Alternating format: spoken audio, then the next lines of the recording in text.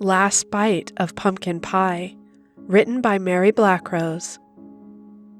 Nadine and Millie were blissfully driving home from their lovely vacation in Colorado. It was a second honeymoon of sorts after 10 years of being together. They decided to drive instead of fly, allowing them to enjoy a bit of roadside Americana. Exploring it to its full extent was something they'd hoped to do for quite a while. That's the second time I've seen that billboard for Georgie's famous pumpkin pie. It can't be as good as your grandmother's, Nadine laughed. I look forward to Thanksgiving every year because of that famous family pie. To be sure, it's the only thing I look forward to when visiting your family. Right? Grammy is quite grumpy the older she gets. So true. Nadine, dear, can you pull off at the next exit? I think that coffee is doing a number on me, Millie said. Nadine checked her GPS and saw an exit only 3 miles up the road. She quirked an eyebrow. Sure, honey. That Georgie place is just up ahead. Millie noticed the inquisitive look on her wife's face as they approached the exit. What is it? The town's called Blessed. She shook her head ruefully. They sure come up with some unique names out here in the Midwest. Millie panned to the main street, complete with a gazebo on a town green. It seemed lovely, the quintessential postcard face of any good old Americana town. White picket fences, perfectly manicured maple trees, and old-timey architecture lined the main street. However, a strange foreboding feeling washed over Millie. Although she dismissed it, probably just my need to go, and oh boy, do I need to go. Millie couldn't spot any modern gas stations or convenience stores as they drove along. No Flying J's or Walgreens. They all seemed to be mom-and-pop shops lining the main thoroughfare. Nearly all the windows had smaller versions of that billboard they saw along the main highway. Stop and try Georgie's famous pumpkin pie. Was that store actually called Five and Dime? Millie mused. Millie? Nadine said slowly. I'm not sure where we should stop. I know, Nadine, but I have to go. Bad. I'm sorry. Just then, a gas station that looked like a blast from the 50s past came into view. Oh, look. A gas station. They should have a restroom, right? Millie sighed with relief. As they pulled their Prius into the station, a man dressed in gray slacks, a crisp white button-up shirt, and a cap came out and stood expectantly by the window. The uniform was completely in sync with the nostalgic era of the establishment. Nadine rolled the window down and gawked at the young man for a moment in disbelief. The works? The young man said pleasantly enough. Millie leaned across her wife. I just need to use your restroom. Sorry, we don't have one that's accessible to the public, but next door is Georgie's Diner. Millie sighed. Thank you. Nadine pulled the car out of the gas station and around to the parking lot at Georgie's. They passed the front window as her wife maneuvered the vehicle into an open spot. The diner had large glass windows, and customers lined each booth. Their lackluster faces stared at both women with such an intensity it gave Millie pause. Maybe I should just hold it, she suggested quietly. Her stomach rumbled angrily. If only she had to pee. She could just go off the road and into a ditch, but this was number 2. On second thought, I don't know if I can, she complained. Nadine tried to bring up the GPS on her phone, but the signal had dropped. She frowned as she looked at the patrons in the diner, and then at her wife. I don't know how long before we arrive at the next town. Would you come in with me? I can't lie, this place is creeping me out. Nadine laughed. I'm sure there's nothing to worry about. Then she glanced out the window around the parking lot. Not a single car seemed to have been manufactured after 1960. Nadine's eyes flitted back to the diners in the window.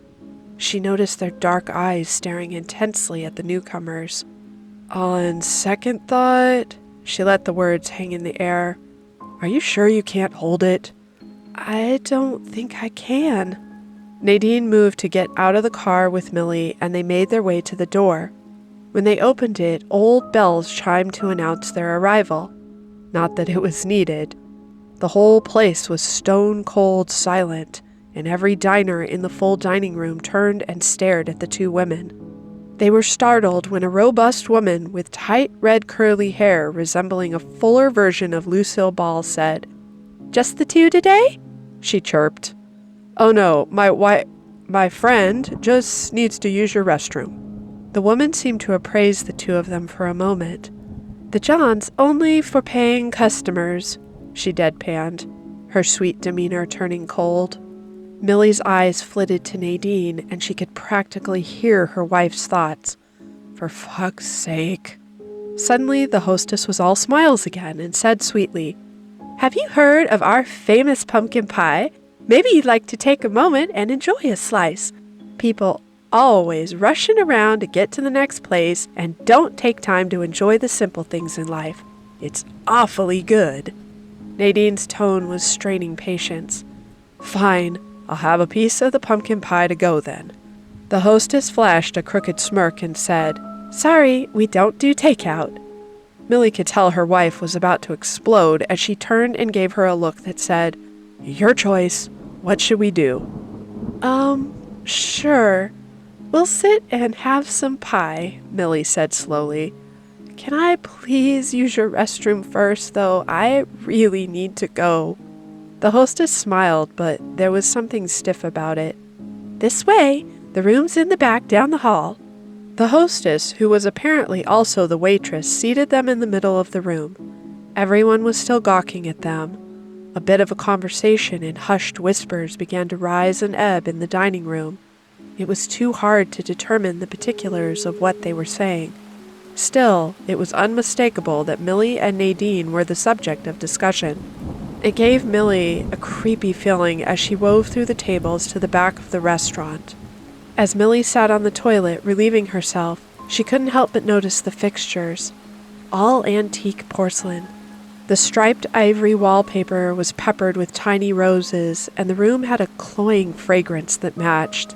It reminded her of her Grammy's perfume. The sooner they got out of this stuffy old town, the better.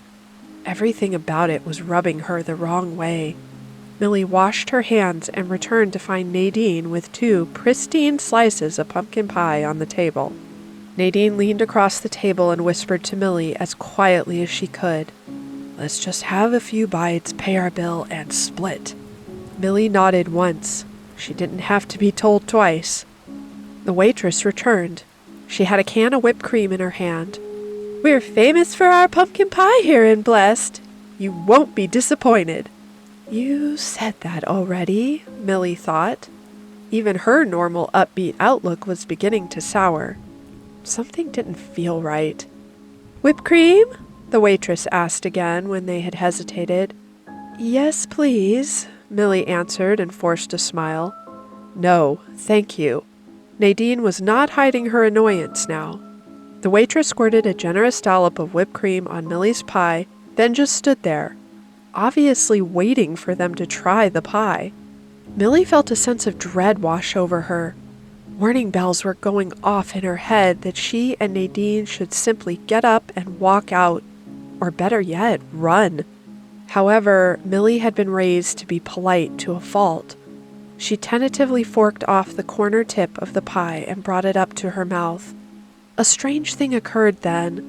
It was like time stopped as the sweet pumpkin and spice aroma wafted up and hit her in the face with near physical force. Her tense shoulders relaxed, and she was overcome with a new emotion, hunger. Millie felt ravenous for this pie. Somewhere in the back of her brain, she knew she shouldn't feel so irrationally hungry. She should be interested in Nadine and leaving. But then again, it all seemed so unimportant now. She brought that first heavenly bite closer to her face. Everything was moving in silky, smooth, slow motion. She felt that soft orange texture in her mouth before the pie had even touched her taste buds. She knew she couldn't feel a color, and yet she did know. This was going to be the most decadent dessert of her life. She let her lips slide the pie off the fork and onto her tongue. As soon as it hit, she felt consumed by the flavor of cinnamon and cloves bursting on her palate. Distantly, her brain was niggling at some other thought, a warning of some sort, but the more she chewed, the more those thoughts floated away, like a bad dream dissipating upon the break of dawn. The last thought flitted through her mind that she should be aware of someone else important, someone who was with her, but her attention was rapt on the pastry in front of her. She savored each illustrious bite and marveled at how one piece of pie could make her feel so gluttonously full. When she'd eaten the last crumb, she felt herself becoming very sleepy. At last, she looked up from her plate and noticed Nadine. Nadine! That's who she'd forgotten about. She wanted to say something about the glorious pie, ask her wife if they could stay a while longer, have one more piece. What could it hurt? Suddenly, she felt so tired.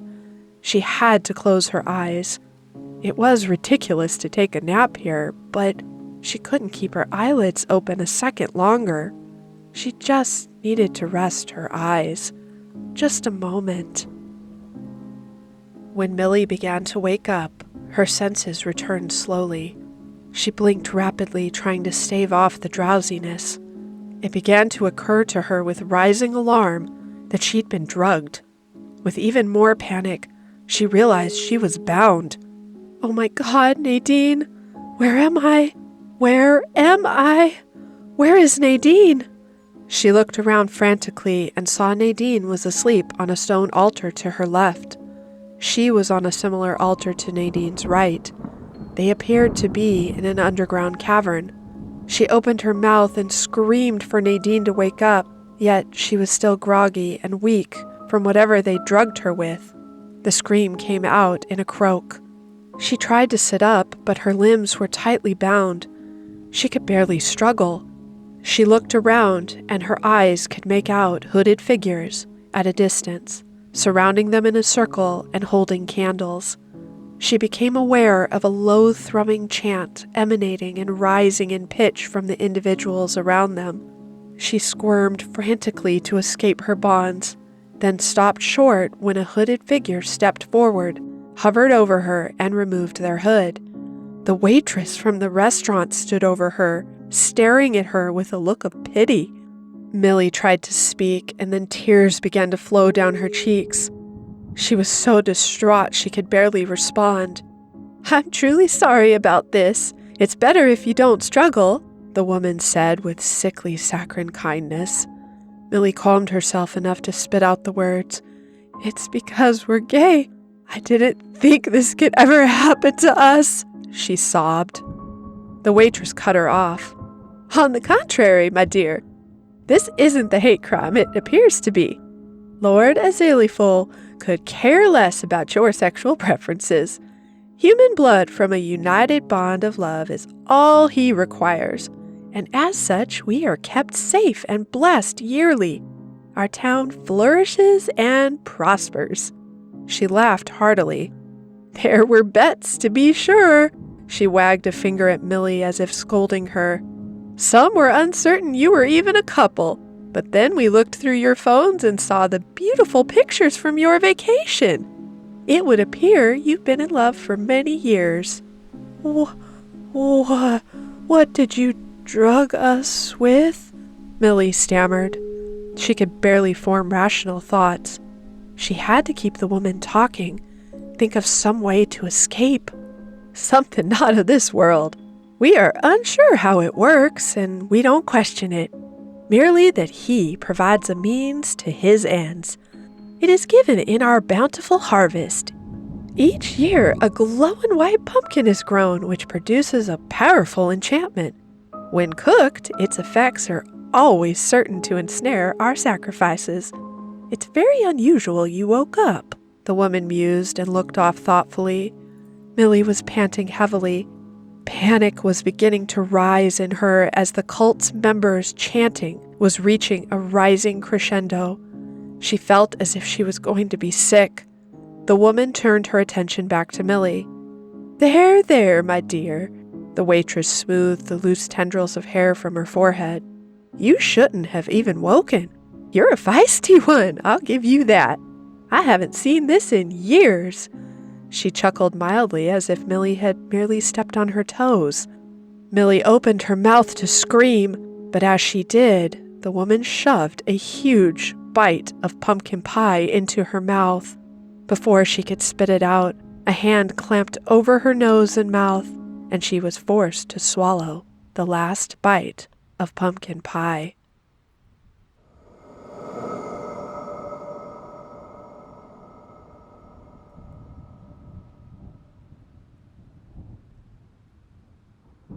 I woke in a dark room, and something was in there with me. Written by Michael Kelso, narrated by Black Rose Reads. Darkness engulfs me. It devours me like the creature I fear most. I try opening my eyes, but there's no difference. All I see is total black nothingness. It wouldn't be so bad if I weren't deathly terrified of the dark. At home, there's never a time when I allow darkness to fully overwhelm the light. I have night lights and security lights lining every hall and in every room. I'm never 100% in the dark. That is, not until now. I feel beads of sweat forming on my forehead at the mere thought of what could be lurking in the inky blackness that envelops me. Even the most mundane holds terror when you can see it, but your mind tells you it's there. A throng of spiders waiting just out of reach to make me its next meal. A pit of snakes that you dangle perilously close to the precipice. If you can't see, how can you tell if your eyes are open or closed? I reach down and press my hand against the cold floor that I lay on. I stretch out my fingers, laying them flat to feel it. The cold creeps into them, its tendrils invading my body like a virus. It feels like the darkness is digging through my skin, deeper down inside me to my bones, to my marrow, to my soul. I'm lost in this sea of gloom. I don't even know where I am. I'm terrified to make a move, lest I tumble over the invisible edge. I don't know how I got here. I don't know where here is. I have no idea why I'm here. Unless, as fearful as this mysterious place makes me, the thought of unless chills me to the marrow. The darkness is even set aside for a moment in my mind, displaced by the unless. It seems so long ago, and at the same time, it feels like it just happened. The deepest, darkest place in my soul. The thing I keep locked up tight, never to ponder, let alone discuss. The unless is untouchable. Only in my worst nightmares does my subconscious toy with the idea of the unless. No, I can't let it consume me. My thoughts running rampant won't help me to discover what this place is. I must do that first if the miracle of escape is even possible. I slowly slide my hand outward as far as it will reach, each micro moment prepared to withdraw it if harm is approached. With my senses diminished, the only way to search for harm is to sacrifice my hand, like sending out a scout to see if the area is clear or the enemy is close by. My hand reaches its limit, unmolested. I change direction from straight out to an arc, feeling for anything like a one-winged snow angel. My hand discovers nothing, but the moment has stimulated something of my lost senses. I hear the sliding of my fingers on the floor's surface. It echoes back to me quickly. I try once again, faster and louder this time. The echo returns almost immediately. My mind absorbs the details and makes a conclusion. The room must not be very big. It augments the conclusion with the supposition that the floor is concrete. The smoothness, the cold, and the sound it makes all seem to come together. I test the conclusion by forming a fist and knocking on the floor. The sound and feel cement the hypothesis. As I congratulate myself on my deduction, I hear something. Having not moved, I don't think the sound came from me. It happened only briefly, and I wasn't listening for any sounds outside the ones I'd made. My mind replayed it and came to a startling conclusion. It sounded like a sigh, as if someone was my unwitting cellmate in this murky prison. Relief and despair fought a furious battle at the prospect of another in my company that I knew nothing about. Company in this tenuous place would be a welcome happenstance. It may even lead to our escape if we work together. However, if I'm here about the unless, then what horrid crime had they committed to be relegated to this torturous existence? Caution seemed the most prudent course. Perhaps my cellmate was unaware of my existence. Keeping it that way until I could discover more seemed a prudent goal. Armed with the knowledge of the floor's composition and the existence of a potential cellmate, I set about to gather more information about my surroundings. I rolled onto my back slowly, so as not to make any noise that would alert the other to my presence. I then used my other arm to search for any obstructions within its arc. Finding none, I proceeded to move my legs as far to the side as possible, completing my concrete angel. Next on my list for this absurd exploration, I slowly rolled over onto my stomach, making sure to feel as far out with my hand should a sudden drop-off present itself unannounced, and end my journey in the most horrific fashion. Finding nothing to impede my progress, I took the next step of taking my first step. As I did, my shoe brushed the floor, making a sound that under normal circumstances would barely be noticed. However, I wasn't in normal circumstances. The effect was immediate and terrifying. This time, there was no sigh. It was a low-throated growl. I became a statue as liquid nitrogen rushed through my veins. The growl was deep and throaty, like a lion's, only somehow different. Every inch of my being clenched in a group effort to stay as still as humanly possible. My hope was that this thing would think it had made a mistake and hadn't heard the movement of its next potential meal. It was more than a hope. It was the key to my survival. The problem was I was trapped in a position, kneeling on one knee, about to get up. My knee on the hard floor was starting to complain, and I knew it was only a matter of time until my balance wavered. I couldn't hold this position for long. I was already starting to shake from the effort. My balance was wavering. Beads of sweat formed on my forehead. I hoped it couldn't smell fear because I was throwing out waves of it. My legs were shaking. My knee was screaming. I had to make a decision. Do I sit back down or go all the way to standing? Whichever I did needed to happen fast before my knee gave out and I collapsed to the floor in a noisy heap. I decided to stand, putting one hand on my knee and the other on the floor. I pushed up and ascended. As I rose, my knee popped. It wasn't painful, but it was loud in this quiet room, so loud that it echoed back to me. I made it all the way to the standing position before I heard the growl again. This time it was followed by sounds that were much worse. First was a sniffing sound, as if it was testing the air, searching for its prey. The second was the soft, yet unmistakable sound of a footstep. I didn't breathe as I waited to hear another. I listened for any sound, and unfortunately, I heard one. It was the thing's breath. It was long and slow, as if this monster's lungs were huge to accommodate a massive body. The sniffling continued, but the last footfall didn't come. Perhaps it was as confused as I was as to why it was here. I was never so glad about the darkness as at that moment. I was still terrified, but at least the darkness had become my ally for only a moment.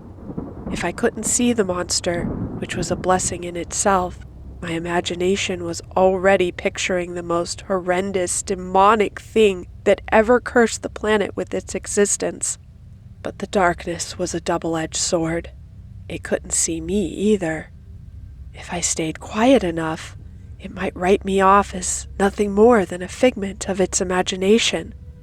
With only rhythmic breathing and no sound of pursuit, I took my first standing step away from the beast. With measured and calculated caution, I stepped away from the sound of my bane and felt silently and cautiously with the toe of my shoe to make sure there was a floor to step onto. My foot landed with the impact of a feather. I transferred weight to that leg and stepped with the other. With the lights on and no demon waiting to devour me, my motions would have been quite comical. As the situation was, they were anything but. I continued the arduous task of silent escape, listening intently for any change in the monster's breathing. Time had no meaning in this place, but if I were to guess, I would say it took me nearly half an hour to take 10 steps. The 11th step, however, was the problem. When I put my foot out, it hit something. I immediately froze. I couldn't tell if the something had been hard like a table or soft like another creature lying in wait for some poor stupid person to stumble into it. I drew my foot back and waited to see if whatever it was reacted. The darkness didn't abate. At times I considered holding my eyes closed. At least that would keep them hydrated. For some strange reason, it also seemed to help my focus. I listened for any sign that this object was alive and or about to devour me. After a few moments, the only sound I heard was my own breathing. I tentatively stuck out my foot and touched the object again. It was hard and unyielding. I reached out with my arm and also touched something solid. I felt around on it and bent down all the way to the floor. It was a wall. The rough texture and ridges told me it was made of concrete block. I reached as high as I could, even getting up on my tiptoes, trying to find anything useful.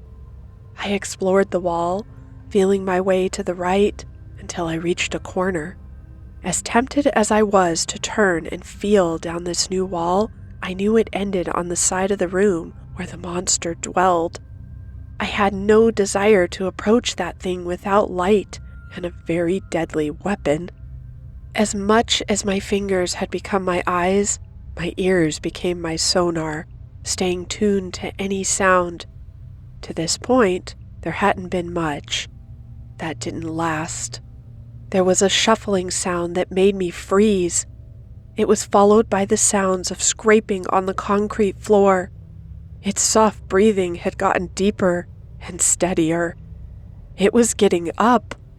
I stood in my corner, not moving, barely breathing as I heard one soft footstep after another getting louder with each step. It was curious about the other side of the room, my side of the room. I had to focus, not to give it a strong smell to follow. I hadn't used the bathroom in hours. Not that there was a bathroom in here that I knew of, but I would have used the other corner and then never returned to it until nature called again. As the monster continued across the room, I could hear sniffing. It was hunting for me. My nerves told me to run. My mind told me to stand still. My bladder didn't care as long as it was emptied soon. The footsteps continued to approach. There was no doubt it was searching for me, and it would find me. My mind ran through every option available in a blindingly dark room with a beast searching for its next meal that was slowly approaching. I hugged the wall and started towards the other side of the room. Common sense urged that I had no idea if there was another creature on the far side of the room, but there seemed to be no choice. As we continued our silent dance, I pictured the creature passing by as I slid along the wall towards its side of the room. When we had both reached the halfway point, it suddenly stopped. I froze and held my breath as it sniffed the air. For a long moment, it was totally silent. It seemed to be holding its breath as well, as if listening for me. I kept my eyes squeezed shut and focused on being totally still. My lungs were burning from holding my breath. I knew I would soon spew out the stale air and gulp in fresh. I also knew that would be the end of me. The creature would know I was here, and it would use the sound to track me down and tear me to bloody shreds as it devoured me. The countdown had begun in my mind. It was a matter of seconds until my lungs gave out and I had to breathe the last breath. 10, 9, 8, 7. I heard a footstep. The creature was moving again. I held my hand over my mouth and slowly exhaled, then just as slowly inhaled. It was difficult to keep my oxygen-starved lungs from demanding more air, but I was able to catch up quietly without breathing so hard as to make noise. I continued on my perilous journey towards the unknown, carefully listening to the creature also continuing its journey. As I reached the corner of my nemesis, fear gripped me as I stepped on something soft. I waited for an attack that never came. Slowly, I reached down to explore this newfound softness. It was hair, soft fur, the kind that an animal would shed. All my suspicions were now fact. There was an animal here. It wasn't just my imagination. My fear and anxiety were fully justified. As I made my revelation, I heard my nemesis reach the far wall and bump into it. It began sniffling in earnest. It must have caught my scent. It knew I was real too.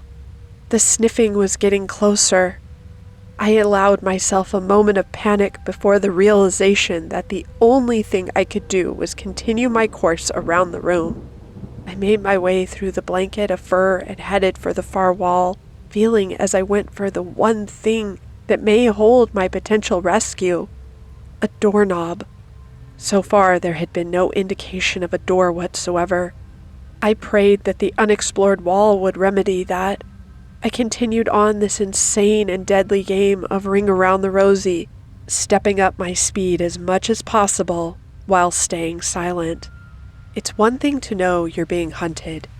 It's another thing altogether to ring the dinner bell by giving your position away.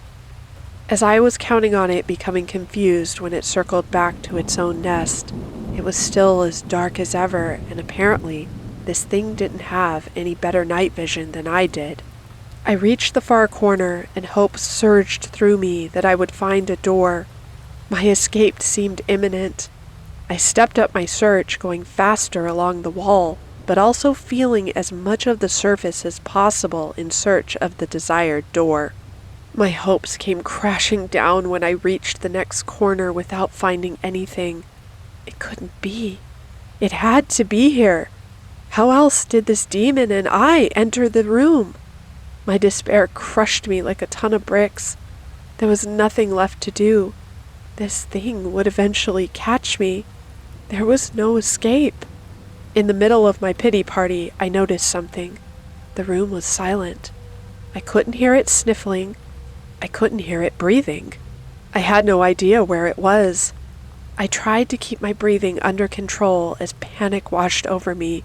There was nothing to do but wait. In the darkness, I felt something soft brush against me. It had found me. The subtle growl was no longer across the room. It was right here, in front of me. Oh my God! Oh my God! Oh my God! Oh my God! I felt a river run down the inside of my pants as my bladder finally gave up the fight. A sharp claw ran across my throat. Not hard enough to cut, but enough to let me know I was about to die. I couldn't take it anymore. The darkness, the silence, the menace. I screamed at the top of my lungs. I screamed over and over. It wasn't even words, just primal sounds that escaped me. Every wail as a baby, every cry of pain, every shriek of fright as I woke from a nightmare. I let them all out. The screams of my victims as they suffered at my hands, the screams of their families as the court sentenced me, the screams inside my mind in a cell alone, thinking only of the unless, the unless, the unless, the unless. Suddenly the lights came on. I covered my eyes to ward off the brightness. As I slowly adjusted, I was able to look around the room. The creature was gone. No, it couldn't be. I looked over at the wall where I had walked through the fur, but there was none. I looked all around, but there were only blank walls. Where is it? Where is it? Where is it? Where is it? I turned round and round, but it was gone. Had it ever really been here? A door opened and 2 large men dressed in white came in. "No!" I screamed. "Don't come near me! It'll get you!" They marched across the room, oblivious to the danger, and picked me up. "It's time to go back to your room," one of the men said, picking me up under the shoulder. "The doc says you've had enough therapy for today." "Did you see it?" I said. They carried me without answering. We came into a hallway that stretched forever. I tried to look back at the open door. "Don't let it out," I said. "You've got to keep it in." They didn't bother to look back, just continued down the hall. I turned and saw it peek its head out of the room. "No!" I screamed. They didn't stop, didn't slow, just picked me up so my feet dangled off the floor until we reached a room. They unlocked it and set me on my bunk. "You should probably get cleaned up," one of the men said as I tried to get up, but he held me down. "You know how this goes," he said. "You stay on your bunk until we lock the door." The second man backed out of the room when the first man released me and followed him. I ran for the door. "You don't understand. It's loose. It'll kill you all." They turned and walked away. "No!" I screamed at the tiny window in my door. I pounded on the door for a long time, but no one else came by. Maybe it had already gotten them. Maybe it would come to my door and peek in my window with blood dripping from its mouth.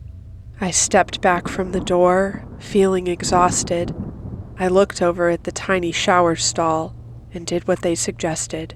Everything was built into the wall. The shower, the sink, the table, the bed. There was nothing I could use to hurt myself or defend myself. After I took a shower and put on fresh clothes, I sat at my desk and wrote what had happened with the monster. When I was done, I'd lay down, hoping to be able to rest. At the appointed time, the lights went out. The darkness engulfed me. It devoured me like the thing I fear most. I lay there with my eyes open, waiting in the black nothingness.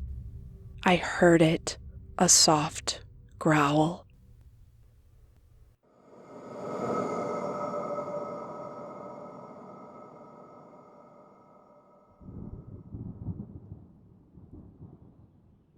Something evil is living on our NoSleep, and it's watching you.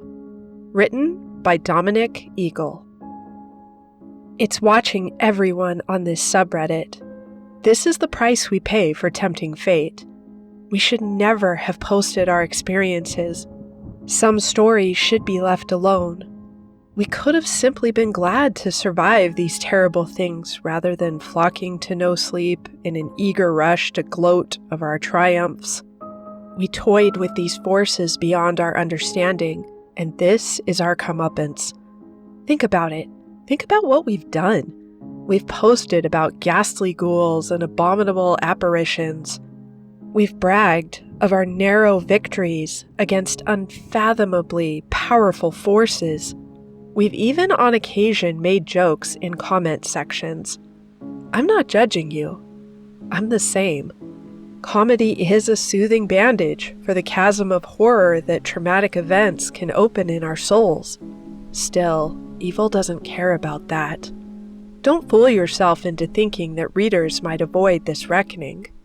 Even the lurkers and non-voters have contributed to the thriving nature of this dark and twisted place.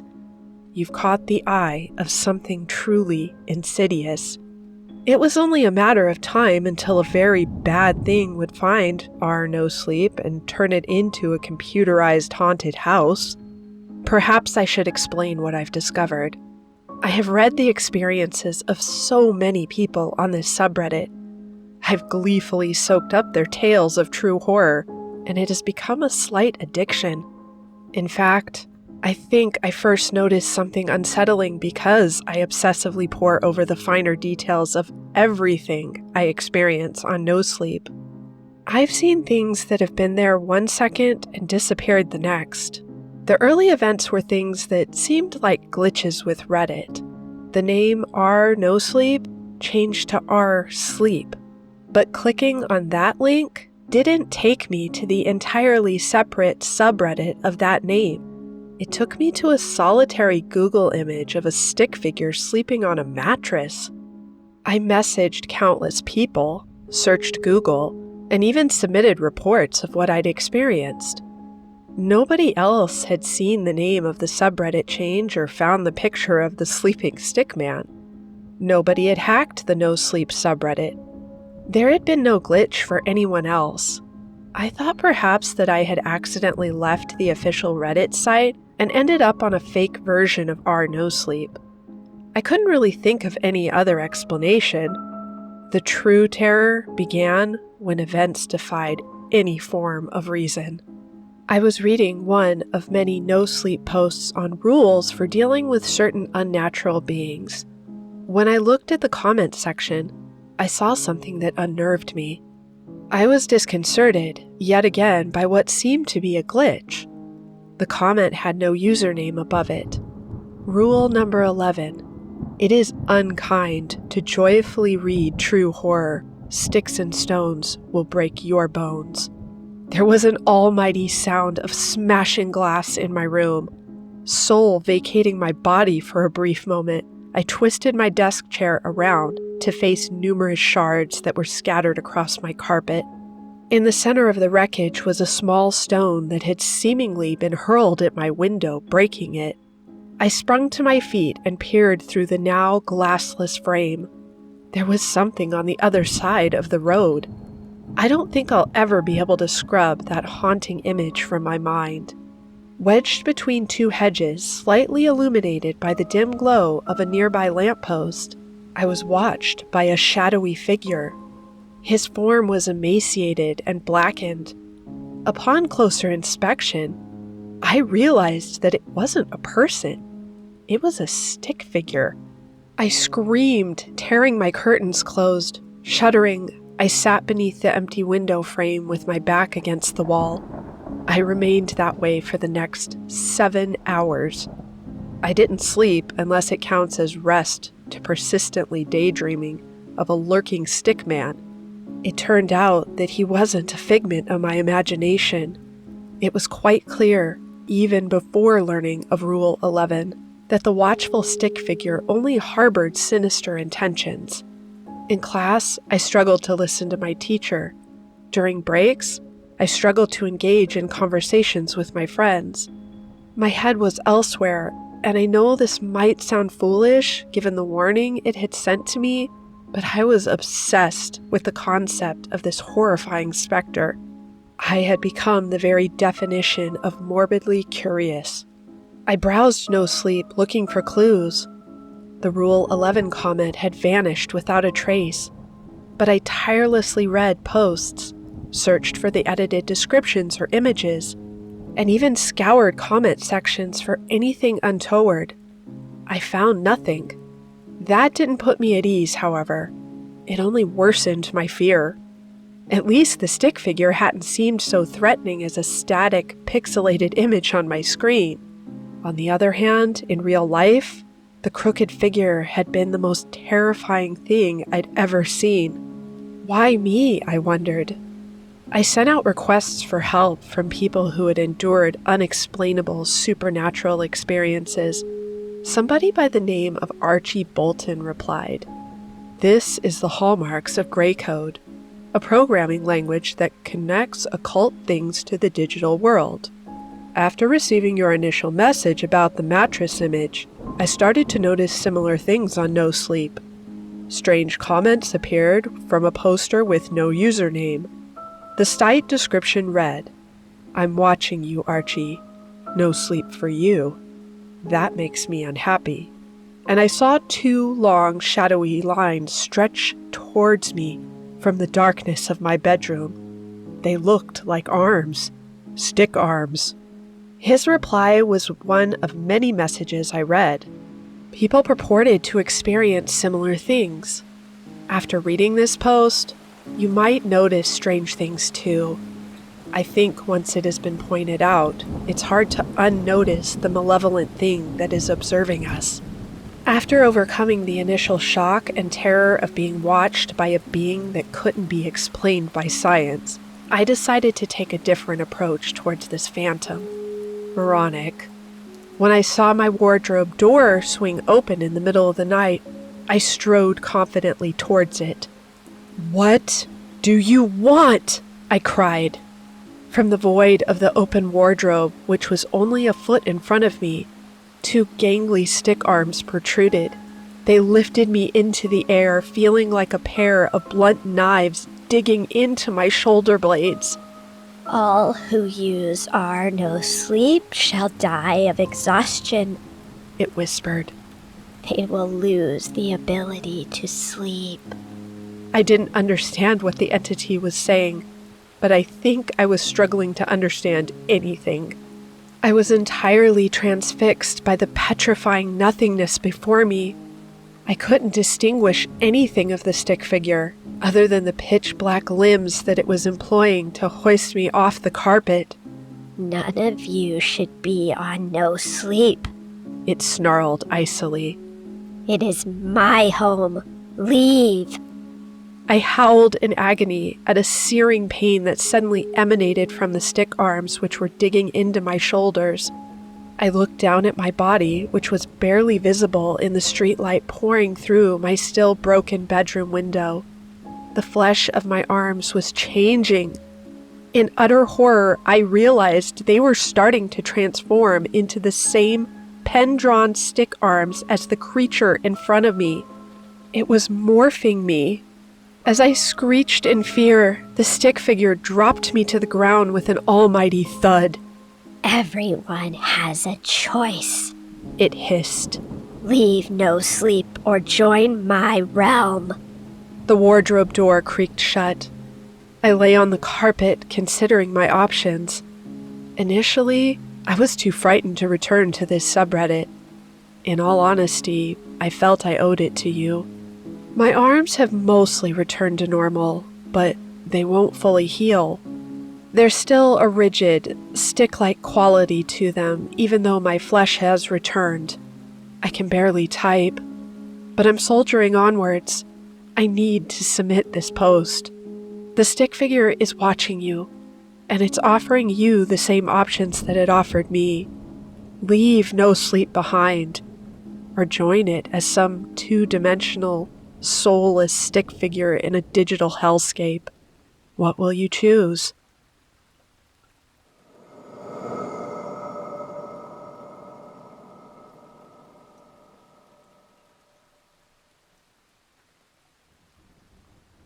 Monsters. Written by Etherealize from the SCP Wiki. It was nearing the end of the witching hour, and most sensible folks were tucked away in bed, resting to face the new day. For the 4th, or was it the 5th, 6th? It was hard to keep track. Time that night, a cautious knock came on the bedroom door of one such couple, shattering the silence that had settled over the house. For the 4th time that night, a sleep-addled voice called out, "What do you need now?" And a small, wavering voice replied, "Mommy?" "Your turn," came a voice from underneath a mound of pillows and blankets.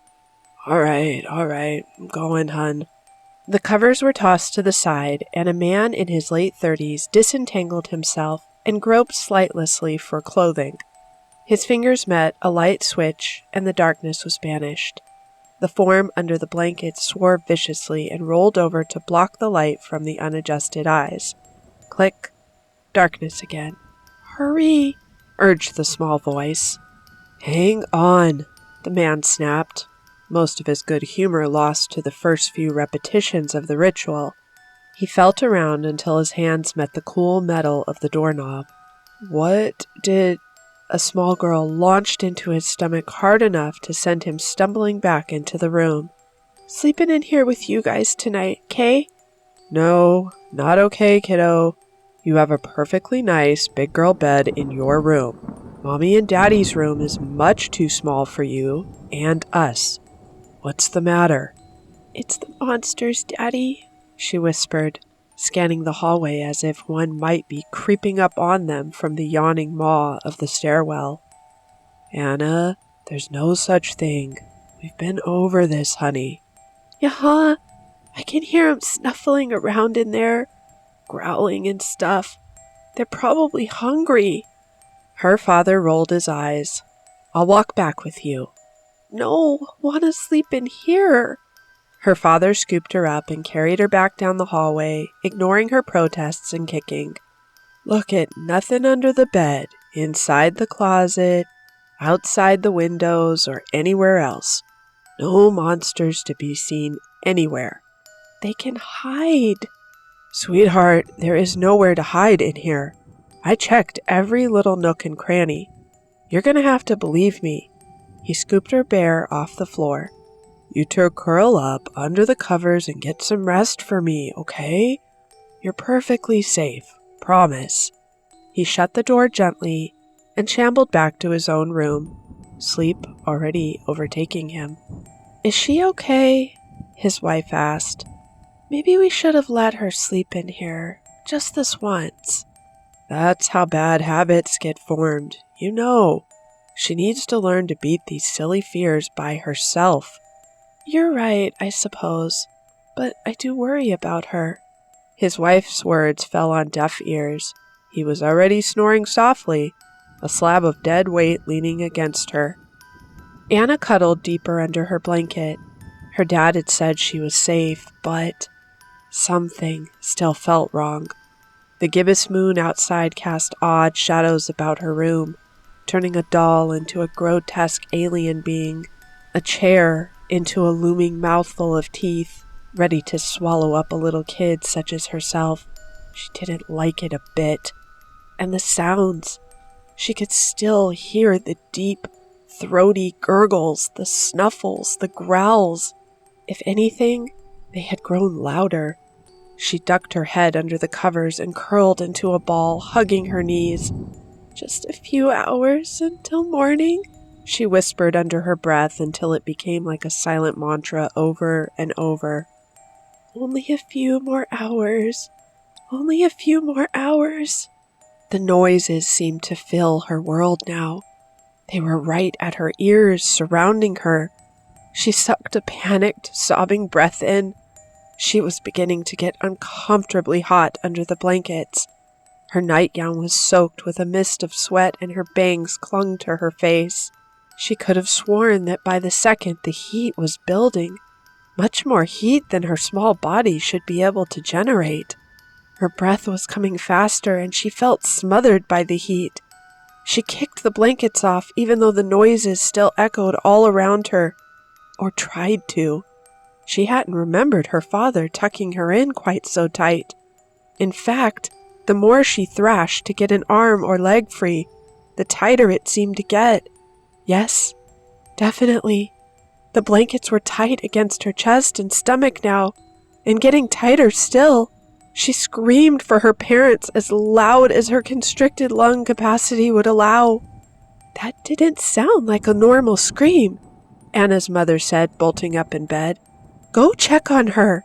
She didn't have to say it twice. The two of them hurried down the dark hallway to Anna's room. "Anna? Hun?" The room appeared to be empty. Anna's blanket lay perfectly neat, spread out on the floor. There was no sign of the little girl. The bed lay empty, the pillow and covers still soaked with sweat. "Anna!" Her mother half shrieked, half sobbed, and her father checked any spaces she could have hidden in. He reached down to pick up the blanket and then recoiled. No, it couldn't have been. It was just exhaustion playing tricks on his mind, right? But no, he saw it again. The blanket moved. He felt the material writhe under his fingers, and he let out a hoarse cry. "What is it?" Her mother leapt around to face him. "What did you find?" The blanket was most definitely moving on its own. He felt it tighten in a nearby bone-shattering grip around his wrist. He could see it changing into something else, something almost human. His daughter's words echoed in his mind. "They can hide, Daddy." The blanket thing was looming over him now, rapidly changing. He pedaled his feet backwards, but still the grip did not loosen. He felt something in his wrist pop, and at that moment, his eyes fell on his daughter's blanket, the real one, neatly folded at the foot of her bed, where it had been placed the previous morning, and on the bed were a few pink scraps, splattered with something red, scraps of a pink nightgown.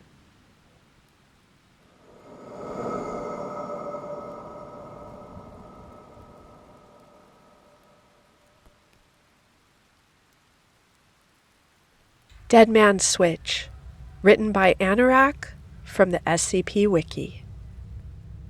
Peoria, Illinois, 12:12 p.m. Quinn threw her head back and washed down the small capsules with water, the sudden motion making her shoulder painfully twinge.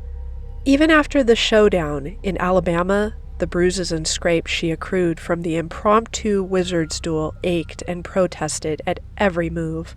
Hopefully the dollar store meds she took didn't interfere with her spellcasting ability, or clash with the numerous energy drinks in her bloodstream that kept her going.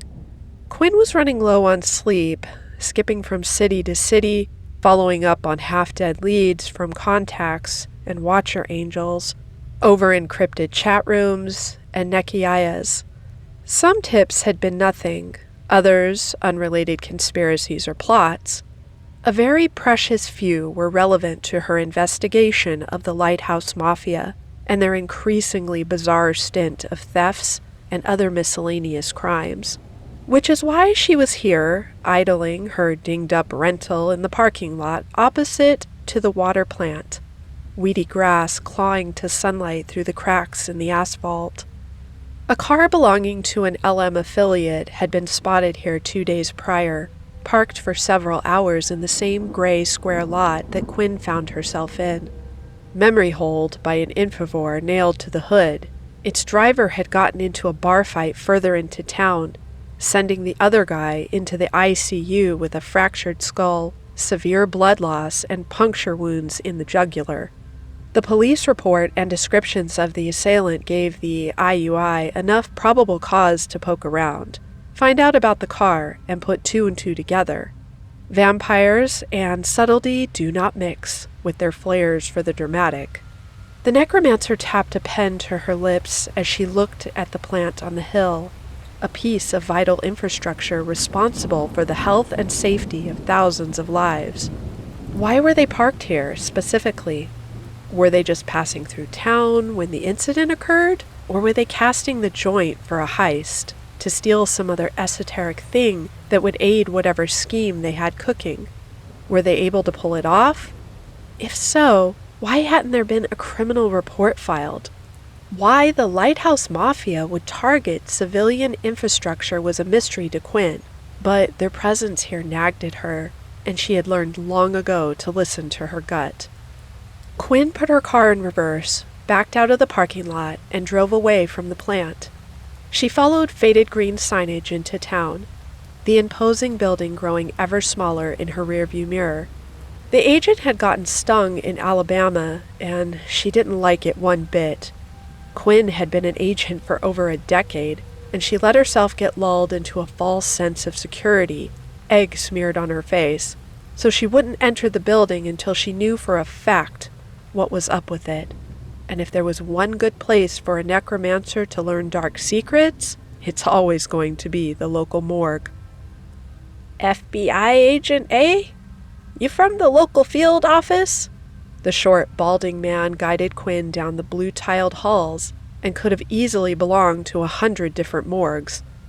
The faint smell of antiseptics and rot that hung faintly in the air identical to all of them. The snapping of rubber gloves as Quinn donned them seemed to echo in the halls louder than the clipping of their footsteps on the linoleum floor. No, out of state. Part of a joint task force with OSHA, looking into negligent worker safety violations, related to some alleged embezzlement. Strange cover stories worked more effectively on the skeptical. The old medical examiner, Dr. Grant, tisked through his teeth. Chicago's corruption is as infectious as a bad cold, I'll say. He pushed through the metal double doors, entering into the mortuary proper. The clean, sterile room was a strange comfort to Quinn. The neatly arranged surgical tools, chemicals, and all-around quiet environment starkly contrasted the messy, often violent work to be done outside. Gran ran down the list on his blue clipboard, tapping on the doors of the slabs with a pen as they passed. No. Here we go. He stopped near the end of the row and hauled a small door open, pulling the slab out of its alcove. Pallid feet protruded out from the thin white sheet draped across the corpse. Creases and folds in the material disguised distinguishing features, leaving only indistinct hills and valleys to suggest a human figure residing underneath. C. Gonzalez, 36. Worked as a technician at the Marquette Heights water treatment plant until last week. Initial pass by EMTs suggests heart attack, and I was of the mind to concur. You think differently, I reckon? A week placed the death prior to the Lighthouse Mafia's arrival to the town. Maybe it doesn't hurt to double-check. Quinn gestured towards the sheet and gloved hands. May I? Grant shrugged. Go right ahead. Law gently pulled the ivory cover down the length of the corpse, revealing a face and torso previously hidden from sight. Swarthy features, a barrel chest, and toned muscles indicated a strong worker cut down in his prime. He died at the plant? Yup. EMTs rushed there as soon as they could. Found his colleagues performing CPR on him, though he was dead as a doornail at the time. As Quinn checked over the corpse, she inconspicuously waved a hand over its torso. As she did so, the hairs on the back of her hand stood on end. It is by no means a violent death. Where did they find his body? Oh, it was in some maintenance tunnels. The EMTs had a hell of a time finding them, by all accounts. Any Lichtenberg figures, burns? Wasn't electrocuted as far as I can tell. Grant's fingers made a dull slapping sound as he tried to snap through his exam gloves. There was a very interesting abnormality I noticed in the external examination. If you'll let me show you. Quinn moved out of the way to allow the doctor access, his squat frame bellying a coarse strength as he manipulated the body's arms with dexterous ease. Hear that? Quinn frowned. She didn't hear anything. Normally, a fresh stiff, kept at a cold temperature, would still have to be manhandled to manipulate the joints, the tightened muscles audibly snapping and popping from the strain. No rigor mortis. Bingo. He never developed it in the first place. And here. He let out a slight grunt as he rolled the body onto its side, exposing its back and spine. He's been lying on the slab for near a week, and no livor mortis to speak of either. Strange. Maybe a novel poison or toxin? He was exposed to it on the job site, and it accreted in the body until he finally keeled over? I thought it possible, but I ran a few samples through some toxicology tests, but they came up negative on all accounts. Now, Gonzalez, from reports, was not a teetotaler, but he was a very healthy man before dying. No drugs in his system, no prescriptions. His family has a genetic predisposition for diabetes, but other than that, completely healthy. Grant scratched his neck. It's a puzzler, all right. Quinn nodded, all the while trawling in her back catalog trying to think of something that could possibly make a corpse like this. It's like he's not even dead at all. It took a moment for Grant to understand her meaning, but he quickly mimed her nod once he did, staring with a bemused expression at C. Gonzalez. Yeah, the rigor and livor mortis. No discoloration, no clear signs of bloating or bruising. Barring his lack of pulse and brain activity, he wouldn't look out of place in a coma ward. I feel like I could just... Grant mimed a smack across a corpse's face. And send him on his way. The word coma led to a quick succession of thoughts in Quinn's mind, leading her to a single conclusion. Except, maybe... Oh, this poor bastard. Trapped in a state like this for an hour, much less a week, would be enough to drive her insane. Could I have a minute with him, just to run a few tests? Grant's brow nodded in confusion. That would be highly unorthodox. No one is supposed to be alone back here without supervision, to prevent any mishandling of the body, if you understand. Quinn reached into her pocket and pulled out her badge, flipping it open to display the examiner. Dr. Grant nearly went cross-eyed looking at it, the edges of the golden medallion seeming to twist and curl like suspended liquid amber as they teased their way into his subconscious. The badge heated up in Quinn's hand as she subtly applied more power to it. I think I have paperwork to do. Grant hastily backed away from the slab and Quinn, unconsciously wiping the blood dripping out of his nose as he sped-walked towards his office. Quinn pocketed her badge and turned back to the corpse, taking off her jacket. Let's get you out of there, shall we? Back at Quantico, years ago now, Quinn had attended a seminar from a defected Soviet mage, talking about thaumaturgical espionage. In the 60s, the KGB had a pilot program where they would bind the souls of their dead agents to their bodies and lay them in state until the agency had need of their expertise. However, the ensuing psychosis of the test subjects from being unconscious in long-term storage put a premature end to the program, with the Russians finding little use for a legion of mad corpses, the lack of imagination of bureaucrats. Anyways, Quinn, at this point reaching a particularly existential point in her life, and coupled with a cocktail of uppers and party drugs, the ensuing paranoia led Quinn to get a series of intricate counterwards linked to her left breast, just in case.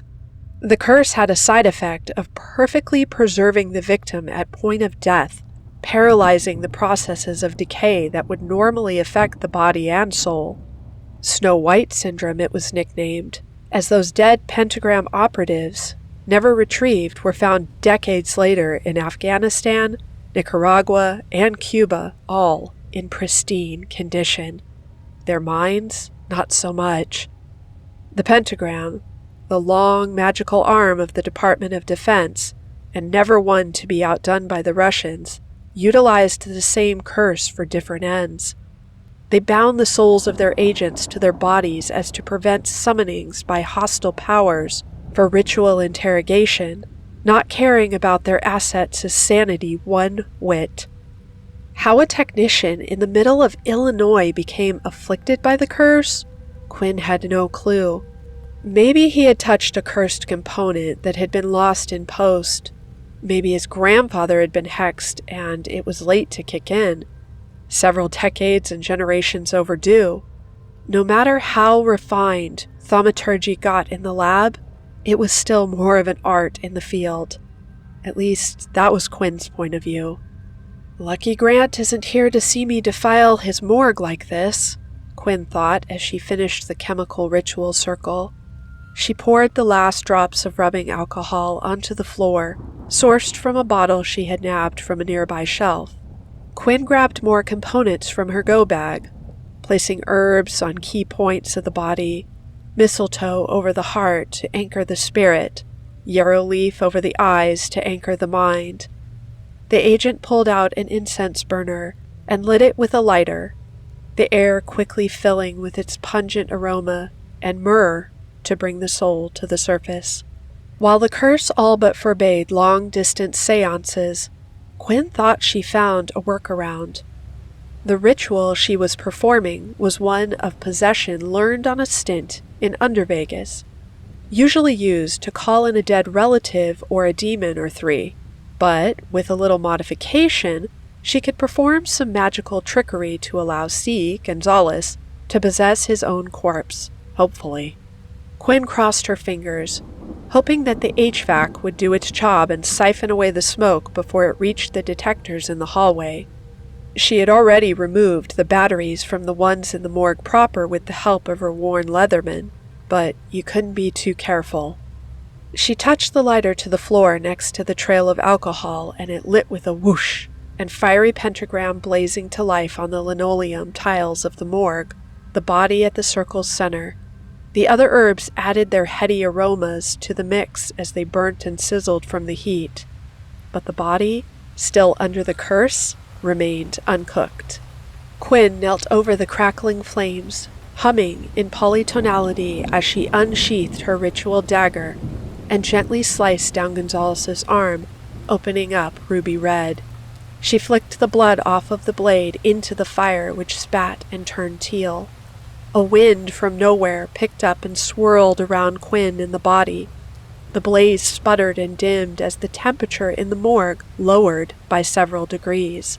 Quinn stood and spread her arms wide, whispering into the gale, "Gonzalez, follow my voice. Awaken." The whistling wind rose to a fever-pitched crescendo, whipping Quinn's hair into her face. The corpse bolted upright. The burnt and curled yarrow leaves dropped away to reveal wide, frightened eyes. It drew frantic breath into lungs that no longer needed it, and wept from tear ducts that no longer flowed. The flames quietly burnt out as the dead man curled up on the floor and sobbed. "You're not going back, I swear." Quinn patted the man's bare back, still cold as ice, as he tried to calm down and bring himself back to sanity. After a minute, his shuddering breaths finally slowed, and he found himself able to speak again, rambling really, but coherent. About his time in the dark, paralyzed and unable to move, blink, breathe. She listened to it all, and there wasn't really much else she could do otherwise.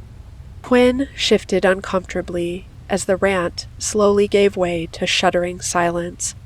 "I just want you to know you aren't alive again per se. I just brought you back for the time being. Temporary. But you aren't going back there, stuck." The man nodded haltingly and spoke in a hoarse whisper. "As long as I'm not, I don't much care where I wind up, really." He had wrapped the sheet around himself and was sitting on the slab, tentatively running his fingers over the textured surface, immersing himself in the feeling of simple sensation again. Gonzalez looked at Quinn, the dead glassy eyes managing to focus on her face. "You've got questions for me?" Normally the agent wouldn't be able to do this, but Gonzalez's soul was sealed into his body for the time being by at least 2 different hexes, so he was probably stable enough for Quinn to stab at the meat of the matter without much pissing about. "Mainly one, really. I want to know how you died." The corpse wheezed, muscles forcing air out of already deflated lungs in a weak attempt at a laugh. "Don't know if there's much to tell, really. I brushed up against a door and kneeled right over. Thought I was having a stroke at first until my coworker realized I didn't have a pulse. Gonzalez started rocking back and forth on the slab, though that was more likely due to trauma than any ectoplasmic instability. What door? Door in the basement, in one of the maintenance tunnels. Had you gone in those maintenance tunnels before? No, that was our first time, oddly enough. My coworker Benny had a curious streak and he wanted to know where the tunnels led. We decided to snoop around on our break. Shit, Gonzalez must have stumbled across some serious wards if they were set to kill on sight just like that. Do you remember seeing any label on the door, any identifying markings? The glassy eyes unfocused, staring into the middle distance. I think it had a label that started with a D or maybe a B, but other than that, no. It just looked like a closet to me. He turned to look at Quinn, his vertebrae popping. Does that mean anything to you? Jack shit, thanks. No, not really. The two sat on the slab in silence. The morgue's air was cool upon the skin, and Quinn shivered slightly. She couldn't help but notice Gonzalez didn't. Gonzalez didn't really do anything reflexive. The disconnect between his soul and physical mind was too great, the possession tying the two by a thread. His skin was free of goosebumps. His chest didn't move unless he spoke. His eyes didn't blink at all. The eyes were focused on her but staring past her. The corpse broke the silence. You're a wizard, right? Essentially, yes. Wizards have creepy pets, right? Quinn clenched her jaw. Some do. Why? Gonzalez lifted a trembling finger, pointing behind her. Is that one of yours? Quinn swiveled to where he was pointing, but didn't see anything. The lab was completely clean except for the burnt traces of the ritual circle nearby.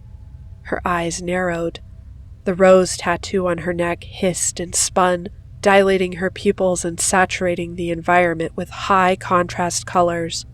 There, in the corner, behind a table of surgical tools, stood a tall, elongated shadow completely motionless.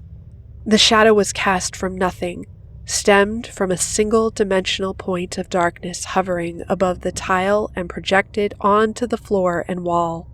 With its large, misshapen shadow head brushing the drop-down ceiling. It was not one of hers. Quinn quickly stood up from the slab. Identify yourself, she commanded in Floridian-accented Enochian.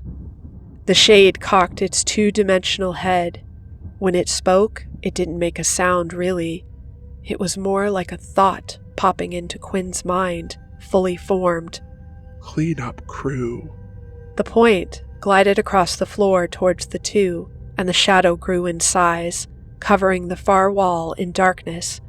Quinn glanced down at the seared remnants of the ritual circle on the tile, and spotted droplets of alcohol that remained untouched on the floor.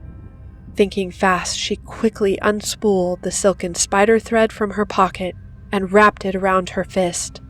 She spoke again in Enochian, enunciating her words and imbuing them with thrumming power. Halt your advance and return to the dark, Shade. The point stopped in its tracks for a moment. The Shade remained completely silent, clearly running through the cost-benefit analysis of engaging a wizard. It was at this point that Quinn realized the room was oppressively quiet, to the point where she was able to hear her heartbeat keep time in her ears. Even the wheezing HVAC had gone silent. At least we won't disturb Grant in his office. The Shade spoke again, its thought syntax digging into Quinn's neurons, each syllable an ice pick. Request denied. Neutralizing asset. The point continued its advance, slowly closing the distance between it and Gonzalez. Quinn grabbed another bottle of rubbing alcohol and popped the lid, dousing the enchanted silk cord in the fluid. With a flick of her lighter, the cord ignited.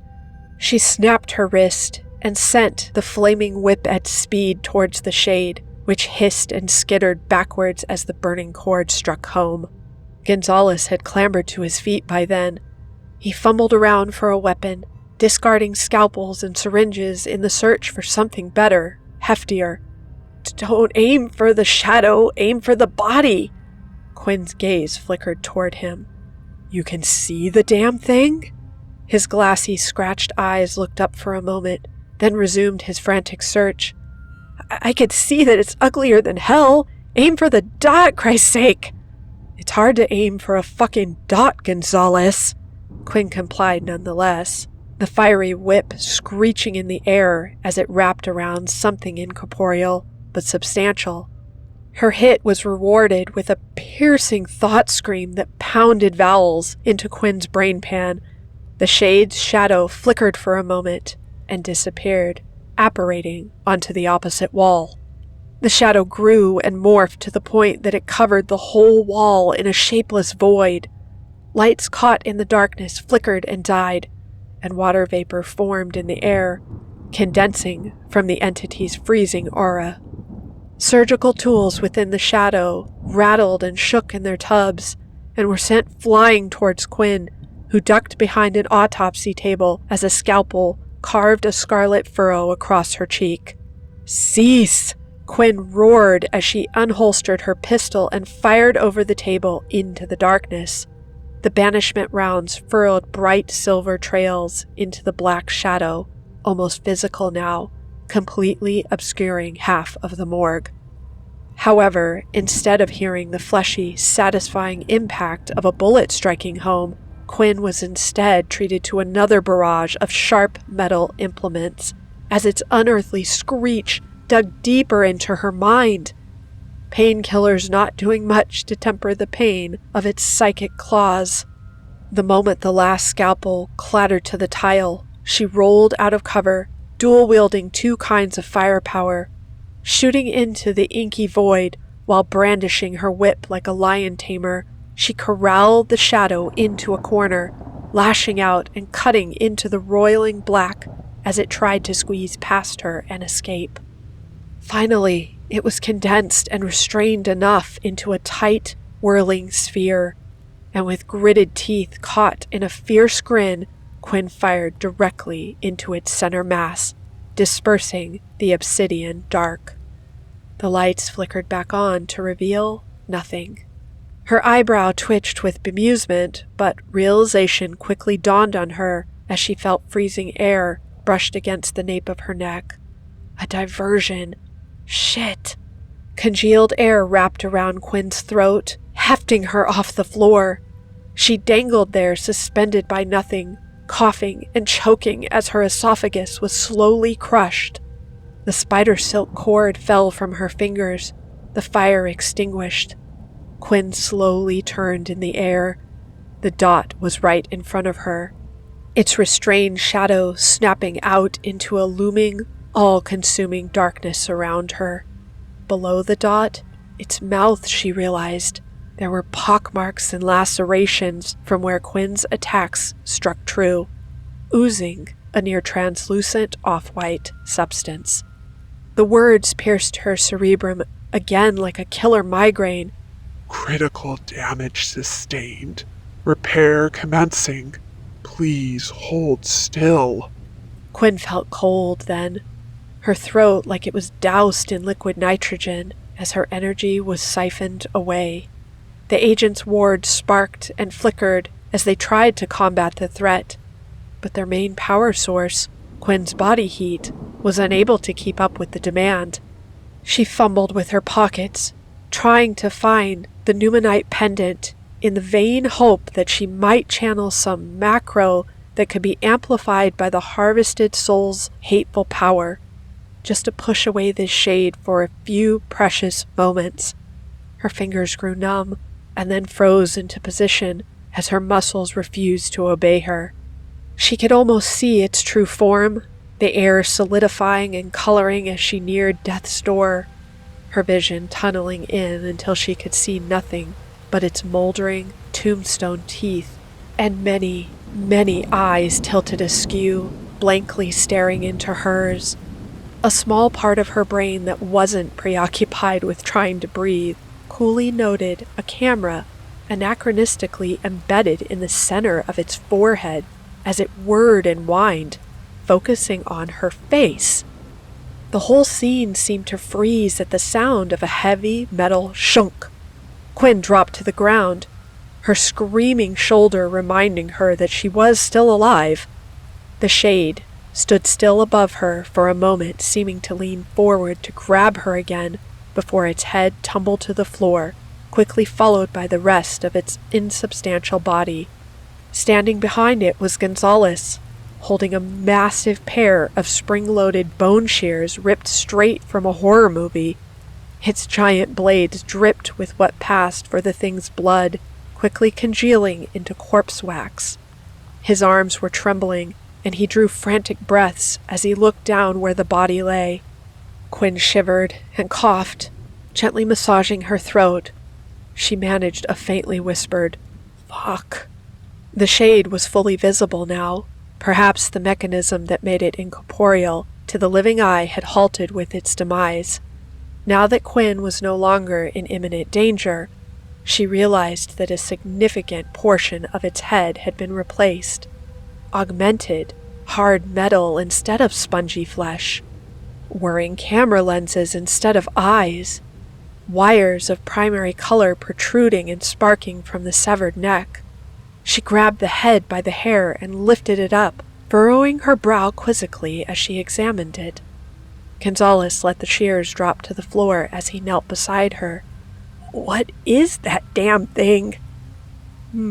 Looks like a psychopomp, but modified somehow." Seeing his confused look, she elaborated. "In myths, you have these spirits, right? That ferry ghosts and souls to the underworld. Well, in the real world they function a bit differently, acting more like predators that consume ectoplasm. Some can be sentient, but most aren't. Just glorified, specialized mammals. They can appear like people, animals, whatever. But it looks like someone got to this before us, trapped your soul in your body, and then sent a psychopomp out to finish the job. Maybe my working alerted it to come early to stop me from questioning you, but whatever the case, brutally efficient, whoever they are." With a grunt of effort, Quinn wrenched the camera from its case, the housing dripping fluids and grease as it came free. She delicately dismantled the machine, but almost every part she examined had their serial numbers and unique markings filed off, rendering identification impossible. But she was going to try anyways. Quinn arranged the parts around her like she was performing some esoteric ritual, which you could say she was. The entirety of the camera, as well as some other instruments that she had found digging around inside the psychopomp's corpse, was laid out neatly on the floor surrounding her. "Found something." Gonzalez triumphantly held up a small green circuit board, one of the dozens used by the psychopomp's augs. Quinn squinted at the square. "I don't see anything." Gonzalez flipped the circuit board over in his fingers, showing a small sticker on its back, emblazoned with a stylized claw, the logo of shit. Quinn put her face in her palms and rubbed her sore eyes with her middle fingers. The Mafia couldn't make this easier for me, just this once. She took a deep breath. Another. Okay. Gonzalez stared at her as she got up from her kneeling position. "What? Is this bad?" Quinn had to reel in her frustration as she pulled out her cell phone and speed-dialed her boss. "It's only Raven Tech, one of the most prolific paramilitary contractors this side of... Hey, Carter. Yeah, status update for you in Illinois. The Mafia broke into a pentagram facility. Yes, Illinois. Yes, Peoria. No, but I'm going in. Listen, I just dealt with one of their security drones after following a lead. Carter, they know my face. Listen, Don't call me again. This phone is burnt. I'll call you after whatever happens. You know they'll never respond to a formal inquiry. This is the only way to know what... Yeah, thanks. That's a big help, actually. Yes, thank you. Bye. She hung up, twisting the flip phone until the screen and keypad came apart in her hands, and sighed. Gonzalez continued to stare at her. You're breaking into Marquette Heights. Quinn rubbed her eyes again. No, I'm breaking into the Pentagram facility, underneath Marquette Heights. Do you have a plan? Quinn sucked on her tongue for a second as she rubbed the cuticle of her thumb. No, but I have the beginnings of a plan. She paused. How long were you working at the plant? About 5 years. Why? Quinn checked her watch. Your binding should hold for a few more hours, until sundown at least. She looked at Gonzalez. Want to help me break into a government facility?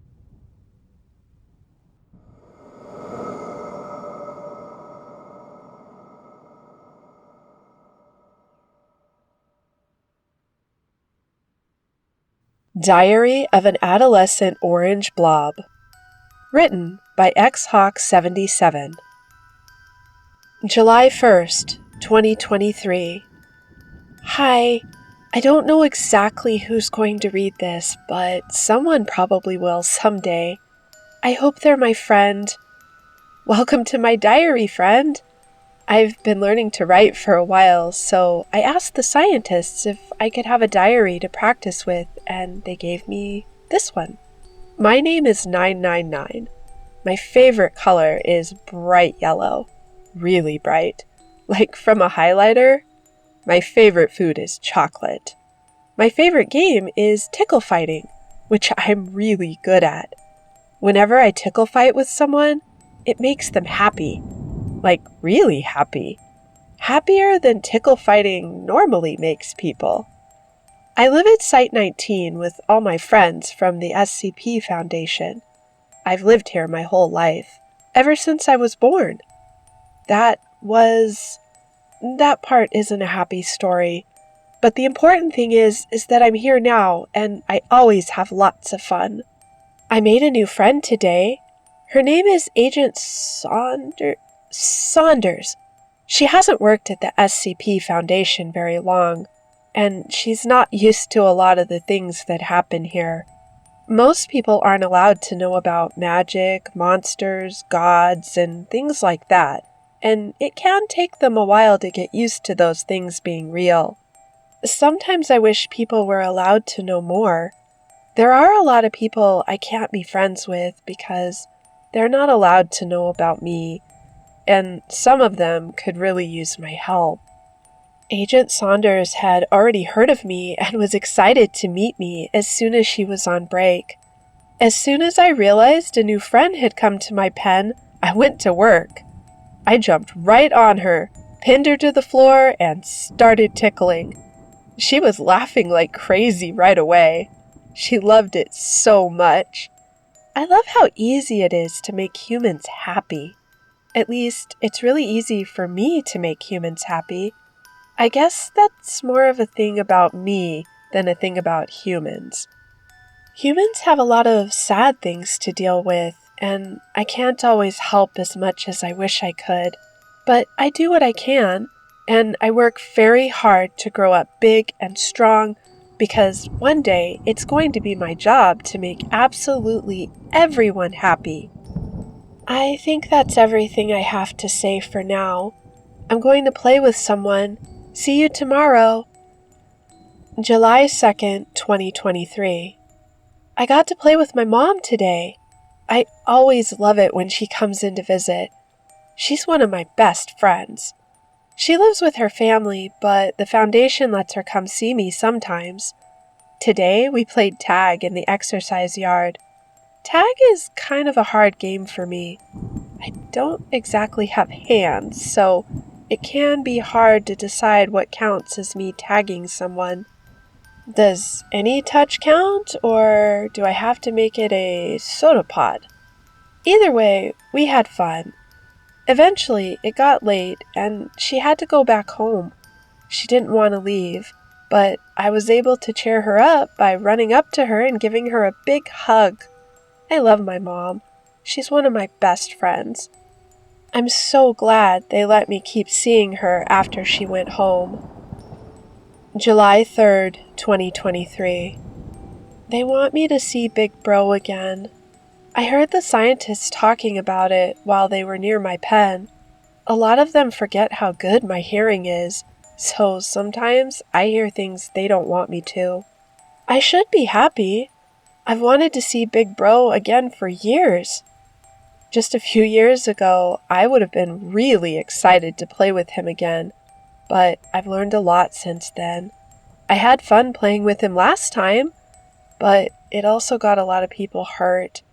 The scientists say I'm stronger than I was back then. Maybe they're right. Maybe no one will get hurt and I can help him this time. I hope that's how it goes. July 4th, 2023. I got mad at Dr. Bradley today. He tried to feed me Necco wafers again. I used to love it when he did that. That's what he said to me. But 9-9, you used to love Necco wafers.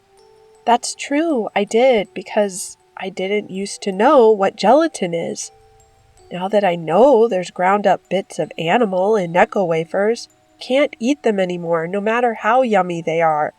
People are always mad when I refuse candy they offer me. I wish I didn't have to hurt their feelings, but I don't have a choice. It's not like I was happy when I found out I couldn't eat my favorite food anymore. I know people are just trying to make me happy, but I wish they wouldn't forget about this so much. There's even a little line in my containment procedures now. All food given to SCP-999 must be fully vegan. Is that really so hard? July 5th, 2023. It's been decided I'm going to see Big Bro again tomorrow. I'm nervous. I'm worried I'll get people hurt again like I did last time. Big Bro is dangerous. And maybe playing with him is a bad idea. I should try to think positively about this. Maybe this will go really well. Maybe I'll have lots of fun and make him so happy that he'll never want to hurt anyone again. Maybe, but maybe not. July 6th, 2023. I saw Big Bro. Because of what happened last time, they were a lot more careful about how they brought us together. First, they had me go into a room through a tiny slot that only a blob like me could fit through. Then they opened his acid vat and the room around it so he could get to me. Big Bro was not happy to see me. He charged right at me and tried to bite me. I rolled away, but he was able to pin me in the corner of the room, at which point he jumped on me and started doing that horrible version of tickle fighting he does, where he uses his claws and teeth to scratch you up and hurt you. It didn't hurt me, which made him madder. That was the opposite of what I wanted. I needed to make him happy. I stood up as high as I could and in the brightest, most cheerful voice I could make shouted a great big, "Hello!" I'm not sure how good of a job I did. Talking is still kind of hard for me. I don't really have a mouth, so I have to reshape part of myself to make one. It's kind of hard, and a lot of humans say it looks creepy. I doubt Big Bro had that problem. He just acted like I hadn't said anything at all. Next, I tried tickling him. I wrapped myself all the way around him to tickle him from all sides. He'd just come out of his acid bath. There was still acid on him, and touching it hurt. It must be so horrible to be trapped in there all the time. I got a bit of laughter out of him, but not much. Not like I got last time. Eventually, he got tired of fighting me. He stopped trying to hurt me and just tried to force me off of him. He was able to push me away, and he ran into the corner and growled. I followed him, but he was able to keep me from wrapping back around him. After a few minutes, I gave up. We just sat in opposite corners for a while. He stared at me, grumbling about how disgusting I am. I decided to try talking to him again. "Why do you hate everything?" I asked. He didn't say anything surprising. "I'm Big Bro, and I hate everything because it's gross and wrong and disgusting. Everything is disgusting. That's my favorite word. Disgusting, disgusting, disgusting. You're disgusting. Humans are disgusting. The Foundation is disgusting. And they always try to kill me and keep me trapped in a pool of acid because it's the only way to stop me from eating people." I guess I can understand that last part. I wouldn't like it if the scientists tried to kill me or trap me in acid. "I'm sorry," I told him. "That must be hard." He laughed. "I mean it. I'm sorry you have to go through all of that." He laughed some more. "What's so funny?" He wouldn't answer.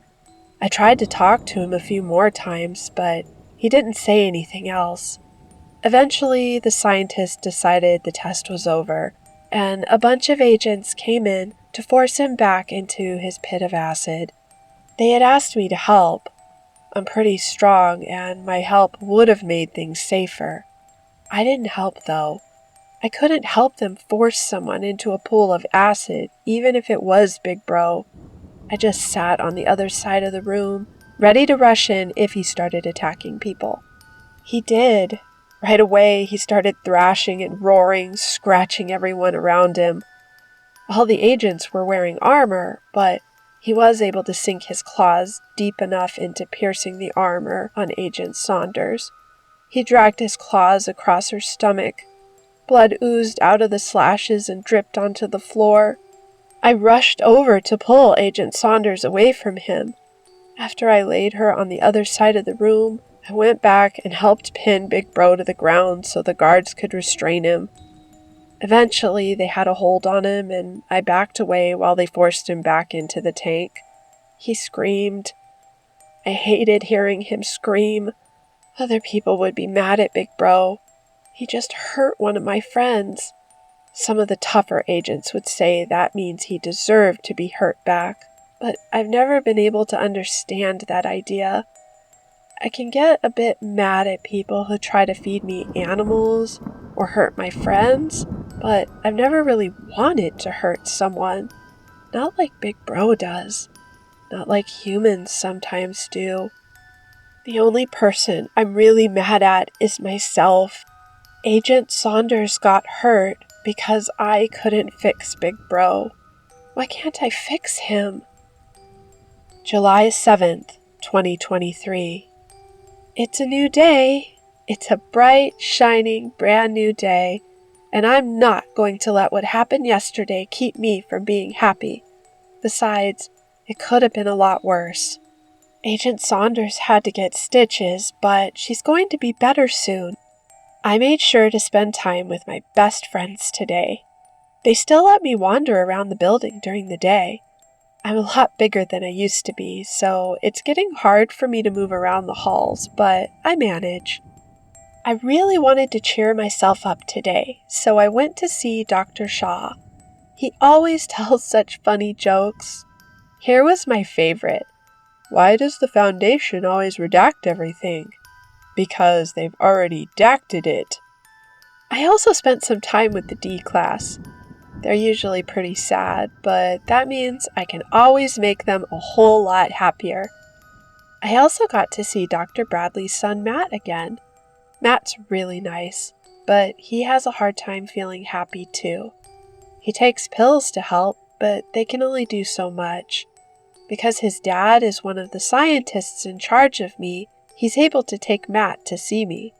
I'm always able to brighten up his day a whole lot, and hopefully, if he spends enough time with me, he'll stop having trouble feeling happy on his own. I didn't used to know how special it was that I can help people like Matt. It's one of my favorite things about myself. Just by having fun with someone, I can make their life better forever.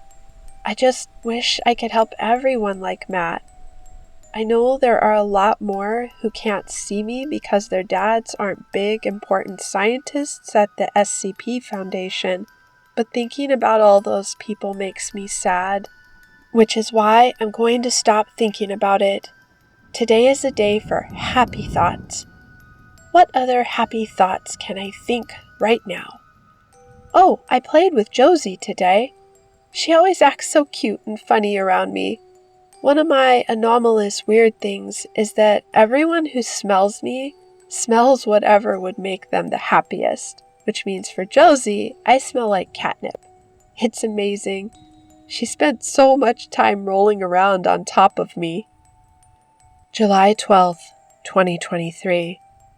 They're still talking about whether I should see Big Bro again. I guess what happened to Agent Saunders wasn't bad enough. Dr. Bradley asked me if I could do better if I saw him again. I told him I don't know. I don't know if I can make Big Bro happy. I wish I could be friends with him, and that they didn't have to keep trapping him in that acid, but I can usually make friends with people just by tickle fighting with them, and I don't really know what to do with someone who still won't be friends with me after I tickle fight them. I don't think Dr. Bradley liked that answer. I don't like it either. I wish I could help Big Bro, but I just don't understand how anyone could think the way he does. So I have no idea how to bring it out of him. July 16th, 2023. There was a big raid on a group of my dad's followers today.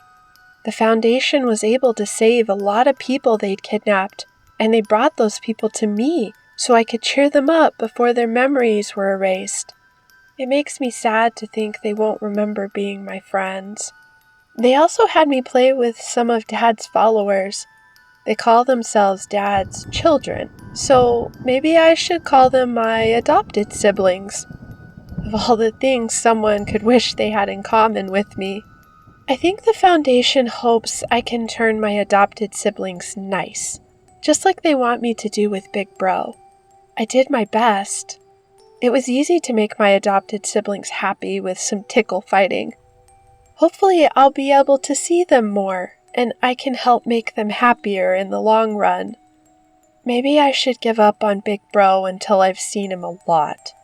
I just wish seeing him wasn't so dangerous. Most humans would say he doesn't deserve to be fixed. I never used to understand that idea. I've always wanted to make people happy, even if they've done awful things. Until today. Today, I felt something I've never felt before. One of my adopted siblings came into my pen. I said in the same cheery voice I'd used for all of them, "Hello, my name is 999. What's yours?" It was Robert Montauk. The scientists don't know that I know who that is. I'm not supposed to know what was happening to my mom back when they were still trying to stop her from giving birth to me. I do, though. Like I said, people forget how good my hearing is. I don't know exactly what Robert Montauk did to my mom back when she was at SCP, but I know it was really, really bad. And seeing him there, knowing how badly he hurt one of my best friends, I felt something I've never felt before. I wanted to hurt him. I wanted to crawl on top of him and crush him into paste. I wanted to rip him apart with 100 soda-pods while screaming that I knew what he did. I stood there, staring at him, thinking about it. I think Robert Montauk realized that I recognized his name because he smiled at me. It was not a good smile. The awful joy smeared across his face made me want to crawl inside his mouth and push on his insides until he split open. "It's nice to meet you," I said in the same cheery voice I'd have used if I had no idea who he was. His smirk went away. After that, I jumped on him and tickle fought with him, just like I would do with anyone else. I made him happy. Just thinking about the fact that I made him happy brings the feeling back but I have to push it down. I can't believe I used to think anger was the way I felt when Dr. Bradley tried to feed me gelatin. This new feeling, the one I felt while I was with Robert Montauk, hurt. It hurt worse than anything that's ever happened to me. Does Big Bro really feel this way all the time? I have to see Big Bro again. I have to save him from this. I can't let anyone be stuck feeling like this. July 20th, 2023. I went to see Big Bro again today. They used the same trick to get us into the room together, and as soon as Big Bro came inside, he charged towards me. I was tempted to just let him attack me until he'd gotten it out of his system, but I didn't want to wait for that. So before he could place his jaws around me, I spoke. "I understand now," I said quietly enough that the scientists wouldn't hear me. Understand what? He growled. It took me a minute to find the right word. "Hate," I said. "I felt it." For who? "Someone who hurt a friend of mine," he huffed. Who? "That doesn't matter. What matters is that I know how you feel. I know how much it hurts. I'm so sorry you always have to feel that way. I want to help you feel happy instead." He laughed, different from the reluctant laugh he does when I win a tickle fight with him. This was deeper. "What's so funny?" I asked. The idea that you could understand? He said. It has nothing to do with anger. "What? You're angry all the time."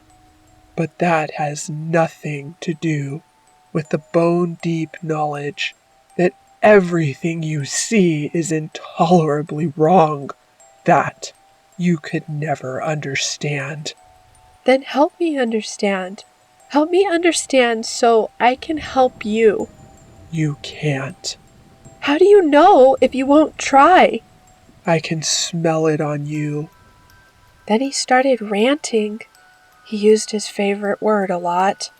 When he was done, he was just silent. I tried to get him to talk more, both by asking more questions and by tickling him, but he wouldn't say anything. Eventually, the scientists ended the test.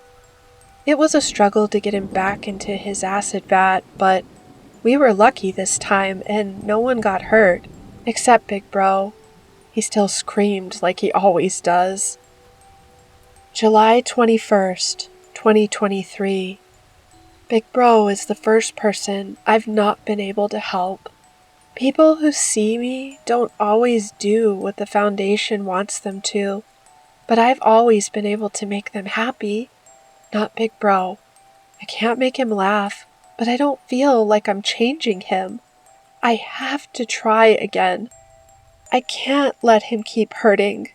There has to be something I can do to save him. July 24th, 2023. Agent Saunders came back to work today. Her stitches are out, and she had a nice long rest.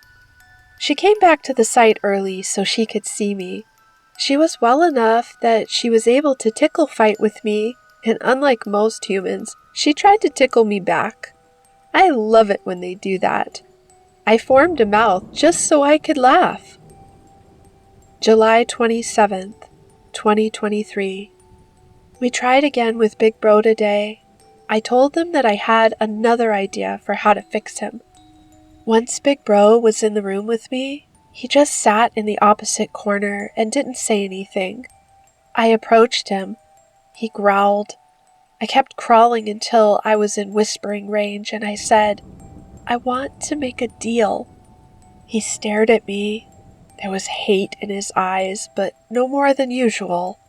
"Listen, I don't want to control your mind or force you to be happy. I'm not going to make you tickle fight with me. I just want to help you." He huffed. "The scientists would do anything if I told them I was fixing you. They let me see you every week or every day, and while I'm seeing you, you would get a break from the acid." There was a small movement in his left eye. "Here's my deal," I said.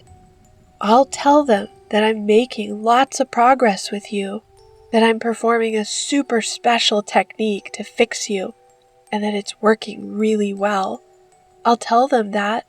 I'll tell them that for it to keep working, they have to let me see you however often you want.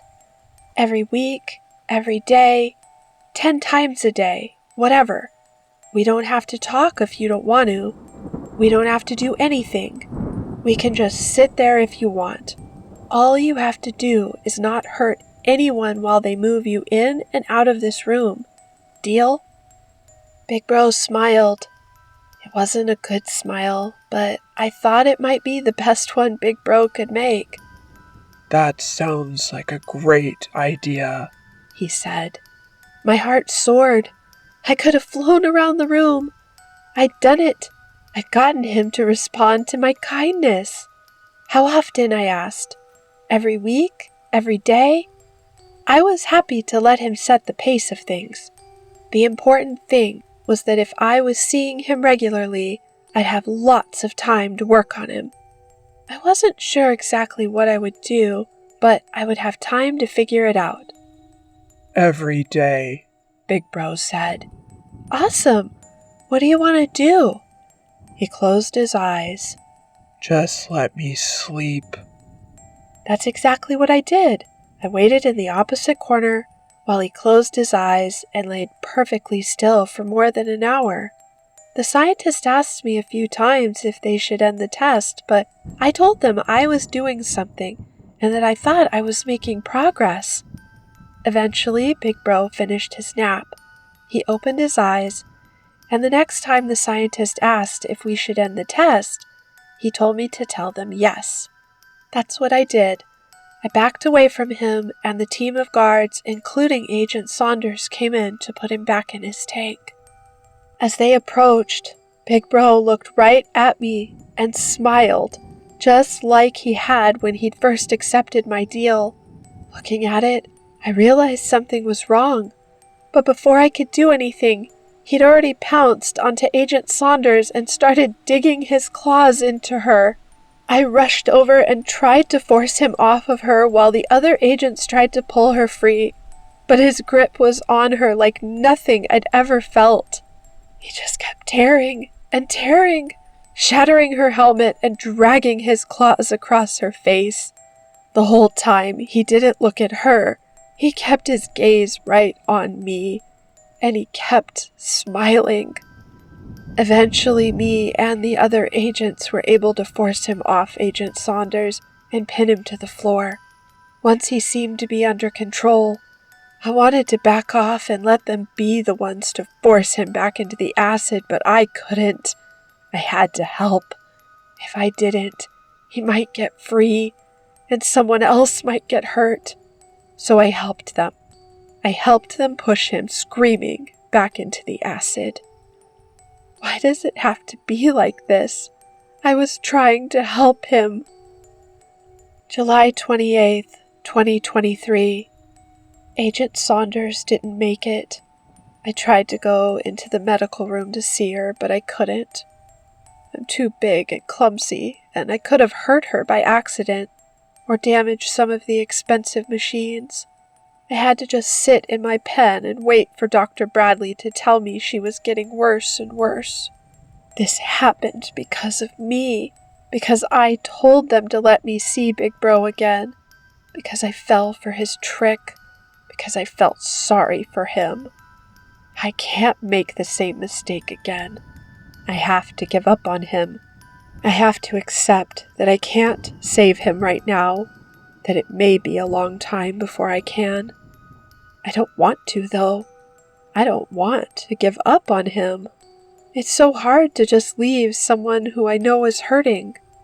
People who know who my dad is are always confused about how I could be his son. How could half of me come from someone so evil? The answer is obvious.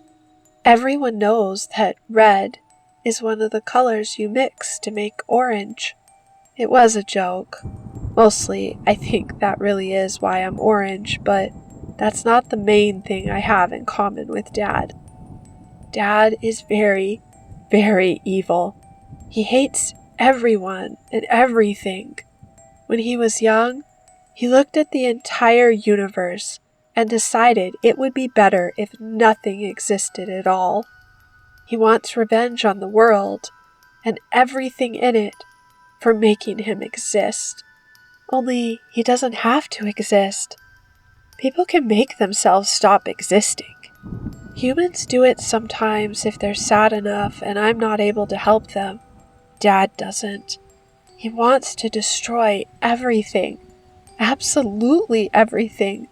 No matter how long he has to suffer in order to do it. I think that's where the speck of good is hiding in him. If he just wanted to stop his own suffering, he could. Instead, he wants to end all of the pain in the world by getting rid of everyone who can suffer. Because even though he causes a lot of that pain, some part of him can't stand to let it continue. No matter how much he has to hurt, he won't end things until he knows no one else will hurt either. I'm the same way. I can't stand to see people in pain.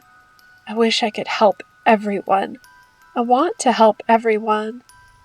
Someday it will be my job to help everyone, even Big Bro, even Dad. For now, though, I can't help him, and I have to give up trying before more people get hurt. I'm sorry, Agent Saunders. You were a very good friend.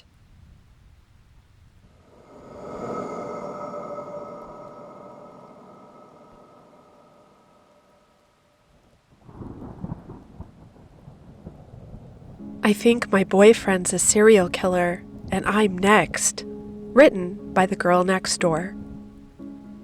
Blood, lots of it, all over the walls, all over the floor, slathered across my shirt like a thick strawberry syrup.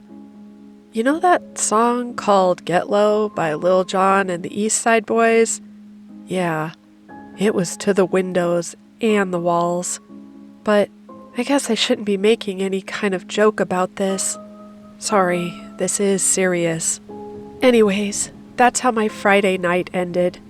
It was supposed to be a nice romantic evening watching some Netflix and eating a steak dinner. Instead, I was stuck on all fours, scrubbing the floors and the walls and myself. But I'm sure that without any context, none of this is really making sense, so let me explain. It all started when I went on a date with this guy I met on a dating app. Yes, I know, I was stupid. He looked charming, though, and he was handsome in a typical, conventionally good-looking sort of way. He wasn't someone that would stand out in a room, but he wasn't a wallflower either. See, that was where I messed up. I underestimated him. I took one look at this man and thought he was completely normal. Everything seemed that way up until recently. Our first date was perfect. Conversation flowed, laughter filled the room, and both of us smiled so much that our faces hurt by the end of the night. "Listen," he started, a boyish grin tugging at his lips as he rubbed the back of his neck and walked me up to my front door. "I really enjoyed our night, and I'd love to see you again. I haven't laughed this much in ages." I bit my lip, playfully nudging his shoulder as we stood in front of my door before I teasingly said, "I didn't laugh a peep." Lips pierced together, I watched his brow rise, a mischievous gleam in his eyes as he nodded his head slowly and fired back, "Sure," says the girl who laughed so hard she spent the rest of the night with the hiccups. A playful smack landed on his arm as I turned to unlock my door. An incredulous look creeping onto my features before I laughed and said, "I can't help it." When I finally tugged the door open, I turned and was met with the choice of leaning in for a kiss or simply initiating a hug. Despite feeling so comfortable with him already, both options seemed daunting at the moment. but he was quick to decide. He slowly wrapped his arms around my waist and pulled me into an embrace. He smelled of cinnamon gum and something spicy and warm. The second we pulled a couple of inches away from each other, our eyes locked, and neither of us could brush away the magnetic pull that we both felt. He leaned in first, but I was quick to follow. And then we were kissing on my doorstep. I don't know how many seconds passed before we parted ways, but we were both dazed and enraptured all at once, and that was enough for both of us to agree on a second date. The first date turned into 2, and then 3, and then so many more that I couldn't count them all if I tried. The thing is, I thought he was perfect, but then again, don't we all feel that way during the first couple of months, before we take off the rose-colored glasses, before they start slipping up, before the skeletons in their closets start to make an appearance, in this case quite literally. Okay, I'm sorry. Again, I really need to stop making light of all this, but in all honesty, I'm utterly shocked at the situation that I'm in right now, and I'm still trying to figure out how to cope, so bear with me as you read through this. I'll try to keep it together from here on out, I promise. The 3-month mark was when I first started noticing the red flags. It started out with something as small as a hair clip in his car. My first thought was that maybe he was seeing some other woman. What I didn't know was that thinking he was cheating on me should have been the least of my worries. That hair clip didn't come off some poor girl's head during a passionate rendezvous. Well, correction. Rendezvous? No. Passionate? Yes. That was the 3rd murder. That brings me to the 4th month of us dating. By then, he was getting sloppy. But although I was picking up on strange little things here and there, I still wasn't connecting the dots. I wasn't looking at the bigger picture. I wasn't calling a spade a spade. But then again, how was I to call a spade when I wasn't even 100% sure? I didn't have to wait long to receive that clarity, though. In fact, it came racing towards me so fast that I didn't even realize what hit me. Murder number 5 is what did him in. It was the cherry on top of a big, bloody Let me stop right there. You get the idea. That was morbid. Sorry. Anyways, I finally realized what he was up to that Friday night. He planned a date at his house at 6:30. When I showed up, he answered the door with a hand towel hanging over his shoulder and an apron on. Cute apron, I teased, as I stepped into the house and set my purse on the little table by the door. Shooting me a look, he wrapped an arm around my waist and tugged me into the kitchen. Make fun of my apron all you want, but this steak I just finished up looks good enough to put Gordon Ramsay to shame. A smug look of satisfaction melted onto his features when he saw my eyes widen, before I finally managed to say, I guess I underestimated you. The next couple of hours played out pretty normally. Dinner was amazing, the steak a perfect medium rare, and the red wine he picked out was a perfect pairing for the meat.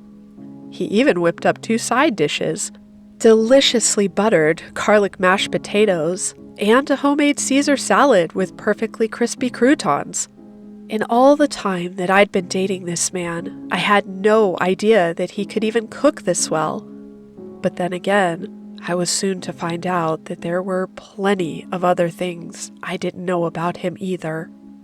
Hey, what movie did you want to watch? I called out to him from the living room. You choose tonight, he shouted back, his voice slightly muffled over the sound of water rushing down the sink.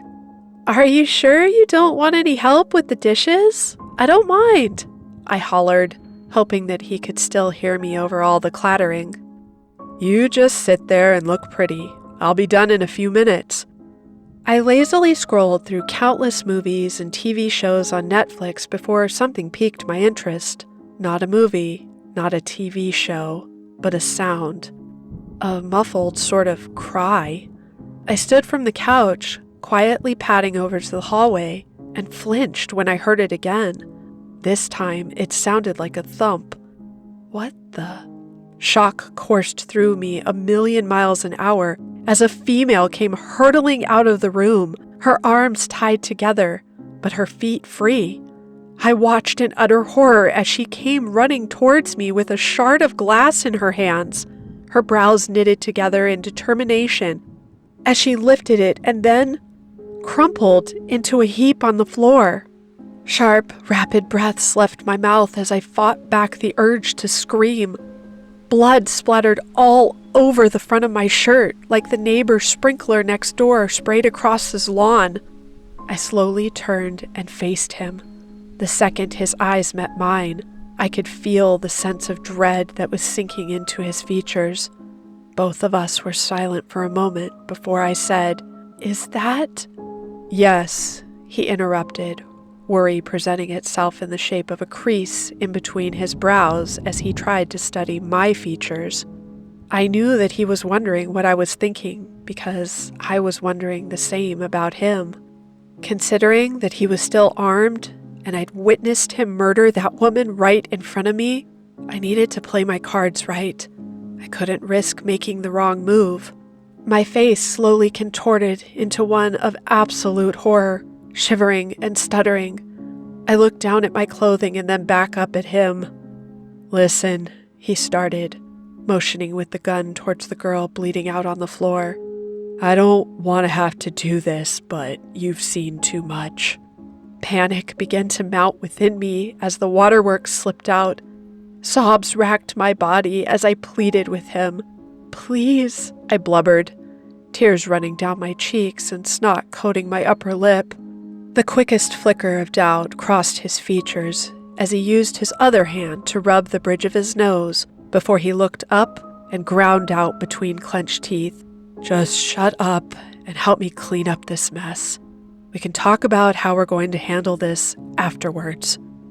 After the floor was scrubbed clean and the house smelled of so many chemicals that my nose burned, he studied my work with a quirk of his brow. "This is spotless." Dropping the bloodied washcloth into the trash, I wiped the sweat from my brow and turned around to lean against the counter. "I would hope so. I've been scrubbing for hours." He only nodded, shoving his hands deep into his pockets, seemingly deep in thought. I observed as he shuffled in place a bit before he cocked his head to the side and gave me a peculiar little grin. "That wasn't your first time cleaning up something like this, was it?" I tried my best not to fidget, nonchalantly sliding the knife that I'd stolen from his knife block further down into the back of my jeans. Then I cautiously approached him. I needed to keep my head. I needed to play the part. I needed to not lose my cool. Wrapping my arms around his shoulders, I stared up at him and smirked. "That wasn't your first time killing someone, was it?" His hand snaked around my waist as he tugged me closer. A shiver raced over me as his lips brushed against the outside of my ear. A single word whispered, "Touché." Worry bloomed within me when his arm brushed against the hilt of the knife, but I choked it down. Instead, I needed to focus on distracting him. I boldly reached up and grabbed his chin, smashing my lips to his as passionately as I could. Completely blindsided, his lips moved fervently against mine, and the second I felt his hands come up to tangle in my hair, I took it as my chance to reach for the knife. You see, the thing is, I know my boyfriend was a serial killer, but I'm afraid there's only room for one in this town.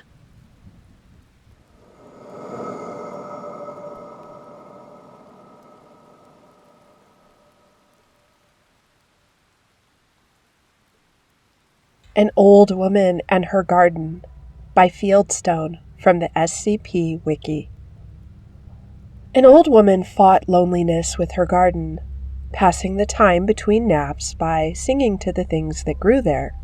She loved every one of her crops, from the tiny sprouting needles to the hard stalks that swayed and flexed above the ground. They shined white in the day, and at night the small patch gleamed against the side of her house like teeth in a massive jaw.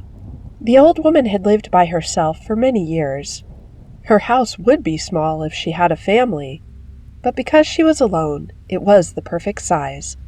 She filled the house with things: figurines, National Geographic back issues, litter boxes for the dozen cats that came and went until she was snug inside. She had lost her husband years ago. There was nothing left of him except for many thousands of dollars tucked away in an old coffee can. The old woman clipped coupons and shopped at discount stores. She folded her leftover newspaper in shopping bags and stacked them until they reached the ceiling. The old woman never grew anything except bones in her garden. She had never tried to plant anything else. She didn't know if regular things would grow from her soil, and never thought about it aside from brief moments of curiosity. She never tried to plant bones anywhere else, so she never found out if her house was special or if she just had a talent. It had started by accident with Osiris, one of her cats. He died one night, an ancient, scrappy beast who moved on peacefully. She buried him before his body was cold. Almost 2 weeks went by before she noticed it. A sliver, eggshell white and sharp as a pin. She didn't know what to do, so she laid down plant food and watered it every day. Over weeks, the sliver grew and grew. Eventually, a pink cap formed over its end. The old woman expected the cap to become a flower, but little by little it took shape and became a joint. Another bone grew out of the joint, and after a few more weeks, there was a kitten's arm, skeletal but easy to recognize. Claws gripping the earth. She cared for it, like all her beloved pets. Rough cords grew little by little from the base of its arm to the ends of its fingers. She knelt beside it night and day, singing songs and petting it gently, so it would know it wasn't alone. During the months that it took for the arm to grow, the old woman tried planting bones of other kinds. Chicken bones, bones picked from mice the other cats left at her doorstep, bones from birds she found rotting on the sidewalk, even the bones of a small deer she found at the side of the road. Some of them grew, but none as well as Osiris. She tried putting down blood flakes and hair, and eventually ground beef straight from the grocery store. She poured chicken broth and carrot juice and raw eggs into the soil. Still, most of the crops turned dull yellow, like rotten teeth. They became brittle and collapsed without taking root. Osiris got healthier and healthier. One day she saw the arm moving, straining for a chunk of tuna she had left there. She rushed to dig him up. Osiris shook himself off. Clumps of dirt stuck to his mossy coat. He opened blank, white eyes as dull as quartz. He yawned, and she saw a set of perfect granite teeth. It wasn't Osiris, she knew that, but it was close enough for her to take it in. The thing would lie beside her at night. It wasn't warm like Osiris used to be. It was damp and smelled musty, and it didn't purr, but the old woman knew that it was hers. It brought her presents, rats and raccoons, and occasionally dogs that it somehow dragged from the neighborhoods around her house. She never planted any of these because she was afraid that if they grew up, they would remember what had happened. As time went by, it became harder and harder for the old woman to take care of herself. She began to forget which of the crops in her garden had been there the longest, which ones she could expect to bloom into life, which to uproot and hide in her shed. Eventually, she couldn't remember how many there were, and became confused at all the holes appearing in the dirt. It was after she actually saw one emerge on its own, a bat that she didn't remember planting, that she knew she needed help. An old woman shouldn't have to finish life alone. She thought about it for a long time. It wouldn't be easy to get what she needed, but the old woman was alone and had little left but time. She considered sneaking into a hospital or a university, but she had never been one to break the law and didn't know how to begin going about it.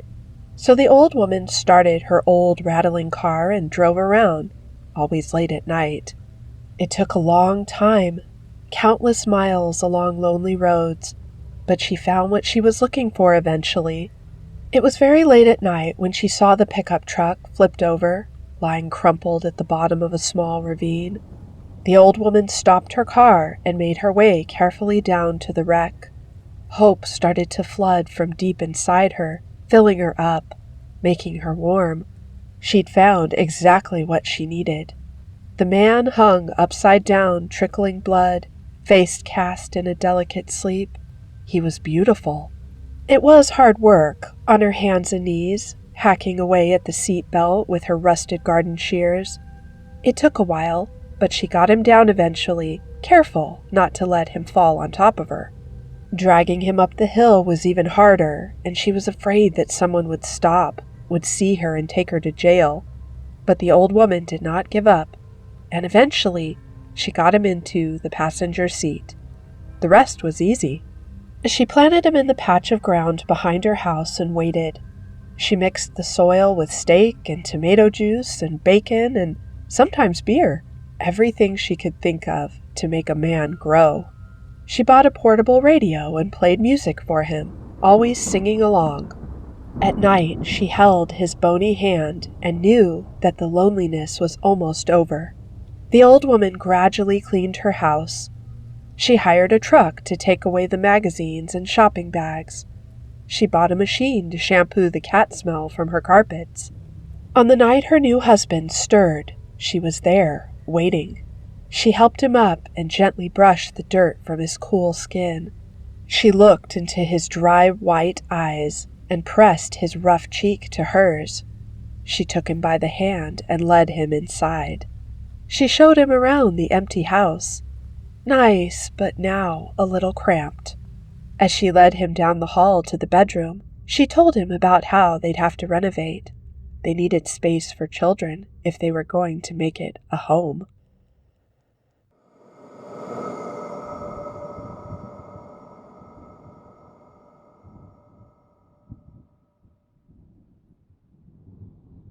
Hayride, from the anthology Walking After Midnight, Book 1. Written by Evan Camby. The ground was frozen under the Schultzes' feet as they wandered through the rows of apple trees at Uncle Jay's orchard. The fall air around them was not merely crisp, it had a bite. Wind ripped through their jackets as Mrs. Schultz held their 6-year-old daughter's hand and a basket of Michigan Gala apples. Mr. Schultz wore a camera on a thick strap around his neck and had an arm around their 12-year-old daughter, much to her chagrin.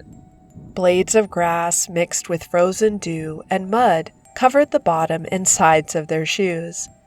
As chilly as it was, the sunset provided some welcome warmth, and their cheeks were rosy pink. Mrs. Schultz lifted the 6-year-old up as she approached a tree so ripe with apples that the branches nearly dragged the ground.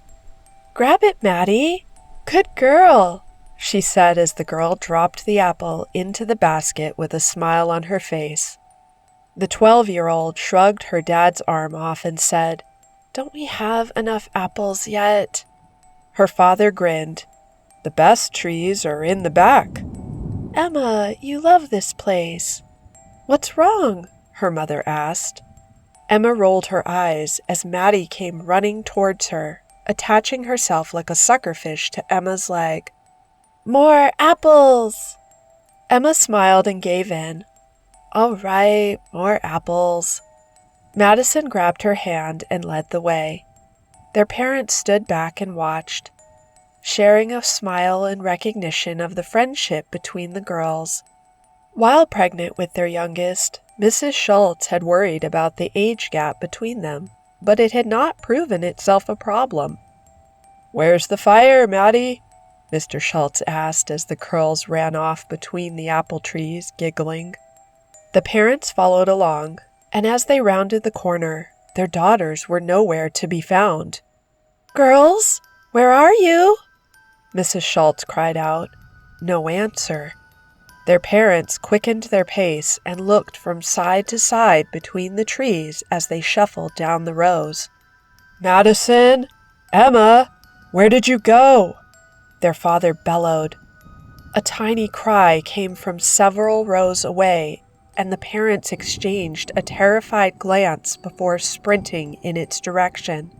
The parents ran through several rows of apple trees before they found the girls standing next to a sign reading "Hay rides, $5, and chatting with a bearded man in brown work coveralls. Their mother snipped, "Never run off like that." Their father was bent over, catching his breath, nodding in agreement. "Mommy, hay rides!" Madison yelled back, as if to say, "You idiots, I was doing important work here." Emma smirked and shrugged her shoulders, which was as much enthusiasm as they had seen from her in months. The bearded man spoke up. "Ah, that'd be one Mr. Lincoln for a ride. I'm Lon." He smiled, stepping forward. He extended his hand. "Mr. Schultz. Mark's fine, though." Their father wiped some sweat off his forehead and asked, "Is this new? We've never seen hay rides out here before." Lon smiled. "Brand new." Mrs. Schultz, now recovered from the earlier panic, nudged her husband. "Can't beat $5. That's cheaper than the movies." Her husband nodded but never broke eye contact with the bearded man, whose dark eyes were deep set like black coals in their sockets. A tiny wrist tugged at his arm. "Please?" He looked down at Madison's face and then back up at the man. "I don't know, sweetie. It's almost dark. They'll be closed soon." He looked back down at her tiny smile. "Don't you still want hot cider before we go?" She shook her head and her ponytail bobbed with it. "Hay ride." His wife and older daughter looked at him with hopeful faces. "You're not too cold, Jan?" he asked. "Blankets in the wagon, straw too. Pretty warm if you ask me," the man said, rubbing his hands together and winking at Janice Schultz. She blushed. Mr. Schultz gave in and grabbed his wallet from his back pocket, fished out $5, and placed it in the man's gloved paw. "All right, then, let's load her up," Lon roared with glee, flinging the gate of the wagon open and beckoning them in. The suburban family crawled awkwardly into the pile of straw and sat in pairs facing each other, sitting cross-legged with their backs against the red wooden railing. Their driver took a seat on the tractor and revved the engine, throwing a large flannel blanket back at his passengers. Lon pressed the gas without restraint. The Schultzes jerked backward and shared a laugh as they covered themselves with the blanket. "Hang on, folks!" The family was all smiles, punctuated by the wagon bobbing as it rolled through the outskirts of the orchard. They were at the top of a small hill, riding next to the fence marking the property. The blanket did much to keep them warm, and as they took in the spectacular autumn sunset, the sweet, smoky smell of a nearby bonfire enveloped them. "Maybe we'll make it back in time for cider," Mrs. Schultz said to the girls, brushing a strand of hair from Emma's face. For once, the girl did not flinch, but leaned her head against her mother's shoulder.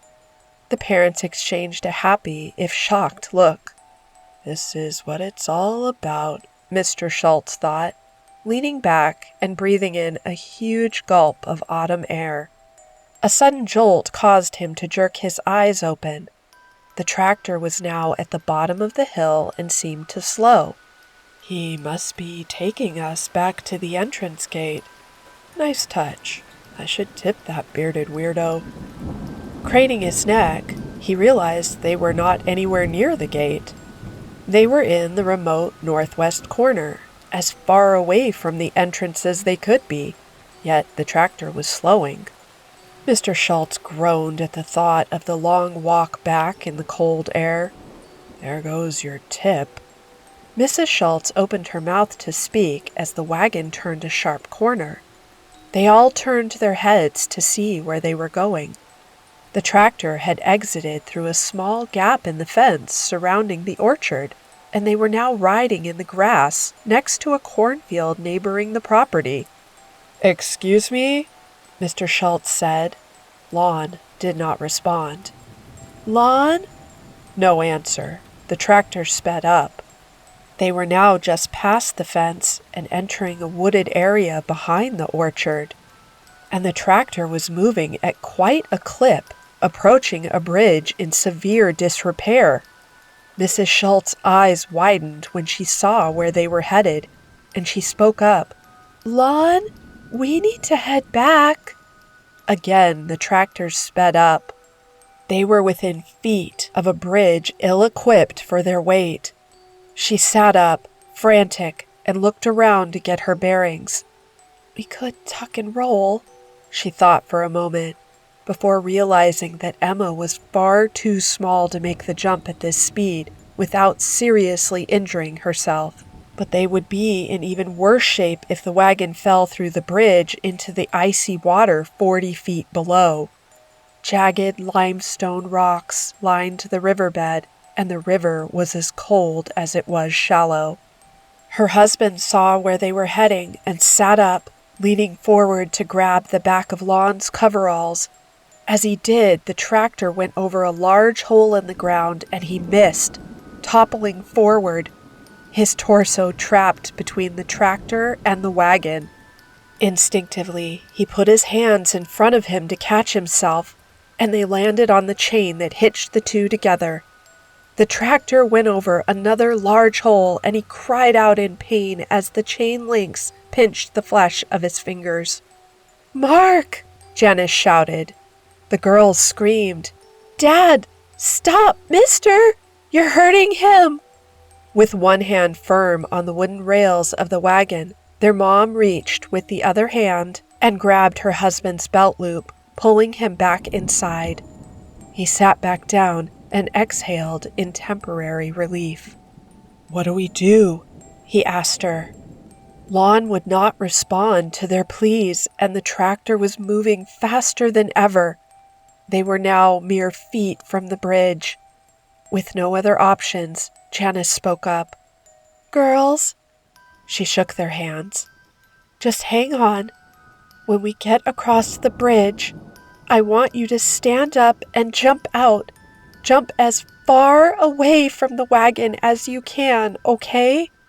Madison whimpered, and Emma hugged her tight, tears pooling in their matching hazel eyes. Their parents formed a huddle around them and looked at each other in silent, morbid acknowledgement that the bridge would not hold their weight. The time to panic was over. All that was left in their parenting arsenal was keeping the girls calm. A creaking sound came from the tractor's front wheels as they crossed the bridge. The Schultz family closed their eyes and held on to each other, jumping slightly at each board they crossed. The tractor labored up and then heaved down each rotting inch of the bridge. The chain link railing clanked against the metal rods, holding it in place as the back right tire slipped into a slot between the steps, and they gasped, tightening their grips on each other. Lon pressed the gas harder, and the tractor pulled the wagon out from between the boards. But not before the board they had just ridden over fell off from the bridge and shattered on the rocks below. Mercifully, they felt the front tires of the tractor hit solid ground. Janice opened one reluctant eye through her grimace and gasped a sigh of relief. The others heard her and opened their eyes, exhaling. The tractor sped up again as it left the bridge. "Now remember what I told you, girls. Jump as far away from the wheels as you can," Janice said. "When you land, run as fast as you can back to the orchard. Follow the river back north. It will lead you back to the road, and that will lead you to the orchard. Don't wait for your mother and I. Just go," Mark said. The girls looked at him, equal parts terrified and unsure. Go, he shouted, and Janice winced. The tractor sped up, and the girls shared a knowing look. Maddie, we're going to count to 3. Hold my hand real tight and jump as far as you can, okay? The little girl nodded. 1, 2, 3. The girls held hands and jumped out of the speeding wagon. They cleared the wheels, and their parents heaved relieved sighs, hugging each other. Emma and Madison took one look back at their parents before making a run for it along the right bank of the river. Their driver felt the weight of the wagon shift and whipped his head back, enraged. Mark was still watching the girls run when he heard his wife let out a chilling shriek. He followed her saucer-wide gaze to the driver, who was staring back at them. Lon's face was nothing but gray, rotting flesh hanging off a skeletal frame. His mouth was open, the bottom half of his jaw hanging down like a ventriloquist dummy. The only thing matching the man's earlier appearance were the dark eyes and teeth like jagged piano keys. Mark was temporarily frozen in horror. Once his mind registered what it had seen, he turned to his wife, who was clinging to his jacket like a vice. The tractor sped up further. "We have to jump," he yelled. Janice nodded, her mouth and eyes wide open. They stood trying to maintain balance as the wagon shook on the dirt path and steadied themselves for the jump. "Ready?" she asked. He nodded, grabbing her hand. "We must be going 50 miles an hour, he thought, as he looked below them at the rock-spotted ground. 1, 2, 3, they yelled together and jumped out of the wagon. The blanket caught Janice's ankle, pulling her back so that she caught on the railing and toppled, head over feet, the back left wheel barely missing her head. Mark landed ahead of her and looked back, panicked. He scrambled towards her as she sat up, brushing dirt and leaves off of her clothes. "Are you okay?" She nodded and looked up at the tractor, which had not slowed down. "He hasn't noticed we're gone?" "I'm not sure." Mark shook his head, breathless. "Either way, we need to find the girls before he turns around in that thing and runs us down."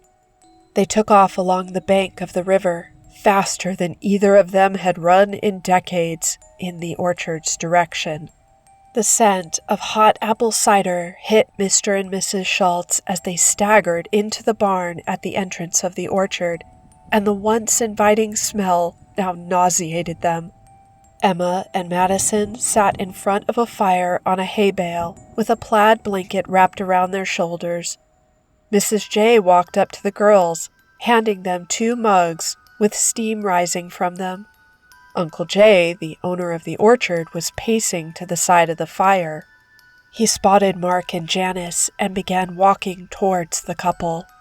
In a tone quiet enough so the girls would not hear him, but with enough force to convey his anger, he demanded, "Where the hell have you been? The property line ends at the fence. And did I hear you stole one of my tractors?" Mark shook his head in bewilderment. "Stole a tractor?" He pointed a finger at Jay's chest. "I should sue your ass for not running a background check on the jerks you hire to work at this joint." "Now wait a minute." "No," Mark cried. "Do you know how dangerous that bridge is? I can't believe we made it over. We could have been killed. My girls must be traumatized." He trailed off, running a hand through his hair. Janice squeezed his other hand before running over to the girls, crouching down to hug them both. Jay squinted, creating deep lines on his forehead. "Are you saying one of my employees took you out on my tractor?" Mark looked down at his clothes before shooting him a look that said, "Exactly what about my Vineyard Vines jacket makes you think I know how to drive a tractor?" Jay nodded and closed his eyes. "Ma," he yelled to his wife, who was sitting with the girls. She looked up at him, and he shook his head like a man resigned to a grim fate. Mrs. J brought one hand to her mouth as her face twisted in worry before running into the farmhouse behind them.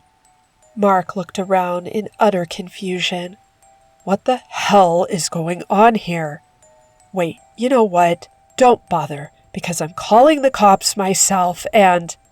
Hold on, son, Jay said. He heaved a loaded sigh before continuing. Why don't you come with me? He put one arm on Mark's shoulder and gestured with the other to walk. Janice saw the two walking toward the garage and made a concerned face at Mark, who held up one finger, signaling that he would be back soon.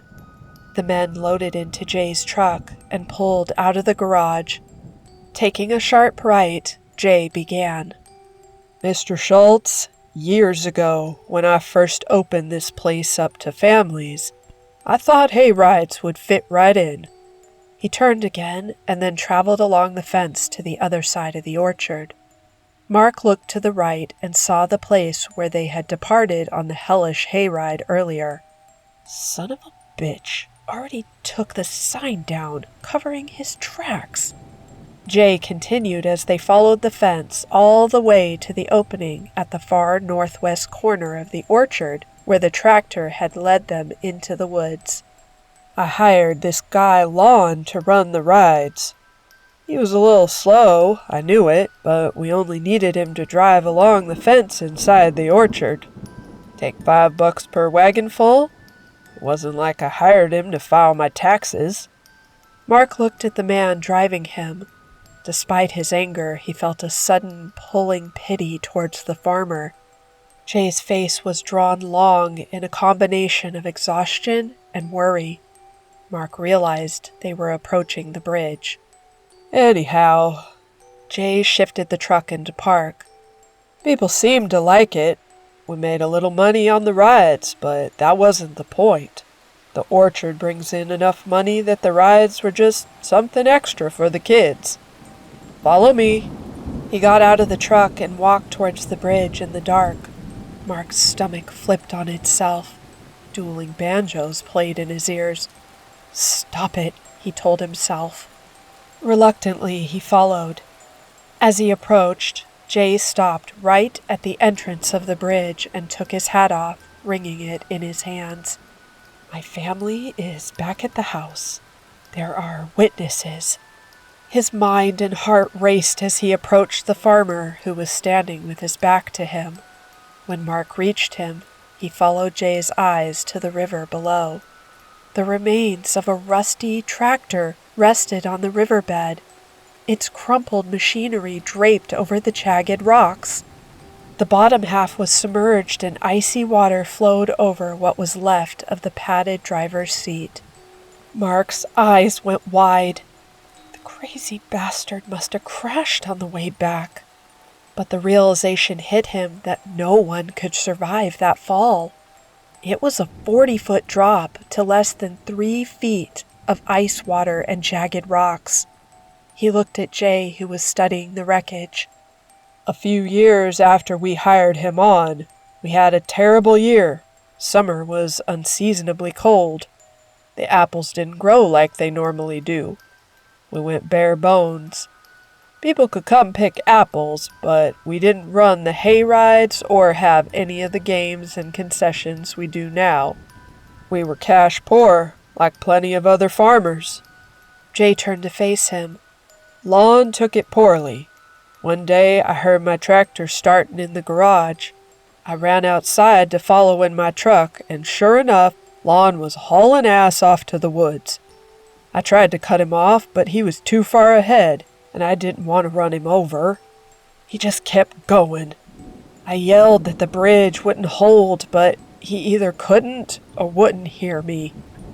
Mark turned to look at the bridge for the first time since Jay had driven them out there. Only a few splintered boards remained, suspended by the chain links. He blinked to be sure of what he saw. The bridge was impassable and clearly had been for years. What boards remained were covered in deep green moss, some attached by only one corner to the railing. He opened his mouth to speak, but Jay cut him off. "Tractor fell right through the bridge." Jay finally looked up at Mark. "That was it for Lon." "But I don't remember seeing anything about this in the papers. I mean, how—" Mark let out a puzzled gasp. "Kept it quiet. I have a cousin at the County Gazette." Mark was enraged. "Bullshit!" he screamed, heading back for the truck. Jay charged after him, grabbing one shoulder to turn him around. "Look at the damn bridge, Mr. Schultz. The one you said your entire family went over this evening." He shoved Mark forward.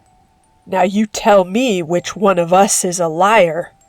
Mark turned to look at the old farmer and found him with his arms folded and his face resting with a kind of dreary satisfaction. The man was telling the truth, but he did not look happy about it. Jay nodded his head towards the truck. "Get in. I'll take us back."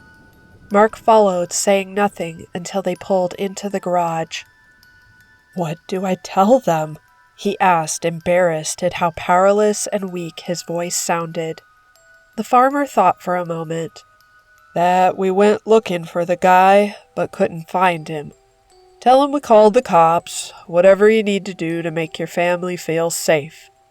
Jay gave a ghost of a smile and patted his passenger on the shoulder before turning off the car and getting out. Mark nodded, but he felt numb all over. He walked toward the Schultz women and gave the explanation Jay suggested. After saying their goodbyes and thanking the farmer for his help, he gathered the girls, drowsy from their ordeal and the warmth of the fire, and led them back to the car. "Well?" his wife whispered once they buckled the girls in. "What happened?" "I told you, we couldn't find him." Her face became stern. "You're lying." He shut the van door so the girls couldn't hear and looked down at his feet. "The bridge was gone." "What bridge? The bridge we went over?" She shook her head. "It must have gone out after we went over it.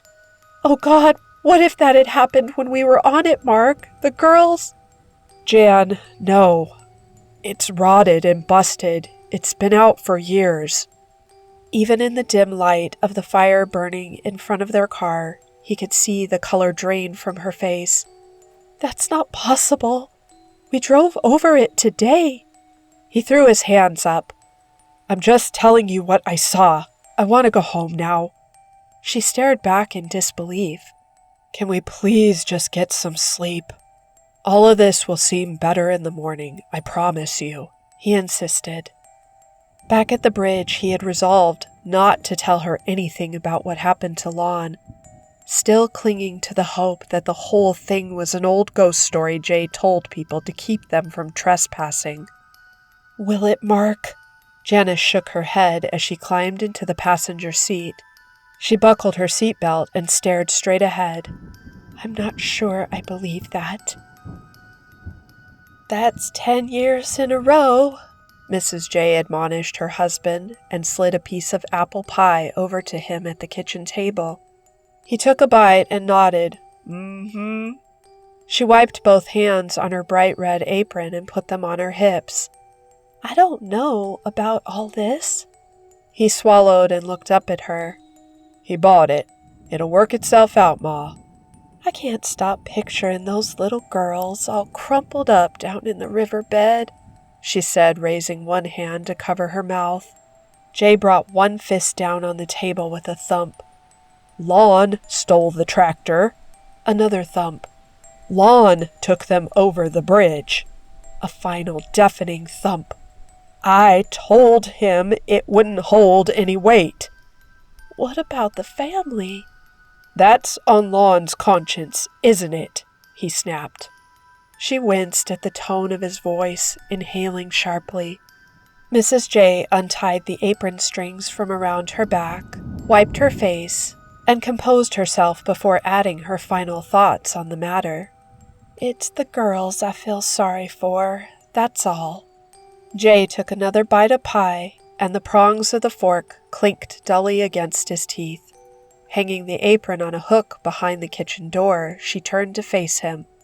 "Well then, I'm going to bed," she eked out with a tight-lipped smile.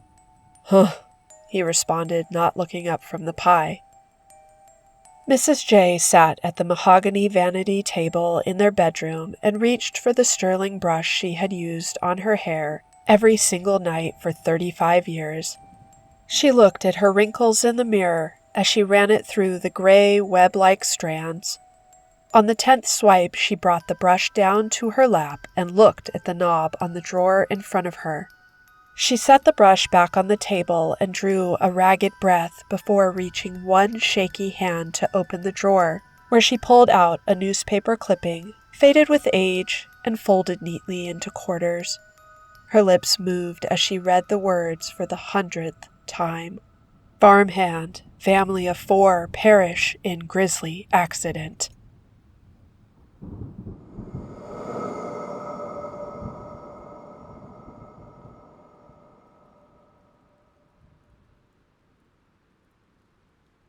I used to be a real estate agent. After trying to sell a liminal space, I quit. Written by the girl next door. The Lockins home. Upon first glance, it looked like a traditional 2-story home. In fact, it was very inviting on the outside. The house had a wraparound porch, white picket fence, well-established oak trees, cute little flowers dangling in hanging pots. It looked like the normal suburban American dream. That's where the normalcy ended, though. I remember when it first popped up on my radar. It was in the heat of the summer, and that particular day was sweltering. The family that owned it said it belonged to their deceased grandmother. They didn't want anything in the house and said that I could sell it with all the furnishings inside. It was rare that I even had clients willing to do this, so obviously I had some questions. "Gretchen, are you sure you don't want anything from the house?" My words were nothing but sympathetic as I shoved the "for sale" sign into the front yard. Cool blue eyes stared up at me before averting to the ground. "I appreciate the concern, but the rest of the family doesn't want anything to do with this house, and neither do I." Curiosity swirled around in my head as I glanced up at her. Swiping the perspiration that began to bead just above my brow, I silently wondered why no one even wanted to step foot inside. Had her grandmother really been that horrible of a person?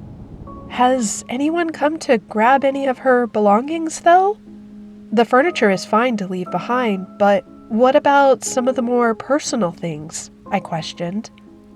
Crossing her arms, Gretchen sort of shuffled in place before saying, "All of that has already been taken care of. We really just want this house off our hands, and we heard that you're pretty good at what you do." A small, understanding smile tugged at my lips. I wouldn't push it any further. I'm sure they had a reason for wanting to get rid of it, and the last thing I was going to do was pry. I was a realtor after all, not a therapist. "I'll get it sold." Reaching out a hand, I shook hers and offered a few words of reassurance before going about my way. That night, when I came home, I kicked my heels off at the front door, tossed my blazer on the couch, and listed the Lockins house as I sat down at my kitchen table and ate dinner. The only thing that I knew about the woman that owned the house was that she lived alone for about a year after her husband passed, and none of her family wanted anything to do with her. For some reason, a part of me felt bad for her. Looking around my own space, I couldn't help but contemplate what would happen with all of my things if I passed. I lived alone and my parents were out of state. I visited them a couple of times a year around the holidays, but besides that, I didn't have a husband or children to pass anything on to. There was a freedom that came to living on your own, but everyone failed to mention that there was an overwhelming amount of loneliness that came with it too. I was successful, sure, but I didn't have anyone to share it with, and some nights that was an unbearably empty feeling. Being in my mid-20s, it should have been easy for me to find someone to fill that void, but these days, it was much harder than I'd even anticipated. I tried dating sites, but I wasn't half as good as listing myself as I was at listing houses. Cracking open my fridge, I pulled out my favorite cheap wine and poured myself a glass. As I lay in bed, I couldn't help but look over the empty spot next to me. My hand stretched out and brushed over the spot, the fabric cool and smooth against my touch. Sleep didn't come easy that night, but then again, it didn't most nights. When I woke the next morning, I shoved my feelings aside and got straight to work. Despite the strange circumstances surrounding the Lockins house, I was sure that this would be an easy sell. I wouldn't have to deal with coordinating with the homeowner to see when they could leave for 30 minutes to an hour so that I could show the house. And from what it looked like on the outside, I didn't think the house would need any kind of renovations. This sale should have been a piece of cake, but I couldn't have been more wrong. Hindsight is indeed 20/20. The second I received the key to the house, I was more than excited to see what the inside looked like. If it appeared as good as the outside, I was really in business with this property. When the key finally twisted and the door unlatched, I stepped inside and was instantly confused. Whipping out my phone, I looked back at the seller's texts just to make sure I hadn't misunderstood anything. Sure enough, the proof I'd been searching for was staring back at me on my phone screen. The place was supposed to be fully furnished. Instead, it was completely empty. Shrugging it off for the moment, I decided to give the house a walk around. Everything was surprisingly up to date and looked to be in good working condition. Whether it really was would be up to the home inspector, though. The light clicking of my heels on the hardwood reverberated all around the empty rooms as I roamed to and fro between each one. The kitchen was spacious.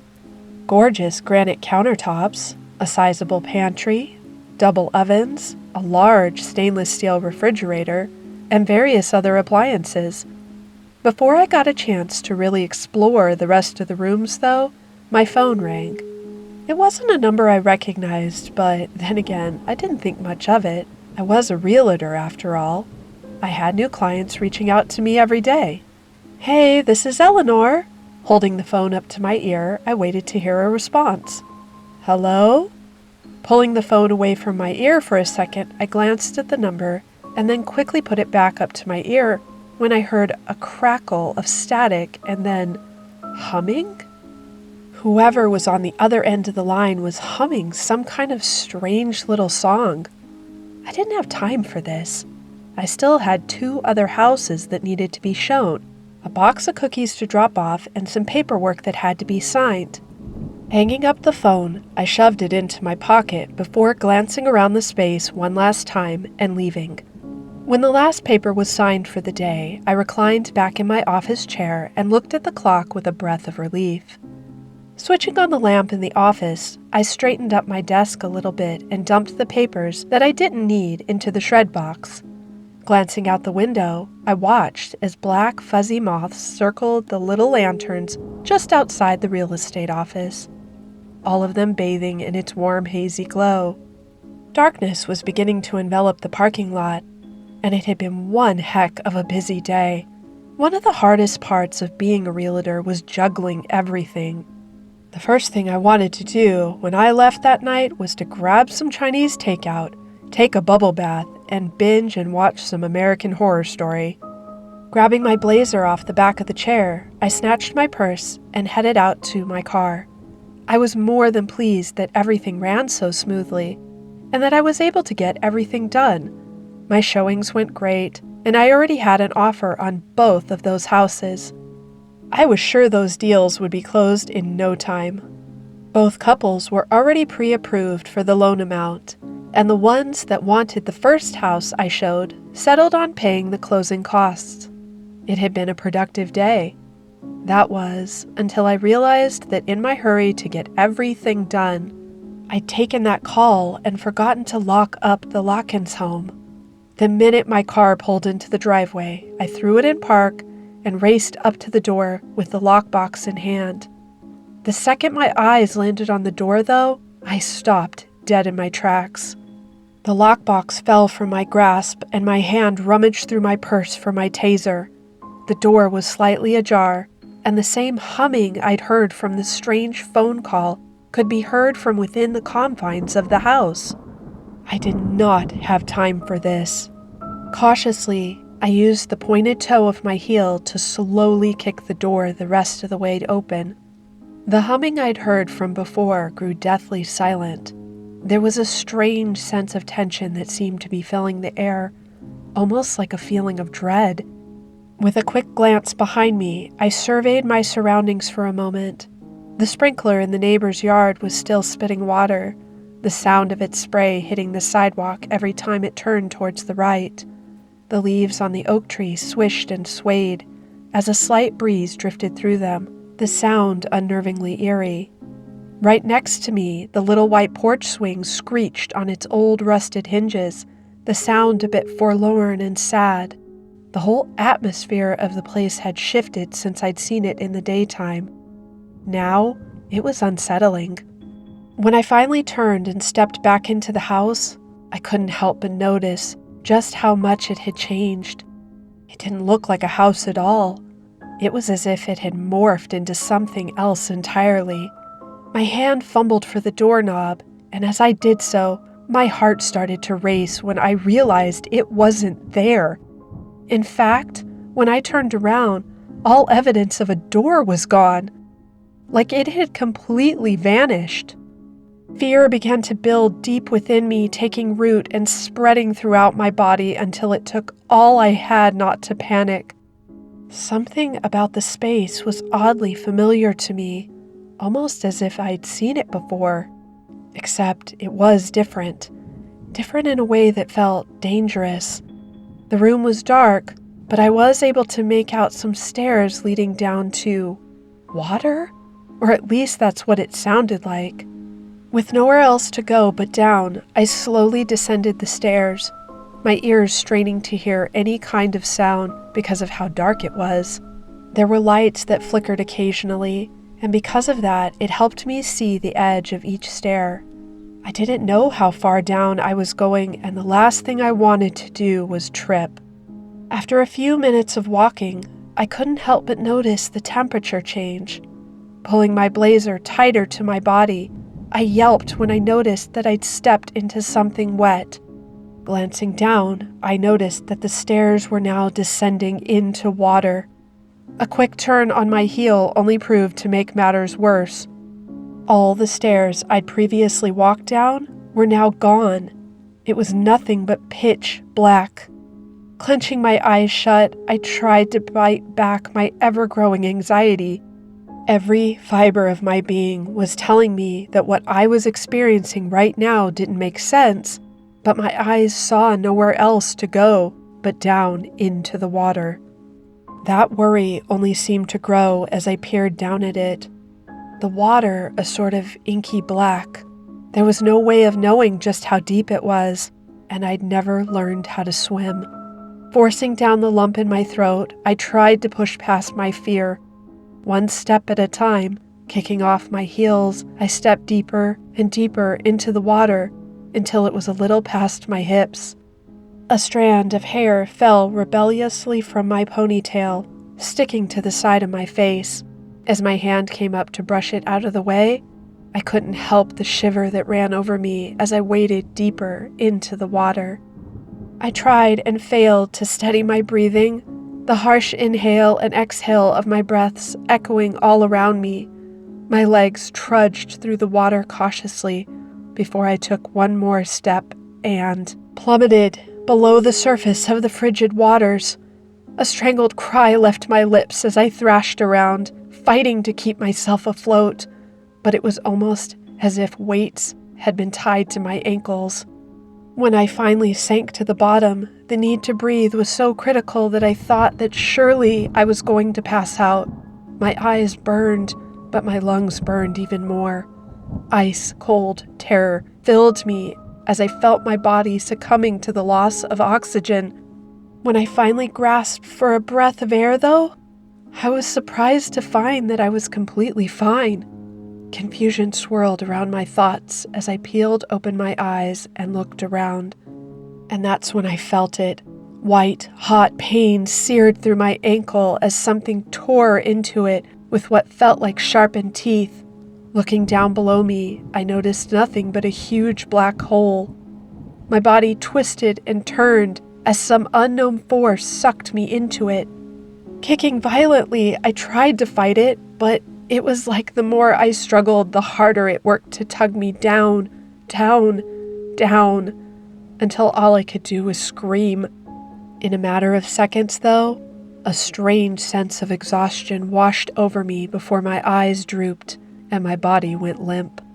When I finally came to, I'd awoken slowly. Coughing, I sputtered out large gulps of water. My lungs burned and my ankle ached. Sitting up, I looked around me and noticed I was in a nursery. Peering down at my ankle, I half expected to see a tattered mass of flesh and bone. I was pleasantly surprised to see that everything was fine. Running my hands over my clothes, I stared down at the fabric in confusion. It didn't even feel like they were wet. Besides my incessant coughing and the water I'd just thrown up, everything else was normal? Standing on shaky legs, I slowly turned, taking in my surroundings. A strange sense of nostalgia crept up on me as I walked over to the crib. Little pink peonies danced across the wallpaper surrounding the room. As my hands brushed along the smooth wooden frame of the crib, my fingertips froze, coming to an abrupt halt. There, nestled inside the crib, was a baby. Its big green eyes stared up at me expectantly, studying my features before it reached up towards me. Almost instinctively, my own hand reached down to meet its much smaller one. An overwhelming feeling of incomprehensible melancholy clung to me. As the infant's fingers wrapped around my own, it was almost as if... Honey? Yanking my hand back, I turned to see a man whose warm brown eyes stared at me from the doorway, regarding me with so much love and adoration that it was odd. Do I know you?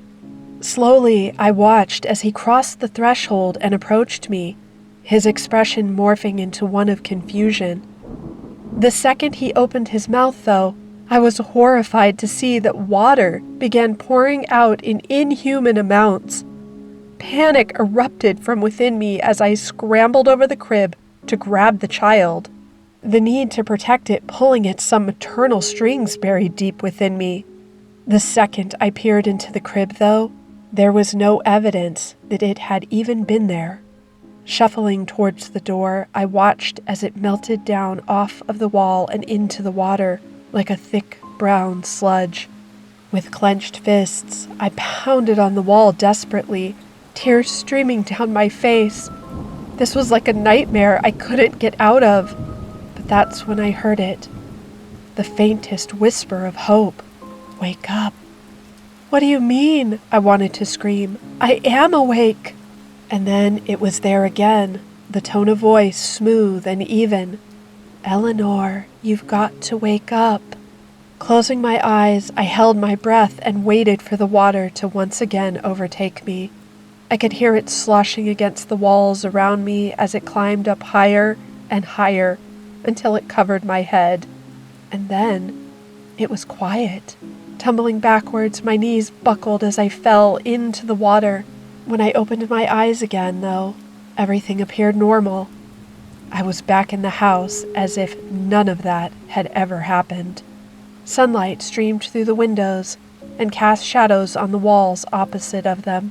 A couple of leaves scuttled across the hardwood caught my attention as I noticed that the front door was cracked. Hurriedly, I wrenched myself off of the floor and ran out of the front door without sparing it another glance. The second I got into my car and peeled out of the driveway, I couldn't help but sob. Something was very wrong with that house, and Gretchen knew about it. All of her hesitance to even step foot on the property made sense now. I knew that no one would believe a single inkling of any of this, though, so I did the only thing I could think of. I ran home changed my clothes, and composed myself. I had to sell this thing. Within the week, I pawned it off to a couple in their 20s. Some part of me felt bad, but another more terrified part of me was just glad to be rid of it. I knew this didn't make me any better than Gretchen, but I didn't know what else to do. I was so shaken up that just washing my hands of that house was the only thing I could think of. About a month later, the couple had been reported missing. Guilt clawed at my insides the moment I saw their faces flash across the TV screen. The house claimed someone else. Heck, it almost claimed me. A part of me wondered what it presented to them. Did they get stuck in one of those strange in-between places? Soon after all of that, I quit my job and moved to an entirely different state. I'll still wake up from time to time, feverish and terror-filled, that house still coming to haunt me in my dreams. I often wonder why it showed me what it did. I wonder about the man and the child and what it all meant. What I did fail to mention, though, is that when I was 7, I'd nearly drowned. And even though I can't recall what the pool looked like exactly, there was something oddly familiar about all of it. Almost like death had felt cheated, and in some strange way it was coming back to claim the one that got away. So yes, as silly as all of this sounds, and regardless of whether you believe me or not, I used to be a real estate agent, and after trying to sell a liminal space, I quit.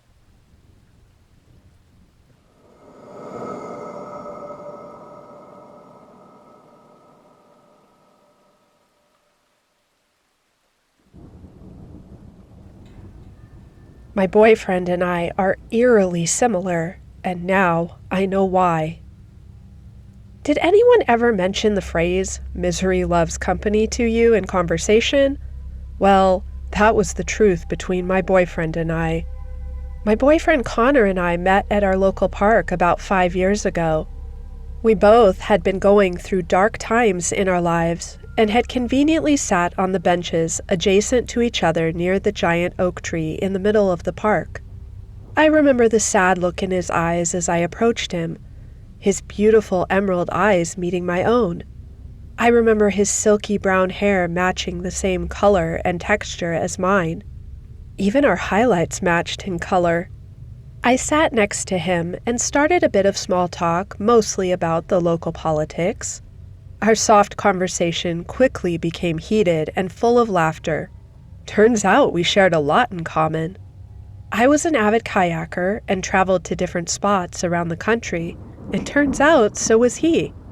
I had a beautiful silver GMC Hummer to drag my kayak trailer around. He ended up walking me back to my car in the nearby parking lot, and I noticed he had the same style car as mine. I didn't see any problems when we found his car parked next to mine. In fact, I was overjoyed. Over the next 5 years, we grew closer and closer, sharing exact interests. We moved into a small townhouse together about 2 years in, went shopping and decorated it to look like a fishing cabin, and adopted 2 beautiful German shepherds. We were overjoyed to see our little home coming together. Connor brought up the idea of marriage at our 5-year anniversary.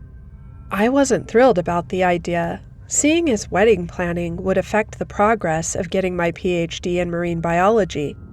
He seemed happy with my response, as he was studying for his master's in psychology and wanted to take his time. I don't see why, but his response caught my attention. Something felt eerie about it, but nothing I could pinpoint.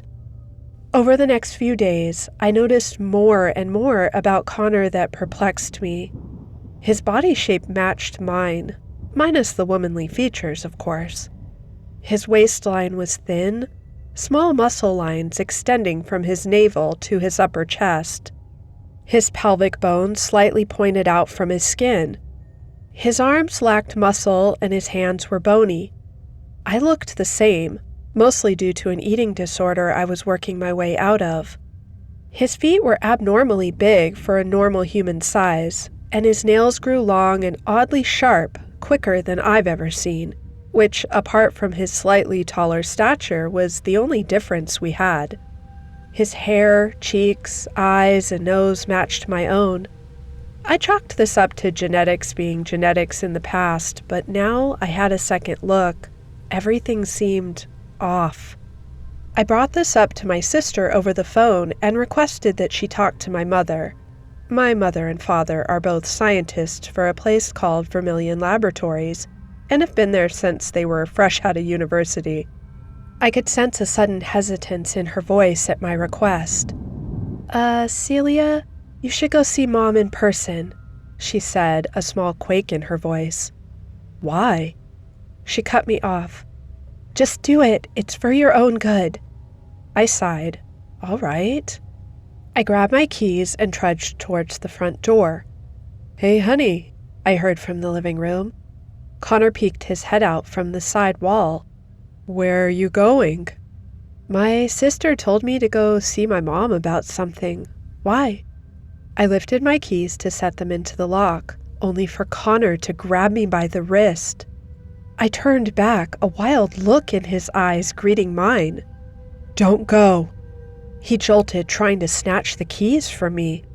I wrestled my arm back from him. His nails dug into my skin, tearing away flesh as he stumbled back. I quivered in shock. 3 long open wounds had been torn into my arm, pouring blood into the cracks of the wood floor. Connor backed off in shock, his wild look shifting into panic. Without a second thought, I slammed my keys into the lock. I blacked out. The last thing I saw was Connor lunging at me and the door flying open as I made my escape. My consciousness came back in my car at Vermilion Labs. I looked at my arm. The wounds were long and deep. I took out my pocket knife and cut my shirt to use as a dressing for my wounds, then quickly made my way inside, only to turn back and see Connor leaping out of his car at the end of the lot. I ran as fast as I could. Connor was right on my tail. Celia!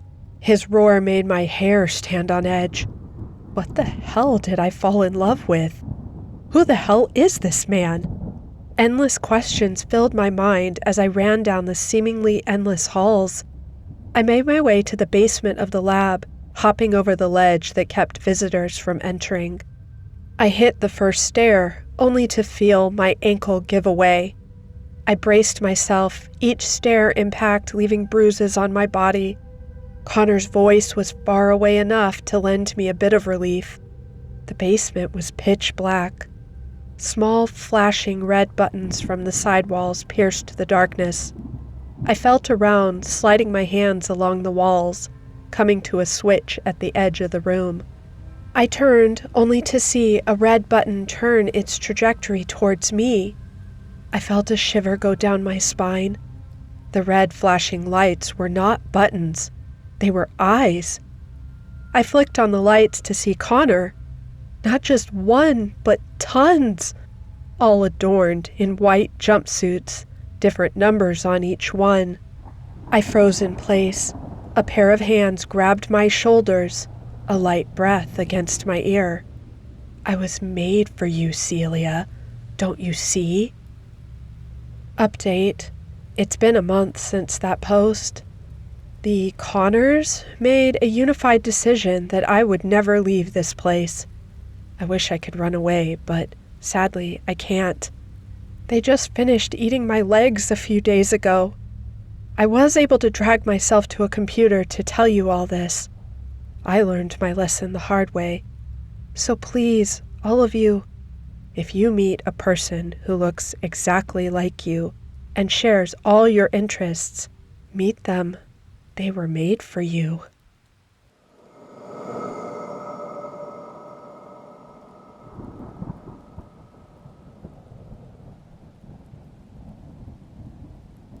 Part 1.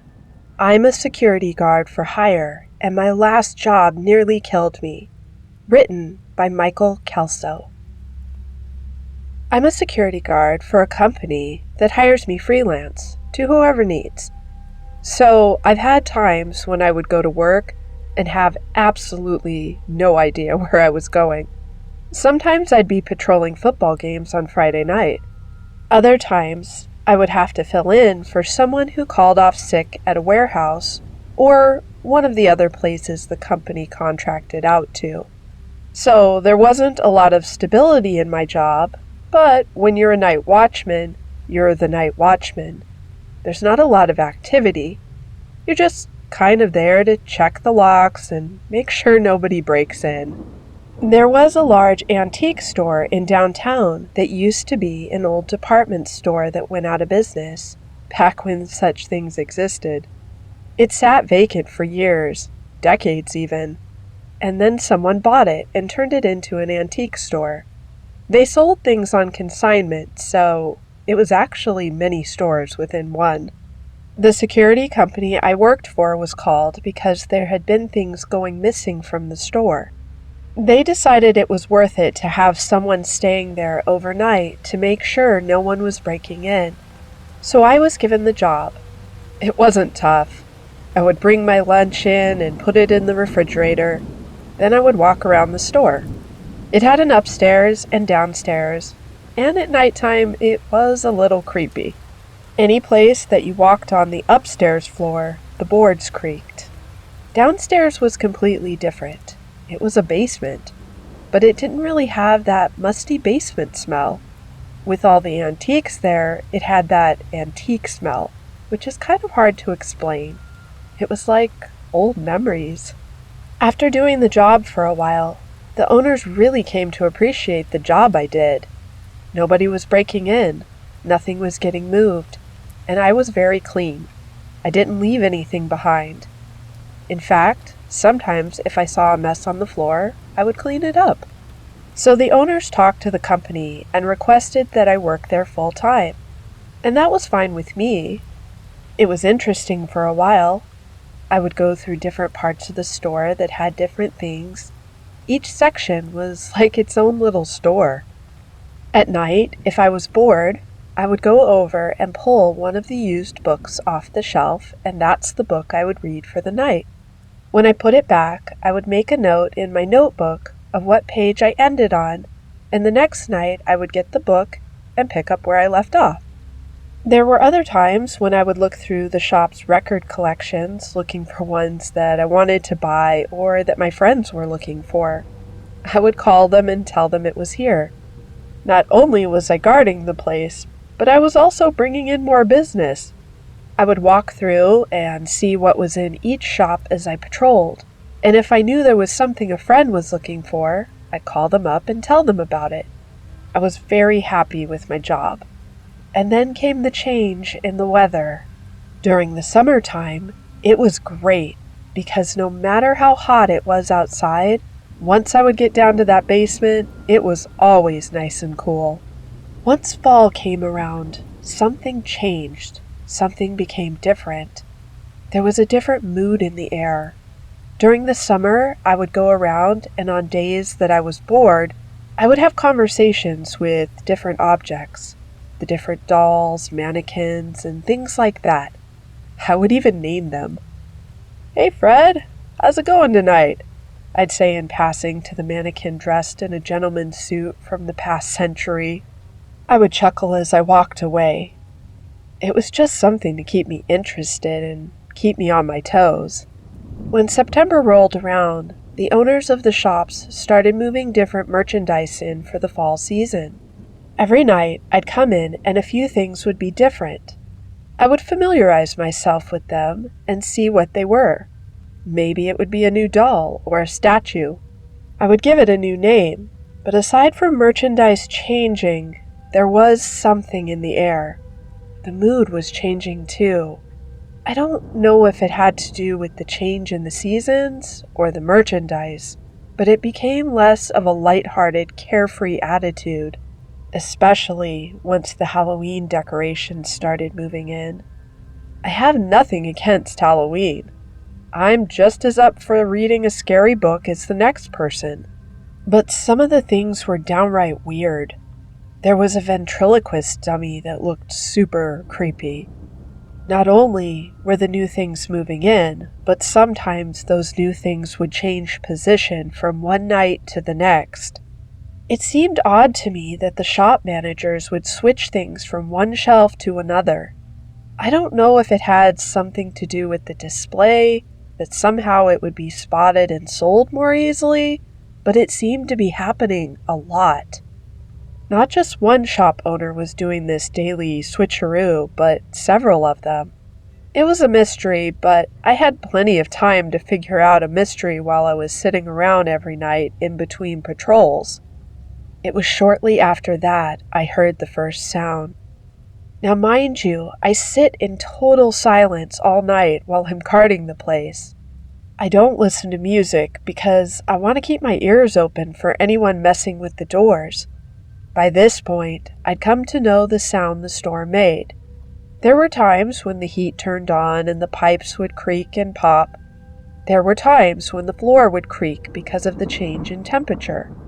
The first night I heard it, it freaked me out so badly. After months of working here, I knew exactly when every pop and creak will happen and what caused it. This one was different. I was sitting there reading a book when all of a sudden I heard a creak directly over my head as if someone had just taken a step above me. One step, and that was it. I froze. I slowly put my book down and looked up. The ceiling didn't provide me with any answers, so I quietly crept out of my spot and started up the stairs, pulling out my flashlight. The place was semi-lit with security lights during the night. It was easy to see to get around, but there were still dark corners, so the flashlight came in handy. I made it partway up the steps and flashed my light around, trying to spot someone as quickly as possible. I focused my light on the spot where I'd heard the sound, but there was nothing there.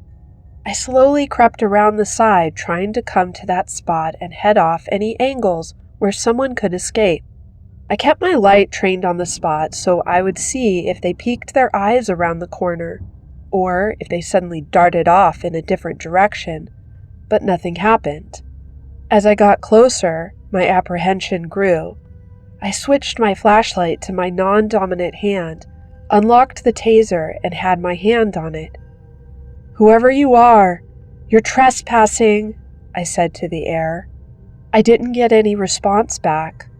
The creaks, being caused by my own feet, were creeping me out as well. I came to a spot where there was a display, and I knew that was exactly where I had heard the footstep. I stood there, mesmerized, looking at the little pumpkin face decoration smiling at me. I darted around the corner and flashed my light at the only place the person would have had to hide, but there was nothing there. I suddenly felt very exposed. The thought crept into my mind and refused to leave. Someone's here and you can't see them. I looked around behind the display, but there was no one. I did a slow circle around all the other displays in that general area and found nothing. You know how you're watching a horror movie and you know something terrible is about to happen and it doesn't? It makes you that much more terrified of what's about to happen next. That's a rabbit hole that I was slowly tumbling down. The longer it took me to find someone, the more apprehensive I became. I did a slow walk around the entire upstairs, paying close attention to the dark corners, but there was absolutely nothing out of the ordinary. The only thing I could find different was, once again, a few pieces of merchandise had moved positions. Was somebody sneaking in and moving stuff around just to creep me out? I was mystified as to why. I mean, sometimes kids do stupid stuff like that, but how would they get inside? I double-checked the locks on the door, and they were very secure. After I did my round, I wasn't satisfied by any means. I would have much rather found something than nothing, because something you can chase away. You can yell at it, you can tell it you're going to call the police, but with nothing, there's not a single thing you can do. I went back downstairs feeling helpless as I did a round around the basement, also finding nothing. I sighed, attempted to shrug it off, and went back to reading my book. I can't say I was fully focused on reading. The rest of the night, my eyes kept darting around, waiting to see someone jump up at me and say, "Gotcha!" But that didn't happen either. Let's just say I was relieved when morning came that day. I was very happy to go home. However, my mind never got to full resting mode. That day, as I fought off the sunlight to try to sleep, my mind kept drifting back to, did I really hear that? Or was it just my imagination? I'm not easily rattled. I used to work as a corrections officer, so I'm used to dealing with difficult situations. But this was bothering me because it was a situation where there seemed to be no situation. And that bothered me because that meant it was all in my head. I went back to work that night and was on edge the entire night. I did more rounds than usual. I tried to stay diligent of dark corners. I shined my flashlight around a lot more than usual. It was like my entire body was keyed up in anticipation of the same thing happening again. But it didn't happen. Nothing happened. I wasn't sure if it was better or worse. The night after that, I went back to work and tried to settle into my normal routine, mentally laughing it off at the fact that I got so upset over nothing. That night, once again, I was sitting downstairs after having completed my first round and was reading my book when I heard the footstep. This time, it wasn't just a creak of the board. I heard an actual footstep, like a boot had stepped on the floor. I instantly felt pins and needles all over my body. I slowly set down the book, picked up the flashlight, and started upstairs. Like last time, I moved slowly and cautiously, trying to flank the position so that anyone who was there would not be able to get around me. "Whoever is here, you're trespassing on private property," I said, panning the flashlight around. "If you don't leave, if you don't show yourself, I will call the police." Nothing. The only sound was the fading echo of my own words. I approached the display where I had heard the creak the last time. Once again, I found a colorful display of pumpkin decorations staring me in the face, but no person, no boot, no nothing that could have possibly made the sound. The only thing that was different this time was one of the pumpkin decorations was swaying back and forth a tiny bit as though someone had bumped the display. My search of the upstairs proved futile and fruitless. I went back to my book feeling rattled but also annoyed. I was going to catch whoever was playing this stupid trick on me. It was a mission. The next night went off without a hitch. Even though I was keyed up, I was ready to catch whoever was doing this, but there wasn't a thing out of the ordinary. The night after that, I didn't hear a footstep. I heard a dozen footsteps running rapidly, heading towards the far end of the store. I bolted out of my seat and ran down to the far end of the store in the basement and took the stairs 2 at a time. I could hear, as I ran, the footsteps and I were running in the same direction. I knew I would catch him at the exit door. This was it. He was mine. I made it to the door before the footsteps did and stood there, my hand on my taser, my flashlight up and ready. I was going to catch him, and then the footsteps stopped. I stopped right before the top of the staircase. "I know you're there," I said, pointing the flashlight up the stairs. "Step out and let me see you." Nothing. Dead silence. "I've had it with this game," I said. "Step out now. I'm taking the safety off my taser. If you don't, I will tase you." Nothing. "Fine, have it your way." I said as I bolted up the stairs. The footsteps had stopped right there.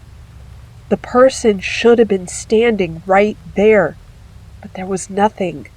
There was no place he could have hidden. It was all open at the top of the stairs. He couldn't have walked away. I would have heard the floors creaking.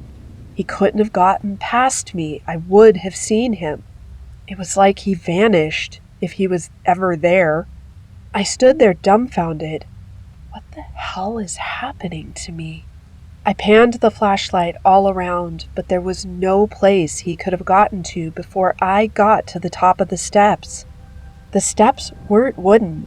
They were made of stone, so my coming up wouldn't have made enough noise to cover the sound of him running away.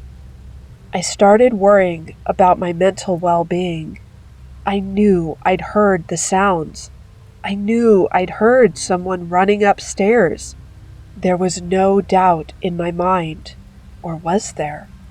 I hadn't found anything, so either I was hearing things, my mind was playing tricks on me, or it was something else.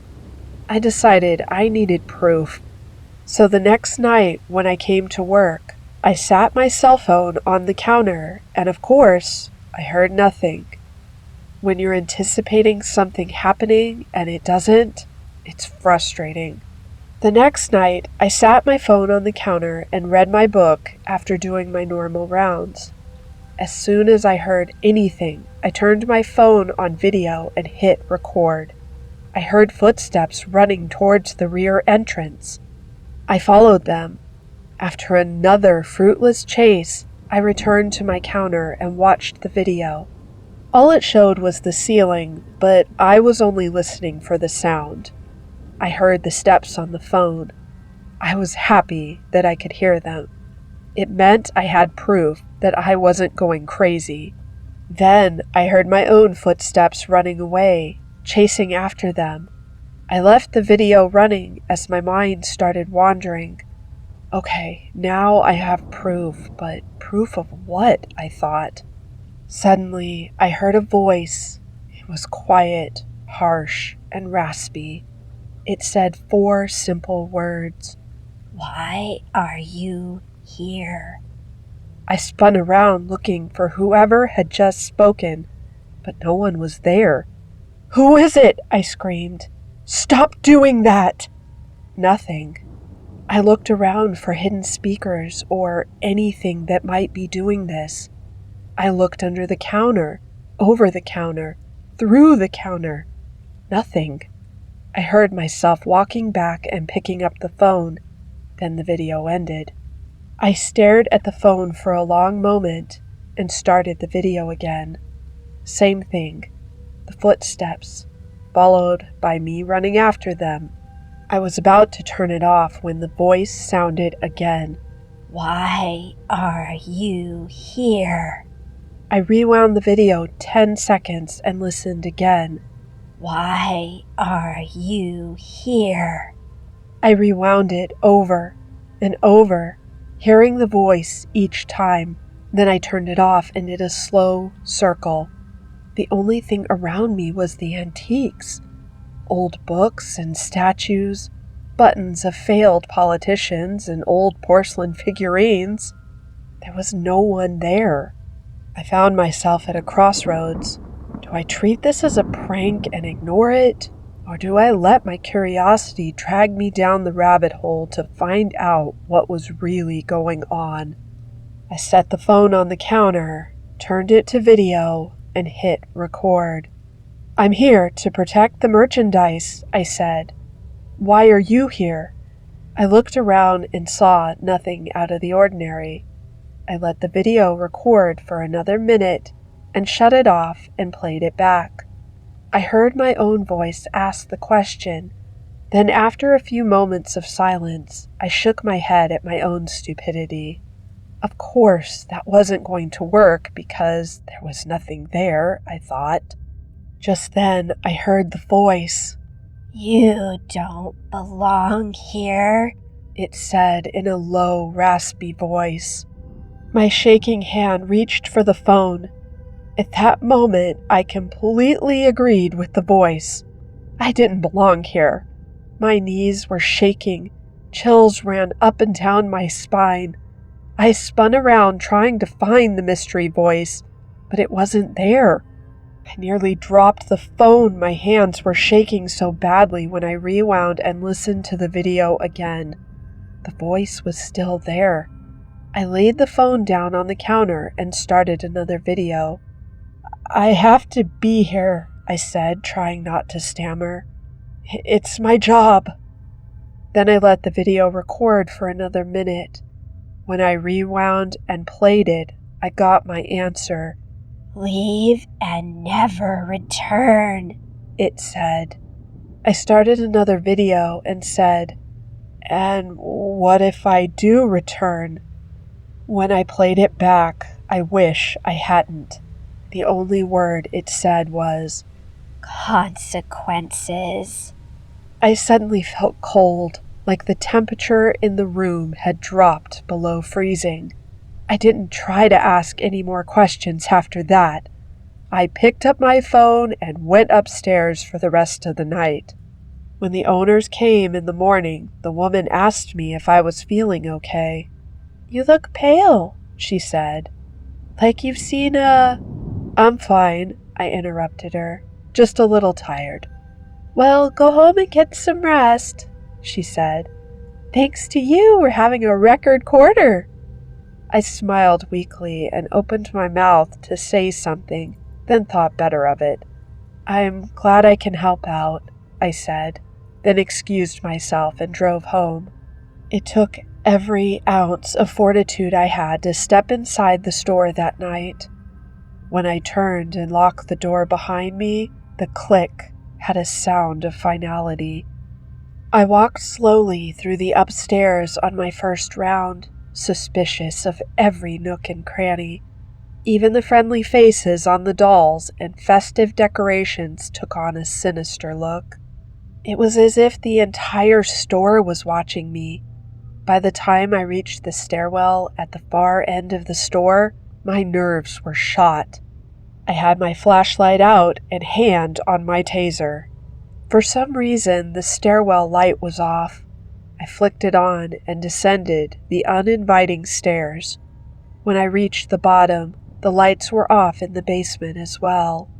I flicked them on, and for a heartbeat, I swore I saw something dart out of the light and into a shadow. My senses, already on high alert, went into convulsions. Before I knew it, the taser was in my hand and the red beam was dancing around, bouncing off the myriad objects on the shelves. My feet felt like they were encased in concrete. For a handful of minutes, I stood frozen to the spot, waiting for anything to move, praying it wouldn't. My mind screamed at me, "Leave, get out of here, it's not worth it." I entertained the thought and came to my senses. It's just my imagination is all, I thought. There's nothing down here I haven't seen 100 times. I tried to smile and chuckle, but it didn't feel quite right. Half of me wanted to listen to my mind's prodding and bug the hell out. I finally overcame my paralysis and started my round in the basement. I walked, trying to act nonchalant, but eyes darting back and forth, looking for trouble. The taser hadn't made it back into my holster yet, either. When I got to the spot where I thought I had seen something move, I took a long look.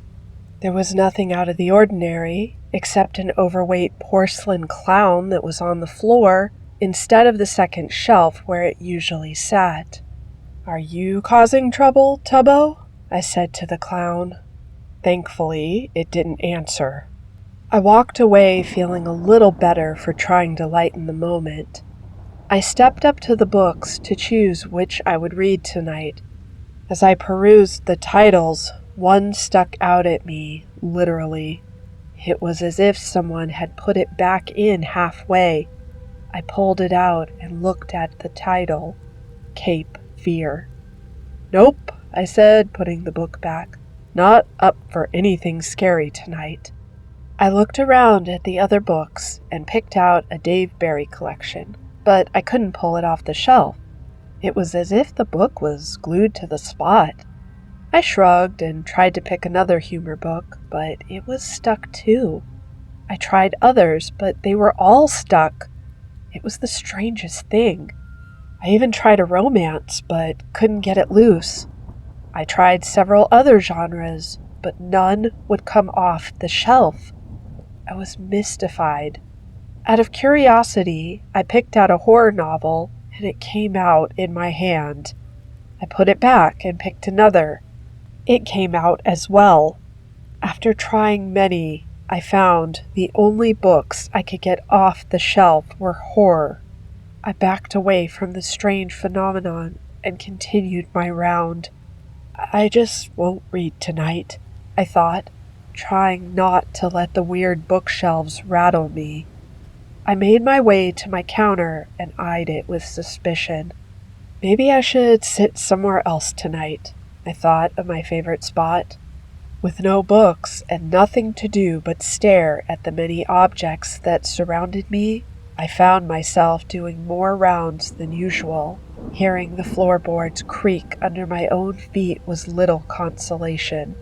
My nerves were still dancing on the edge of a knife. I went back downstairs to complete my round. At this point, I was intentionally trying not to notice things. I walked past one display and froze as I caught something out of the corner of my eye. I backed up and looked at the display. The clown that I had spoken to the last round looked exactly the same as it had, except for one important detail. It was back on the shelf. I know it was on the floor, I thought, my mind racing. I know it was. I stared at the clown, his porcelain smile full of mischief. I tried something crazy, hoping no one would ever find out about it. I pulled out my phone and recorded the clown. "Are you the one causing all this trouble?" I said, aiming the camera at it. I left the camera recording for an additional minute to give time for an answer. Then I stopped recording and started watching. I heard my voice ask the question, then nothing. I waited for the answer, but there was none. I stared into the glossy eyes of the clown for a long moment. Then I tore my gaze away and continued the rest of my round. Someone is messing with me, I thought. Then I slowly reconsidered. Or is it something? I looked back toward where the clown sat in his display. I sat quietly at my counter, trying not to have a nervous breakdown. My thoughts were tumbling through my mind so quickly that I lost track of time. I glanced at my watch, and nearly an hour had passed. I got up and did my next round, but when I got back to the basement, the clown was once again on the floor. I pulled out my phone, mumbling, I know he wasn't there the last time. Sure enough, I played the video, and the clown was sitting on the second shelf. "Ha!" I said, pointing at the clown. "I caught you." I turned the phone around and showed the video to the inanimate object, then realized just how insane my actions were. I slowly turned the phone around and shut it off. I walked away and sat back down at my counter. The next round, I tried ignoring the clown, but found my eyes drifting toward its display. But instead of finding it once again on the shelf, there was another surprise. It was gone. I looked all around the display, but it wasn't there. I frantically searched the nearby displays, but couldn't find it. Beads of sweat formed on my forehead. I did a slow pan around and felt as if it was lurking behind any of the 1,000 objects in the store. I pulled out my flashlight and searched every dark corner. I slowly made my way through the basement, not finding any sign of my quarry. I approached my counter, and there it was. On top of the counter, pretty as you please, staring at me. It was all I could do not to scream. I refused to touch it. I stood there transfixed, staring at this impossible scene. And then my mind woke up and sent me very specific instructions. Run, it said. Get the hell out of here. I bolted for the stairs and took them 2 at a time. I tore through the store and fumbled with the keys to unlock the main door, dropping them twice, just like in every horror movie I'd ever seen. Finally, I managed to open the door and step out. The cold, late October air slammed into my face, making me screech to a halt. I stood there looking at the streetlights in the pre-dawn gloaming. The sidewalks were empty, making me feel totally alone and on my own. I took in several slow, deep breaths of the frigid air. My mind began to slow. What the hell just happened? I asked myself, but I couldn't come up with an answer I wanted to accept. I'm a former corrections officer, I thought. I've dealt with people who've tried to kill me, throw things on me that should never be thrown. I've done countless cell extractions, and yet here I am, scared out of my mind by a toy. I shook my head in wonder, then turned and went back inside, locking the door behind me.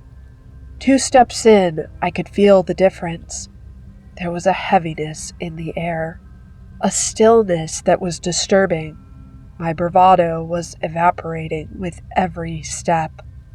Keep it together, I told myself, looking at my watch. Only a few more hours, then go home and get some sleep. I came around the edge of the stairwell and started down the stairs when my foot caught on something and I went sailing out into the air. By sheer miracle, my hand shot out and grabbed the handrail, keeping me from tumbling down the stone stairs and ending up with at least a concussion, if not a quick trip to the morgue. My body swung around and slammed into the hard metal railing, knocking the breath out of me. I hoped I hadn't broken any ribs, but there was pain radiating from my side. After a few minutes, I caught my breath and slowly stood, looking back up the stairs to see what I had tripped on. There sat the clown.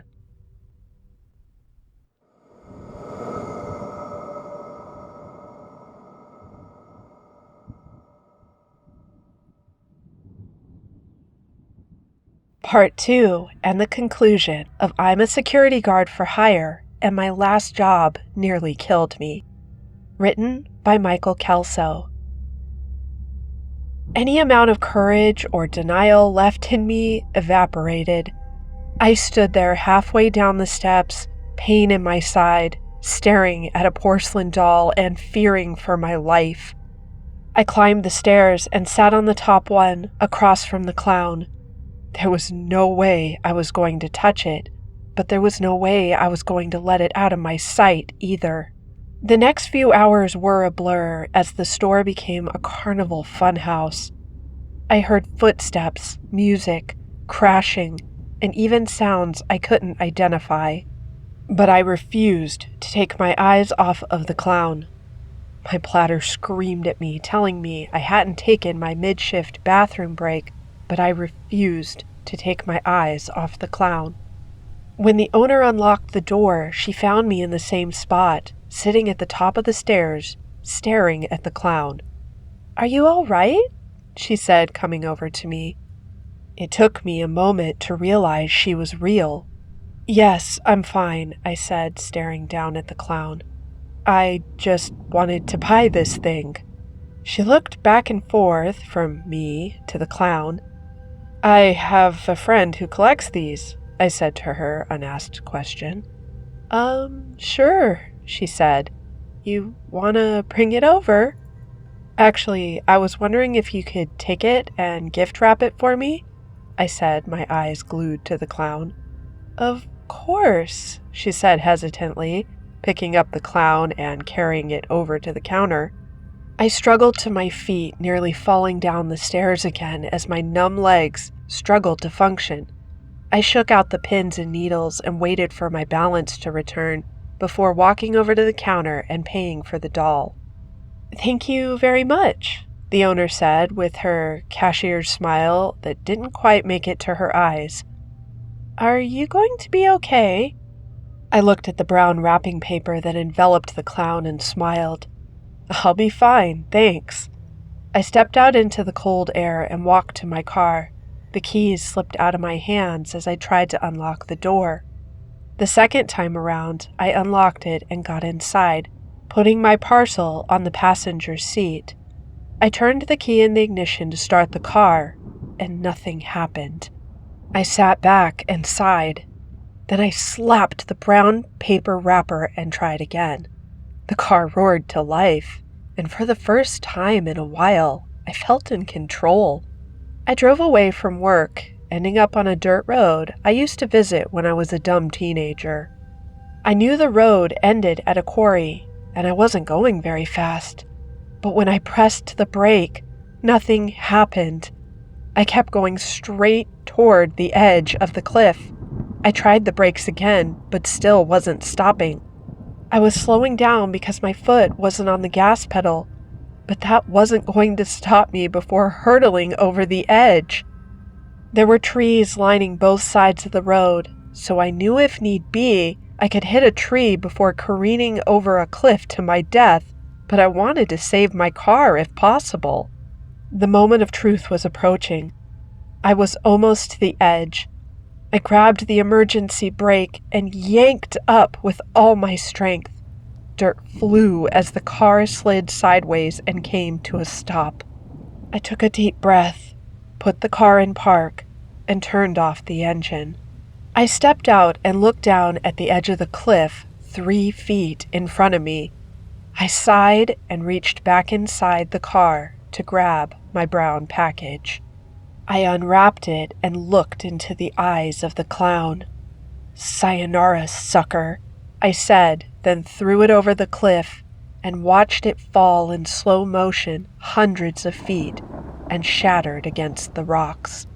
I looked at the tiny pieces scattered among the rocks with disappointment. At least I could have seen some evil vapors floating up, or the thing burst into flames when it shattered, I thought. I guess I've watched too many horror movies. I got back in my car, and it started on the first try. I smiled as I drove home and slept like the dead until my alarm went off and it was time to get ready to go to work. I sang in the shower. I sang along with the radio, and I was still humming a happy tune when I got to work. It was the happiest I'd been in days. I did my first round with a skip in my step.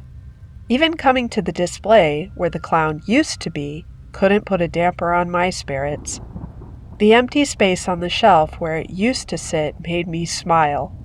I came to the bookshelf and was happy to pick a book for the evening now that I would be able to enjoy reading again. I did my best to ignore the supernatural ramifications of the previous week as I chose a book. I reached for the Dave Barry book again, but it wouldn't budge. I tried another book, but it wouldn't budge either. I reached for a horror book, and it came out in my shaking hand. I slowly panned around looking for anything. In the back of my mind, I half expected the clown to jump out wielding a knife and start chasing me. When that didn't happen, I floundered, not knowing where to look next. I went to my counter and sat the phone down on record. "Where are you?" I said, looking around. "What are you?" I waited for a minute, then stopped the recording and listened. After I was done talking, I waited for the answer. Why? Said the raspy voice. So you can do to me what you did to the clown? I stared at the phone with dismay, as if it was whatever was saying this. I started another recording. "How do you know what I did to the clown?" The voice answered with a harsh chuckle, then said a single word. Prepare. I started another video and said, "Prepare for what?" But the voice was silent. "Prepare for what?" I said on another video, leaving more time. No response. I guess it sucks to be me, I thought ruefully. I plopped down on my chair and thought about what could be worse than the last few days of living in fear. My happy mood was gone. Now all I felt was hopelessness. The night dragged on for what felt like an eternity.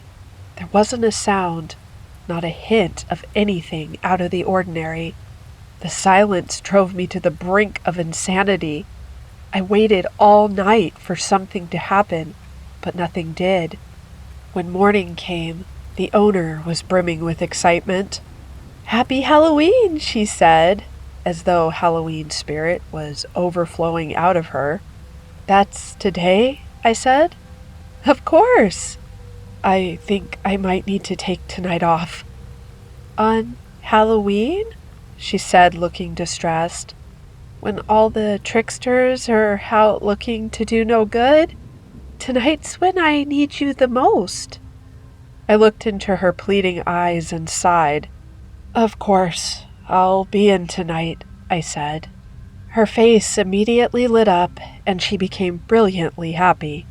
"Oh, good. I'm so glad." I went home and tried everything I could to get some sleep. I even took a sleeping pill, but nothing could get my mind to shut down. I couldn't stop thinking about what could possibly happen, all this trouble I'd been having, and then add on top of that the fact that it was Halloween night was too much. I couldn't fathom what was about to occur. In the end, I got maybe an hour of sleep. When I got up to get ready for work, I was completely frazzled. I put my taser and flashlight on my belt, then looked in the drawer and saw my snub-nosed .38 sitting in its ankle holster. I picked it up and stared at it for a long time. The ramifications of taking it with me were huge.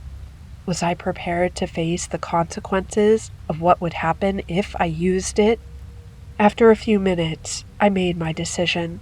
That night, on my way to work, I passed dozens of kids in colorful costumes running cheerfully from house to house, having the time of their lives. I wondered if any of them would ever have to face a moment like I was about to. When I turned the key in the door to lock myself in my prison of antiques for the night, the click had a note of finality. My mind had been running through a list of potential disasters that could happen that night, and nothing had not made the list. I started my first round upstairs, and it was totally uneventful. You'd think that the silence would be comforting, but it was quite the opposite. My eyes darted back and forth, searching for where the attack would come from. Once I got downstairs, I was jolted into full panic mode. There was new merchandise that must have come in today. It was 3 life-sized mannequins that were dressed in Halloween costumes. The hairs stood on the back of my neck, and my anxiety level jumped to 11. I stayed as far away from these things as possible. I wanted absolutely nothing to do with them. I was tempted to call the owner right then and say I quit. I desperately wanted to take a book off the shelf and read, to take my mind off of the stress, but I knew that all it would let me take was horror. I sat at my counter after my first round was done. My leg bounced nervously, and my hands sat on the counter shaking. I didn't know if I was heading for a heart attack or not. I sat there, dreading my second round, waiting to hear anything unusual happen like had been for the last week, but there was nothing but silence. Dreadful silence. It was like the silence of a volcano that was quietly building pressure until the eruption, and no one ever sees it coming. That's what I was waiting for, the eruption. Second round came, and my walk through the upstairs was disturbingly quiet. When I got downstairs, I noticed 2 of the 3 mannequins were still where they were supposed to be. The third was missing. Please, can't I just have one peaceful night? I thought. As the thought rattled through my brain, I heard a rustling. I looked over to the side, and the third mannequin was stepping toward me. I froze in shock. The impossibility of what was happening seemed to ricochet off my brain. It refused to penetrate. The mannequin took a step toward me, then another. Finally, my mind got out of denial mode and into full red alert mode. I pulled out my taser and put the red dot in the middle of the mannequin's chest and pulled the trigger. The surge of electricity didn't faze it. It kept stepping toward me. I didn't know what to do. As a last resort, I reached down to my ankle and pulled out the .38. The mannequin started waving wildly and making strange noises. It terrified me beyond anything I'd ever felt before. It was a mere 6 steps away from me when I fired. I hit it square in the middle of the chest. There was a small hole in the front, and something flew out the back. The mannequin stopped, as if I'd just hit the pause button. It slowly toppled forward, and when it hit the floor, pieces flew off. I noticed there was clothing underneath. I also noticed a large red hole in the back of the plastic. My curiosity overwhelmed my fear, and I stepped forward to discover what had happened. I looked down, and oozing out of the red hole was blood. I hesitantly reached for the mannequin and rolled it over to find the faceplate had broken off, and I was staring down into the eyes of the owner of the store. "No!" I screamed. She tried to say something, but blood gurgled out of her mouth, making it barely audible. I leaned closer, and she spoke again. "Just wanted to give you a little scare," she said weakly. "Happy Halloween." I knelt there for a long time before I came to my senses. I reached for her neck to feel for a pulse, but there was none. Most of her body was still covered in the mannequin plastic, but there was nothing I could do. There was no resuscitation that would work. I shot her in the heart, and there was nothing to resuscitate. I stared at the dead body for a long time, and then I got up and went to my counter, sat, and put my head in my hands. After a few minutes, I pulled out my phone, turned on the video recorder, and said, "Are you happy now? Is this what you wanted? For me to destroy my life out of fear?" I let it record for another minute, then turned it off and hit play. I heard the sound of my own voice desperately asking the question, then silence. I recorded another video. "Answer me!" I screamed. "This is what you wanted? Say something! Gloat! Do something! Anything!" I played it back, but there was still silence. Maddening silence. I looked around in desperation, trying to see what was different, when my eyes landed on an empty spot on a shelf. The ventriloquist dummy was gone. Someone must have bought it during the day. I stared at the empty spot in unbelief. Was that it? Was that what was causing all this grief, all this madness? To test the theory, I went back to the bookshelves and pulled out a Dave Barry book. It slid off the shelf into my hand. I looked down at it and realized whatever had been terrorizing me was gone.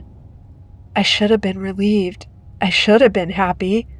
Then I looked over and saw the arm of the dead woman with a hint of the puddle of blood beneath her. I knew it had destroyed my life. It didn't matter that it was no longer here. For a fleeting moment, I thought about cleaning up the mess and burying the body on the outskirts of town somewhere she would never be found. But she didn't deserve that. I couldn't do that evil thing to her after all she had done for me. I sat down and typed this out on my phone so that others would know the story, so that this woman wouldn't have her death be a mystery. I also wanted to warn others of the dangers of unknown things. Don't play with these things. Don't challenge them. Get away from them before they ruin your life, as they've ruined mine. After typing in this story, I realized there was still one thing left to do.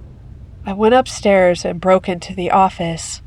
I dug through the receipts for the day and found the one for the ventriloquist dummy.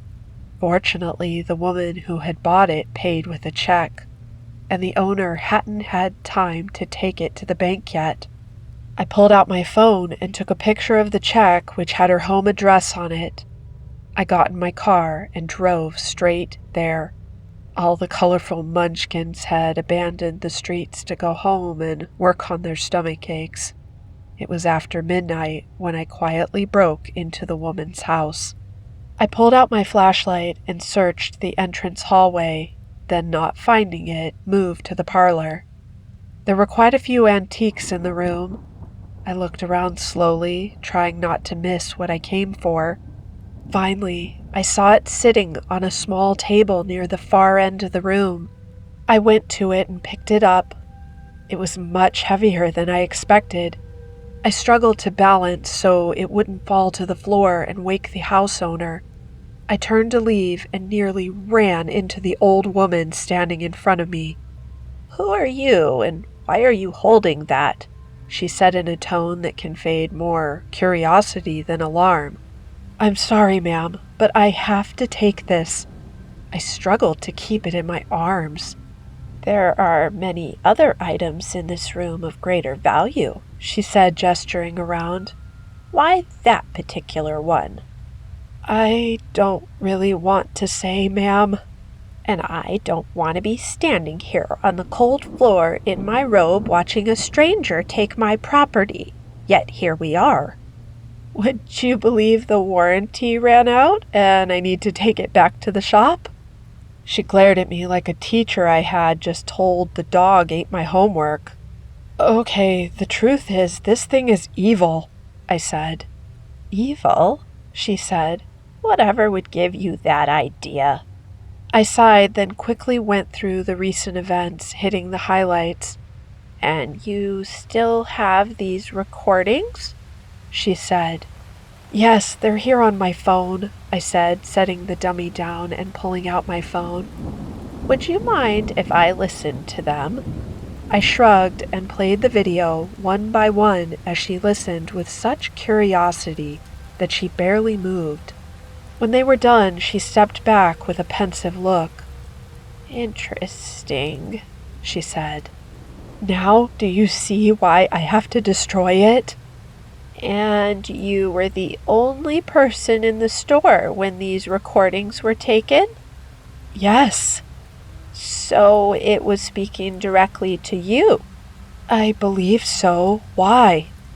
"There are two erroneous assumptions you made about this object, and myself," she said. "What are those?" "First is that this object is evil," she said in a mannerly tone with just a hint of teacher in it. "Inanimate objects are neither intrinsically good nor evil." "But this thing," I said, pointing at the dummy. "Yes, it did things that made you react a certain way, but that still doesn't define it as evil." I looked dubiously from her to the dummy and back. "The second assumption you made was that I was some poor innocent victim, that I had no idea what this thing was or what it's capable of," she said with a gleam in her eye. "That I haven't been searching for this object my entire life." My eyes went wide with realization. "And now that you have it, what will you do?" I said in a voice that sounded detached and distant. "Prepare," she said in a low, raspy voice that sounded so much like the voice on the recordings it gave me chills. I reached down to tie my shoe, then sprung up, pistol in hand, and shot her in the forehead. Her head snapped back, then slowly drifted forward. She gave me a look of surprise that turned into sheer rage. "You think that you can?" she said before collapsing to the floor. I watched as she bled out onto the ancient carpet. That's gonna leave a stain, I thought. I looked down at the ventriloquist's dummy, then looked around the room at the many other objects. Each of them looked old, just like the dummy. I felt a closeness in the air like a pressure building. From the front hall, I heard a crash. I felt the dummy drawing my attention. Suddenly, I felt surrounded and helpless. I ran to my car, feeling better as soon as I hit the cold air outside. I stood there gasping, sucking in lungfuls of fresh air. Then I turned and looked back at the house. The thought of all those things being sold at auction to unsuspecting victims was more than I could bear. In for a penny, in for a pound, I thought, digging through my glove box and finding a lighter. I stepped back into the house, feeling stifled as soon as I did, and found as many papers as I could. There was a stack of old newspapers in the foyer. I crumpled some up and threw the rest of them in the middle of the parlor floor. I lit a handful of crumpled newspapers and threw them in the corner. Then I lit another as a large glass cabinet suddenly tipped over, nearly crushing me. I dodged, then lit some more newspaper and dropped it beside the cabinet. Objects started flying. Small ceramic figurines darted through the air toward me. Some missed and hit the wall behind me. Others hit with surprising force, cutting me, but only increased my resolve. I continued to light bunches of paper and throw them around the room while flames climbed high, licking the ceiling as they devoured the curtains. The entire room was ablaze and in chaos. Inanimate objects became deadly missiles as the flames consumed the room. I backed out of the disintegrating room, staring at the ventriloquist dummy engulfed in flame, then ran to my car and watched as the house collapsed in on itself. I breathed a sigh of relief as I sat in my car and posted the rest of this story for everyone to know before I go away. I hope I've saved at least a few innocent victims.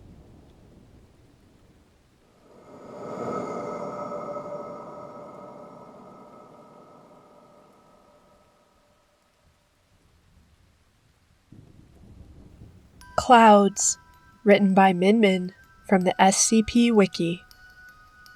Looking at clouds from the ground is a rather absorbing experience. The educated human mind sees the majestic plumes of white as mere wisps of crystallized water vapor and dust particles in the higher atmosphere. But deep inside there remains an early spark of curiosity and wonder, such as displayed by advanced apes and very small children.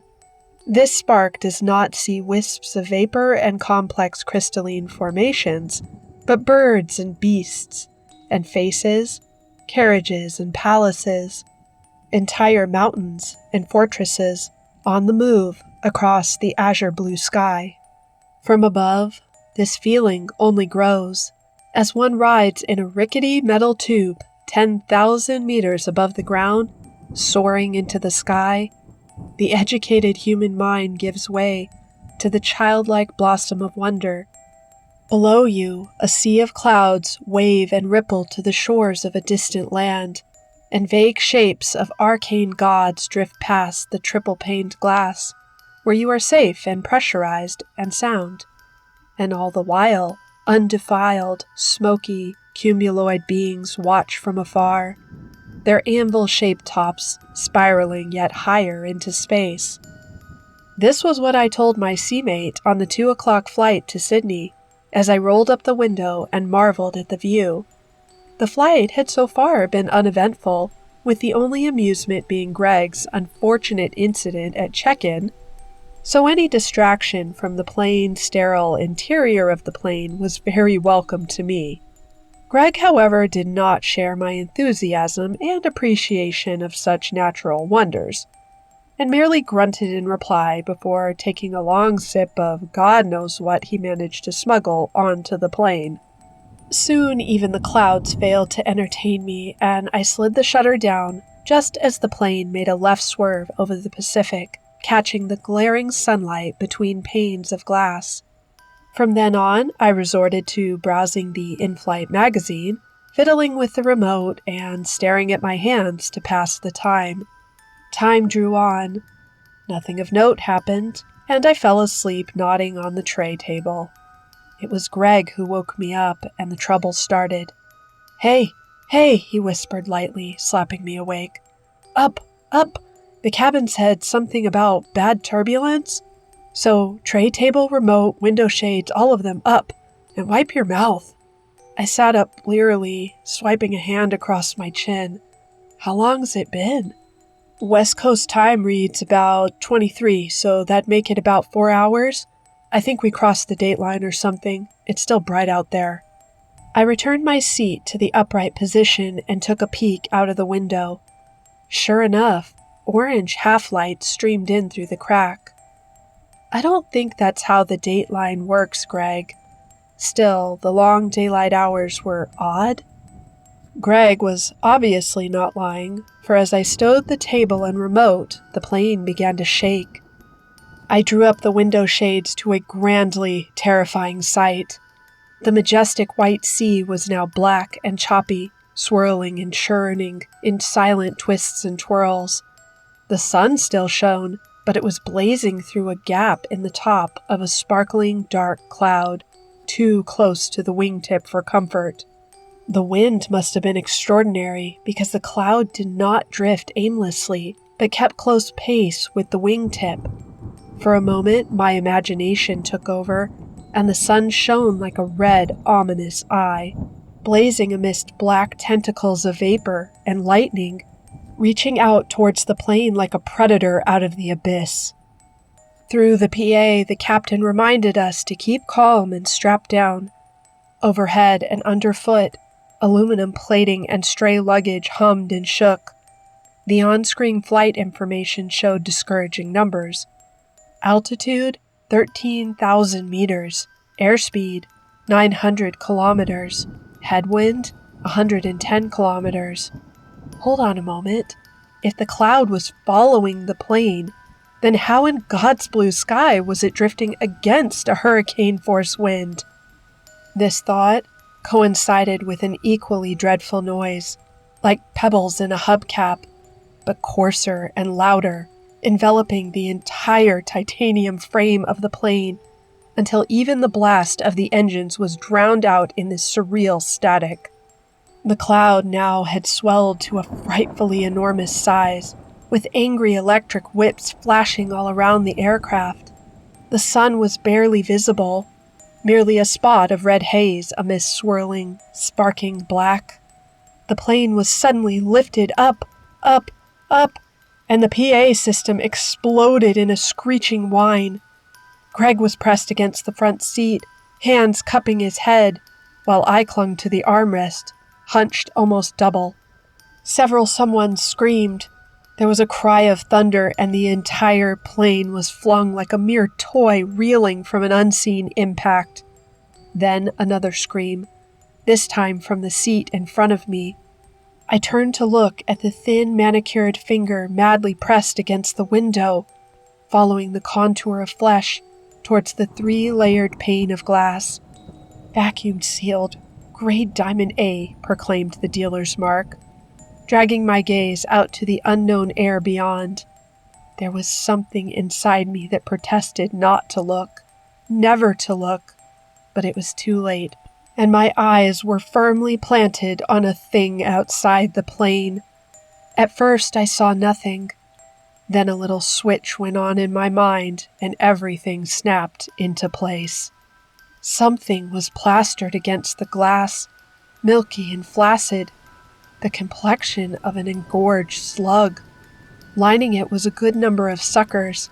pressed hungrily against the window and pulsating to the tune of an alien heartbeat. Looking closer, the suckers were teethed, and terrifyingly so, for those were far too sharp and far too many. Then the thing at the window shivered, and the numerous teeth clawed against the glass like hungry cats, and the screaming started up again, this time from my own throat. I scrambled away from the window, pressing my body as far in as possible, and slammed the window shutter down with a snap. Around me, panic and terror took hold as the plane groaned and compressed under the chattering static sound. Greg was crying. The next part remains hazy in my memory. I remember a mighty crack running along aisle 32 as pressurized air whistled out and scores of pulsating, cloudy things hissed into the fuselage, innumerable little mouths clattering and snapping. I remember passengers being picked out of seats like grapes as the slippery things coiled and chewed around them.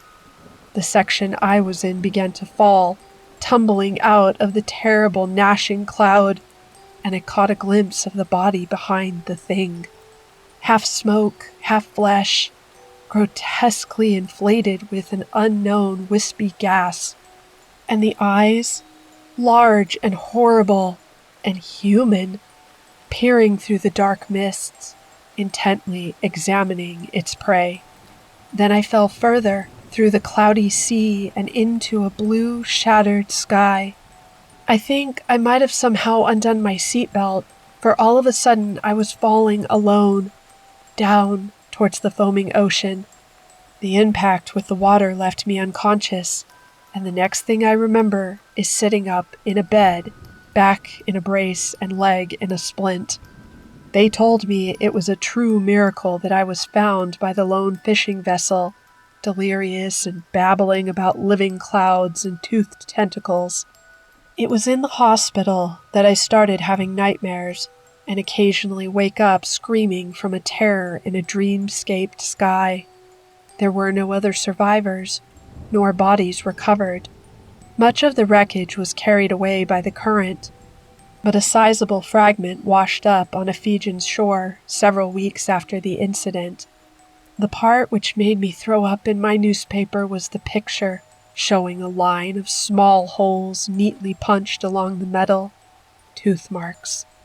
I stay indoors if I can help it, and my roommate brings me groceries every week.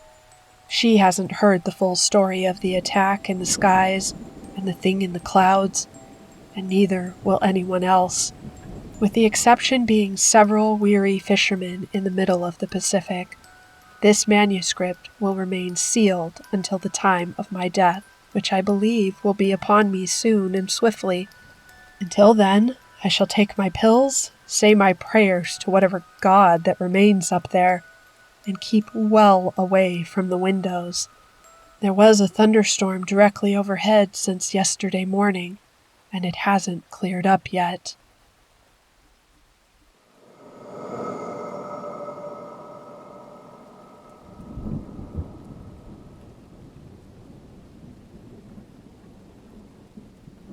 The Kids Are Doing Well by Harry Blank from the SCP Wiki. 2015, 31st of October, Montreal, Quebec, Canada. It's not fair. Marie Arsenault was so sick of that thought. She felt like throwing up. So many things were so unfair that she had actually grown tired of acknowledging it, of being upset about it, of letting herself speak or even think the words. Her face felt tight where she'd allowed the warm air to dry her tears, not even bothering to wipe them off her cheeks. Her costume was discarded on the floor in stages: ladybug mask, ladybug suit, and ladybug whip. She'd been going as Marinette from Miraculous, Tales of Ladybug and Cat Noir, and she'd stuffed the empty pillowcase, meant to be bursting with candy, into the trash can in an act of desperate defiance. Now she was lying in bed, pouting, with the sound of cheerful conversation filtering up through the floorboards of their comfortable middle-class home and teasing at her ears. She clamped her hands over them and clamped down on the words as they rose up once again to mock her. It's not fair. Something moved outside the window. Marie blinked in the dark. Though dusk was settling in outside, the trick-or-treaters were still out in force, but that shouldn't have affected the view from her second-story bedroom window. There were trees outside, but no wind. Maybe it was a squirrel? Marie liked to feed the squirrels in Parc La Fontaine. They were bold as brass and numerous enough to overwhelm a child of 8, if they took a mind to it. But her father had showed her how to squeal and stomp until they ran off with their prizes. It was a legitimate case of give and take, she thought. It was balanced. It was fair. The roof outside her window creaked, actually creaked, and she knew it wasn't a squirrel. She spent countless nights sitting by that window, warm milk circulating through her system and keeping her awake instead of putting her down for the night, the intended effect, while her parents argued in the room at the end of the hall, argued about her, about the doctors, about the problem. Marie Arsenault had insomnia. Nobody could explain it. She wasn't afraid of the dark, loved it, in point of fact. She didn't wet the bed, never once had.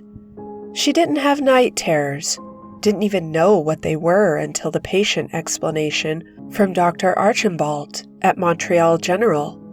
She lived an untroubled and carefree life, except for those nights when for absolutely no good reason she simply couldn't fall asleep. And tonight, of all nights, she was stuck inside because she couldn't sleep, and that wasn't healthy. Because not sleeping, she had learned entirely against her will from a lecture that left her full of cold and impotent fury, made her more likely to get sick. And there was a nasty flu going around right now. Her father was a hypochondriac.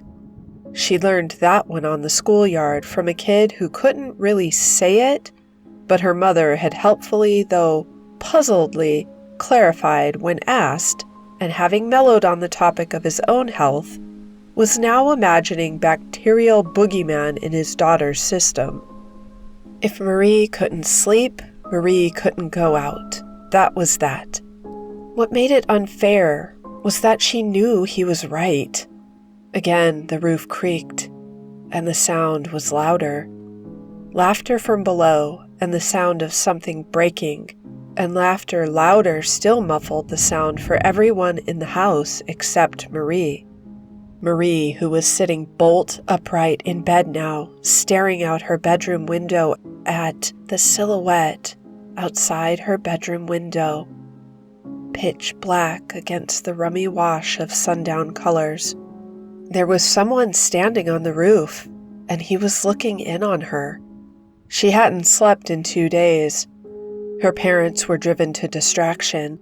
She knew they'd be having no fun at all at their own Halloween party, which they'd come within a hair's breadth of canceling, but they couldn't. As well as a party, the Halloween masquerade was a fundraiser. They were hoping to send Marie to a doctor in the States as part of a special study in childhood insomnia. Her father didn't believe in the expertise of the local doctors. He wanted to go home to Louisiana, where he said they had special medicine to make a sick child well. He'd become very suspicious of late, since it seemed like every day there was someone calling or knocking on their door, offering aid, offering shots that would cure the condition. Precisely the wrong tack to take with Thomas Arsenault, who didn't even know that his wife snuck his daughter to a flu vaccine clinic every year under the pretense of visiting her mother. All that had done was make the stubborn man dig his heels in harder, that she couldn't go on forever. A girl couldn't go every few days without sleep, not without serious complications, She could die. Her parents needed the money, and she needed to see that doctor. There was no way around it. Just as there was no way onto the roof except from inside. Whoever this person was, they were a master thief. That was the first thing that came to her mind. French-Canadian television alternated between new programming and the truly ancient, and she'd seen more than enough episodes of knighthood to recognize the silhouette of Arsène Lupin, the cape, the huge top hat. The gentleman adventurer himself was standing outside her window, and that was a problem, because of course, Lupin was not real. It posed a further problem for Marie Arsenault that things which were not real could not, under any circumstances, open her bedroom window from the outside. But that was precisely what the specter proceeded to do. Knelt down, brushed its long fingers across the outer sill, and a strange crackling sound, the turning of a lock, and the window slid upward in silence. The figure ducked down and walked in. "Bonjour, Marie." The voice was soft, very soft, not at all sinister. The figure's right hand was swirling in the air aimlessly, and Marie felt calm, very calm, not sleepy, but not afraid. "Hello," she said. "Who are you?" "You're up very late, Marie." The figure advanced on her, and Marie felt certain she should want to run away. There was a stranger in her room. Her father's worst fears had never gotten this far. Instead, she found herself nodding. "I can't sleep. Mom and Dad say I need a doctor in America." Tisk, tisk. The figure shook its head, top hat bobbing. "They want what's best for you, of course. But they don't understand, Marie. You know, you're up far too late. Little girls shouldn't be sitting up in the middle of the night." In a rush, Marie remembered someone else who wore a top hat, a cloak, and a thick suit like the one she could see looming over her in the gloom. "Are you the Sandman?" The figure laughed musically and removed a small pouch from its cloak. It was made of some coarse, scratchy-looking material and leaked what looked like red sand. "The 7 o'clock gentleman I am. Do you know what happens to the children I visit?" Marie nodded. She knew how to be afraid. She knew what was going to happen. She wondered if screaming would help. "You eat them?" "I do." The figure poured a quantity of the sand into its palm. "I am a bad dream, Marie. The very worst of dreams. A waking nightmare. And there's only one way to stop a waking nightmare." Marie tried to answer, to ask what's that, but her throat was dry and she couldn't. Baume Septier stood at the foot of her bed, leaned over her and stretched out its palm. "You go to sleep for real, Marie, like a good little girl." The creature's breath was sweet, like a breeze in the poplars at Parc La Fontaine, and the dust smelled like warm cinnamon as it washed over her. It wasn't fair.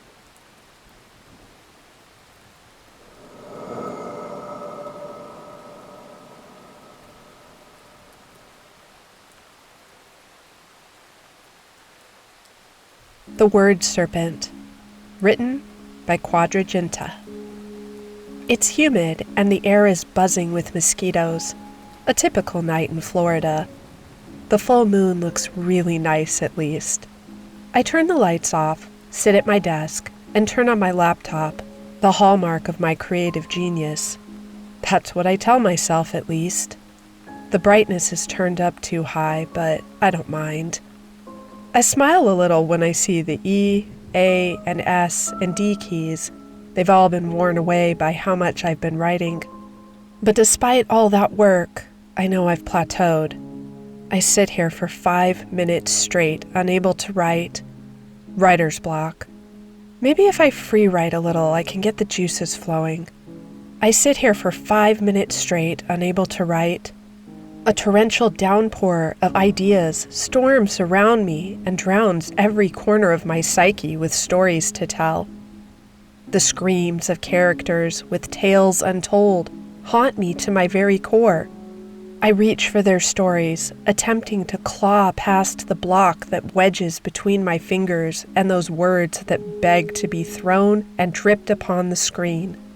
I immediately highlight this and backspace it. Too pretentious. I told myself I wouldn't go House of Leaves on this shit, and yet I just did.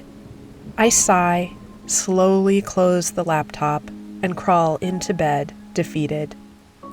Home again, the moon is now slightly less full, but still gorgeous. One quick shower, and I'm right back at my keyboard. The brightness is still too high. Oh well. I open the text document, fingers poised and at the ready. And now I can definitely, absolutely, 100%... Still nothing.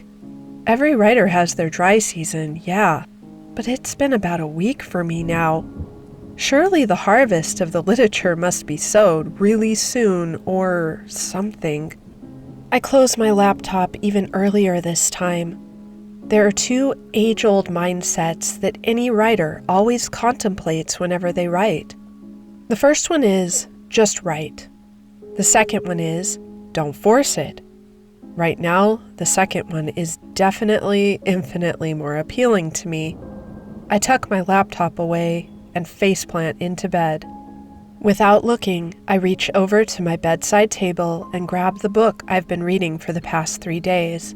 And then I frown when I feel my fingers close around something round and waxy. I don't remember putting an apple there. It slips from my hands, but I don't hear a soft thud when it lands. There's a hiss instead. I shoot up in bed, reach for my phone, and turn the flashlight on, shining it to the floor. Something that looks like a snake tail disappears under my doorframe. I leap out of bed, grab a shoe or something, follow it to the living room, and turn the lights on. Nothing. I don't feel like dealing with this tonight. I return to my room, toss the shoe in some random corner, shove a pair of jeans in the little space under the door so the snake has no chance of getting back in. And then I look for the thing I dropped. Nothing. I check under the bed. Nothing. Maybe it rolled to the other side? No. Nothing.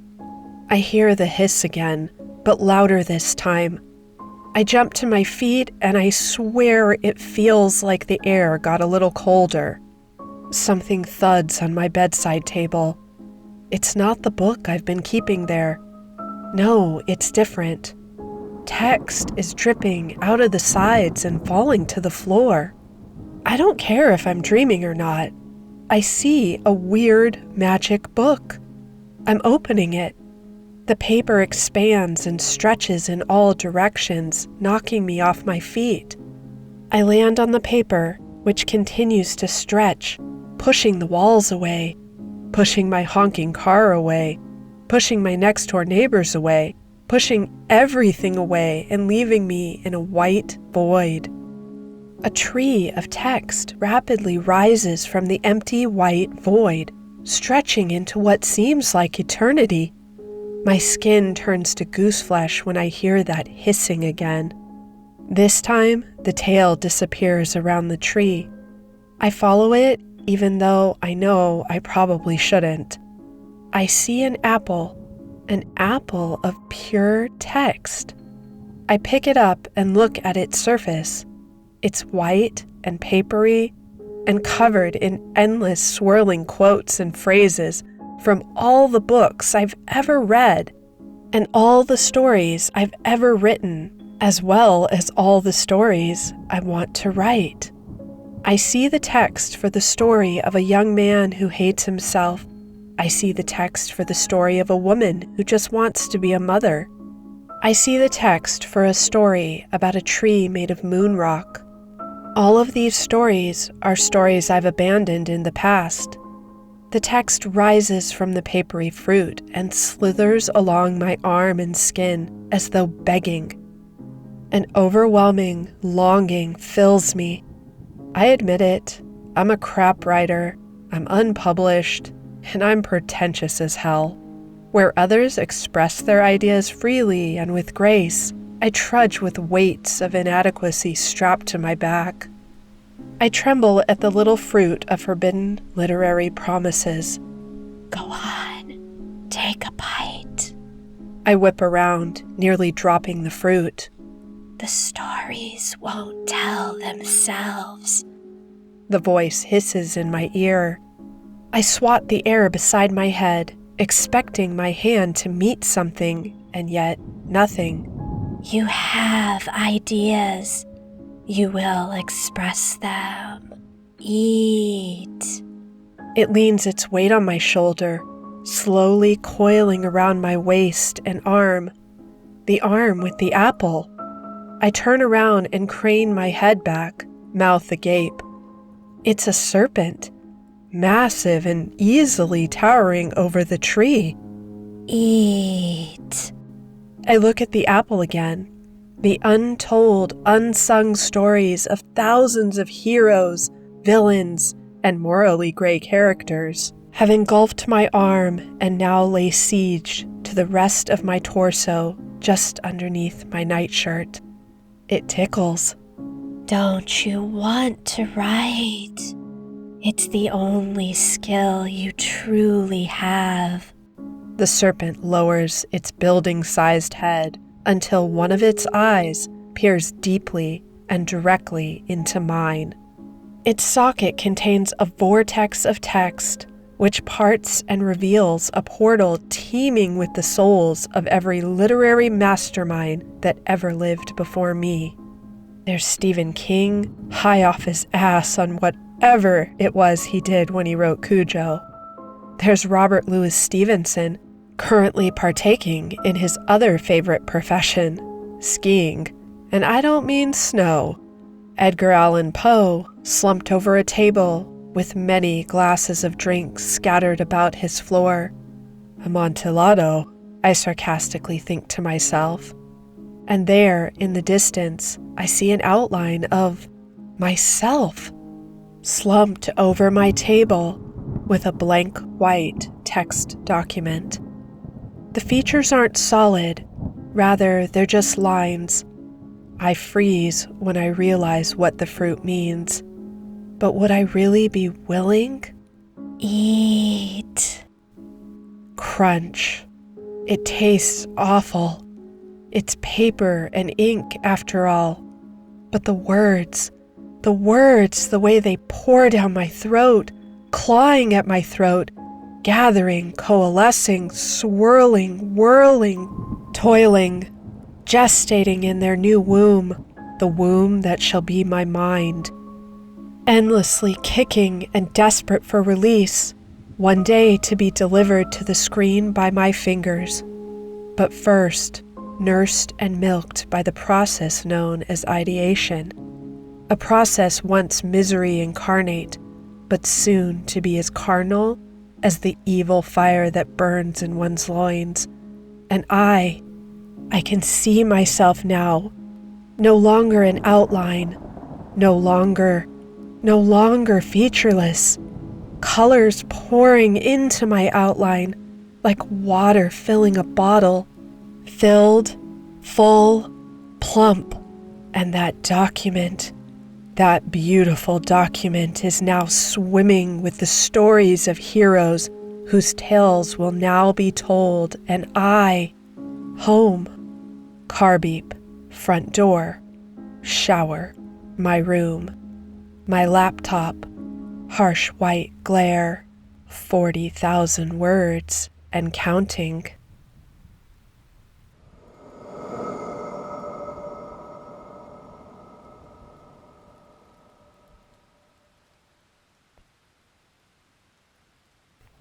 Stitches by Dr. Gears from the SCP Wiki. It's amazing how death changes a person. That's not to say the person themselves, even though it's safe to say they do undergo a profound change, but who they are to you and how they stand in your memory. Evil men can become saints and vice versa the moment they give up their last breath. Paul was neither, yet he still changed with his passing. Then again, this all might be invalid, as I'm more and more certain that Paul is not actually dead, just the Paul that I knew. But I'm getting ahead of myself. I am pretty much nobody. I work in an office of a company you would know if I told you the name of it. I'm single, female, 35, and have pretty much peaked out in my life's achievements. If it weren't for Paul, I'd probably have passed by life unnoticed, with no great change of character after death's call. I've always wished for some kind of excitement in life. Now that I have it, I'd give anything I have to make it go away. Paul was a fellow cube slave, an office worker of zero ambition and even less presence. He was short, slightly overweight, had a nervous laugh, and slowly advancing, receding baldness. I think he was around 30 or 40, but I couldn't be sure. And he always seemed to have a slight agelessness about him, as if he was born in suit and tie, already fortified with a head full of PowerPoint and team meeting schedules. You could probably pass him 100 times a day and wouldn't be able to recall the color of his limited hair at gunpoint. We were office friends, the special kind of hazy, organic relationship that develops around those who are somewhat trapped together, but don't want to commit to actual friendship. We worked and went to lunch in the same area, so we ended up bumping into each other enough to force some kind of rapport. I think he also had a crush on me, which was flattering. I'm not pretty, so any attention is at least a bit of an ego stroke, even if the giver is about as plain as tofu. We would talk, sit at the same table at lunch, walk to our cars, all very easy and non-committal. He told me about his dog, his interest in movies, various TV shows. I'd tell him about my 2 cats, my rather insane mother, and my ongoing car problems. He was painfully lonely, and I think I may have been one of the few friends of any persuasion he had, if not the only one. I felt very humanitarian. Instead of donating $1 a day to Africa, I was donating time to Paul. Looking back, it started with the dream. Paul was sitting at the lunch table and had a massive bandage around his arm. He'd been even more closed off than normal for the last few days, and had even missed the day before, which was very odd. The worst thing was, almost nobody had noticed. One coworker who sat a few desks down from Paul actually said, "Who's Paul?" when I mentioned his absence. I felt a twitch of actual, genuine concern when I sat down across from him. My first question was about his arm, but he passed it off as nothing, saying he just had an accident. After a little prodding, I got him to tell me what had happened. Paul said he'd been sleeping badly. Always prone to fits of insomnia, he said that lately it had been worse. He'd wake up from strange dreams, panting, and find the bed soaked with sweat. He said he also had the weird feeling that someone had been in the room just moments ago. By the time he'd gone and checked all the doors and windows, he couldn't get to sleep again. He'd laughed then, saying the joke would be on the thief, that he'd probably end up losing money anyway. I laughed too. Paul could be funny and smart, and almost charming at times, but it always got buried in a big, smothering wave of gray blandness. He didn't seem bland then. He looked nervous. He blinked, looking around, then leaned in a bit. He smiled nervously and said what had happened was rather embarrassing.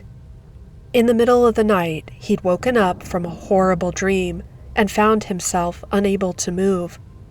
He said it was like a weight on his chest, pinning him down. He'd also seen something across the room. He paused, seeming to decide whether or not to go on, then sighed and shook his head. He said there was a thing standing in the doorway to the hall. He said it looked like it had a cloak, but it seemed to move like it was alive. And its head was like an insect, long and narrow, with a cluster of eyes on each side. Here was a man whose greatest imaginative moment was suggesting a blue background on the monthly expense pie chart instead of white. He must have seen my shock because Paul laughed again, loudly, causing a few people to turn. He waved his good hand, saying for me to relax. He said it was sleep paralysis, uncommon but not unnatural. Paul said when you sleep, your body sort of switches off to keep you from flailing around and hurting yourself. Sometimes, if you wake up suddenly, your body stays in that mode, and you feel pinned. He said you can even have very, very vivid dreams when you're like this, which explains what he calls the bug monk. I asked him if this happened to him a lot, but he said no, not since he was little. He went on saying that he thinks he blacked out for a moment, or went back to sleep, because he woke up again with a sudden sharp pain in his chest. He'd shouted, tried to get up, missed the edge of the bed, and managed to bash his arm off the edge of the nightstand, giving himself a nasty bruise and gash. I prodded him about seeing a doctor, but he said no. He's just wrapped it with some gauze and medical tape and gone back to bed. Lunch had wrapped up by then, so he'd gotten up, nodding apologetically, and quietly gone back to his cube. I sat for a bit, looking at my untouched lunch, and just thought. Work kept me busy for the next few weeks, and I didn't see much of Paul except for the once-weekly carpool and an occasional wave in the hall. What's more, one of my idiotic cats had gotten out and went missing for several days, so I was very preoccupied. I say that now, but really I wasn't. What Paul had said was so weird, so out of character, that I just wasn't able to process it, so I didn't. Have I not said that Paul was insanely easy to forget? Looking back, I see now what I should have seen. His weight loss, the baggy eyes, unkempt hair. It was Friday, and I had been working late. I don't mind the office at night when I'm engrossed, but as soon as I lift my head, I realize how very empty things seem. Unless you've been in a huge office after hours, there's no good way to describe it. It's like there's an energy. Something stuck to the walls, the desks. All the hustle, bustle, and human exertion leaves a residue. I'm wandering. It's enough to say that when Paul came up behind me and said hi, I nearly screamed. I spun around to say hi, and I literally gasped. He looked like a shadow of himself. He'd lost weight, but in all the wrong places. His skin looked baggy and poorly fitted. His eyes were red and hollow, and when he smiled, his gums looked raw. He seemed to be wheezing a bit, as if he'd jogged a short space and was catching his breath. I blinked and shook my head, trying to recover, and offered him a seat. When he sat, his joints cracked and popped, like a box of cornflakes being stomped. I asked if he was all right, but he just stared at the floor like he didn't hear me. I asked again, and he slowly shook his head. He said he hadn't been feeling well and wheezed out a slow, painful sigh. I started to ask him if something bad, but Paul waved it off, saying it was probably just a flu. I just watched him, stunned. He must have lost 40 pounds, and his clothes fit him like a sack. He suddenly looked me in the eye, a rare feat for Paul, and asked if I remembered about his dream. It took me a minute to remember what he was talking about, and seeing me think, he started to rise, saying, "I shouldn't have come." I put a hand on his arm, telling him to stop, and I felt the ridges on his arm. I pulled my hand away, stammering something, but Paul looked down and sighed. He sat back down and put his head in his hands. He said he was sorry for saying anything, but that he didn't really have anyone to talk to. He started to ramble, waving his hands and speaking with a tone that was equal parts hopeless, tired, and hysterical. Paul said that there was something wrong with him. He said it was the dream, that he didn't think it was actually a dream. He'd found little pinpricks all over his body the day after the dream, and he peed blood. I started to ask if he'd been checked for cancer, but he kept on as if I wasn't there. He said he felt something inside, something not right. He got up and started to pace, going out to the hall and back into my cube, rambling. He said something about growth and something trying to take over. Midway through his monologue, he stopped, cried for about 30 seconds, then started back as if nothing happened. I was starting to get very afraid. Paul always seemed like someone prone to depression, and I was scared that he'd had a breakdown or something. For a moment, I saw my face on the news with the word missing underneath. He suddenly shouted, saying he wasn't going to let it out, and rolled up his sleeve, saying he'd found a way to fix it. I stared and had to put my hand over my mouth to keep from screaming. His arm was a horror show. A deep, winding gash stretched from his wrist to his elbow along the underside of his arm, looking nearly a 1/4 inch wide in places. Blood was crusted all around it, and what looked like pus or some other fluid. What was worse, though, was the stitches. He'd taken some kind of heavy-gauge thread and stitched the cut shut. It was a bad job, the stitches jumping around randomly, in places pulling the skin into tight, painful angles. I looked up at him, horrified, and he pulled his sleeve back down, turning away. He said, "I shouldn't have come," again, then rushed out of my cube and down the hall. I should have done something, but I just got my things and left. Paul wasn't at work the next day. I felt sick.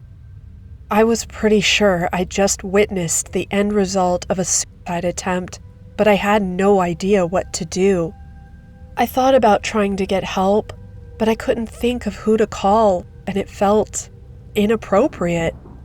I hardly knew him, and it didn't feel right. I was sure he'd get help or something. I justified myself not calling 1,000 ways, and when I heard, finally, that he'd called in sick, I just moved on, filing it under someone else's problem. I wish I could say that I did everything I could, that I tried my best, but I didn't. I just moved on. It was so unsettling and weird and just wrong that I pushed it away. It was nearly 2 weeks later that I finally checked. He had stopped calling in, and the carpool just cruised past his house. It looked bad. The lawn was unmowed, the car just sitting in the driveway, several newspapers on the porch. I asked about work, but the very people who even knew who Paul was had no real idea about him. They just shrugged and assumed he was sick. I went each day with visions of him dead in the bathtub or coming in and shooting everyone. It was when I drove by and saw his door hanging open that I finally did something. I was heading home, and as I went past Paul's house, I saw the front door hanging open. It was late, and it was just standing wide open. I slowed down, looking, and I saw one of his shoes sitting on the porch, like he'd run out of it or kicked it off. I sat, looking, and almost before I decided to leave, I pulled into his driveway. I sat in the car, gripping the wheel, looking at the door.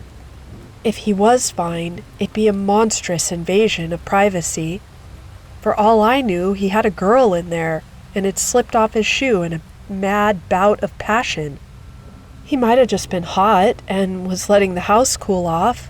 There might be a robber inside and dropped his shoe on the way out with the load. I had the window down, and the evening was very quiet, just a few insects buzzing. I was just about to put the car back in gear when I heard the sound. It was a short, sharp sound, like someone yelling after banging their shin. I looked to the open door, listened, and after a few seconds, it happened again. I rummaged in my purse, grabbed out a little can of mace I'd gotten from my mother, and started over to the house before I could really think about what I was doing. By the time I decided this was a terrible idea, I was already through the doorway, mace in hand. It was dark inside. I mean pitch black. The only real light was from the doorway, the street lights leaking into the living room. The smell hit me first, and as my eyes adjusted, I saw why. Old, half-eaten food was out everywhere, balanced on plates and the arms of furniture. Craning my neck a bit, I could see into the kitchen, and the fridge door was hanging open. The light burned out or broken, more dead food rotting there as well. I heard the sound again, louder, and it seemed to come from the back of the house. I started to thread my way to the hall, trying not to be afraid. Midway down the hall, I looked into what seemed to be an office. Papers were tossed everywhere, and the little window on the wall was black. I looked in a bit more, then stepped back. A garage bag had been taped over the glass. Looking back into the living room, I could see all the windows had been covered. I tried the light switch, but nothing happened. All the lights and windows were useless. I started to shake. Then softly I called, "Paul?" There was nothing for a bit, then the sudden yelp again. It was coming from the next door in the hall. I inched down more, screaming at myself inside to just run, just leave. But I felt responsible. I was the only person who could have helped him, and now, if he was hurt or sick or worse, it was my fault. I had to try something. I started to push on the door, but jumped back as I heard a sudden, deep, muffled moaning from behind it. It kept on, sounding like someone sobbing into a pillow, sounding so hopeless and lost. I slowly pushed open the door and stepped into what I now saw was the bathroom. The curtain was pulled down, and laying on the floor, in the shower, naked with the door open, was Paul. He was curled in the corner, blood smeared on the floors and walls. His body looked as if it had been attacked with a machete. Deep, gaping cuts and sores stood out all over. Pieces of flesh looked as if they'd been torn or lopped off, and his skin looked thin and sagging. His feet were misshapen, and it looked as if his spine had somehow swollen and twisted in his back. When he moved, everything flexed and opened, but only let out tiny trickles of blood and yellowed pus. He was stitched shut.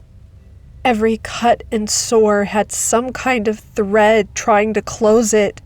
String, yarn, twine, shoelaces, even wire. All of it was stitched into his skin. It had grown over or ripped free in places, and the threads were all sodden and dripping with ooze and blood. From each of the cuts, too, there seemed to be some kind of growth coming out. Stiff, hair-like things, or hard, sharp, black points. From a deep gash on his back, a long, thin patch of what looked like red plastic hung, flapping with each movement. His skull looked broken and twisted. His ears and eyes had been sewn shut. His nostrils were closed with thick, dripping bands of copper wire. He howled that muffled, moaning cry again, and I looked at his face. I saw why. Paul was forcing a sharpened shoelace through his lips. I screamed and fell back against the wall, watching him lace his mouth shut, and I threw my mace at him. I was hysterical, scrambling along the floor. I looked back once and saw him lean back, his mouth sealed shut. His lips were moving as if his tongue was trying to push through them. I ran outside, knocking over his coffee table on the way, and threw up in his yard. I got in my car, peeled out, and called 911 when I was 6 blocks away. Paul is dead in the eyes of the law. I was investigated for a while, but he was labeled a suicide and quietly buried. Nobody came to claim the body. I didn't go to the funeral.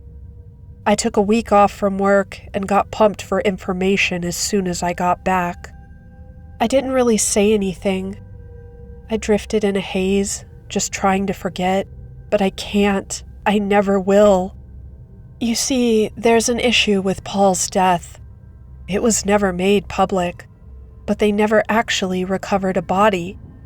Yes, they recovered a great deal of tissue and flesh from Paul's house, but not nearly enough to make up a corpse. It was mostly skin, some fat, a little muscle, nothing more. I was discounted mainly because I had an alibi, and that I'm not strong enough to skin and butcher a fully grown man. Whatever happened to Paul didn't end when the police charged in. I don't know what happened to him. I've read about insect physiology and watched science fiction, but I still will not even attempt to explain. Paul is dead. However, I don't think that means as much as it should. When I'm finished with this, I'm going to take a shower, go to bed, and polish off a full bottle of both vodka and Vicodin. Last night, I woke in the dark, groggy and feeling drugged.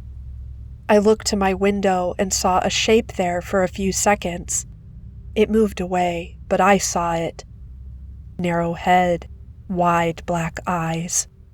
But it still has Paul's face.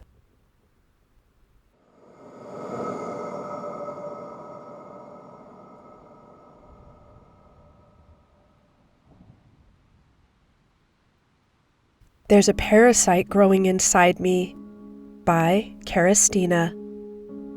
I don't know why or how it happened. It would have been better if I did, but now it is how it is. A parasite grew inside my body. It began several months ago. I suddenly started to feel ill, nauseated. For a time, my life revolved solely around cravings and vomit. It was impossible to hide or deny the fact that I was unwell, and my parents brought me to a doctor. There, they made an impossible discovery. I was pregnant. That should have been impossible. No, this is not a story about how a teenage girl did the diddly-do and accidentally ended up pregnant and disappointed her family. Neither is this a story about a teenage girl who plays off her pregnancy as some kind of miracle. No, this is a story about how everyone ignored my wishes. I'm ugly, I'm an introvert, and avoid most social gatherings. And I'm pretty sure I'm asexual too. Like, I've never once looked at another person and thought, wow, I want to jump that. What I'm trying to say is, I have no interest in sex, and as far as I know, have never been in any remotely sexual situations. Despite this, despite the fact that the only time a penis has ever been close to me was when I was shot out as a sperm from one during my conception, somehow I was pregnant. Now, of course, there were people who didn't believe me. I'm not sure I would have believed me. It is basic biology. It takes two to tango and so on. However, this case was an outlier, something that became apparent fairly quickly. The thing that made people believe me was that whatever it was that was growing in my stomach wasn't human. At first they thought it was something wrong on the ultrasound. Maybe it was a weird angle. Then they suspected that it was some kind of mutation. but neither theory proved to be right. When they didn't know what to think of it anymore, they decided to take a DNA sample. It was uncomfortable, but I too wanted to know what it was. It didn't have any DNA. It wasn't human. It wasn't even something of this world. An unknown entity was growing inside of me. I hope you understand that this news made me physically ill. I needed to get this parasite out of me, but no one seemed willing to help me with it. All the doctors were mystified by it and refused to perform the required operation. Then, despite my attempts at keeping this whole thing on the down low, someone, somewhere, let their loose lips speak, and soon I was surrounded by journalists from all kinds of media. Suddenly, this parasite became everyone's business. Every news feed bombarded me with reports on my apparent situation. Reactionaries made mocking videos of me. Strangers I never heard about or never wanted to know decided that this issue of mine was something they needed to get involved in. People from all over the world thought their opinion on this matter was of the utmost importance and needed everyone to hear it. Whatever I said, whatever I did, whatever I ate, it all became trending topics of discussion. Did I do well or did I do bad? I didn't care, but everyone else did. Some believed that my whole story was fake, something made up either to become internet famous or to cover up a teenage pregnancy. Others believed this was a sign of divinity, that this fatherless parasite was a new messiah. Then there were those who thought it was alien in nature and called for both its and my death, believing this was the start of an alien invasion. Wherever I went, people flocked to me. They touched me without permission and stroked their hands over my belly. They whispered lovingly and cooed at the unknown parasite. I tried to escape them, but was told that they only meant well and that running may disturb the parasite's development. In the end, I stopped leaving my house to avoid them. I loudly proclaimed that I didn't want it, that I wanted to cut this thing out of me. However, my words were only met with scorn. My body had become a part of the public domain, and my opinions were irrelevant. It was as if I only existed as an extension of this parasite. Even my own family stopped treating me like a human. I had thought that they would always have my back, but when money is involved, their love for me took a back seat. After I had refused to talk to any more media outlets, my parents had allowed a few reporters entry to our home. They had forced me to sit down for another interview of intrusive questions. Seriously, why did they keep asking about masturbation? That wasn't even relevant to the topic at hand. I was only allowed to leave whenever the reporters had reached momentary satisfaction. They were never satisfied for long. The doctors and scientists were a lost cause since the very beginning. They marveled at this strange new life form and did everything they could for an opportunity to study it. The parasite made me sick. I could barely digest any food, and my body was weak. I think I came fairly close to dying, but all they cared about was the parasite. As long as the parasite was healthy, it didn't matter how much I was hurting. And it was in that state I went into what can be called labor. Not even my hospital visits were private. Instead of allowing me to give birth in the regular maternity ward, I was taken to a surgical room with windows observers could use. I didn't recognize any of the faces staring at me with greed. My family had sold their spots next to me to some rich asshole who wanted to be in the news. The parasite tore at my insides. I tried to get it out, but it refused. The nurses told me to push, but it clung to me no matter how much force I used. It wouldn't come out. I begged them to cut me open, to rip it away from me, but they shot me down. They didn't want to risk injuring it. I don't want to know what happened to my nether region. There were sounds I never wish to hear again, and pain I just can't describe. I must have lost a lot of blood because my strength faded, and quickly my mind became unfocused. The white light from the ceiling above me and the faces drooling over me spun around, a blur of eyes and whispers. Then it was over. Someone suddenly pulled me up into a sitting position. I was too weak to resist and almost fell over from the unexpected motion. A nurse held me steady while another one shoved a disgusting creature into my arms. It was the parasite. Camera flashes bombarded me in an erratic white light. I heard them say how cute they found the thing. It wasn't cute.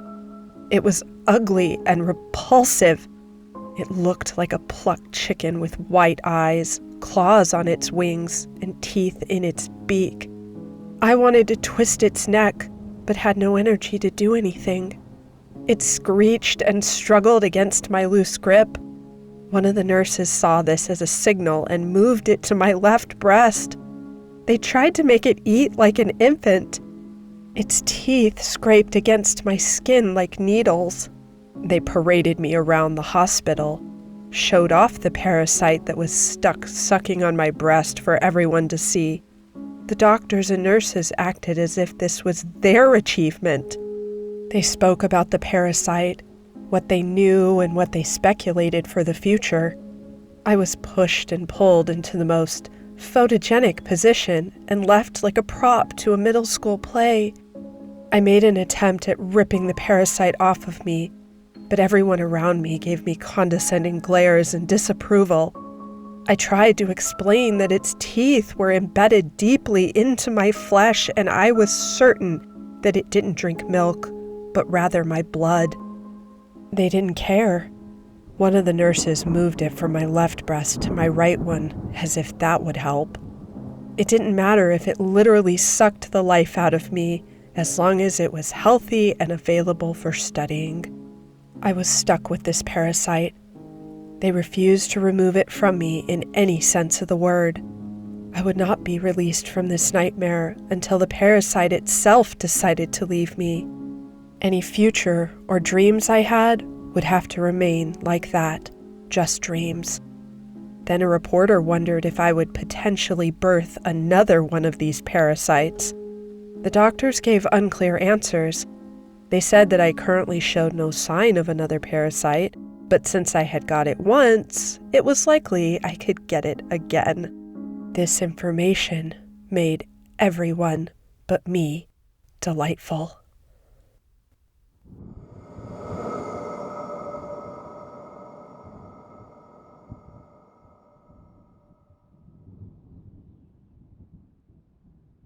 Halloween Pranks at S&C Plastics, written by author unknown on the SCP Wiki.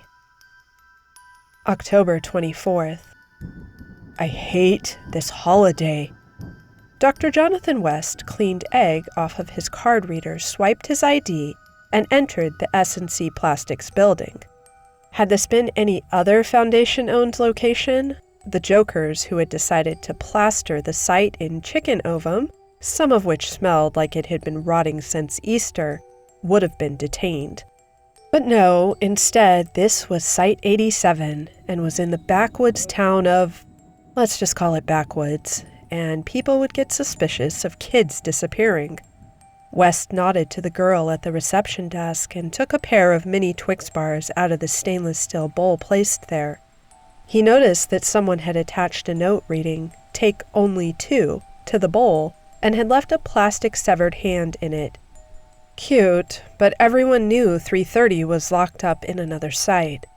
Nothing like that would be here, and besides, they never decorated the site anyway. He took out his Foundation-issued smartphone, quintuple encrypted, needed at least 6 different passcodes to unlock, pain in the ass if the screen didn't respond, and checked his email. He saw the invitation to Site 87 Halloween party and automatically deleted it. After the fiasco last year, he wasn't about to go again. They'd yet to figure out who spiked the punch with E5719, and Agent Ewell still turned yellow if you got him angry enough. Ewell's used to being yellow, I'm sure. Also, in his email was an invitation to Dr. Pickman's online seminar regarding anomalous works of literature. Maybe I'll go to one of Pickman's lectures when he stops being such a self-important blowhard. A reminder from Dr. Margaret Reese in biology that it was his turn to pick up coffee tomorrow, and something about a pool for buying Halloween candy.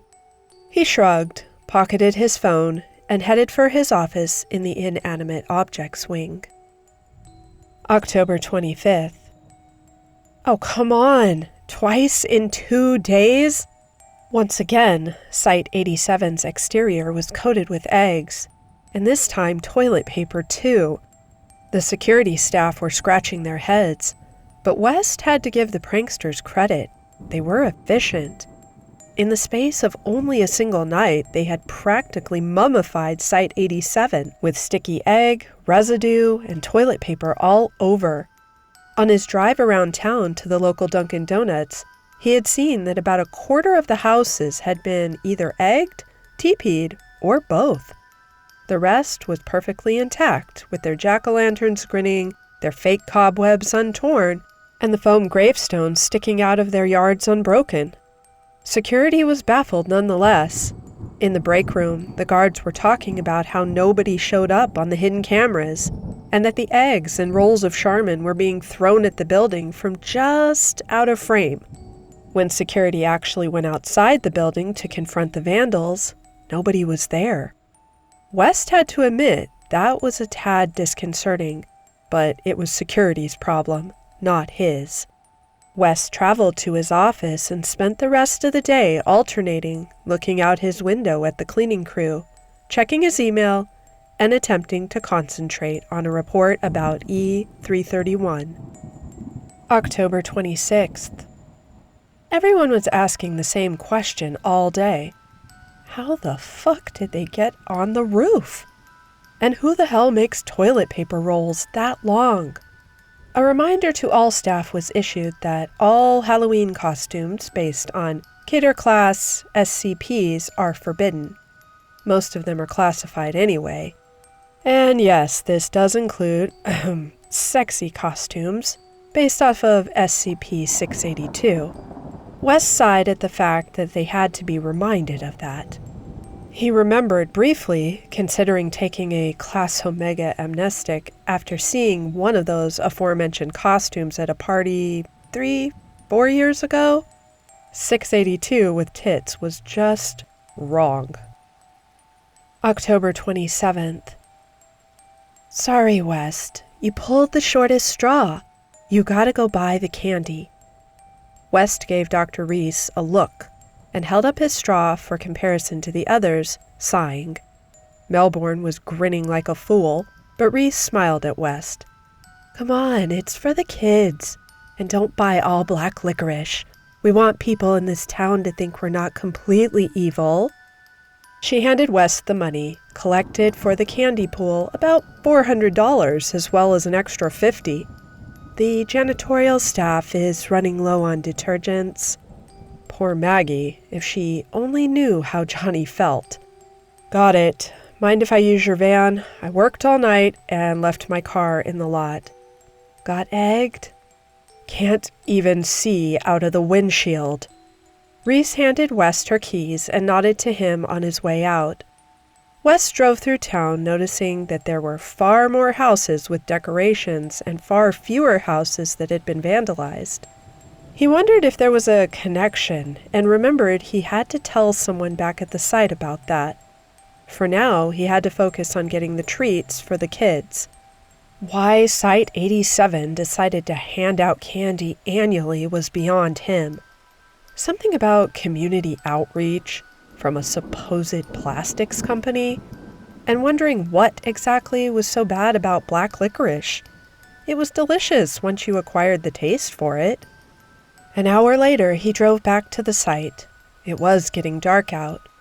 As he drove down a side street, he saw out of the corner of his eye a roll of toilet paper being thrown at a house lacking decorations.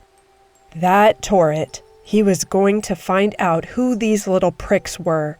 He slammed on the brakes, took out his smartphone, and took a photograph of a toilet paper roll throwing itself at a house. And then an egg came sailing at his face. He quickly ducked back into his car and drove off, cursing loudly. I hate Halloween. October 28th. Let me get this straight, said a research assistant from the back of the presentation hall. Living rolls of toilet paper, and they attack undecorated buildings? Pretty much, West said, rubbing his eyes. But they're just autonomous, not alive. The photograph he took with his smartphone was on display on the projector screen behind him.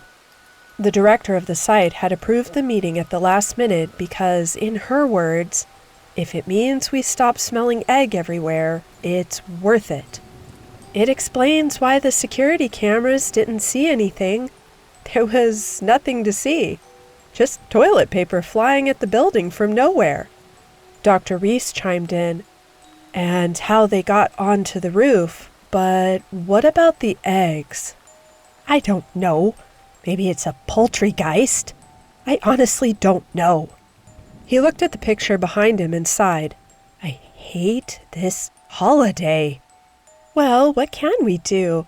Do we attempt to incinerate them? Everyone stared at the person who made the suggestion incredulously. It was the same research assistant who sank in her seat. Right. I know, special containment procedures, not special destruction procedures, just a suggestion. Well, firstly, I suppose we attempt to catch a live specimen and then attempt to, West side, protect ourselves from this phenomenon. He picked up a box next to him and opened it. It was full of foam gravestones, fake cobwebs, and chains of plastic skull lights. Right. Once we actually catch one of these things, we decorate the site. I've asked the horticultural department to provide a number of pumpkins for those of you who want to do jack-o'-lanterns, and you'll find decorative materials by all the entrances. Any questions? Reese smirked at West. I thought you hated this holiday, Jonathan. Desperate times, Doctor. Any other questions? Nobody spoke up. Right then, let's get to work. October 29th. Congratulations, Agent.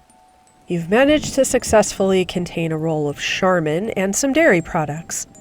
Dr. West watched the new E-Class object, E5768, through the plexiglass window. It looked ridiculous. It was a roll of toilet paper with a dozen eggs orbiting around it. Every time an egg got broken or thrown, a new one spontaneously generated itself. Dr. West was making notes on his clipboard. Ectoentropic properties, telekinetic in nature, and... What do you think, Ewell? Safe class or just anomalous item? The latter means I have less paperwork to do. Agent Ewell stood next to West with literal egg on his face. It had taken him over an hour of driving around town to capture a specimen, and then he had to grab it with a butterfly net. He didn't expect eggs to come flying out of nowhere, and now he looked like an omelet. Sir? Yes, Ewell? With all due respect, there are some times I really fucking hate this town. Could be worse. You could be assigned to active MTF duty trying to contain sapient fungus or something. I'll take the fungus over this place any day. West picked up a box of plastic vampire bats and handed them to Ewell, picking up a box of orange streamers for himself. Shut up and help me decorate. We're supposed to have the western half finished by 1600 hours. Yes, sir. October 30th. Well, looks like your brilliant theory was correct, Doctor. Not a single egg or roll of toilet paper on the building this morning. Reese held up her coffee. I propose a toast. The rest of the break room all held up invisible glasses and said, "Hear, hear!" West smiled amicably, running his hands through his hair. Thank you, but there's no guarantee that the events will not occur again in another year. They ain't egged us today, and that's what matters, Matterson sighed. Guess we can all get back to work now that we don't have to help scrape egg off the building. Just in time for the party, too. You going, West? Reese grinned at the doctor. I don't think so, no. This was met by sarcastic boos and hisses. Oh, so sue me if I don't want to have purple skin and blue hair until Christmas this year, too. That was a fluke, West, and you know it. Tell that to Ewell. Even I'm going despite what happened. Come on, John, don't be a Halloweener. Eventually, after much encouragement and friendly jabbing, West agreed to go. He supposed he could always dig out that gorilla costume, even if it was a pain to breathe in. For today, though, they'd just have to put up with giving out candy to the kids who came around. They kept the best for themselves, of course. And through it all, West couldn't help but find himself smiling. It had been a long week, but it had also been a pretty good one. So what if the place still smelled of egg and there were a few scraps of toilet paper on the walls? The anomaly was contained. He was appreciated by his coworkers. And he might even get an official commendation for putting up decorations. After the trick-or-treaters were gone and most of the staff had either gone to their apartments in town or on their site quarters, he leaned against the door to his office, talking with Dr. Reese and chewing on some licorice. You know, Reese said, if I didn't know better, I'd say you're starting to like this holiday, Mr. Grinch. It's nice enough, I suppose. He looked at his watch. 5 minutes till Halloween. After tomorrow, this crazy month will finally be over. October 31st. This is Halloween, this is Halloween. Reese grinned at a rather unamused-looking Dr. West. At least, he looked unamused because of the gorilla mask. What? Not going to comment on my costume? A skeleton in a pinstripe suit? Jack Skeleton, right. I forgot you don't watch holiday movies. I do. I watched Charlie Brown's Christmas. It's a Thanksgiving Charlie Brown. But not the Halloween one, I bet. Now, come on. Everyone's waiting to see the man of the hour. She dragged him towards the break room, where a techno version of the Phantom of the Opera was playing. Everyone was dressed up in hokey costumes, and thank God nobody was dressed as a skip. Everyone who recognized Dr. West gave him a pat on the back. Everyone was dancing, and the punch wasn't spiked. Well, there was some vodka in it, but no amnestics, no chemicals that alter skin color, nothing anomalous. It looked like it was going to be a good night. And then the containment breach alarms went off along with the music. Everyone groaned, and the site director, dressed as the Black Knight from Monty Python, stepped up to tell everyone that it was a small breach. Only one item, safe class. It was at that exact time that E-5768 flew into the room. Everyone flinched at the menacing roll of Charmin floating 3 meters above the ground, threatening to throw eggs at anyone who moved. It floated over to the DJ booth and bumped into the record player, started it up again, and then E-5768 started dancing, if you could call it that. It wiggled and swayed about in midair, doing elaborate loops and trailing paper behind it. Everyone stared. Should we contain it? Boris Badanov, a.k.a. Agent Ewell, looked around the room at everyone, wishing he had his .45. Well, Dr. West said, I suppose it's not hurting anyone, so long as it's not flinging eggs around randomly, I guess it can wait until morning. Everyone nodded in agreement. The world wasn't going to end because a sentient roll of toilet paper wanted to have a good time. The party continued long into the morning hours of November 1st, after Halloween was officially over. Dr. West and Dr. Reese were the last to leave the party, after West had escorted E-5768 back to its containment chamber. He held his gorilla mask under his arm and sighed. "Have I ever told you how much I love this time of year?" Dr. Reese elbowed him in the side and laughed.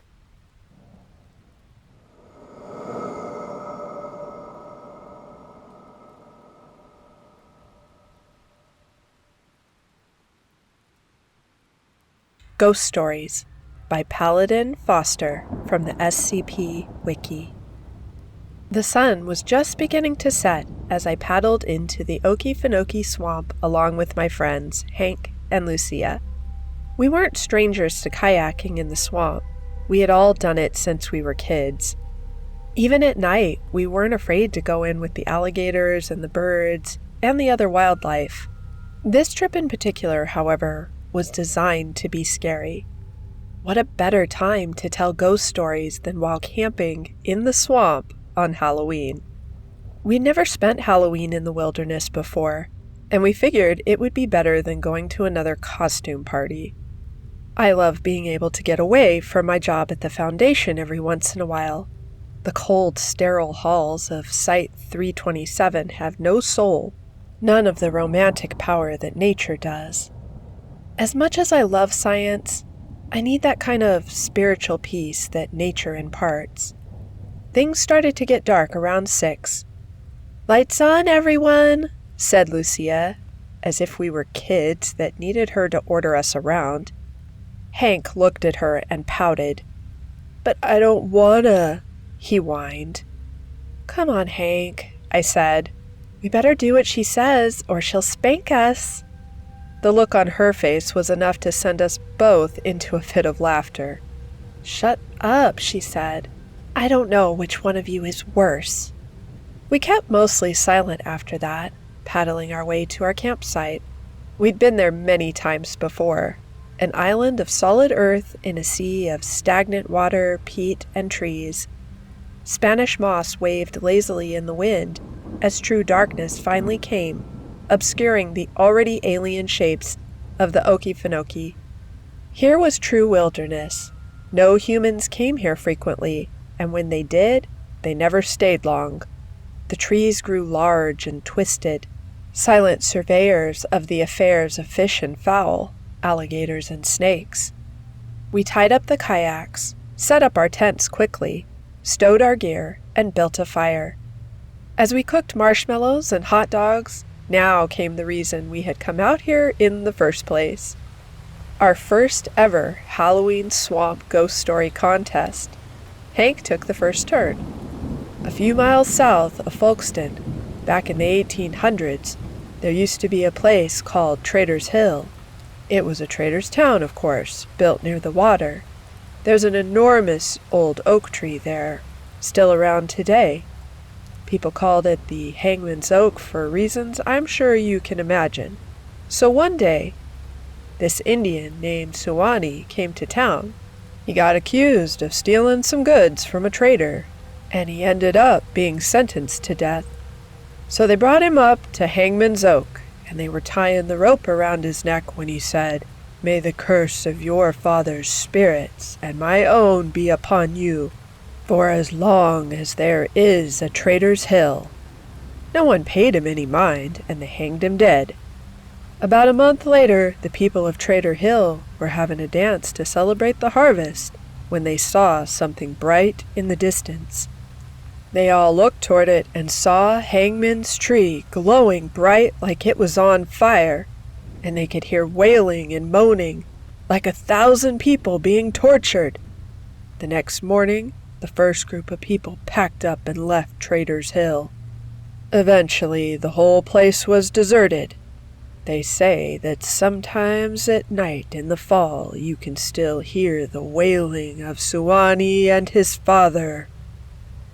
Hank, I'm sorry, but that story was just awful, I said. It wasn't scary, and I'm pretty sure I've heard it somewhere before. What? That story scared the shit out of me when I was a kid. Nope, wasn't scary.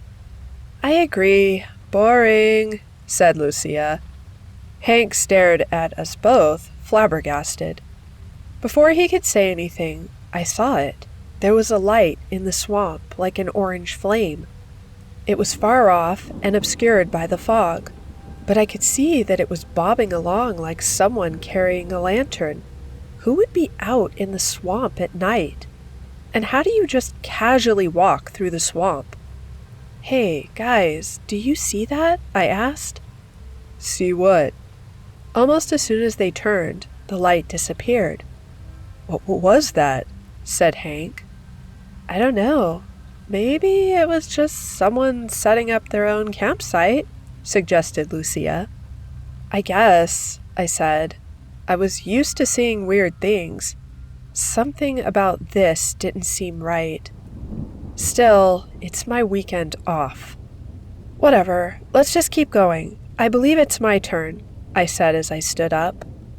One day, a man named Henry Ferguson was driving home from work. It was another busy day in Chicago with lots of traffic on the highway as people made their way home. Henry was tired. He had been working late the past couple of nights. He couldn't wait to get home and relax. Suddenly, his phone rang. He answered it. Good afternoon, Mr. Ferguson. I have your son here at gunpoint. You must make a choice now. What? Who is this? That's not important. I can see you from a screen right now. Speed up and turn into oncoming traffic. If you don't do it soon, I will kill your son. Dad, please don't do it. George, is that you? Yes, Dad, it's me. Don't worry about me. I'll be fine. Shut up, Mr. Ferguson. You're running out of time. Henry heard a gun click. His heart was beating out of his chest.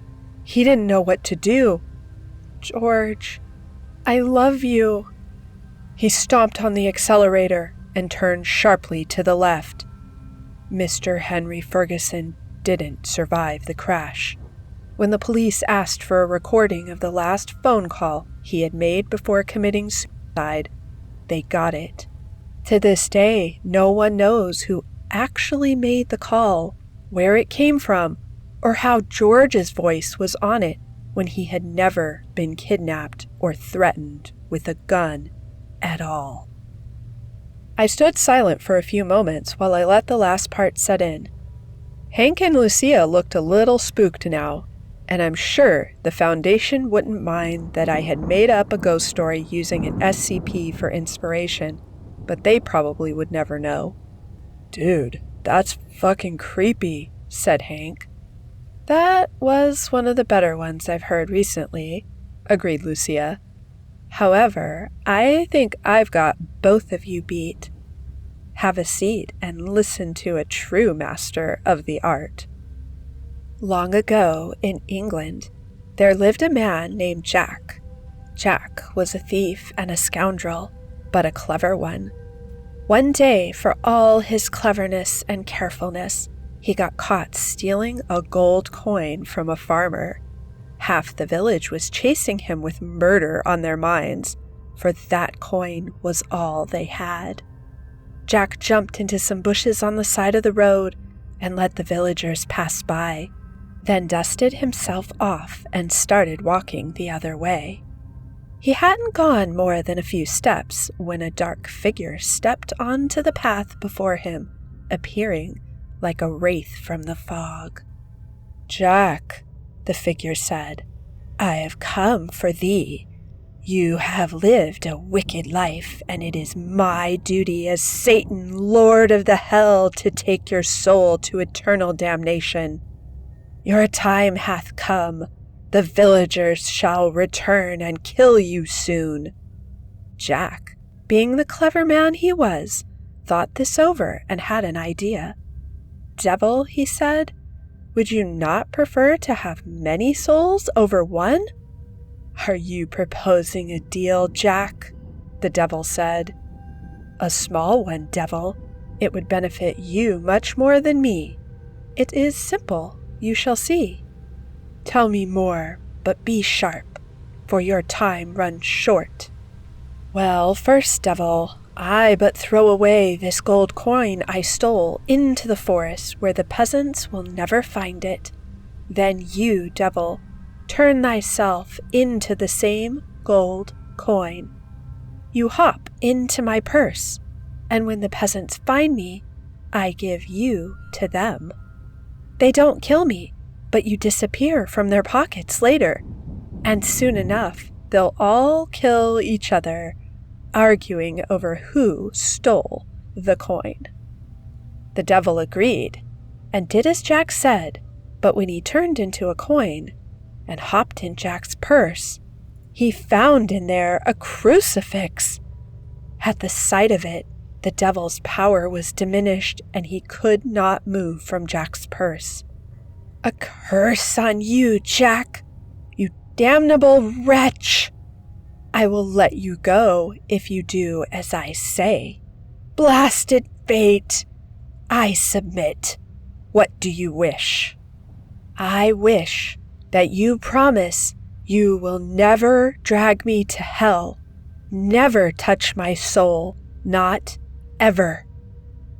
The devil was reluctant, but as the peasants drew near, he finally gave in to Jack's demands.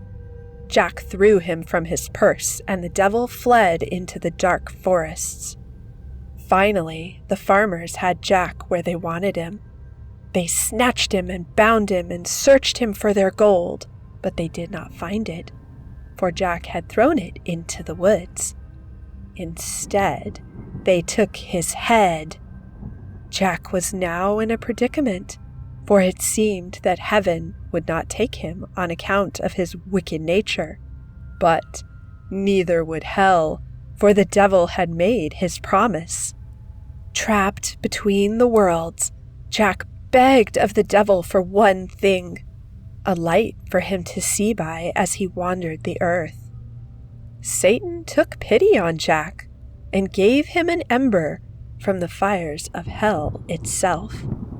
Jack took it and placed it in a carved pumpkin that he now wears in place of the head he lost. Since he became known as Jack O' the Lantern. I yawned. I saw worse things on an average Tuesday. Said Hank. It was interesting, but not really scary. Kinda cheesy, too. Pumpkin heads are so overdone. What are you smoking? A guy with a pumpkin for a head, with fire from hell itself, wandering the earth for all eternity doesn't scare you? No. You're too jaded. A voice came from just outside the light of the fire. Oh, it's a good story. You just got a few of the details wrong. We all turned, startled, toward the voice as a man stepped into the light of the fire. He was old, his skin wrinkled with age. Half his hair had fallen out. The rest was gray as brushed steel. His eyes gleamed in the firelight, obscuring their color. He wore swampers' clothes, overalls and boots, but he seemed dirtier than most swampers I had seen. "Who are you?" I asked him. "They call me Will." He turned toward Lucia. "If you had told that story right, it would have been much scarier." "You were spying on us?" "Only for as long as her story lasted. I was just on my way in my canoe when I heard your voices." Lucia stood up. "Well, if you know that story so well, what did I get wrong?" "Well, for one thing," said Will, "Jack never lost his head. The villagers just hanged him. He pretended to be dead, and then just got up and left as soon as they turned around. For another, Jack didn't use a pumpkin to hold his hellfire. There weren't any pumpkins in medieval Europe.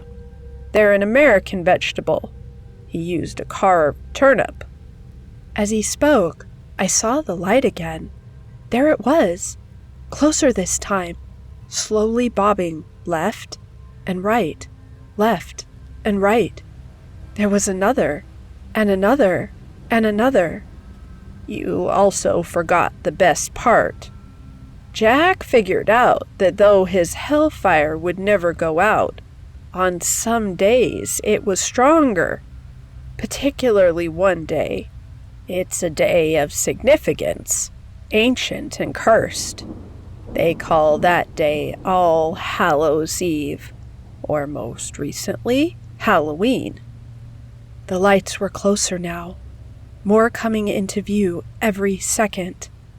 I realized that Lucia, Hank, and I had huddled together close, while Will was standing totally still, a knowing smile on his face.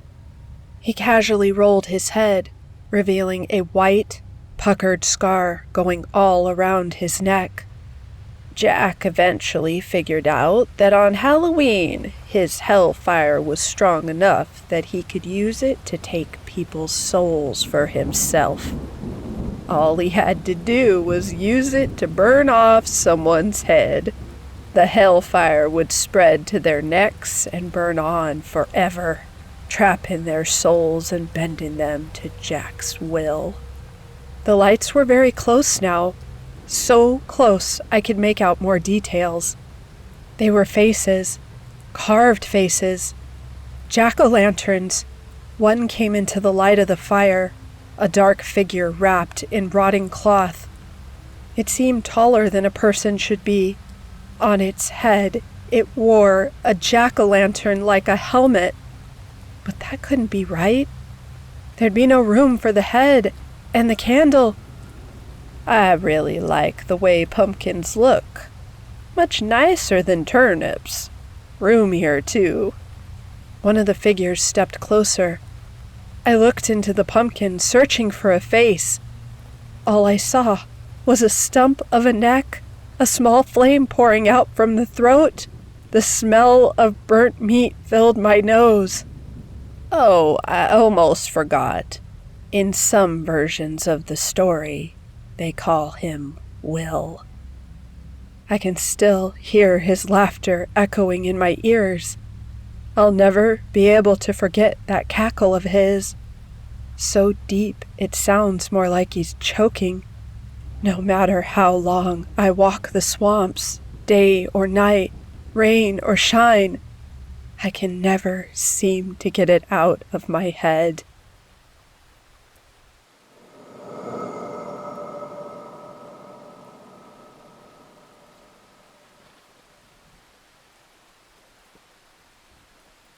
Autobiography of a Doll, written by Ryan Peacock.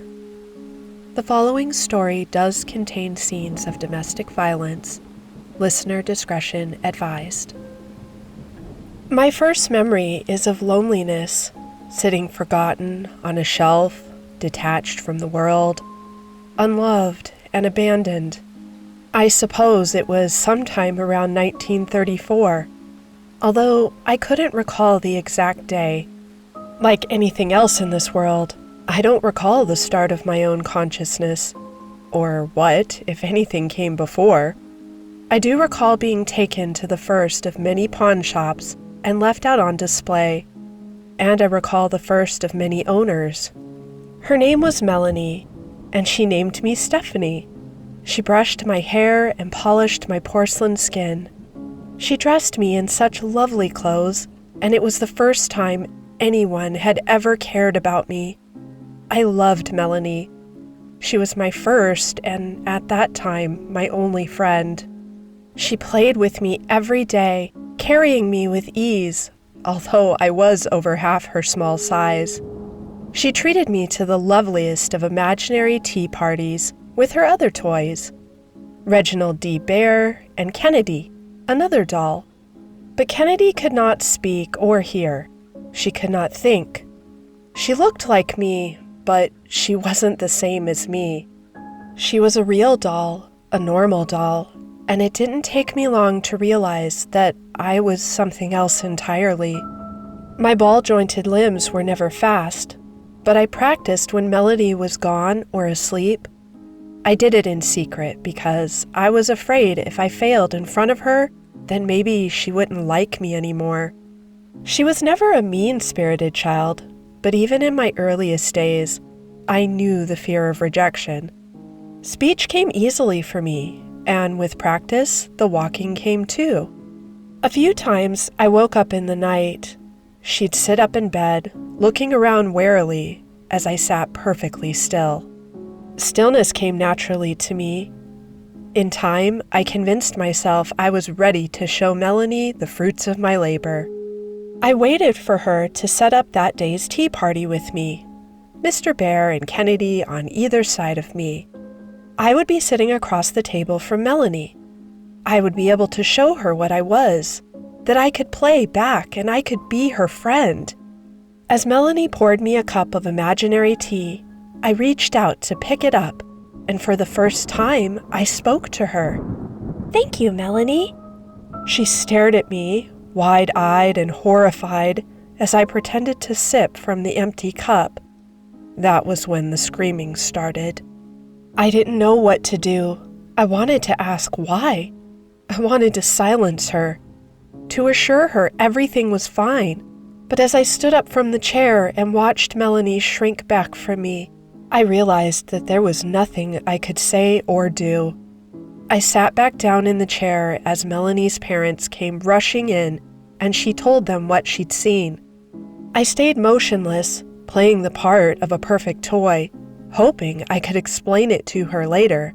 But later never came. She refused to go near me, and so I was taken away, brought back to the pawn shop, and replaced.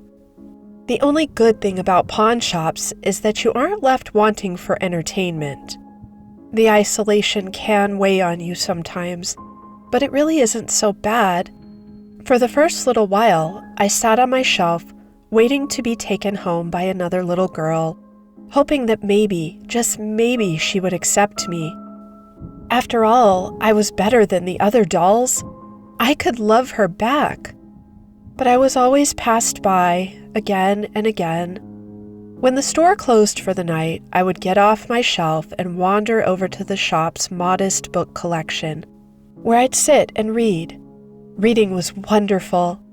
It taught me so much about the world around me. As a doll, there was very little I could do. I'd never explore the world. I'd never have a great adventure. I'd never save a life. I'd never fall in love. Most of the things that people could do were closed off to me. I was nothing more than wood and porcelain, fragile, unsleeping, inhuman, yet alive. I was overjoyed when I was picked up again by another little girl, Sharon. But in my joy, I was not reckless. I remembered how afraid Melanie had been, and I didn't want to ruin my second chance. I was quiet. I watched for over a year, learned about her, and trying to gauge whether or not she'd accept me. Of course, I left little hints, just to see if she'd notice. As she slept, I'd change positions, sit somewhere else, create fun little displays for her to wake up to. Sometimes I'd take a book out from her father's study to read. Once or twice, I got so absorbed in it, I'd forgot to put it back before she woke up. Sharon got in trouble for that, so I had to stop doing it. While I never spoke to her, Sharon still seemed to figure out just what was going on. She traced it all back to me, and just as I'd feared, she began to distance herself from me. She stuffed me into the back of her closet and forgot about me, until years later when I was sold to another pawn shop. And thus continued the cycle of my life. Someone, usually a little girl, would buy me, and in time my efforts to drop hints about what I was scared them off. Once I was even outright thrown into the trash. I fished myself out that evening and spent the night walking to the nearest pawn shop, because I had no intention of being thrown out with the rest of the trash. Life was a miserable affair, and as time went on, I began to question the why of my own existence. The people around me aged. The world changed. But there I was, ageless, eternal, sleepless. Sitting on the shelves of countless pawn shops, I went from days to weeks to months and finally to years without being bought. So much time alone and trying to occupy myself. So much time being bounced from home to home because no one ever wanted me. The world changed, and so did I. I began to anticipate my inevitable disposal. In a desperate search for purpose, I embraced my status as a creepy doll. What else could I do? My mischief was harmless. When people weren't looking, I'd move. I'd go to different rooms. I'd follow people I didn't like around the house just to see the unease on their faces. In the darkness of the night, I would stand outside the rooms of my victims and giggle just because I could. I was alive, and they knew it. My existence ran contrary to their understanding of the world, however, and so they denied my reality, or assumed I meant anything more than harmless mischief with which to pass my lonely existence. There were times where I contemplated revealing my true self to the world. I wondered what they would make of me, but in the end, I decided it wasn't worth it. The unpredictability of it put me off. I'd read enough stories where the abnormalities of the world were torn apart and studied. That had no appeal to me. I didn't feel pain, but I was fairly certain that I could die. I was miserable, but I had no interest in death, not while there was so much life to still live. Even when I had no home, I could torment the pawn shop workers as much as I wanted. It was the only form of interaction I could get, and so I took it. For the 70 years I drifted through the English countryside, I existed, and while it was not a perfect existence, it was mine. Then Celeste came along. It had been almost 7 years since I had been owned. I was in a Liverpool pawn shop at the time where I spent my days teasing the workers and my nights reading quietly in the furniture section. I thought nothing of the dark-haired woman in her mid-20s who came in that day, just another customer, probably looking for vintage records or second-hand books. Her outfit was all black, and her hair dyed to look like the twilight sky. She walked through the aisles, pausing to look at me for a moment. My glass eyes met hers, and she reached out, ready to pick me up. "Can I help you?" The voice belonged to Shauna, a clerk I'd been teasing for the past year. She eyed me warily. "Oh, just browsing," the woman replied. "I was just passing through town. I thought I'd take a look." "Well, if you need anything, I'm here," Shauna said, subtly trying to lure the woman away from me, but the woman didn't move. "Thanks. Actually, I heard about this place from a friend. I'm working on a horror podcast, local ghost stories and the like. I was actually wondering if you'd had any experiences while you were working here?" Shauna smiled warily, eyes shifting over to me. "Well, we do have a few stories. You're looking at one, actually. That there's Stephanie." The woman looked back at me as Shauna continued. "I figure someone's just having a bit of fun with her, moving her around and the like, but that doesn't make it any less creepy." There was no conviction in her words, just a thin attempt at masking what she knew, and the woman saw right through it. "Have you ever seen anyone move her?" she asked. Not exactly. There's been no deaths or anything, so it's not like she's cursed. Just harmless pranks. One of the girls who was here a few years back used to blame them on Stephanie. Honestly, I think it's just people having a bit of fun at each other's expenses. What else would you do with a creepy old doll?" "Well, I think she's pretty," the woman said, reaching out once again to pick me up. "No, wait." The protest slipped out of Shauna's mouth and the woman looked back at her. "What's wrong?" "Sorry, she's just really fragile. Be careful." "I promise I will," the woman said and picked me up, looking me over. "She's in amazing condition. Is she for sale?" "Yeah, of course." Shauna still watched me nervously, but honestly, any mischievous intentions I had were already quashed. I was keen to find a new home. Maybe this woman had a little girl I'd be perfect for. My last owner had been someone's grandmother, and I spent most of my time sitting on a shelf, bored out of my little porcelain skull as she watched endless crime shows on TV. The new owner smiled and took me over to the register to check me out right away. "I think I'll take her off your hands then." Shauna seemed happy to see me go and chatted with my new owner about podcasts and ghosts as I was rang up and packed in a bag. Then she carried me out into her car, putting me into the back seat lovingly before she drove me home. Her name was Celeste. During the day, she worked from home as a graphic designer. She had a little workspace set up in her basement, among other things. Her basement was a strange mixture of rec room, office and shrine to horror films and creepy collectibles. My place of honor in her basement was on a small chair set aside just for me. From that chair, I could see almost everything. The walls were mostly decorated in framed movie posters, save for the one that held a large TV and two matching tall shelves filled with movies and books. Celeste's sofa had a small lap desk that she sat her computer on as she worked. She was down in that basement almost every day working on her laptop. Sometimes she used the TV as an extra monitor, but when she wasn't using it, she played horror movies. Then, when the workday was done, she'd work on something else, her own little horror podcast that she kept on the back burner. She'd write her scripts, record the audio, and sometimes invite people over as guests.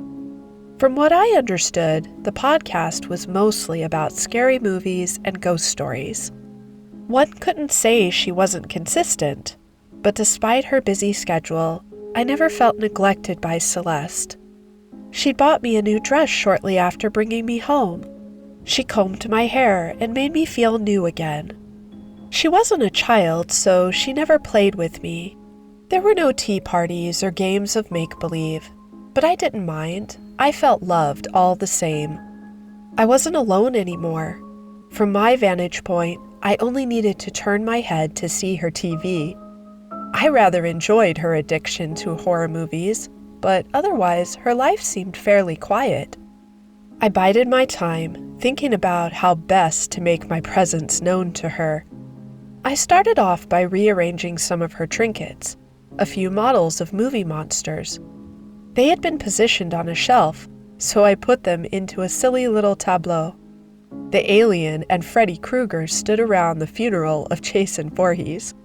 Or they just murdered him and were discussing how best to deal with the body.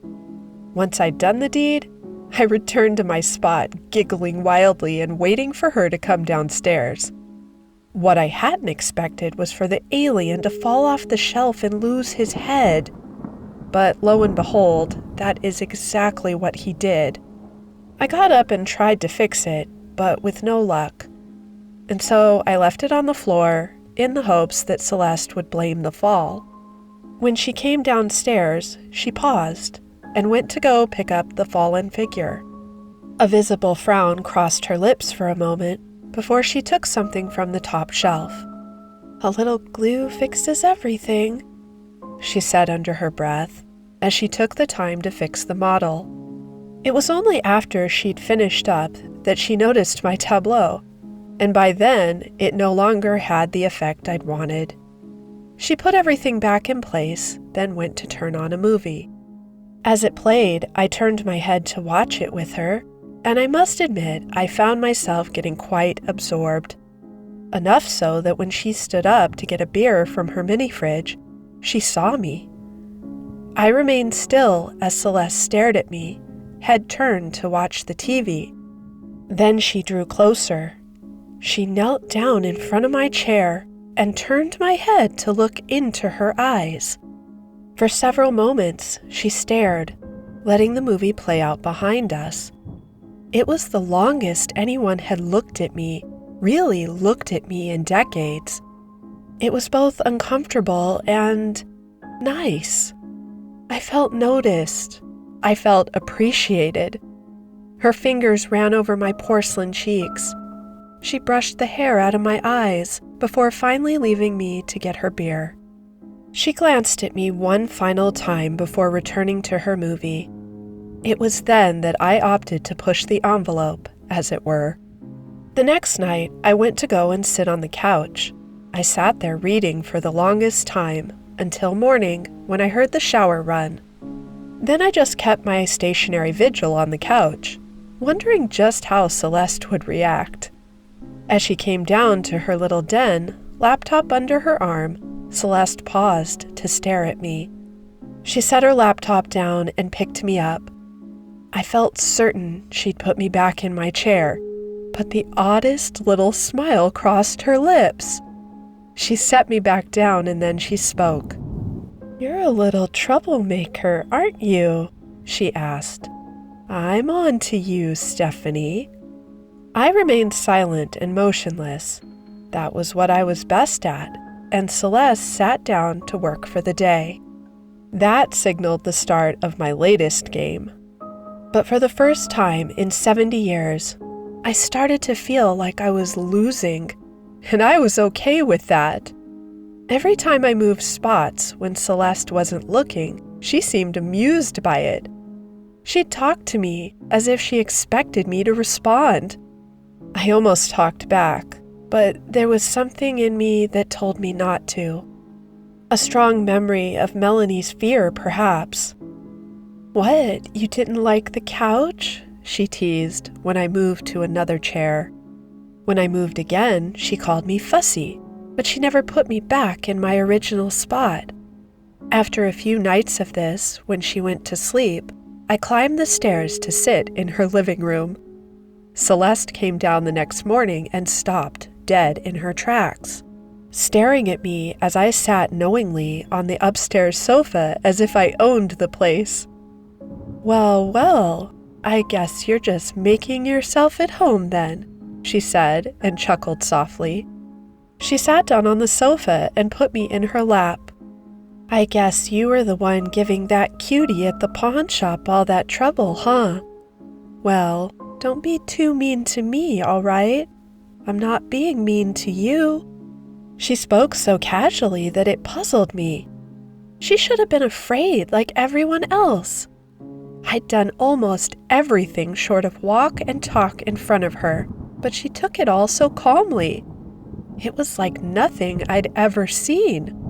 "You're the real deal, aren't you?" she asked after a while. I didn't move. I didn't tell her the truth. I don't know if I needed to. Celeste chuckled and set me back down on the couch. "Well, if you turn out to be evil, I'll throw you off the roof. That's your only warning, Steph." Steph, I liked that name. I liked my owner. I liked my new life. As time continued to move on, Celeste grew accustomed to my pranks. I wondered if there was any doubt in her mind as to what I was. If maybe she wondered if I was a prank, but if she did, she never said it. She rarely had guests, but when she did, she often introduced me. Not as a friend, but as a curiosity. I was fine with that. That was what I was, after all.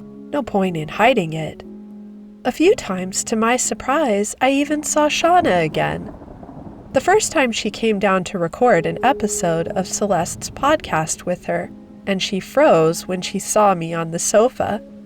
"Oh, you've still got Stephanie." "Yep, don't worry, she's harmless," Celeste assured her. A bit of a prankster, but harmless. Shauna continued to stare before drawing closer to me. "So she's not giving you too much trouble then?" No, not at all. She's great. I'm pretty sure she's the real deal. Shauna didn't look too happy to hear that and quickly put some distance between us. Of course, the subject of the podcast that day was me. Celeste didn't mention me often, but it seemed like she'd been waiting for Shauna to record that episode with her. Then, of course, there was Mark. My understanding of the situation was this.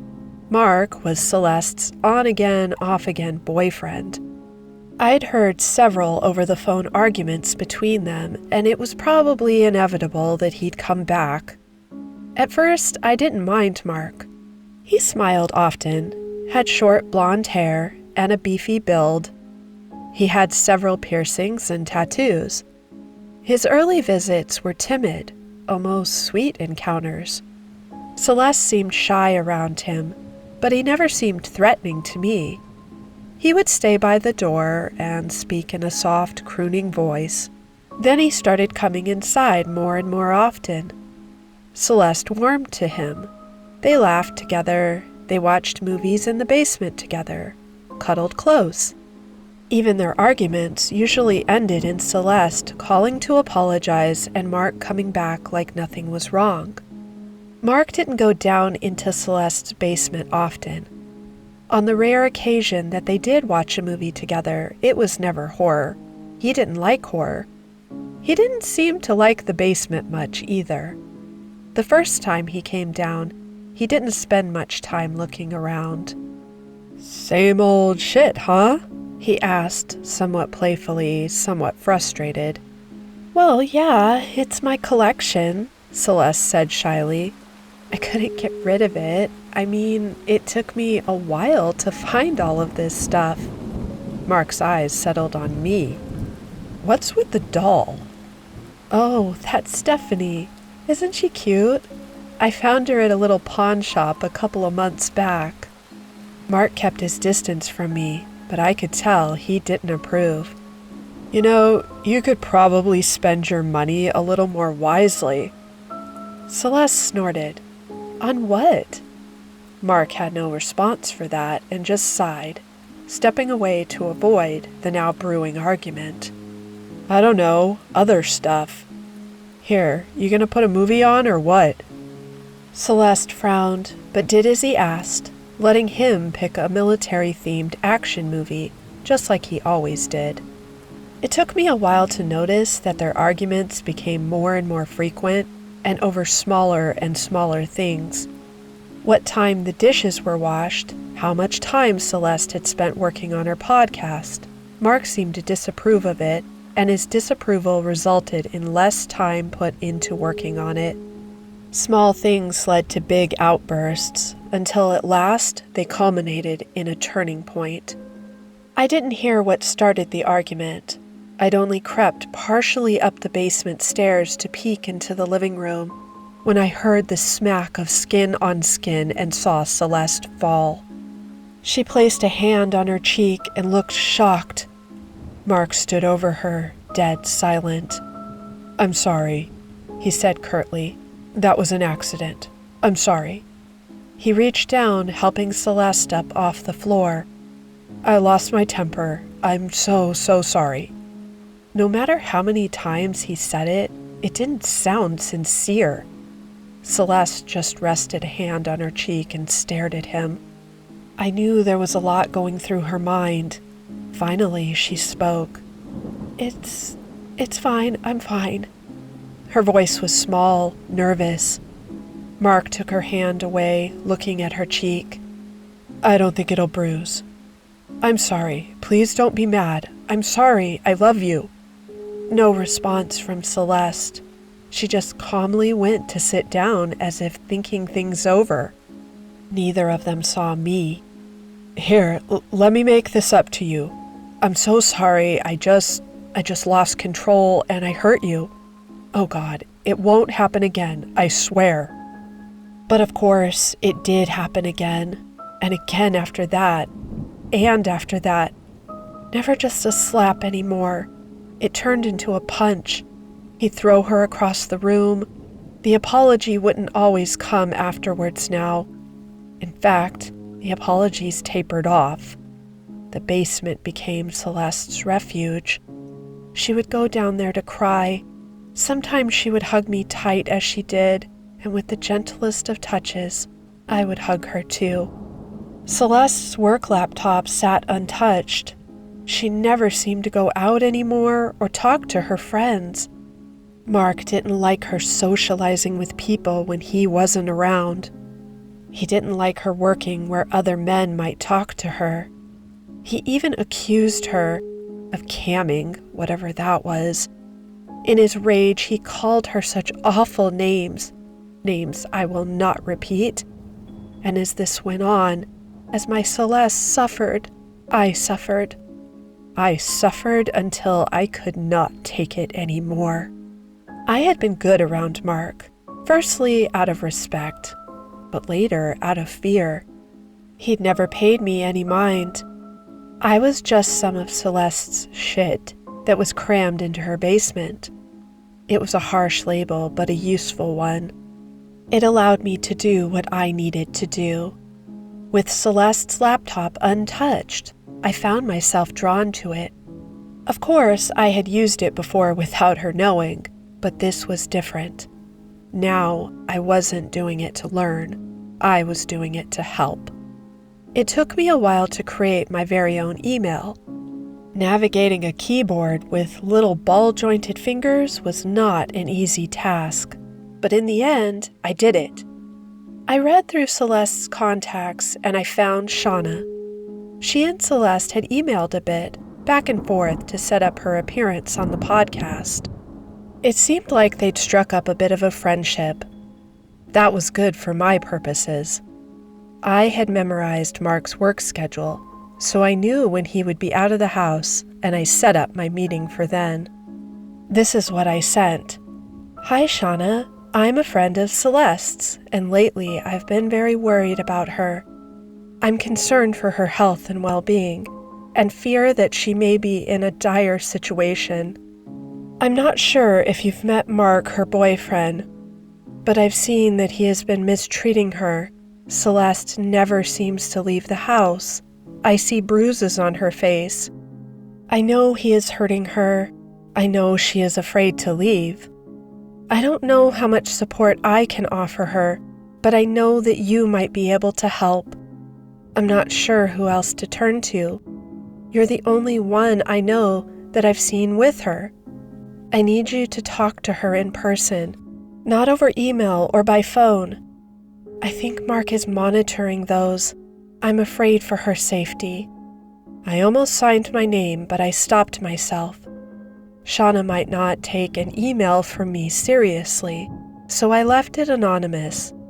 Maybe they might still figure out who it was. Part of me selfishly hoped they would, but it was a selfish want.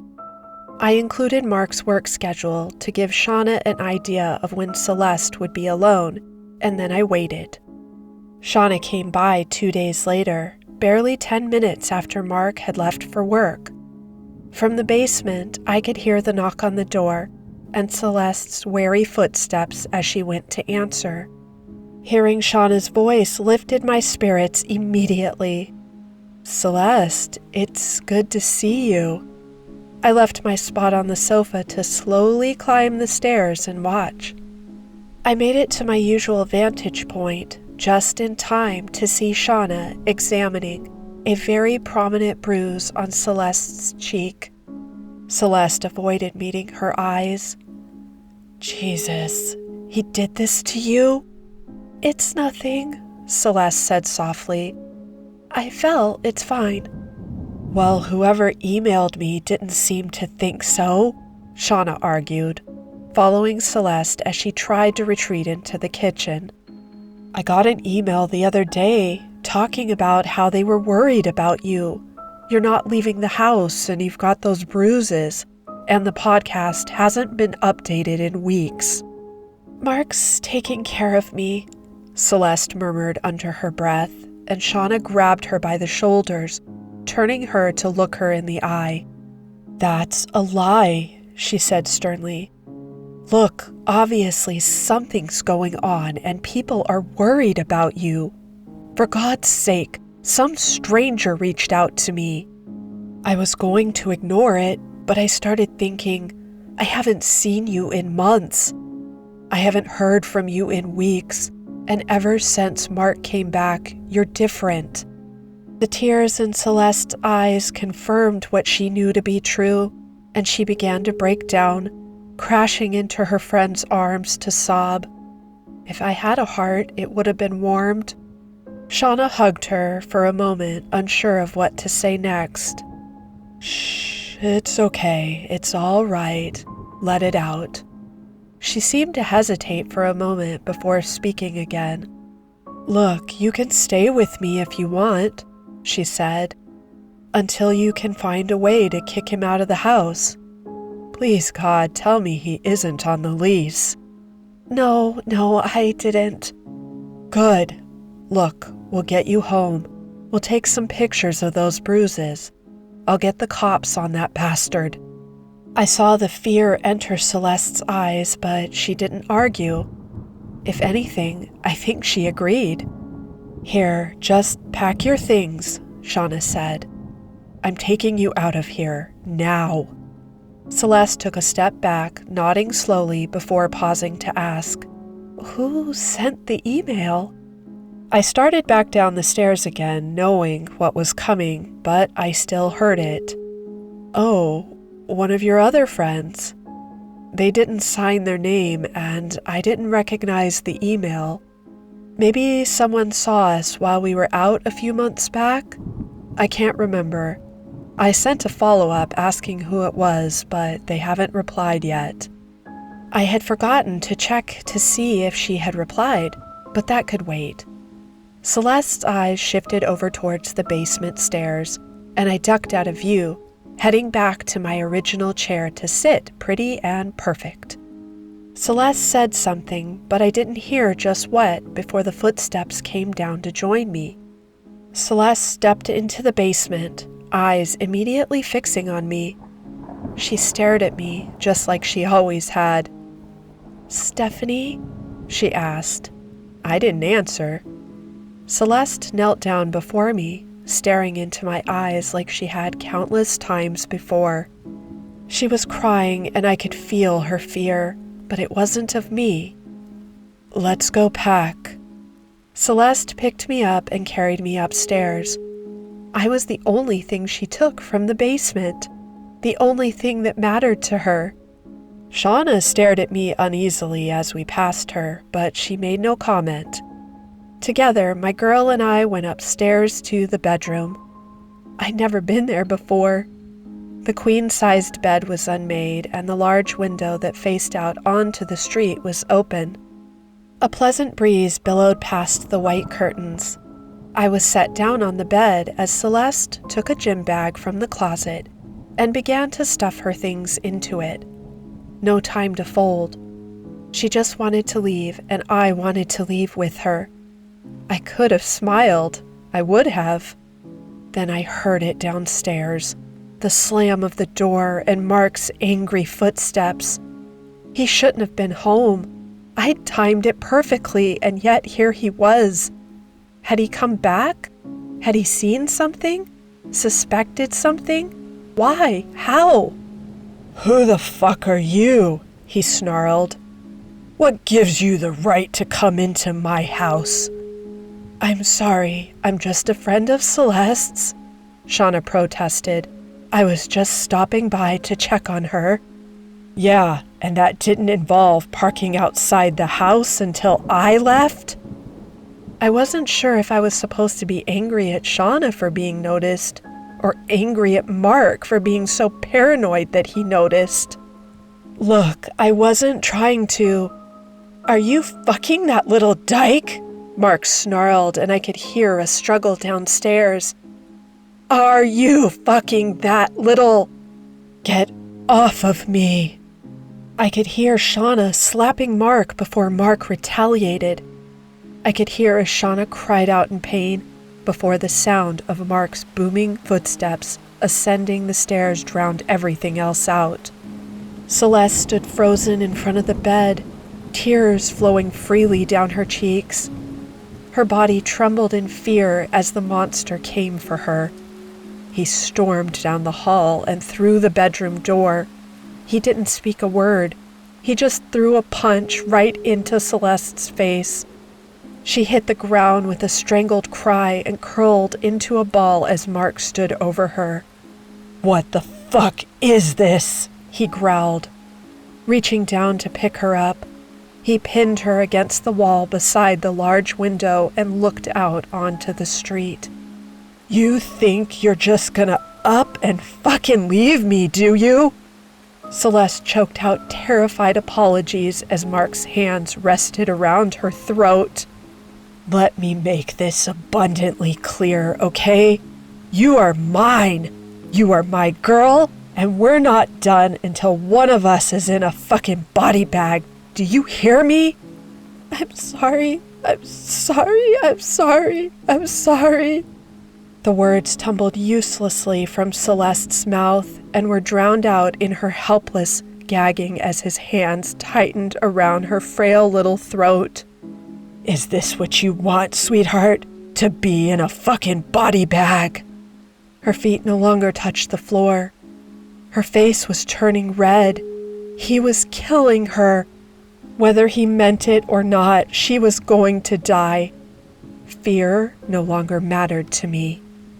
"Stop it, now!" It was the first time I'd heard my own voice in years, and it caught his attention. Slowly, I stood up as Mark looked back at me. His grip on Celeste's neck loosened. His eyes widened in terror. Celeste's eyes focused on me, unblinking, but not afraid, hopeful. "Stay away from her. Don't you dare touch her."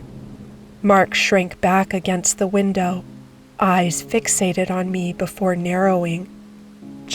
Jesus fucking Christ! What are you?" I didn't answer because I didn't know. I just stood and stared. "What are you?" he demanded again. "I'm just a doll." I replied and took a step towards him. "But if you lay one more finger on her, I'll hurt you." Mark remained still for a moment, and I hoped he'd run, just like everyone else had run. But I could already see his expression hardening as he realized I posed absolutely no threat to him. I had no supernatural powers, no weapons, no ghosts or demons at my disposal. It was just me. Maybe that would be enough. As Mark's hands balled into a fist, as he prepared to strike me, there was only one thing I could do. I knew what would happen if I did it, but maybe, just maybe, I could make a difference. Celeste looked at me with a silent look of wide-eyed awe, and now I looked back at her. Then I ran forward. I didn't have much power, but it was enough. I launched myself into Mark's chest and felt his body slam against the windowsill. Then he tipped over it. Together we slid down the slope of the roof. I heard Mark screaming, and the last thing I saw was Celeste's face in the window as she screamed my name. My body would shatter, I would die, but I was happy. Some people were worth shattering for.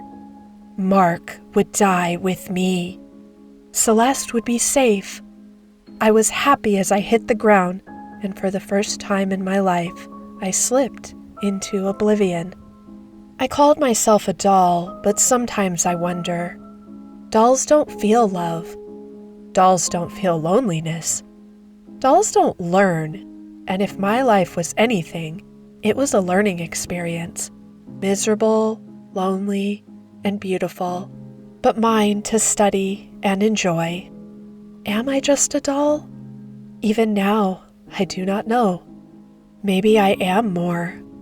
What I do know for certain is this. A little bit of glue goes a long way. I can still feel the cracks in my skin even though you can barely see them, but they don't bother me. They're a reminder of what I did for the girl who loved me. Celeste is safe. She is happy, and Mark will never hurt her again. Today, she and Shauna are celebrating their 1-year anniversary. Celeste has been planning this for some time. I hope it goes well. I've always wanted a family.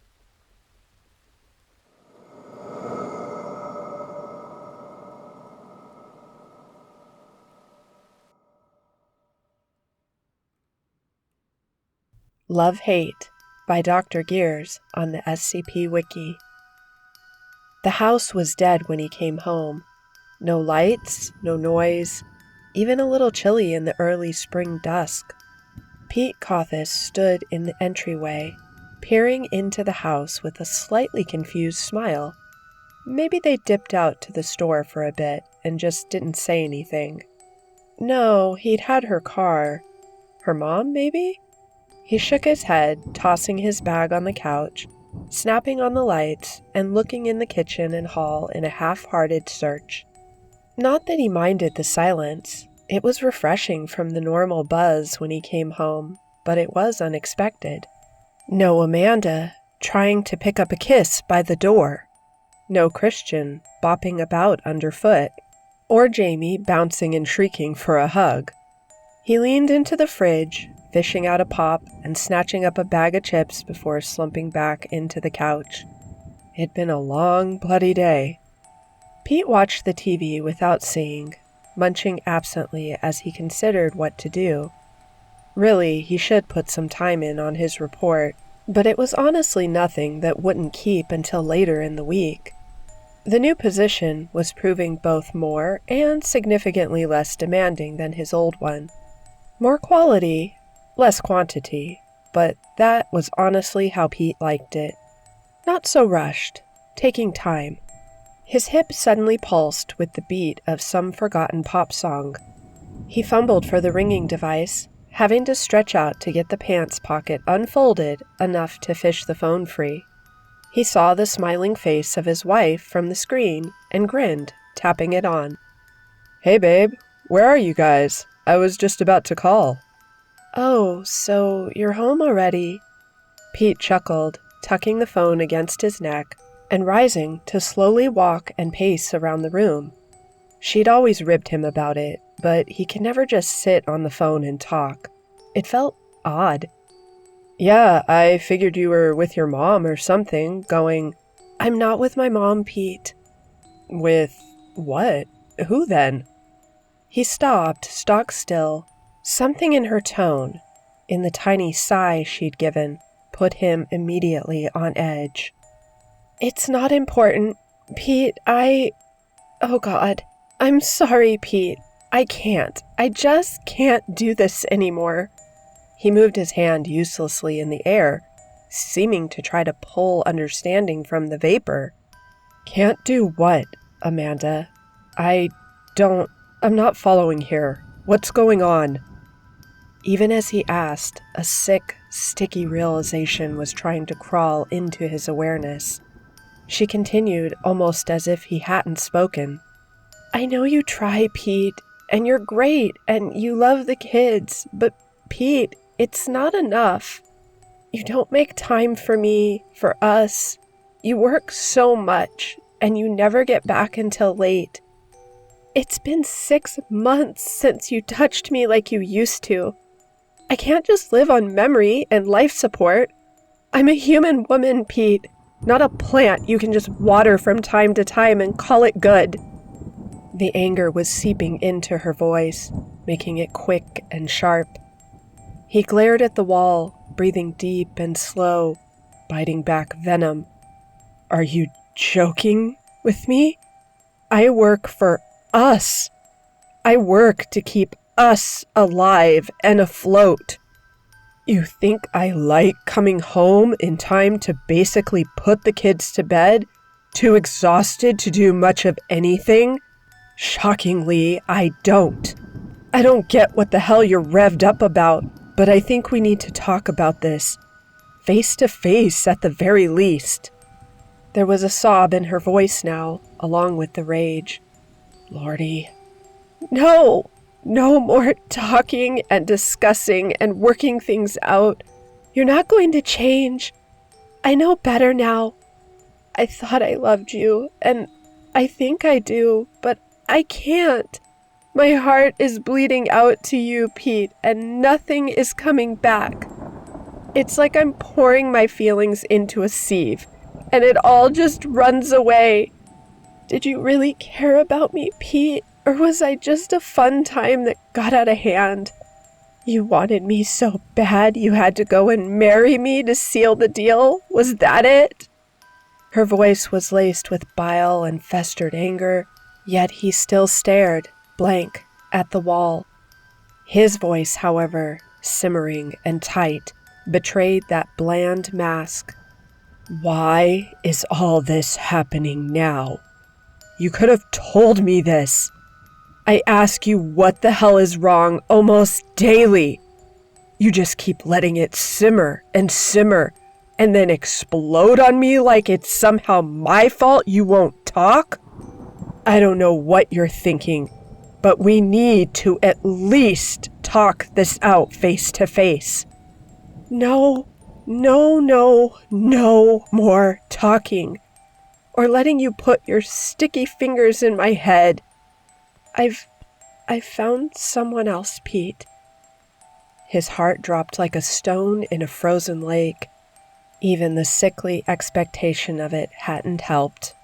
She kept on through his silence. He loves me, Pete, truly, and the kids too. You took 6 years of my life, Pete. You bled me out for all I had, and didn't give me anything. Amanda, where are my children? It was barely a question. He knew, but he had to hope. He was willing to ignore the unfairness, the one-sided, petulant whining, if this one single question was different from his expectation. He started walking again, slowly.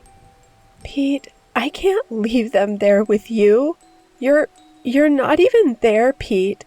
You wouldn't even be able to put them on the bus in the morning. You're a picture to them, and not much more. They're safe, and will be until the trial, but I'm not letting you see them, Pete. I can't trust you anymore. You've hurt me too much. She dissolved into sobs, gasping into the phone. The sudden, explosive laughter brought those sobs up short. Hurt you? Oh, wow. Me. Hurting you. Honey bunny, I don't think you understand that term.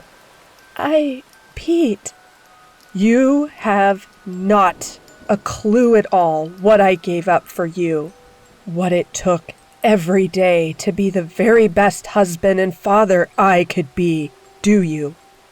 I mean, wow. He loosed another gale of laughter, shaking his head and starting to walk down the hall. Wow, baby, I'm stunned. Really, I am. I don't mean to laugh. You have no fucking clue, do you? At all. This is what I'm talking about, Pete. These games you play. It's not healthy. Dear heart, I don't think you have a clue. Listen, babe, I hate to yank you out of your speech. I'm sure you've been mentally reviewing for weeks when you insisted everything was fine. But I have a question for you, if you'll indulge me. He tucked the phone against his neck again, swinging open the basement door and starting down the steps. Don't talk down to me like that, Pete. I'm not going... You will listen to every word I have to say. He could almost hear her freeze and stare at the phone. He smiled, an easy, empty smile, tasting her confusion over airwaves. Now finally, maybe she was understanding that the situation had changed. Pete, you're... When we got together, babe, I loved you more than anything in the entire world. I mean anything. And I don't think you ever fully got that. Not all the way. Then, when we had kids, well, I hate to admit it, but they took the forefront. Harsh, I know, but I think that's how it's supposed to be. Even if you seem to think my every waking moment should be in devotion to you. That is not what Anyway, I gave up a lot for you. The smoking, the swearing, all those goodies. But I don't think you fully understand the sacrifice I made to be with you. He crossed the basement, the gloom of the bare bulb showing just enough to move the old bookcase safely, sliding it along the dusty floor. Have to sweep down here sometime. Do you remember way back when we first got together? There was that thing in the news about, what was it? The red ghost. Or the red phantom or something? Silence stretched across the phone line. Still there, babe? Yes. Oh, good. Remember, you had me walk you home from those few times because there was a murder a couple of towns over? Always homes, never any real struggle, nothing broken into. So they were thinking that this phantom was snatching people on the street and making them drive home with him.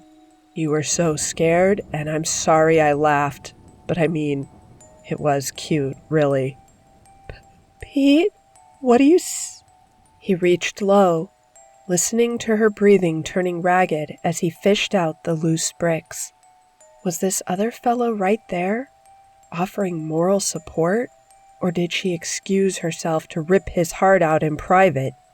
Kids probably not with her, maybe Mom. No, Kathy probably, worth a stop at least. Some things are automatic, babe. You don't think it's just needed, and you do it. Washing hands, tying shoes, automatic. It takes no thought at all to do, but an ocean of focus not to. Every single day. Every one. I made the choice not to be automatic because I loved you. I chose not to. Pete grinned, pulling the duffel bag from the wall with an uneven clank. He fished inside, pulling the thick, smooth curve of the linoleum knife free and tapping the point. I can't believe you would do this. And take the kids, no less. Wow, Do you get it now, baby? Do you understand what I'm telling you now? Is it sinking in? Her breath was coming too fast, sobs choking in. Oh God, I'm gonna call the cops, Pete. You aren't. I won't let you do. Oh God, Pete. Call him, babe. Please, I'll be gone. But I want you to feel good, baby. I want this to be easy for you now. You know me, lovey. Remember, you kept commenting how I fit in anywhere. I can talk to anyone. I have that open, trusting face people love. People really love to listen to me. Trust me. Believe me. His smile was honest amusement as he pulled up his shirt and secured the harness, dropping the knives, needles, and other helpful bits to their places. Didn't you ever wonder why they stopped right around when we got together, and you decided to just toss me to the wind like nothing? Garbage. Wow. Pete, keep away from me. Oh God, Pete, don't. You're scaring me, please. Honey bunny, you don't understand that term. You're going to be checking under your bed for me. I've never felt such a whip-snap of devotion. As much as I loved you, it's gone to the same amount in the polar opposite direction. I don't think you could just pass it off as April Fools anymore, even. I'm still trying to wrap my head around how you could do this. He shook his head in disappointment, adjusting it as he took a practice throw with the knife. Rusty. Need to practice. Still, like riding a bicycle, never really forget. She was sobbing now, blubbering, something threatening maybe? I'm going to get rolling, baby. Let you call the cops and such. Maybe get a quickie from your new boy, just to take the edge off, right? You know why they called it the Phantom? Because a couple of witnesses said they saw him, and he looked so white it had to be a ghost. Or a mask. Ain't that a scream? He laughed, hefting up the bag, foregoing the normal gloves and mask that was normally required. Just a gentleman on the way to the gym, officer. I would have let you go. You hurt me, but I would have let you go. But you had to try and take the whole pie. Snatch it all from me. Don't worry, babe. The Kittle Biddles won't ever know any more than you tell them. More moaning and crying now. Something about keeping the kids away, maybe? Sweetheart, you may love them enough to steal them, but I love them enough to kill for them. See you in a couple of weeks, babe. Tell your new boy I said hi. Or, never mind. I'll tell him myself. He hung up, then crushed the phone against the wall even as it chimed again, slamming it over and over in blank-faced rage, leaving the splintered heap on the floor. He locked up, unplugged the power strips behind the TV and computer, and stepped out on the porch, heading for the car. The red ghost inhaled the night air.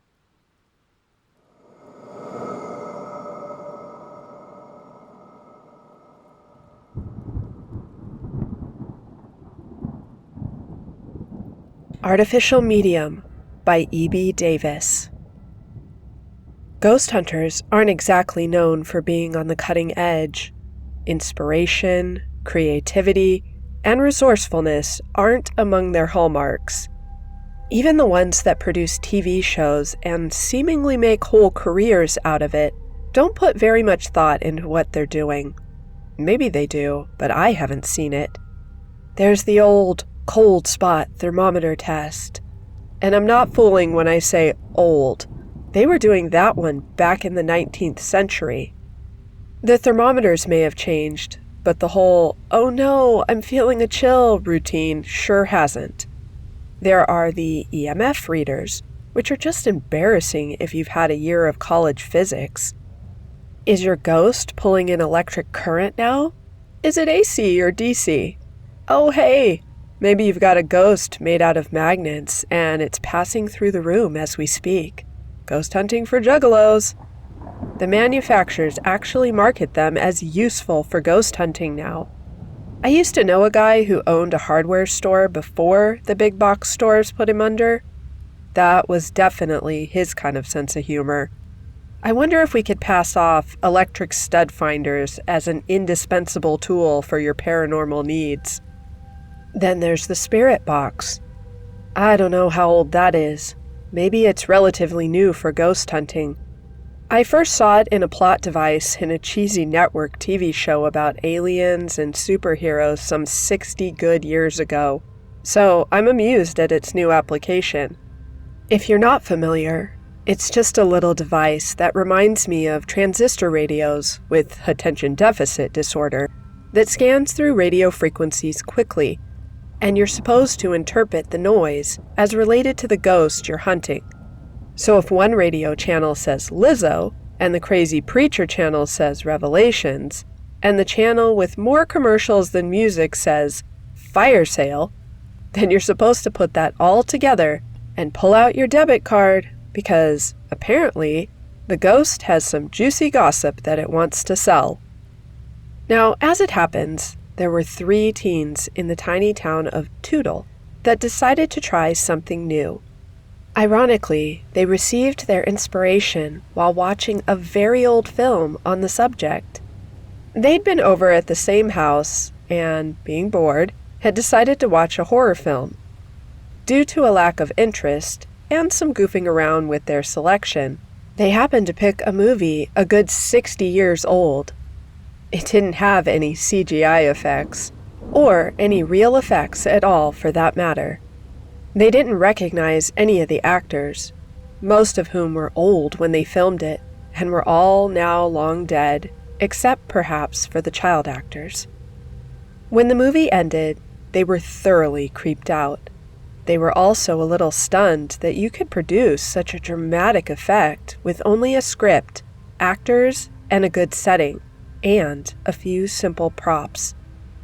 What had really impressed them was the seance scene. The scene involved an attempt to contact the ghost in a haunted house in order to learn its nature. The seance had a psychic medium who briefly toured the house, then sat down in a large room at a table to conduct the ritual. There were the usual cliches: candles, lights out, long tablecloth, semi-skeptical protagonist, etc. Then the strange medium lady went into a sort of hypnotic trance. Her assistant would call out to the spirit various relevant questions they hoped to know the answer to. Instead of communing with the spirit and answering verbally, the medium responded by scribbling answers on a broad sheet of craft paper. At first, despite the trance, there was no communication, and the medium drew huge, random circles across the page. Something like a detuned radio producing static. Once the sheet was filled, the assistant would dramatically rip away a sheet, exposing a new one for the medium to scrawl over. As the spirit and the medium began to commune, the scribblings turned into simple words, thus answering, at least partially, the questions they were asking, or, in some cases, providing disturbing new clues. It was a striking scene and kept everybody on the edge of their seats. One of the teens, Tony, brought up the scene in their discussion after the film. They all agreed it had been very effective. They ought to do something like that in their next paranormal investigation. By this, Tony meant their first. It was something they had long talked about doing, but had never actually gotten around to doing. Not that they should do it with some strange old lady, of course, but something like that. The problem was none of them had psychic powers. Ouija boards were brought up by Travis. They were sort of like do-it-yourself media. The board supposedly was the medium, and the non-psychic users could just move the planchette around to commune with the spirits. Too bad it was only just a stupid Parker Brothers board game. Also, the planchette didn't have nearly the dramatic effect of tearing the paper sheets out of the book. And besides, it was way too overused in terrible movies and obnoxious satanic panic churchy propaganda. Tori was the one with the original idea. Why not use AI as a medium? Now, of course, AI had already been out and around for several years. It had already gone through several booms and busts. People had predicted all sorts of things about it, how it would radically change society and so on. It would make work obsolete and revolutionize every field of science. Of course, most of the predictions had been completely wrong. In some cases, it had been right, and left more than a few people out of work in certain fields. The parents of the teens had gone absolutely apeshit about how great it was those first few years, then flip-flopped. And now we're coming around and getting hyped again based on new speculation. For the teens, though, they'd just gotten sick of the hype. It was old stuff that had been around when they were just kids, 2 or 3 years old, but now that they were practically adults, it was just old hat. Still, when Tori thought up the idea of using it as a medium, there was something there. Playing around with an AI was sort of like scribbling on a blank sheet of butcher paper. Eventually, at some point, you might see something interesting. So Tony downloaded the Gossip QCP onto his laptop. The latest, greatest, freest machine learning, deep dreaming, and hopefully ghost-speaking AI to hit the market. Then they set their eyes on the Skull House. The Skull House was a purported haunted house next to the Tootle High School. Not right next to it, but around the corner and up a slight hill along a side street that didn't get much foot traffic. All the students in town were aware of it, and indeed was a bit of a rite of passage for freshmen to venture inside. Every neighborhood has one. At least every neighborhood used to have them, before house flipping became a thing. Yet those house flippers had never found much success in Tootle. The Skull House remained the neighborhood's haunted house. It had long since been vacant. The last time it had been painted was long, long ago, and whatever formulation of paint they had used back then was not meant to last. So it had all blistered, then peeled, then vanished long before any of the students and many of their parents had been born. Now it was just a grayish-brown of old worn wood. Green moss was growing on the roof and pushing up the shingles. Some sort of creeper vine was growing up through the front porch and making it unstable. That wasn't a problem, though, since nobody went through the front door, as the door and the downstairs windows were all boarded up. The two upstairs windows had been long knocked out and were now two vacant black holes, not unlike eyes. The pillars of the front porch beneath sort of resembled long, lipless, gumless, Punisher-style teeth, giving the house a vague appearance of a giant, monstrous skull, hence the name. To each side were great old trees, a maple and an oak, probably planted by the original owners when the house was new. They hadn't accounted for how big the trees would get, for now the limbs and root bases were slowly crushing the house to bits. The root bulges in particular were pushing in the walls and starting to give the house the appearance of cheekbones, which only heightened the illusion. If you squeeze around the oak tree on the left, you can just make it between the tree and the fence. Then you have to swerve to the right to avoid an enormous, old-fashioned chest-style freezer. The backyard is overgrown, but fairly open. Now the explorer has access to the interior of the house. The back door leads to a back porch, which the last inhabitants had turned into a greenhouse. There are several tables with many plant containers. All the plants, of course, are dead. The glass panes were covered in green mildew that filtered the light. It might have been a mudroom long ago, the place where the little kids were supposed to stomp the mud off their boots and take them off before entering the house. The interior, to the surprise of anybody who might see it, was strikingly free from vandalism and destruction that you might expect, having been a haunt of teenagers for all these decades. Sure, some of the wallpaper had been ripped off. There was some spray paint here and there. Lovers had carved their initials into the woodwork. Still, it could have been a lot worse. It was almost as if the student body appreciated its legacy. The upstairs, though, where the windows were broken out, was a real mess. Someday the floor would rot away with all the elements getting in. It was summer when our 3 teens decided to conduct their paranormal investigation. There was plenty of time for such horsing around when school was out. They decided to make their way into the house late in the evening when the summer sun was still up and they had some amount of light. They weren't really expecting the house to be haunted, but they didn't want it to be after dark. It wasn't so much ghosts that they were fearful of, but the idea of stumbling into another group of teens in the dark, or perhaps a family of opossums. That was the sort of real scare that they wanted to avoid. They set up in the living room. They'd brought some candles, since the boarded-up windows and the thick summer foliage made it very dim, and besides, it fit the atmosphere. When they opened up the laptop, it added a little more light. They opened the AI program, and then they wondered exactly what they should do with it. That wasn't something they'd spent a lot of time discussing. Should they try to talk out loud to any spirits first? Perform some sort of ritual? This kind of thing didn't really come with any instructions, so they just typed out their first question. Who are you?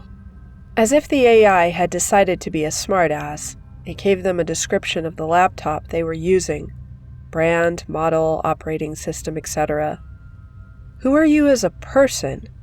The AI's response was to describe its own program, a few technical details, along with a boilerplate warning on how it was not really a human, but a program, and its statements should not be taken as any legitimate medical or legal advice.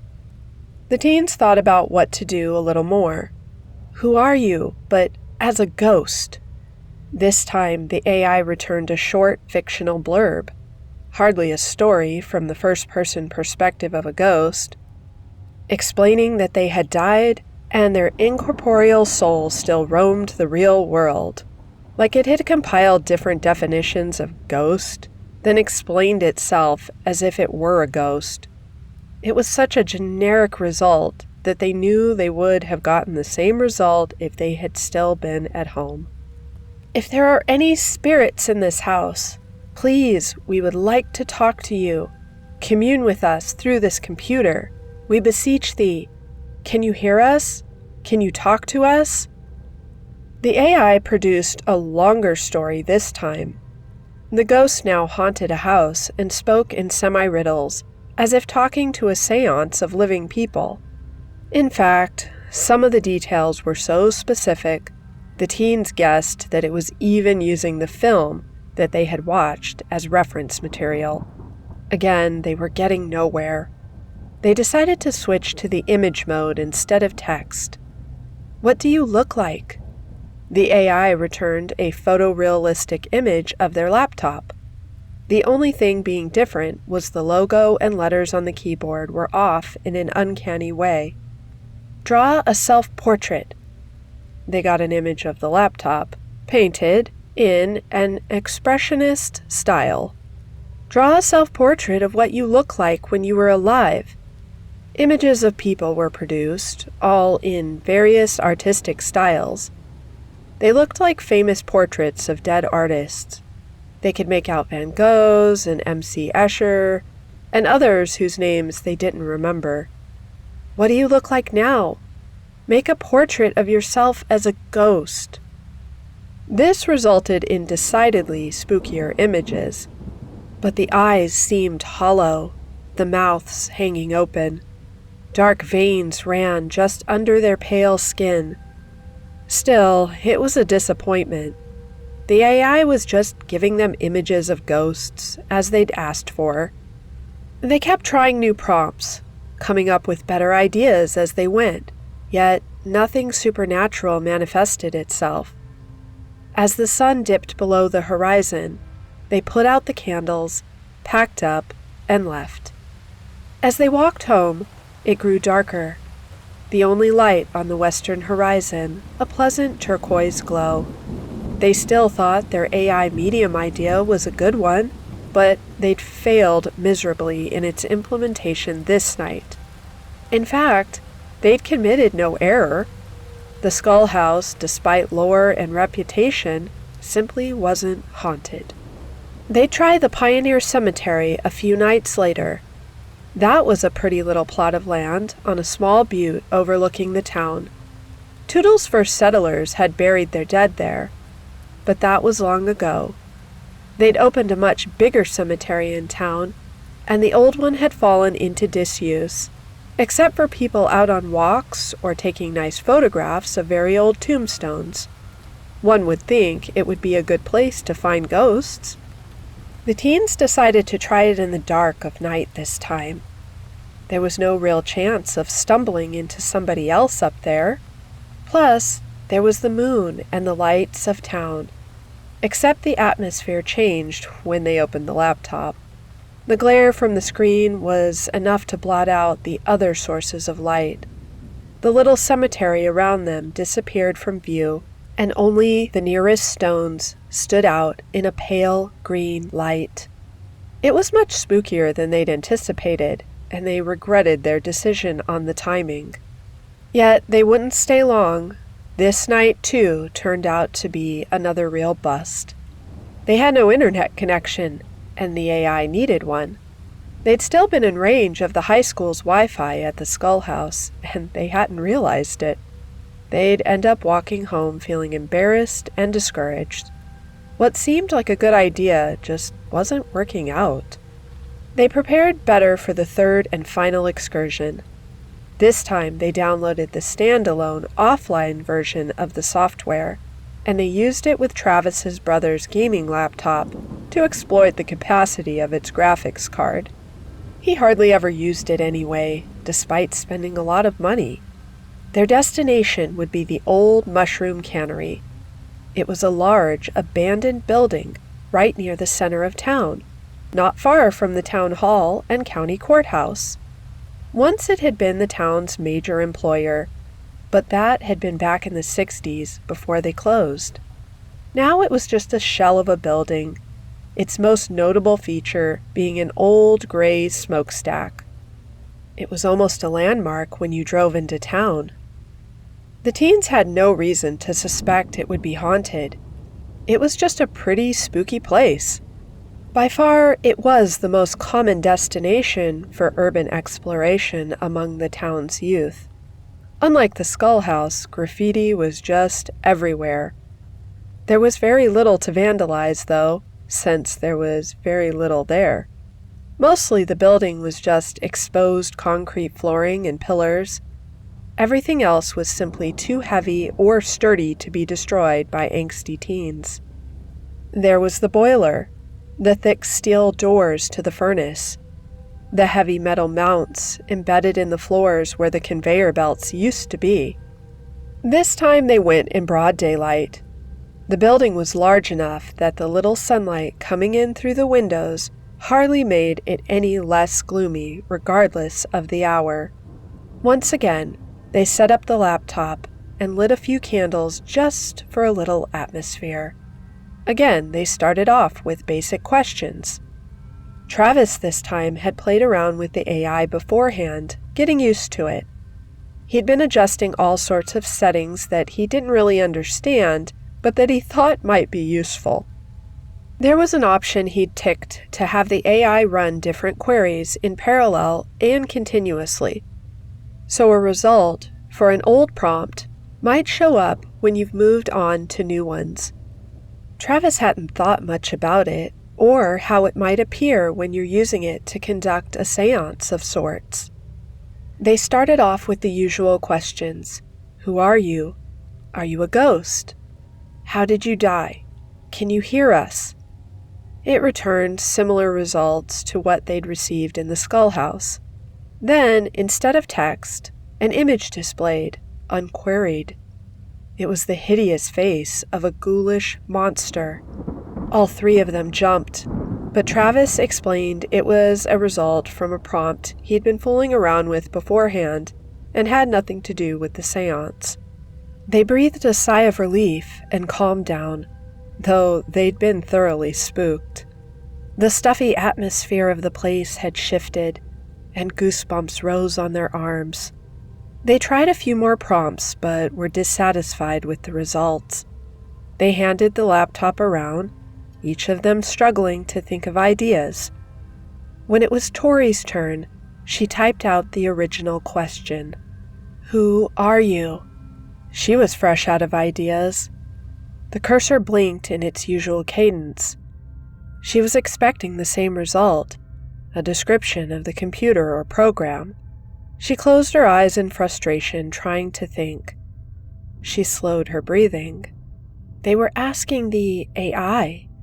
The AI was just the medium. They should ask the ghost. Her pulse grew steady. She felt an odd sense of ease, though she didn't recognize that she was putting herself into a sort of trance. Who are you? Tori called out in a loud voice. The other two jumped, as they hadn't expected her to do it. She startled herself. She hadn't intended to be so loud or authoritative. She slowly opened her eyes and watched the cursor blink. Then a new line appeared. Sam Walsh. Tori very slowly laid the laptop down on the ground, and the other two crowded in to see. Tori leaned forward and typed, "Can you hear me?" and hit return, then watched the cursor blink a few times. Then Tori spoke the question out loud. A few seconds passed, and then a new line. Tom Harper. It wasn't the result they expected. It must have been another return from the "Who are you?" prompt. Nick Lopez. They were in too deep to go to the settings menu and fix it. They knew they should ask the next questions very carefully. Yes? Yes? Yes, it could hear us? Was that the question it was answering? Tori leaned forward again. Am I speaking with Sam right now? She spoke it out loud almost as soon as she finished typing it. The new lines came instantly. Yes. Yes. We. The three teens felt a chill that no thermometer could have recorded. It felt darker in that building than it had moments before. It felt like their idea was working, and now they regretted it. Where are you? Tony typed. Tori spoke. They waited. The cursor blinked. They waited some more. This shouldn't be a long wait, but the AI was unpredictable. Travis started to imagine what the answer might be in his anticipation. In his mind, he saw the response, and it was horrible. Right behind you, the laptop was about to say. Travis spun in place, his own idea spooking him. There was nothing. The sound of Travis's pants scraping on the cement as he turned so fast had frightened the others. Realizing they'd only scared themselves, the three teens returned to awaiting a response. Still, nothing happened. Then, almost at the same time, they noticed it. There was still the cursor blinking at the bottom of the window, but way up at the top, there was a greater than sign. That should indicate a result, but there was nothing on the screen. Just a blank space between that and the cursor. Travis fumbled with the touchpad he wasn't used to, moved the arrow into the empty space in the middle of the window, and hit right-click. The toolbar that popped up offered the option Save Image As. The AI had returned a result. For some reason, it had displayed an image, despite being set for text answers, and the image, simply a field of jet black, indistinguishable from the black window of the program. Are you in the dark? Tori asked out loud. Travis started to type the question, but the results came before he hit return. Yes, yes, yes, we. The three looked at each other. They all shared the same thought, and without having any psychic abilities, knew exactly what each was thinking. Don't ask out loud until you've finished typing the question. Tori bit her tongue. Tony deleted his last question and typed the next. Can you see anything at all? Only after he hit return did Tori dare speak it out loud. The cursor blinked. Again, the AI returned an image. It was almost the same as before, a jet black image taking up almost the whole window, except in the very center was a simple, small white dot. They didn't understand what it might have meant. What do you look like? Tori typed, then asked. She had set the program to provide an image this time. She didn't want any more surprises. This time, they got a proper illustration. It looked like the ink on parchment paper, in the style of the 17th century. It depicted 3 cartoonish skeletons, each twisted into uncomfortable fetal positions. The more they looked, the more grotesque and less cartoonish the image seemed to be. The grinning skulls looked more like painful rigor.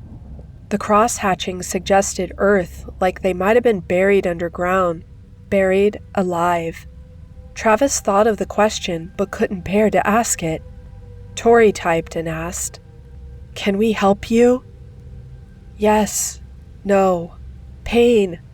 Uncertain of the meaning, Tony asked something else. "If we wanted to find you, where would we look?"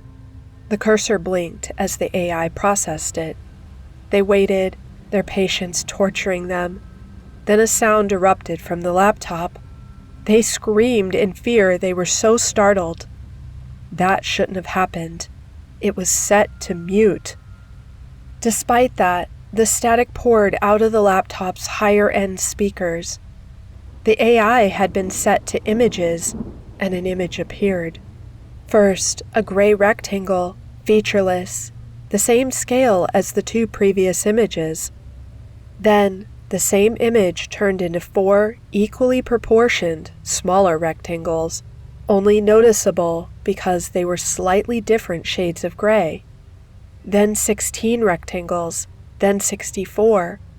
The image was resolving before them in real time, turning into a highly pixelated photocopy, getting clearer at each stage. The speakers buzzing with empty static as it developed. They'd never seen the AI act this way. A large, dark splotch resolved in the center of the frame, lighter gray to the sides, parallel lines that slowly revealed themselves to be light coming in from small windows from off-screen. Then it finished resolving, and the 3 teens were transfixed in horror. They all recognized what they saw on the screen. It was the semicircular shape of the 2 enormous steel doors of the furnace that had once heated the factory's boiler. Just over to the other side of the building. There was a screech, then the terrible grinding sound of giant steel doors slowly swinging on hinges that hadn't been opened in decades. Whether it came from the laptop or the other side of the building, they didn't ask. Travis slammed the laptop shut. Tori and Tony kicked away the candles, extinguishing their flames.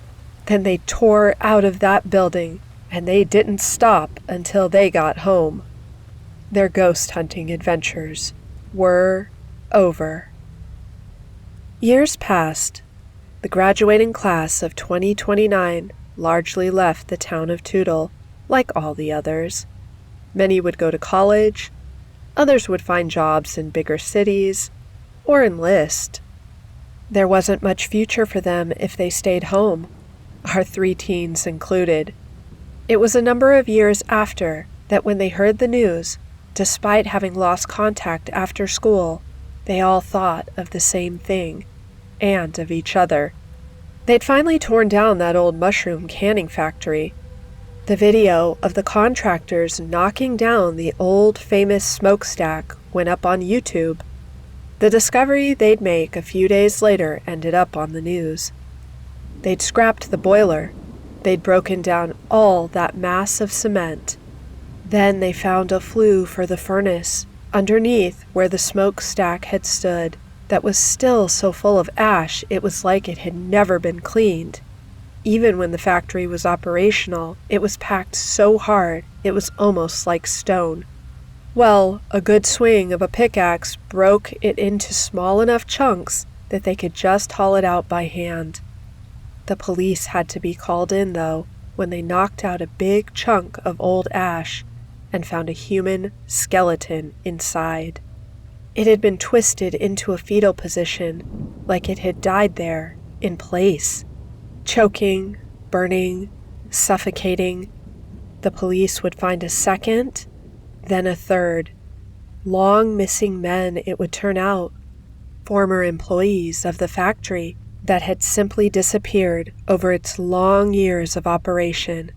How they'd come to be here, though, victims of a freak but repeatable accident, or placed there by their murderer, that was anybody's guess. And they knew of no way to tell.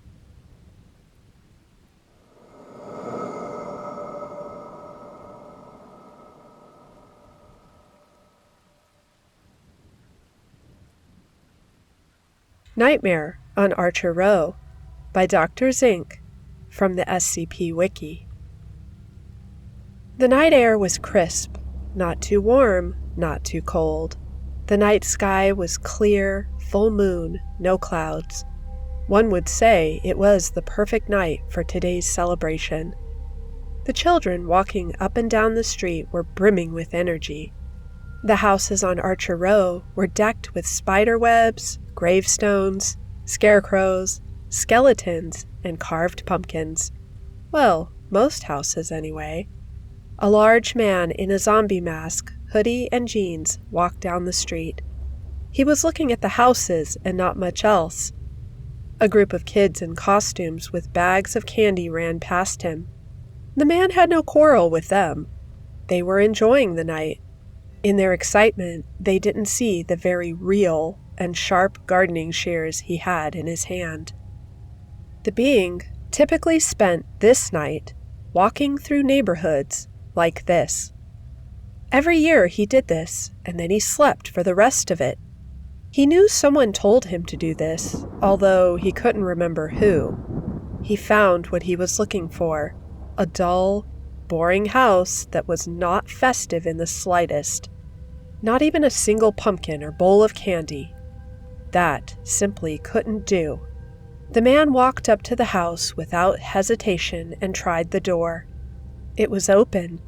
He listened for a television to see if it at least was playing a special. It was playing a trashy reality show. He shook his head before he closed the door silently, walked to the back, and found the breaker box. He cut the wires with precision. After all, he had done it before. The power went out in the house. The lone occupant of the house, an older single woman, panicked as the being entered the back door by breaking the glass, a sound muted to the outside world by his presence. The woman got up to run and scream from him, but the moment her feet hit the ground, she stumbled and lost her breath. She tried crawling, but she suddenly became very exhausted as the being walked slowly to catch up to her. He knew she could not run from him. She tried to reach her landline, but it was futile as the being was already atop her as his shears pierced the back of her neck. The blood ran off his clothes like it was nothing. It stayed on his shears, however. He took off his glove, revealing a normal hand. He dipped his fingers in the pool of blood, and he drew a picture of a pumpkin on the living room wall with it. He then drew more decorative images on other walls in an effort to make the house festive. The being returned the glove to his hand. He then pulled his shears back out of her neck, causing more blood to flow from the wound. He looked around, satisfied with his work. The house was now properly spooky. He figured, however, he should work on his drawing skills. His ghost looked like a cartoon, not to mention his terrible attempt at a skeleton. But decorations were decorations, as long as they were in the spirit of the season. He went into the kitchen, the darkness not slowing him down. He searched the pantry and fridge for something sweet. He found chocolate, although there wasn't much there. If he had the time, he would make the sweets himself. It didn't matter. He still had to patrol the night, punishing those who didn't celebrate. The being left the house and left the chocolate on the porch. "Yep, that's the anomaly, all right," the ginger MTF operative leader said as he lowered binoculars after looking at the being leave a gray house. They were camped out at the neighborhood pool house, which was cleared out for the season. The homeowners association didn't bother to decorate the building, making it a prime target for the anomaly. The MTF squad had their weapons stored away for an ambush. "Looks like the doc's predictive pattern was correct," the tall MTF operative muttered in between swings of his bat. "It's just a shame that we had to let it kill someone before we could engage." She'll come back to life in the morning. It just seems like it wants to pull a cruel prank. It does, however, bother me to an unbelievable level on why it does this. Sometimes I hate this job, the bald MTF operative retorted. Keep talking like that and you'll get sacked and gaslighted, the tall one said with a smile. Besides, you know what the doctor said. If we apprehended some random person, then we would miss the opportunity to get the anomaly until next year, the bald one responded. Can someone please remind me why I'm the one in the nurse's costume? I'm really missing my guns, the final MTF operative on the team complained. It was one of those thin, cheap costumes that sat on the shelf until Thanksgiving. Because you have the most experience talking with anomalies, the MTF leader said drearily. You are also the youngest on the team. We need to get it to the pool house somehow. And you lost the other day's bet, the tall one added. You bet that the D class died in that collapse. We believed in him. She just huffed. The leader activated his radio. Spook leader to haunted house. Preparing for engagement. Copy.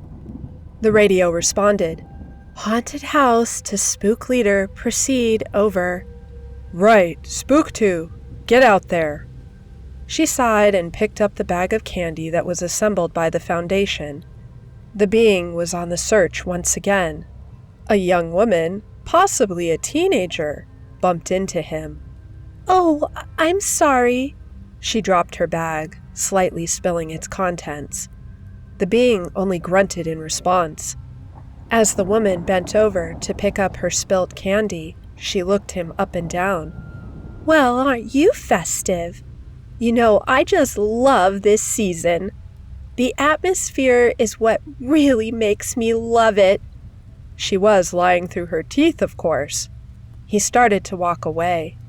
But hey! She tried to move in front of him. You know who isn't festive? The neighborhood pool. I say we go over to it and vandalize the shit out of it. What do you think? The being did not say anything, but agreed with her. Looking at the pool house, it wasn't decorated at all, and there seemed to be people inside not celebrating as well. He started moving towards the building, ignoring the young woman as she continued to talk. Her voice trailed away as she let him walk away toward the pool house. That was easier than I thought it would be, she said when he left hearing distance. The nurse turned around and dug in her bag and pulled out a radio. Spook 2 to Spook Leader. Target is moving to your location. Over. Spook Leader to Spook 2. Confirmed. Get suited up. Over. The leader responded over the radio. You two, get ready for the ambush. The bald and the tall MTF operatives both went into side hallways as the leader stood in the main room with his sidearm. He once again spoke to his radio. Remember, we can't run away from it. We sedate this thing now or we die. And trust me, even if you come back, dying isn't fun. No retreating. The tall one couldn't help but see the bald one praying. He finished, and then he asked the tall MTF, Why do you still have that bat? I don't think that'll help you win against a supernatural killer. Hey look, I got a really good swinging arm. You never know when that'll help. I don't judge you for praying. The leader chimed in.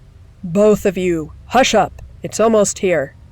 The being broke down the front door, and the leader immediately shot him with tranquilizers. The 3 syringes sticking out of him seemed to have no effect as he charged the leader.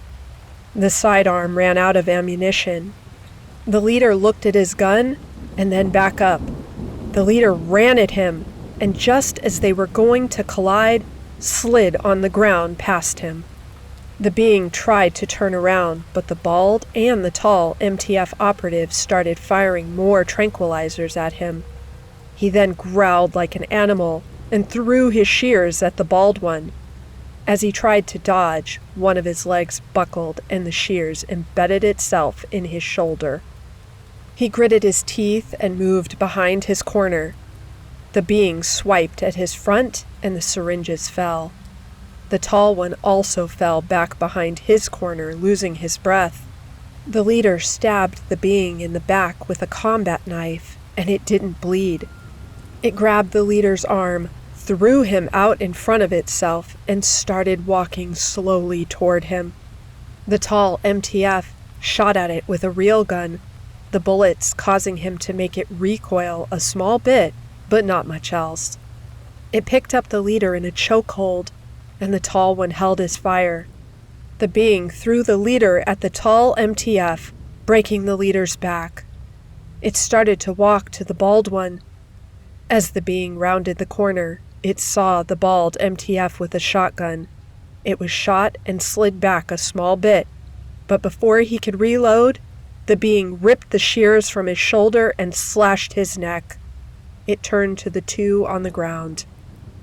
The being slowly walked over to the MTF on the ground, but halfway there, it was shot in the side of the head with a tranquilizer.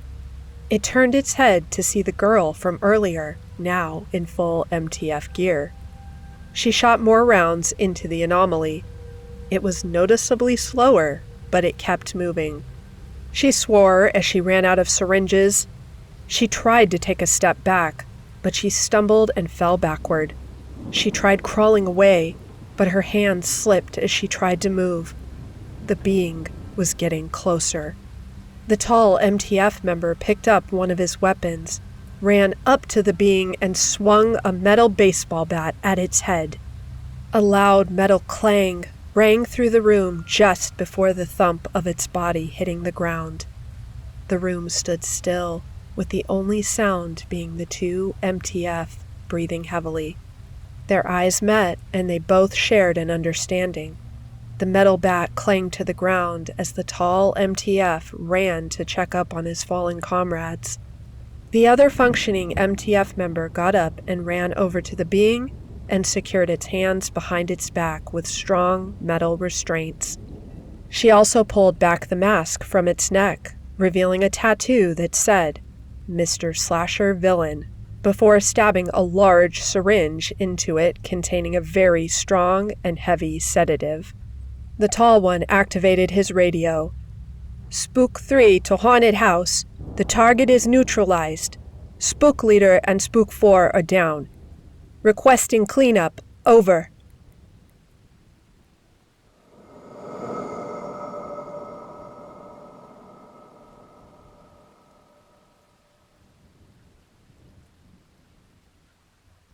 Is Anybody Home? By Captain Kirby. Ding dong! Alice, Haley, Sarah, and Aaron waited in front of the house, dressed as characters from the new season of Doctor Who. The teenagers all held out pillowcases with pumpkins and ghouls drawn on them in multicolored Sharpie. The door didn't open. Maybe this is why the group in front of them skipped the house. But the lights were on, and the porch was decorated. Maybe they fell asleep, Alice asked. "Oh, just wait a little longer," Sarah said, elbowing Alice a little. "No need to turn back so fast." "I don't know," Haley said as she looked around for other trick-or-treaters. "It's kinda late." The girls turned to leave just as the door opened. They stopped in their tracks and 180'd to see a costumeless, middle-aged woman with bags under her eyes. The girls froze. The woman smiled and reached for a bowl next to the door. "Trick or treat!" the girls shouted. They pushed back towards the door. "Don't you all look cute?" The woman dropped small bags of gummy bears into each of their bags. "Thank you!" And they scampered off the woman's porch, continuing down the sidewalk toward the next house. Alice checked back over her shoulder. Hey, wasn't that Olivia's mom? "Olivia?" Haley asked. "She went to our school until last year," Sarah explained.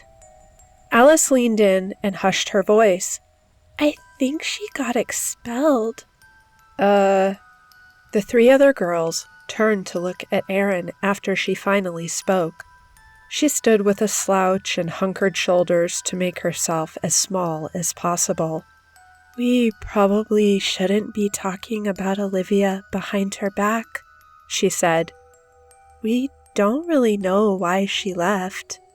Sarah cocked her head to the side. "Weren't you good friends with her?" "Yeah, but we haven't spoken in a long time." This caused Sarah to stop walking. The rest of the girls stopped too and looked at her. She took out her phone to check the time, which lit up a mischievous smile on her face. "You want to see her?" Aaron avoided Sarah's gaze. What do you mean?" "Well, she's probably out trick-or-treating like us. I don't know, we went as a pair last year. We can hide under her porch and wait until she gets back, and then give her the jump scare of a lifetime." The other three girls looked at each other to see if this plan was considered acceptable. Even Sarah knew it was a dumb plan, but it would require some consensus to determine if it was a bad plan. Erin shook her head, but Alice and Haley just shrugged. It might have been dumb, but it sounded fun. "Great," Sarah declared. "Let's go drop our bags off at my mom's house and then head right back." The girls took up their positions underneath the porch at around 10:30. All of the lights in the house were off, except for one on the second story. They could make out the silhouette of one of Olivia's parents sitting in a rocking chair reading a book. This only gave Erin pause, but then again, she was the only one who kept telling the group, "This feels weird," and "This is a bad idea." "Oh, come on," Sarah replied. "It's just a little joke. Besides, both of us want to know what Olivia's been up to this past year." "I guess, but—" "No buts," Sarah whisper shouted, and thus the conversation was over. Alice took out her phone to text her boyfriend while they waited. Erin moved closer to the edge of the porch so she could bolt for it if they got caught. Haley just turned to Sarah, whose gaze was fixed on the sidewalk, so she wouldn't miss when Olivia arrived. "What was Olivia like?" Haley asked. Sarah looked over at Erin, who could have given a much more comprehensive answer if she wasn't refusing to make a sound. Sarah rolled her eyes. Coward. "Olivia was... she was cool. Remember that time in August when we convinced Alice's parents we were just going on a walk to finally spend some time outside? And then we just caught a bus into town to see Superbad." "I still wish we saw something else," Alice said without looking up from her phone. Sarah didn't respond. She started getting caught up in the story and forgot to keep herself to a complete whisper. "Well, one time she tried to talk me into hopping on a train and just taking it to the next town. Not like buying a ticket, just jumping on a moving freight train." "Did you go?" Haley asked. "I didn't. I'm not that cool. But I heard she did. Took it all the way to Bensford where her parents were waiting for her." "Whoa." Erin finally interjected. "You shouldn't be spreading rumors like that." "Oh, it's fine. It's not a bad rumor. She's just so cool." Creak. Sarah cupped her hand over her mouth. The rest of the girls quickly retreated further under the porch. Thud, thud. Someone was standing on the porch. The girls collectively froze. Rude brats. Thud, thud. Creak. "Okay, maybe we should go back home," Alice whispered. Erin nodded in agreement. "It's fine. They didn't catch us. First, leaving the house earlier during trick-or-treating, and now this. Good things come to those who wait," Sarah replied. She tapped her temple to make herself look more wise, but it just came off as silly. It still worked, though. "Fine. We'll stay under here for a little while longer." And suddenly, Erin lost her energy again. The four girls sat in silence for another 30 minutes. Haley and Alice passed the time on their phones. While Erin traced the patterns on her costume, Sarah never took her eyes off the road. Somewhere deep down inside, she knew that Olivia was coming. She didn't know how or why, but she knew, like how a child believes in Santa Claus. Except like Santa, Olivia showed up. A beat-up tan sedan pulled in front of the house. A girl wearing black jeans and a gray t-shirt hopped out of the passenger side and then leaned into the car to tell the driver something. When the girl turned around, Sarah almost exploded with giddiness. Olivia looked just like how Sarah remembered. Haley and Alice immediately put their phones away to look on with Sarah. They waited for her to give the signal to jump out. Olivia looked her house over like she was sizing it up before a fight. She took a moment to stretch. "What's she doing?" Alice asked. Sarah promptly hushed her. Olivia finished stretching and backed a little ways into the street. She counted down to herself, mouthing the words, 3, 2, go. She bolted toward the side of the porch. She jumped just as she passed out of the girls' views. All they heard was the sound of a foot stepping on wood, and then a click, and the quiet sliding noise a window makes as it's opened. "Whoa," Sarah said. "We missed it," Alice whisper-shouted, elbowing Sarah in the side. "I'm sorry, I didn't expect her to somehow climb in through her window." Crash!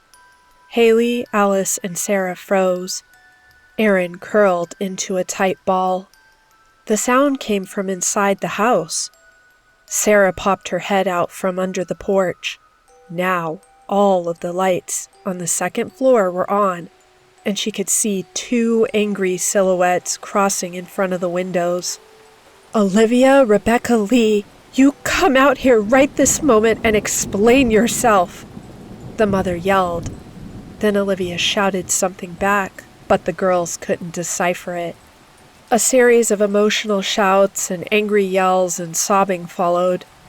Erin curled into a tighter ball.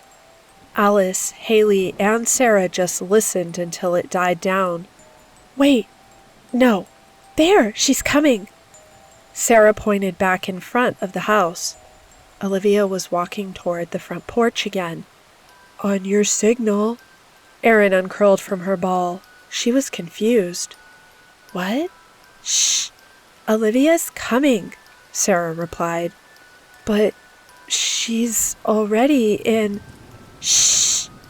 It looked like Olivia. It walked like Olivia. Wait, did it? Erin couldn't tell. It was someone with the name Olivia who lived in this house. She was walking toward it slowly. Did she have shoes on? Maybe. Did she have legs? Erin couldn't tell, but she could feel something. She could feel its hatred for the house.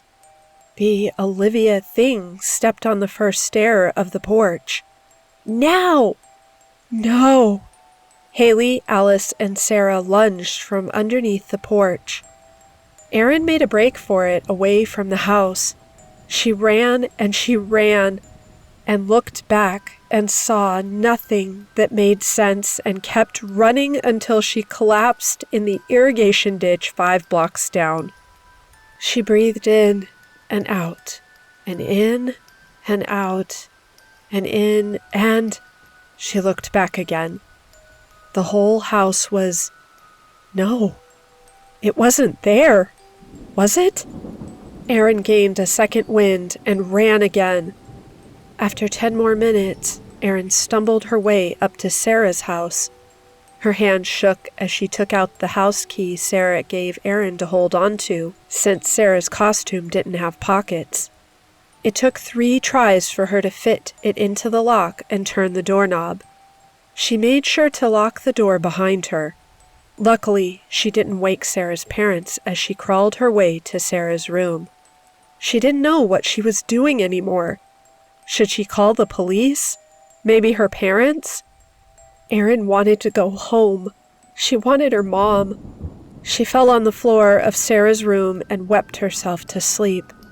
She had nightmares of empty attics. When Erin woke up early the next morning, she slowly rubbed her eyes. The sun had just risen and shot beams of light on Erin's face. She could remember last night and almost cried again. She trudged her way downstairs to go tell Sarah's mom. "Oh, hey, you finally woke up," Sarah called from the kitchen table. She sat there with Alice and Haley, comparing candy hauls from the night before. Erin stood there, shell-shocked. "We already sorted your pile. I hope you don't mind," Alice said. Erin shook her head. Did she remember last night? Maybe that was just a dream? Like the thing with the attics? In a half-dazed state, she joined her friends at the table. "Also, how the hell did you get the gummy bears?" Sarah asked. "I don't think any of the houses were giving those out." I got it from Olivia's house." The other girls all exchanged confused looks. "Olivia's house? I thought we skipped her house," Haley said. "Yeah," Sarah replied. "No one got candy from that house." Erin threw out the gummy bears while the other girls weren't looking.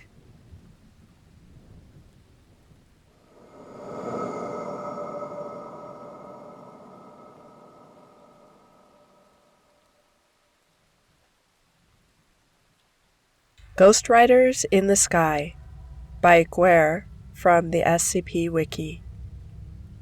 Collection of drunken stories from the Saloon of the Watchful Eye, Phoenix, heard around November 1882, told by John Williams before entering into a brawl with another customer.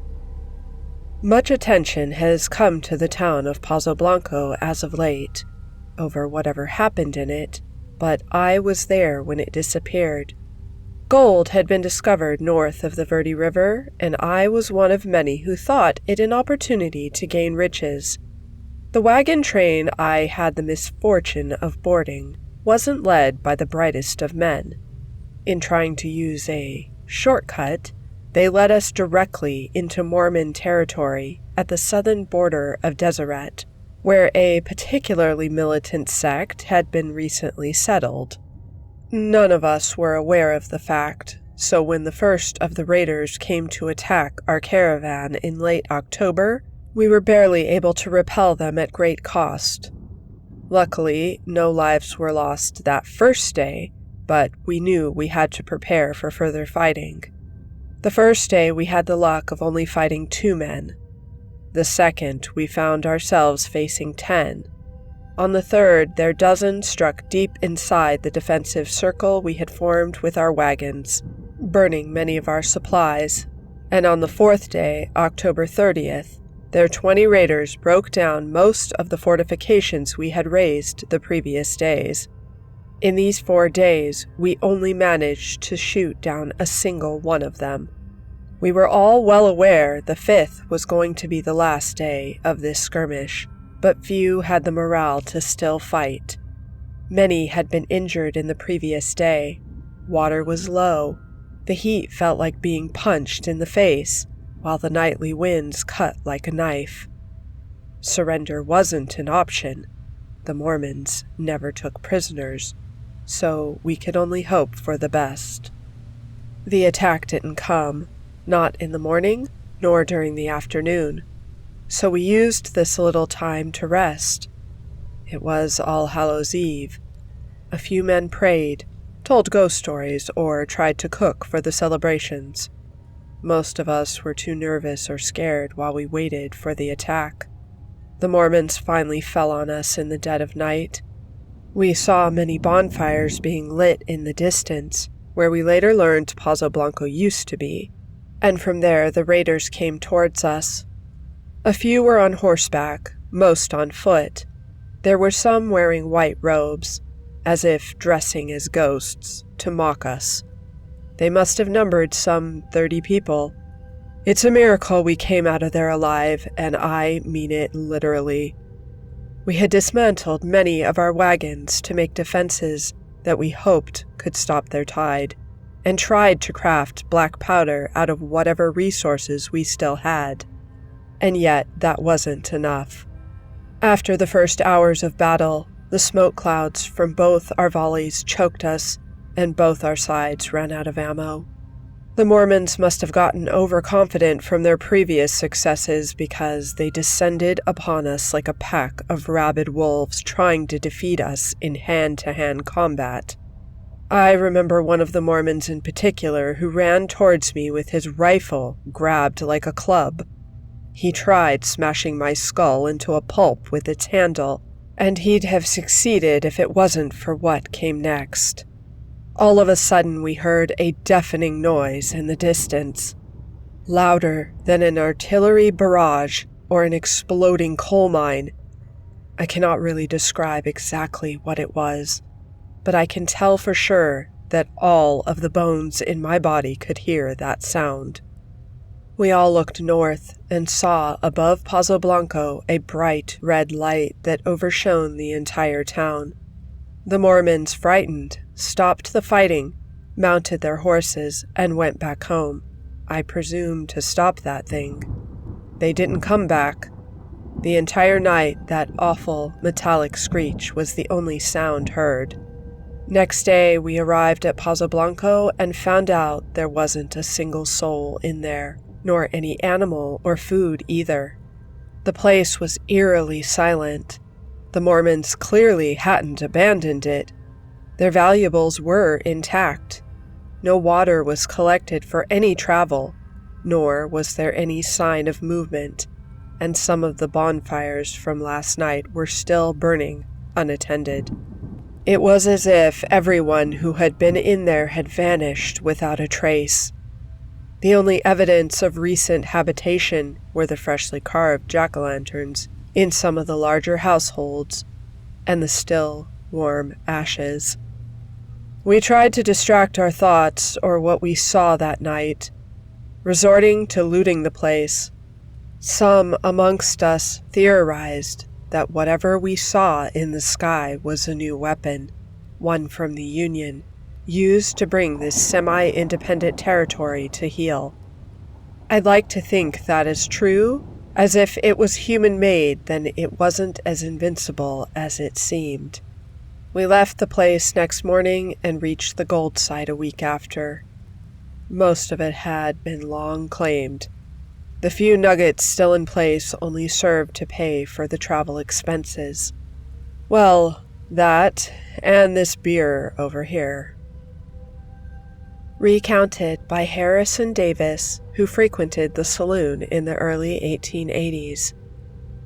If any of you plan on working as a buckaroo over here in Arizona, then you should be aware of Old Marsh, an owner of many lands further to the north, who is willing to pay much for experienced rangers.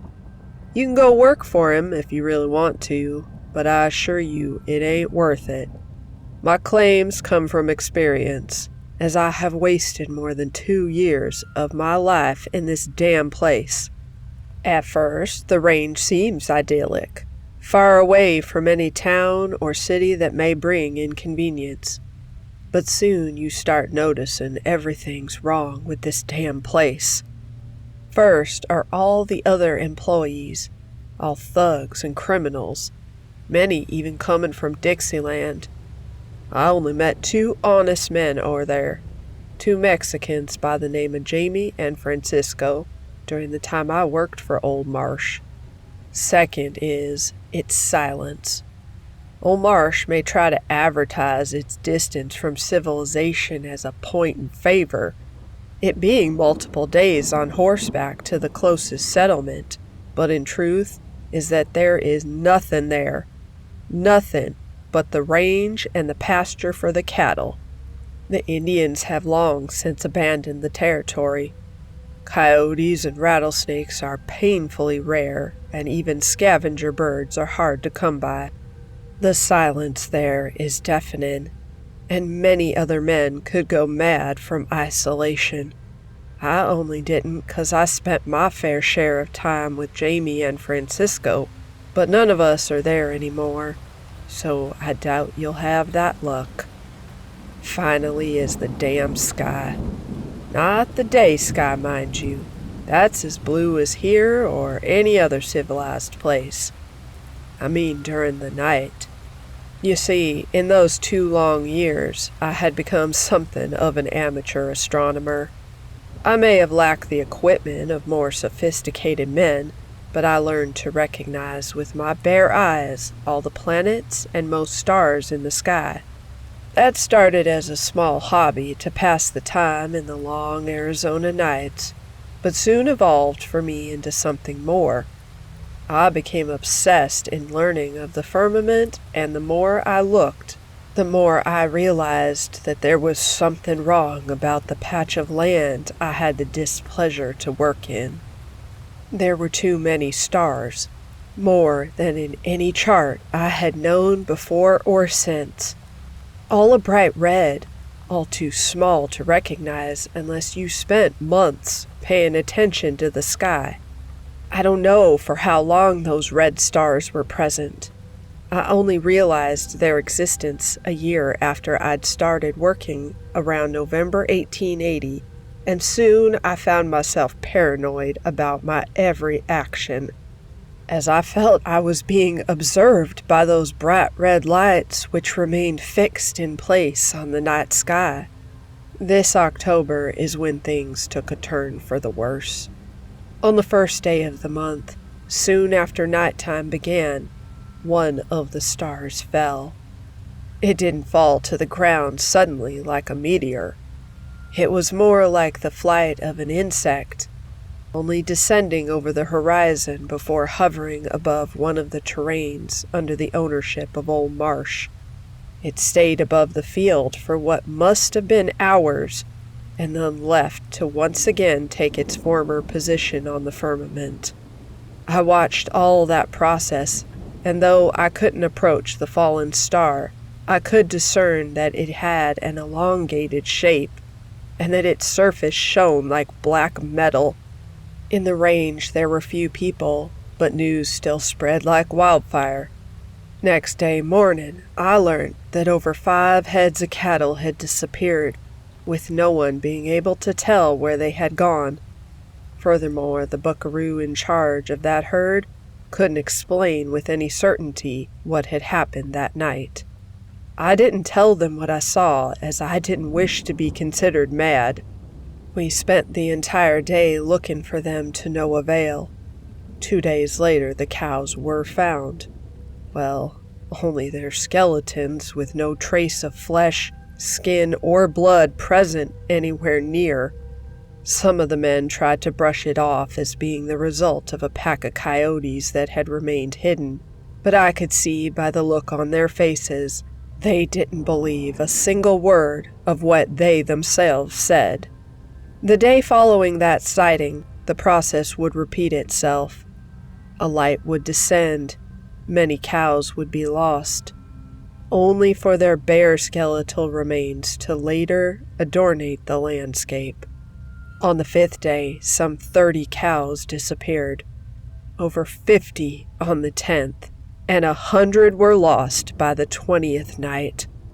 I could tell by the sound how the lights were approaching my location with each passing night.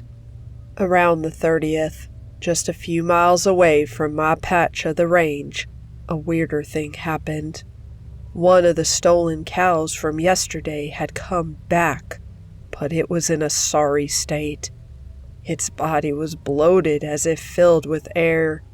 Its eyes looked bloody and dead. We saw it, not really eating, but swallowing. It devoured anything that was in front of its face, either plant or meat, all the while making a loud metallic screech. After approaching it closer, we noticed that it was eating another cow, and it suddenly started to look at us with its bloody red eyes. One of the other cowboys shot it dead immediately. Afterwards, we saw its body decomposing fast, too fast. But our attention wasn't centered on that, rather on the interior of the animal. It barely had any flesh or organs. It was mechanical instead. Almost all of us departed the place soon afterwards. Things were getting worse in the range every single day, and no one wanted to see what would happen on All Saints' Eve. Me especially. The few who stayed haven't reported back either. I still wonder about the night sky there, though, as I'm starting to see some of the same stars here, too. The story of an anonymous customer who told his tale and left in a hurry. My family used to be a big name in Scotland, you know. My grandpa in particular was a large landowner in the Highlands before deciding to move to the US. I'm not sure what led him to this decision, though Dad always thought that he had been fooled by the rumors of wealth in this land. Regardless of his reasons, he came back here in the 40s and was one of many to settle into Wisconsin. My family's wealth would not last long upon arriving in the country.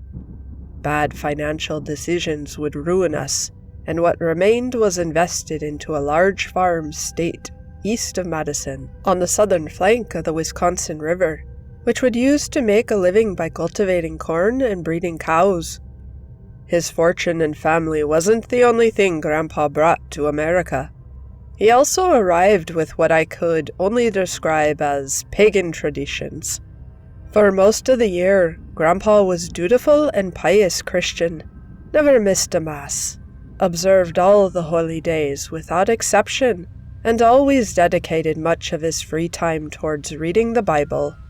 Yet there was one exception, as he insisted on calling Halloween Samhain, and engaging in what could only be described as attempted witchcraft every October 31st.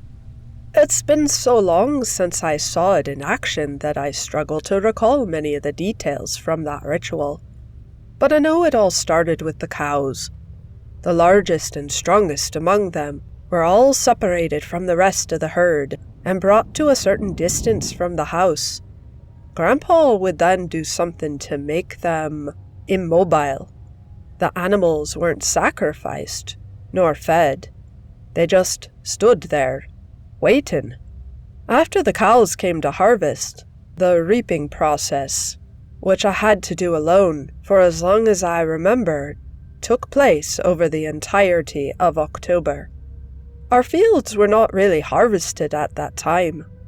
Rather, I was made to carve them in sinuous patterns, and was often punished for failing to do it exactly as demanded. On Samhain, all that had been collected was gathered together and spread over the ground that surrounded the immobile cows, resulting in the same set of twisting and swirling shapes from the fields. Occasionally, on years of bad harvest, we had to steal the crops and cattle from nearby farms, as otherwise we would risk starvation. Finally, it was the turn of the fire. Bonfires, specifically, while they were already a Halloween tradition in much of the country, Grandpa made them bigger than any other I have ever seen, as if they were beacons. I can remember quite a few times in which they risked even the integrity of our residents. After the cows were put in place, the maize spread, and the bonfires lit, we just returned home. Talking about what we did was forbidden, and we spent the night telling ghost stories, carving pumpkins and eating sugary delicacies, occasionally frightening some kids who wandered over here late at night, as if nothing strange had taken place outside. Upon waking up the next day, what we had placed outside was gone, as if it had never existed, and we went on with life. I wish I could say this pattern always held true, though. Then it would just mean that our family had a weird tradition for that particular day. But occasionally the cows still stood there. I was personally happy for that. It meant we wouldn't lose a head of cattle to a stupid superstition. But Dad and Grandpa always took it as if they needed to repeat the ritual, with even greater numbers. Our family's remaining wealth diminished significantly as occasions like that became more and more common. Once I grew up, I moved from Wisconsin into New Mexico to work as a cowboy. My grandfather had died by then, but my father still continued being a pain in the arse. I wanted to get out of my family's estate, as I couldn't stand him, and I honestly found their October practices quite spooky. I didn't achieve much in the way of wealth, though I found it quite a spiritually rewarding job. News of my father's death would reach me soon after the war ended. His funeral was going to take place in October, so I went to the north one last time. The place was in shambles. The entirety of the estate had only continued to deteriorate while in my absence. I only saw 6 cows in our possession of the many dozens I could remember from childhood, and the acres of cultivated land were severely reduced too. The funeral was modest, as expected from the situation, and I became the sole inheritor of my family's remaining wealth. I wanted to stay a few more days up north, but a line in my father's short will immediately struck my nerve. He asked me to finish the ritual in Soen. I refused. I wasn't going to fall for pagan superstition. Once the body was below the ground, I returned to New Mexico and never looked back. The more I think about it, the more I realize that it was a mistake. On November 1880, while on Tucson's train station, I read about a mystery airship that had been seen in the Texas sky. 3 weeks later, a similar sighting took place in Colorado. After a few months, disappearances started occurring of both cattle and men. As of this year, there have been reports of frontier towns built on gold mines completely gone, with the precious metals left intact. Entire herds of cows and buffalo disappearing below strange lights. It is now impossible for me to correlate the events with my actions back up north. Whatever my forerunners were doing, it satiated them, and now those raiders in the sky are free to do as they please.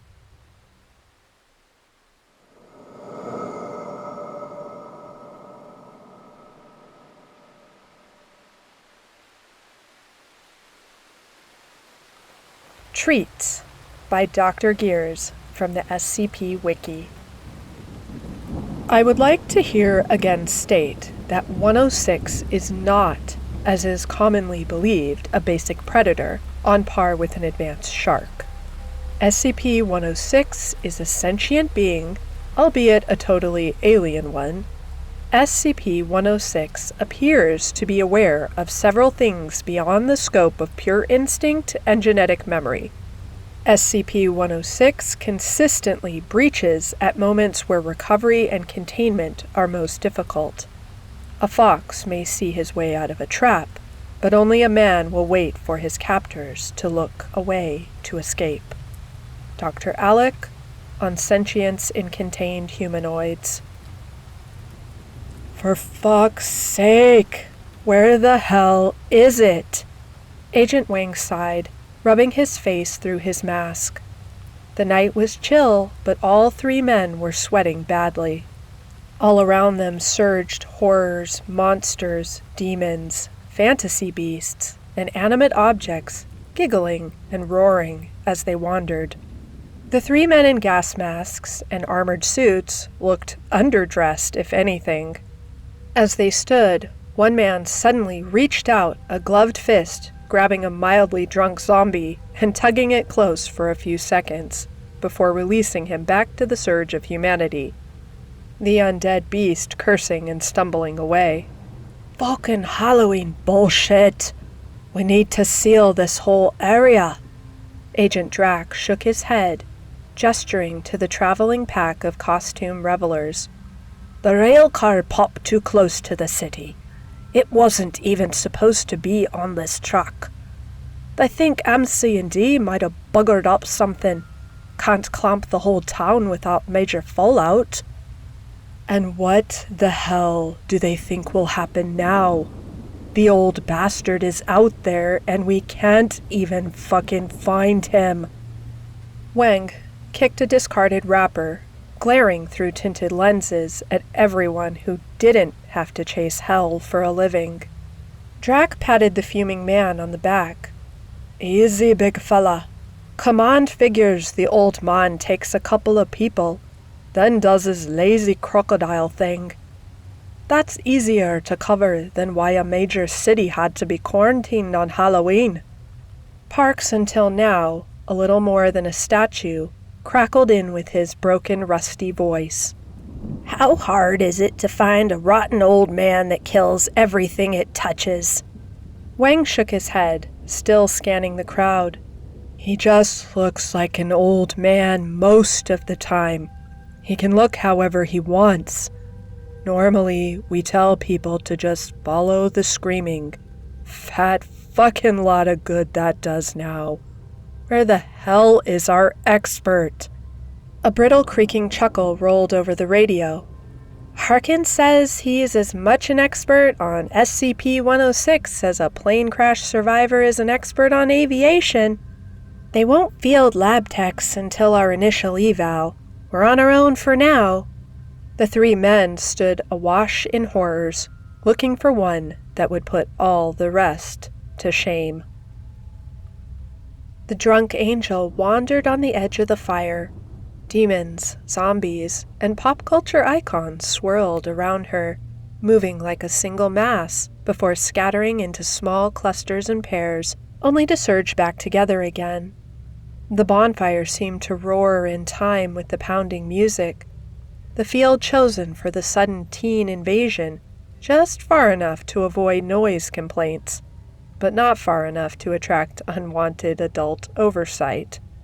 Alcohol flowed, people giggled, and the sharp snap of lowered inhibitions and teen angst was thick in the chill air. The night was still young, yet already several pairs had drifted from the comfort of the fire to seek other comforts in the dark. The angel glared at the silent trees, taking another pull on an almost empty beer. She drained it, then tossed it down to meet a holocaust of its brothers being slowly kicked and stamped into the soft dirt. She should be there, being held in warm arms, kissing a warm mouth. But no, she decided to run with the one boy who seemed to think the moment before a party was the best time to bring up his worries about their relationship. Bastard. The angel now, with lopsided wings, started to wander to those cool, dark trees. Fuck him. If he wanted to toss her aside, fine. But that didn't mean she wouldn't get to have fun still. She giggled a bit, smiling for the first time in a while. Why not have a little fun, play a trick, and get her treat? She laughed, the flush of wicked amusement and booze high in her cheeks. She'd seen one of the boys from her study hall wander back here. Maybe she could find him, get a little better acquainted. She walked into the cooler darkness, the occasional giggle, snip of whisper, or a flash of glow stick, the only indication of life. She stumbled over a root, staggering forward and bracing her hand on a slimy tree trunk. She yanked her hand away almost instantly, the gritty, oozing texture making her palm burn, the loss of support almost sending the angel sprawling. She squinted at her hand, making out a smear of gritty, fibrous jelly coating it, the burning getting worse as she noticed the odd pits eaten into the trunk of the tree. The angel shivered, suddenly sober and very aware of the fact that nobody knew where she was, that she knew of nobody close enough to even call for. She tried to rub her palm against her poofy skirts, not noticing the red and black smear she made on it, eyes wide and staring, some deep, dim part of her primordial brain ringing in alarm. She started to walk, quickly, focusing on the waving beacon of the bonfire, trying to make herself feel silly to ignore the swelling, unreasoning panic. A twig broke behind her. She froze, a white shade, one hand dripping from a corrosive injury she would have been horrified about had she looked. The angel didn't dare look back, but she was terrified to run, to hear something following, reaching, grabbing. Moments passed, filled with nothing, the angel finally resolving to run right at the moment when a thin, bony hand reached through her costume into the muscles of her back, like a nasty child squishing his hand into a cake. She screamed, or tried to. The sound squelched to little more than a harsh bark by the sheer volume of pain, limbs suddenly boneless and leaden, nerves dead except for agony. She felt fingers touching her ribs from the inside, even as they were slowly eaten away and corroded, her body shifting slowly to face the hand's owner. The flicker of the distant fire showed something withered, dark, slimy and pulpy soft, but wiry and strong. Two milky black eyes glistened at her in a too large head, hovering over a frozen corpse grin, teeth thin and chipped. The pinned angel gasped and blubbered, feeling an oily corruption seeping into her body, trying to ignore a slow falling feeling, trying not to feel the ground below her turning mushy and soft, swallowing both figures inch by inch. It leaned closer, and despite the searing horror of that face, some still sane part of her welcomed what was surely an approaching end to her pain. It lingered, however, the other twisted claw of a hand rising as the ground started to swallow her hips. The new touch made the angel lucid with a new fear, her face locking on to those rotten eyes. She recognized the shine behind them and started to scream with a new repulsed horror, even as it started to pull both her dress and skin away in sodden ribbons. Jason ran, lungs burning, trying to yell for help between sharp gasps of air. His Batman costume felt like such a joke now, running between streetlights, feeling that warm spot of pee on his pants. Where was everyone? It had been so stupid trying to be the big brave kids and go out alone. Now he really was alone, and his friends had probably been eaten. He didn't know this for sure, but when the boogeyman dropped out of a tree and started shoving kids into a wall that was suddenly like quicksand, it was probably a safe bet. He hadn't even been able to do anything, just watch as those long, bony fingers grabbed his two best friends and just yanked them away like dolls, barely screaming before the squishy black wall gulped them up. The boogeyman, it hooked its fingers into David's eyes like Dad had taught him to hold a bowling ball, and Jason was abruptly sick down to the front of his costume. The half-digested mass of chocolate looking unsettlingly like the goo that had splattered everywhere while the tall, lanky, naked old man had landed out of the tree. He stopped, stumbling to his knees, coughing and gagging, wailing out a weak scream for help to the dim night. It drifted off, unheeded, the boy unable to even sob, too numb with exhaustion and horror. He barely noticed the footsteps until they were nearly on top of him. He looked up, ready to beg whatever adult he saw for help. Then he saw the legs, thin, black, and the feet looking pulpy and flat with age, the concrete under them turning cracked and gooey. Jason looked up, shaking more and more violently. The withered hips, the sticky, soft chest that didn't rise or fall, and finally that nightmare head looking like some kind of rotten pumpkin, but black and oily as a bucket of tar. The eyes locked on the boys, as shiny and black as a flashlight in a basement. The teeth parted, some kind of rolling, slimy blackness shifting inside. Jason stumbled back, gasping, trying to scream but unable to breathe correctly. He stared at the boogeyman as he rolled something in the palm of that thin, beaten hand, pulling it between two bony fingers and lifting it to his mouth.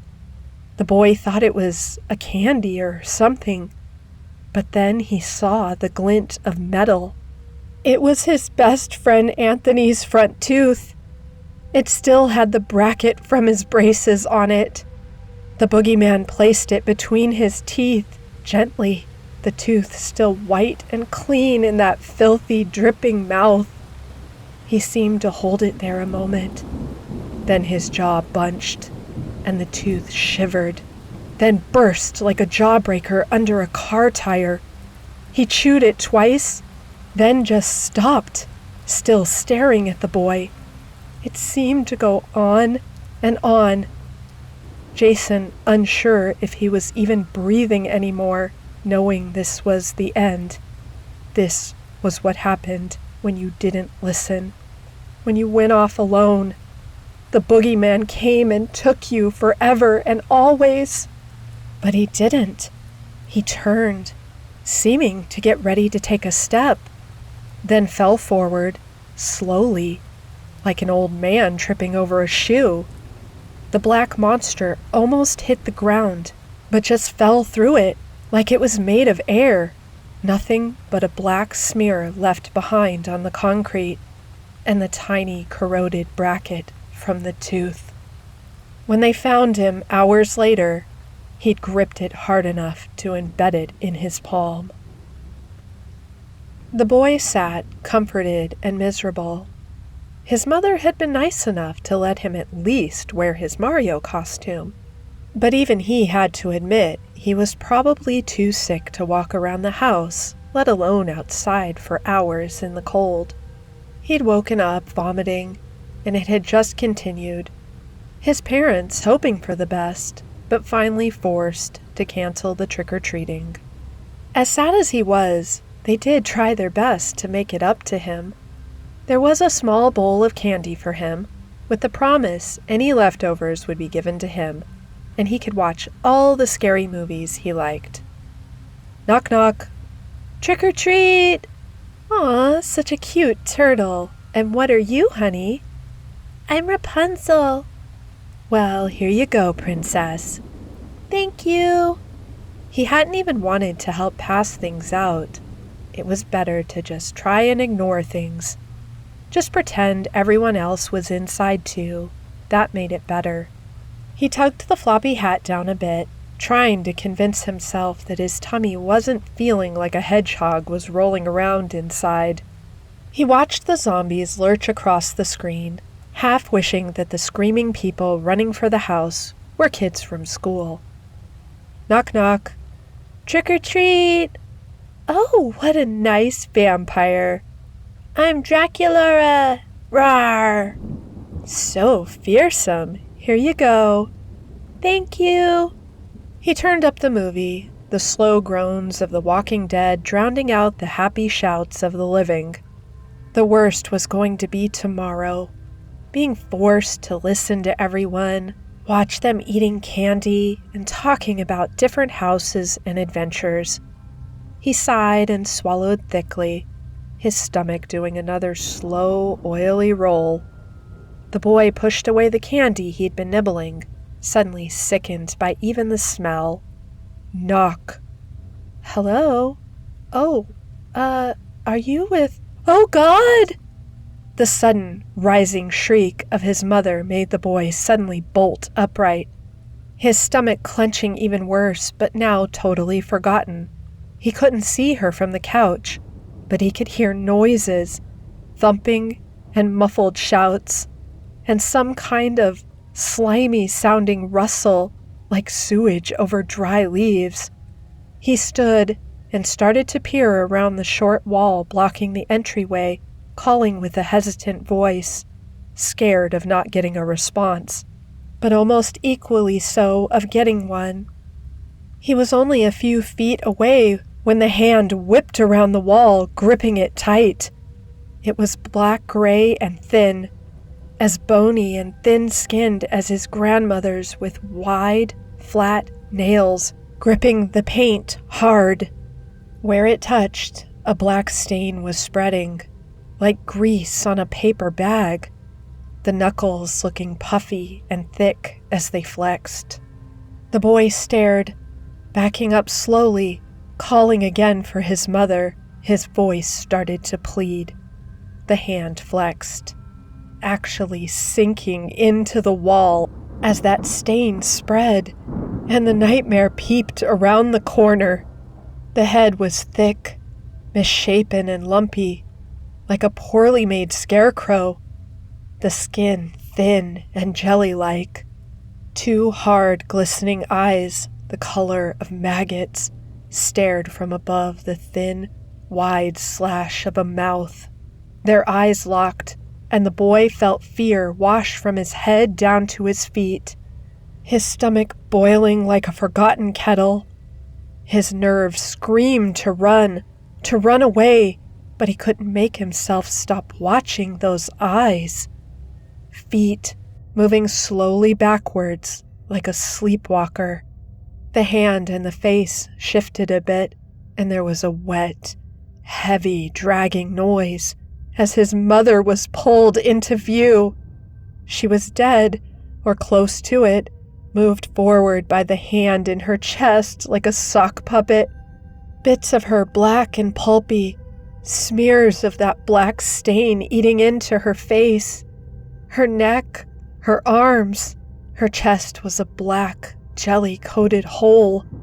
The thing's other hand buried in it up to her wrist. The bloodless, ruined remains of his mother hanging from it like a rag doll. He screamed, then threw up, little more than a mass of bile and half-digested snacks, then ran, shrieking up the stairs, begging for his mother, his father, anyone, someone.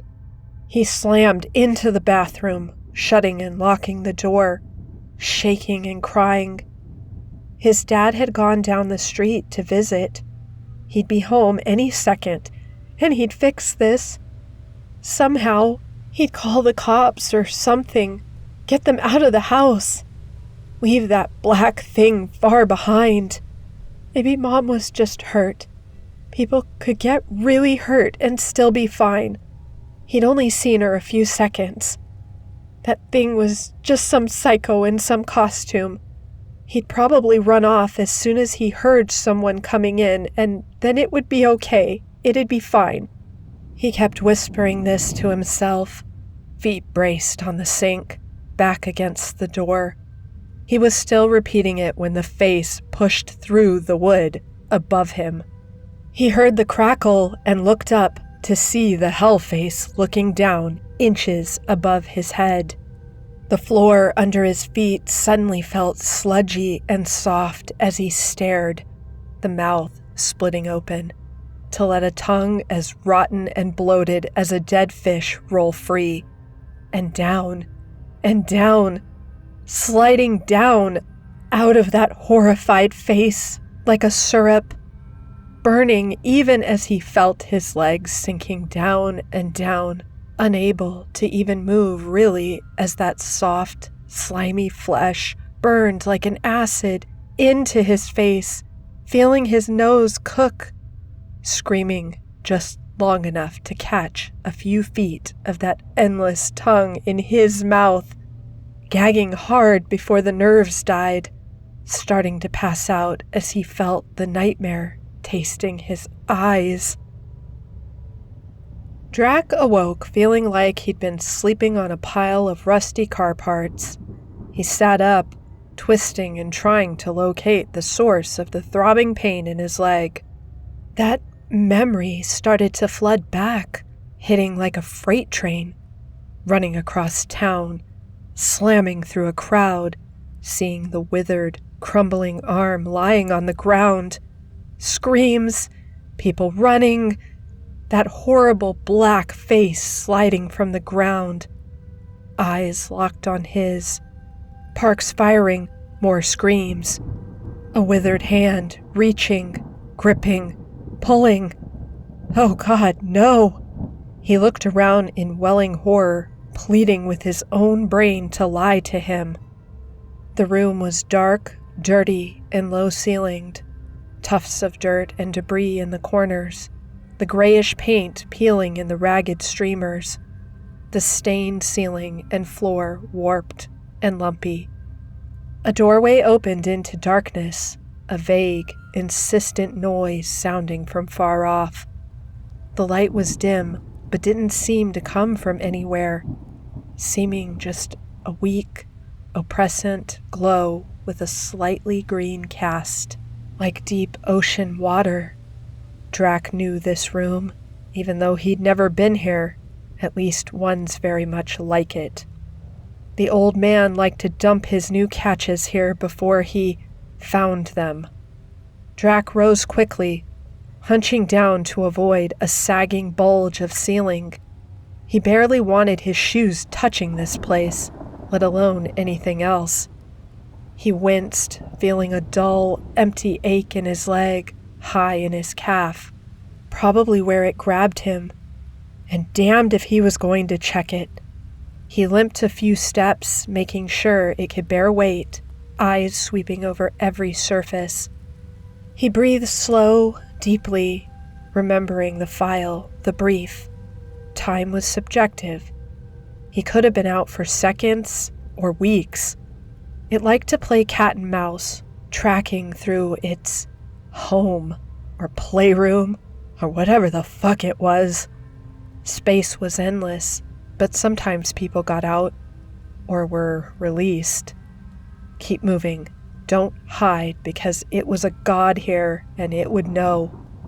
He felt panic slithering around the edges of his brain and pushed it down, hard, face set and grim as he stepped out into the darkness beyond the doorway. The hall was long and broken, like a hospital hallway after an earthquake. No big holes, just twisted and tilted oddly. He creeped down as close to a wall as he could get without touching it, feeling gritty plaster crunch under his feet. The noise was louder, the sound of high-pitched, monotonous crying. It set the teeth on edge, but they'd said it would be like this. The key was to keep moving, keep looking. Yes, it was endless, but if you kept on moving, it seemed like 106 got confused or lost track of things, and you could accidentally wander back into the world. He kept repeating the steps, the briefing in his head like a prayer, ignoring the part where 106 would typically hunt escapees forever. He took a right at the end of the hall, passing down another, then a left, starting to move faster, ignoring the odd, corroded twists of pipe and wire in some of the rooms he'd passed, or the suggestive, soggy mounds of something. The crying kept getting louder, the high-pitched, gurgling wail of a baby. Ignore it. Keep moving. It called the shots. It could make the whole place sound like a dentist's drill if it wanted. Drac pounded down a hall, nearly at a dead run, trying not to see the growing dampness of the walls, the changing texture of things, broken plaster over old greenish bricks, floor going from broken vinyl to concrete to dirt. He turned a corner too fast, a gooey patch of black causing his foot to skitter, nearly dropping him to his knees as he clutched the bare, wet brick wall. He looked out in the dim, mossy room, the sound of helpless, angry crying, very, very loud now. He froze, staring half-crouched and clutching the wall. It was standing in the middle of the room, a thick, ankle-deep puddle of black jelly at its feet. The old man was turning slowly, rocking in slow side-to-side motions. The crying was coming from the thing in his arms. It was a torso, wrapped in masses of what looked like barbed wire. The wire threaded in and out of the flesh, some places looking like the bleeding skin had flowed like warm taffy over it. The ragged remains of the limbs twisted and stretched, every movement making the wires dig and tear more. It was hairless. The skin of its bare head and neck looked peeled and rotten, the face a mask of pain. The throat had been opened, carefully twisted and held with wires. The baby crying was in fact this grown, mute torso, mutilated to make that pitiful, helpless wail.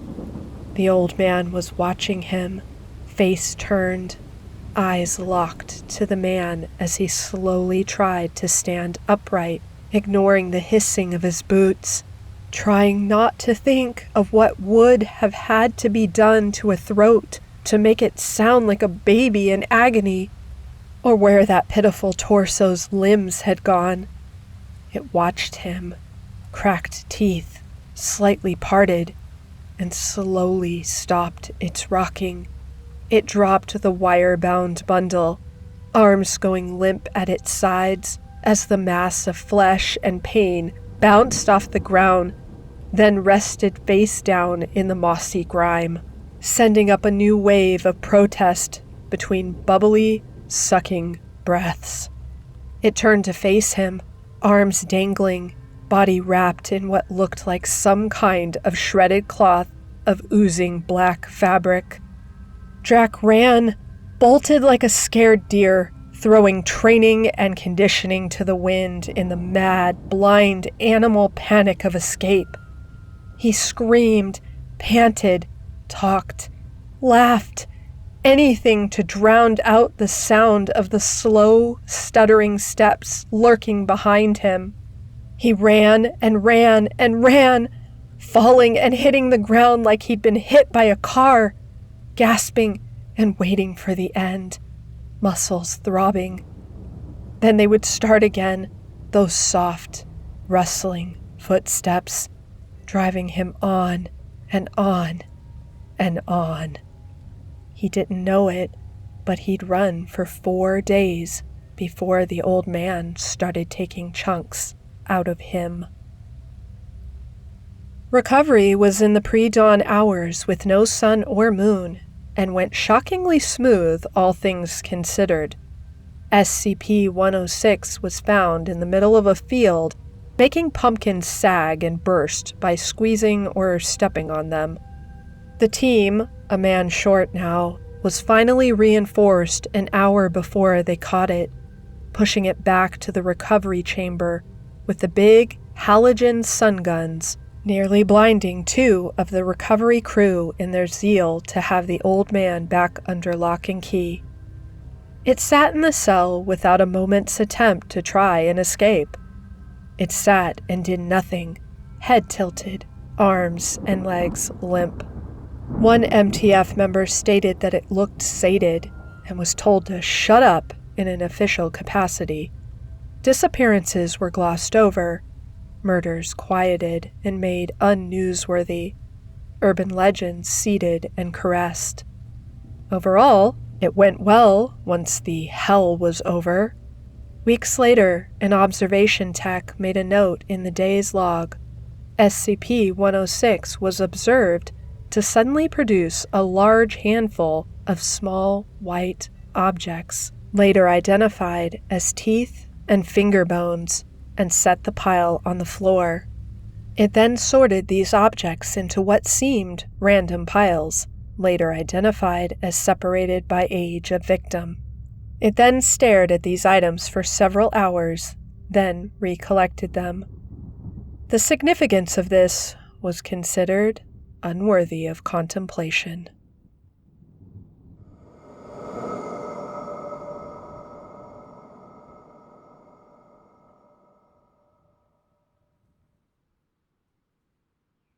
Trigger warning. The following story has scenes that depict self-harm and taking one's life. Listener discretion advised. My first day of boarding school, a guy jumped out of a window. The school calls them flyers. By Trash Tia. Half an hour after my Delta flight had touched down in sunny Knoxville, I was still half asleep in the back of my Uber, gagging on my own stale toothpaste breath and the cereal bar I'd forced down on the plane. It's not like I'm not used to traveling. My dad's family lives in Korea, so I'm dragged to the other side of the world every year, even in the middle of a pandemic, and I'm more or less okay. I don't know what it was about this flight in particular which knocked me out so bad. The car ride was bumpy and made me feel even more nauseous than I already was. And by the time I was dragging my luggage out of the trunk, I was ready to head to my room and nap. Boarding school hadn't been my idea. I thought I'd be spending my junior year back in Canada with my friends, but my parents had other plans. I wasn't going to complain though. According to them, this particular school had famous alumni, as well as resembling a far more modern Hogwarts. And trust me, after reading and rereading all the Harry Potter books as a kid, this place sounded like a dream. I was right. Well, I was right for several precious minutes. It's amazing how fast your life can change in a matter of seconds. My first breaths in front of Eton Academy were excited and labored with nerves. I couldn't help marveling at the building in front of me, all my first day jitters melting away. It rose from behind trees like a mountain, ominous and foreboding. Dark bricks and ornate detail inlaid in the cement and mortar. Twisting vines crawling up the sides like the ground itself was trying to pull it downward. It was beautiful and haunting, and I couldn't believe I was actually starting school at a place which looked like it had been ripped straight from a fantasy novel. The colors were eye-catching, the dark brown and reddish of the building, the sprout of green, of life from ancient rubble and dotted color bursting, flowers planted around the perimeter already in their summer bloom. The interior, however, was a mixture of old and new, a far more modern feel to it. I sidestepped away from my ride and glimpsed sliding glass doors and an electronic panel for student IDs. I could spend hours describing this place, and these descriptions would never come close to doing it justice. When I looked up and took in the beauty of the academy, its ancient exterior riddled with ivy and turrets sitting under a sky of deep blue, there he was. A kid, maybe a little older than me, balanced on the tip of his toes, hanging out of a 6-story window. At first I thought I was seeing things, immediately blaming my lack of sleep, but when I tipped my head back and squinted, no, what I was seeing was definitely in the confines of reality.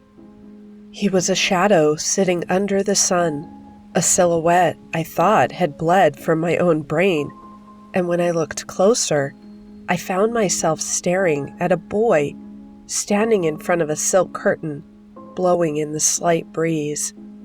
The boy wore the school crest and stood with his arms stretched out, eyes closed, a giant grin splitting his mouth apart, a smile which wasn't real. It couldn't have been real, because this smile was crazed, twisted with insanity, something deeply, deeply wrong. Peter Pan is one of my favorite movies, or it was. I had always wanted to stand on the edge of my windowsill under a full moon and spread out my arms and pretend to fly, just like Peter Pan and Wendy. But seeing it in real life, and how the boy held himself, tipping backwards and forwards, like he was teasing into his own descent, made me feel sick to my stomach.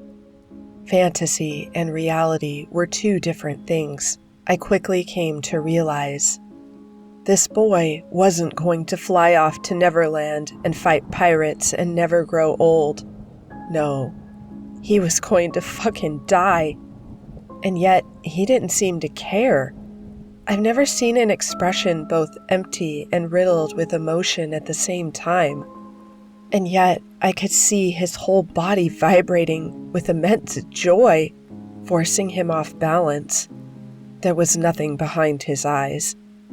I searched for pain and regret, sorrow, loneliness, any emotion flickering on his face and in his eyes, a clue to what had driven him to destructive thoughts, to willingly teeter on the edge of life and death. There was nothing. I saw nothing, only ignited joy flickering in otherwise empty eyes and a manic energy rocking him backwards and forwards, primed on his toes. His smile told me everything I needed to know. He was happy, happy to die, happy to throw himself off of the ledge. I was aware of my mouth moving, soundless words I was trying to choke out to the Uber driver who had been helping me with my luggage. I looked away for 1 second, just a single breath away to look for help, and within that single breath and the slight twist of my hips, I felt my body stiffen up, my mouth going dry. The world seemed to slow down, and within that split second of me opening my mouth and crying out for help, something dropped out of the sky at the corner of my eye, slamming into the car's windshield with a sickening smack. I don't remember screaming, but my mouth was open, and I was trying to scream, but it was locked in my throat. In front of me, splayed across the fancy Honda Civic's windshield, was what was left of the boy. A head, which wasn't quite a head anymore, penetrating the glass. Dirty blonde hair soaked in pooling scarlet, and limbs bent in angles which shouldn't have been possible. The explosion of red set something off inside me, but I couldn't move. I stumbled back and dropped my bag, and then my phone, which I'd forgotten I'd been holding. I'd meant to take a picture for my friends. The slam of the Uber door snapped me out of it, and the driver jumped out with his hands on his hips. Then he reached into his pocket and pulled out his phone. "We got another flyer," he said with a groan. Whatever was said on the other end of the line made him hiss in frustration. "Yeah, well, come and clean him off my fucking windscreen. I'm not touching him." His expression twisted. "Come on, man. This is a new car. I've got other clients and brains are splattered everywhere. Didn't you say people wouldn't be flying until the start of the semester?" He pocketed his phone before turning to me with a sickly smile. "You'll get used to the flyers." The driver rubbed his chin. "Though I gotta say, it's a little early for 'em. I expected them in the fall." It took me a second to piece together his words in my head. It was obvious from his reaction to the dead boy that this was their normal? This had happened before? And when that thought became a hurricane in my head, I took a single step back, my body rattling, swallowing my breakfast, which had made an unwelcome appearance in a sour paste. I tightened my grip on my luggage. "Flyers?" I repeated the word like it was alien, like he was speaking a different fucking language. It didn't make sense. Nothing made sense right then. I was standing in front of a modern Hogwarts, my dream school, and there was an explosion of dead boys spattered on a windshield of my ride, which the driver treated like a minor inconvenience. Like he was a bird or a dead raccoon. "Yeah," the driver nodded. "These kids are a little different. You definitely need an iron stomach to survive here." He cocked his head, regarding me with a frown, like I was what was wrong in the picture. "What are you, a public school kid?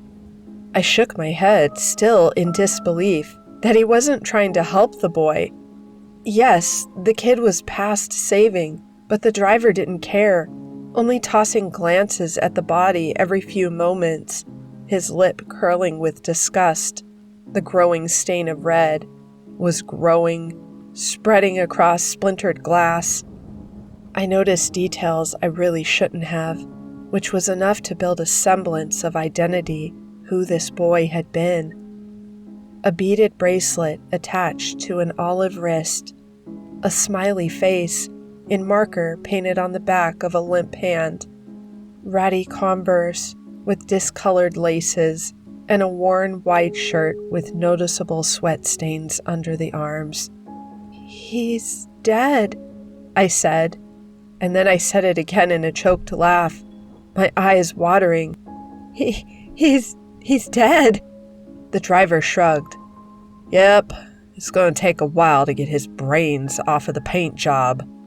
The man's words didn't leave my head, and I stood in a daze, watching several teachers take turns to scrape what was left of the boy off the car, before a woman with dark brown hair in a ponytail and suit waved her hand in front of my face. "You must be Elizabeth." The woman's smile was bright despite the body bag being carried behind me. She was completely unfazed, her smile genuine, and I couldn't understand why. Her gaze went to the clipboard in her hands. "Though it says here you like to go by B." She held out her hand for me to shake, and I ignored it. I watched the body bag lifted onto a stretcher and carted away like it was nothing. "I'm Vice Principal Williamson. Welcome to Eton." Vice Principal Williamson must have seen my expression because I was sure I was either going to faint, start screaming, or throw up. Maybe all three at the same time. Finally, she glanced at the mess of red being power washed off the car, her lips twitching. I watched the water splash onto the ground, my stomach rising into my throat. She cleared her throat. "B, I'm sure you have been informed that we are not an ordinary school. It is very hard to enroll here, and when kids do, the majority of them can't, stomach some of our, let's say, quirks." Her eyes narrowed and she folded her arms like she was judging me for giving a fuck. "Do you want to be here, Miss Isaacs?" I was impressed by the application your parents submitted. Quirks? She was calling it a quirk? I opened my mouth to tell her to call my parents, to call another ride to get me the fuck out of here.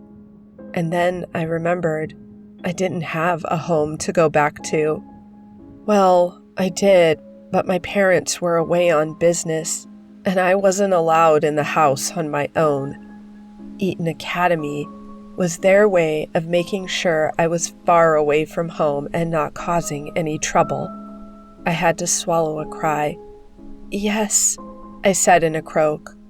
I was already planning the conversation I was going to have with my mom, and it involved her getting me the fuck away from Eton and back home. Maybe I could stay with a friend or some long-distance relative I didn't know. I was even willing to go and stay with my grandma, and that was on the other side of the world. But right then, I had to say yes. I'd stay at Eton for a night and make my escape the next morning. "Yes," I said again, forcing the word out of my mouth. The woman nodded, but she wasn't smiling. "And you can accept that you are going to see more flyers." "Flyers?"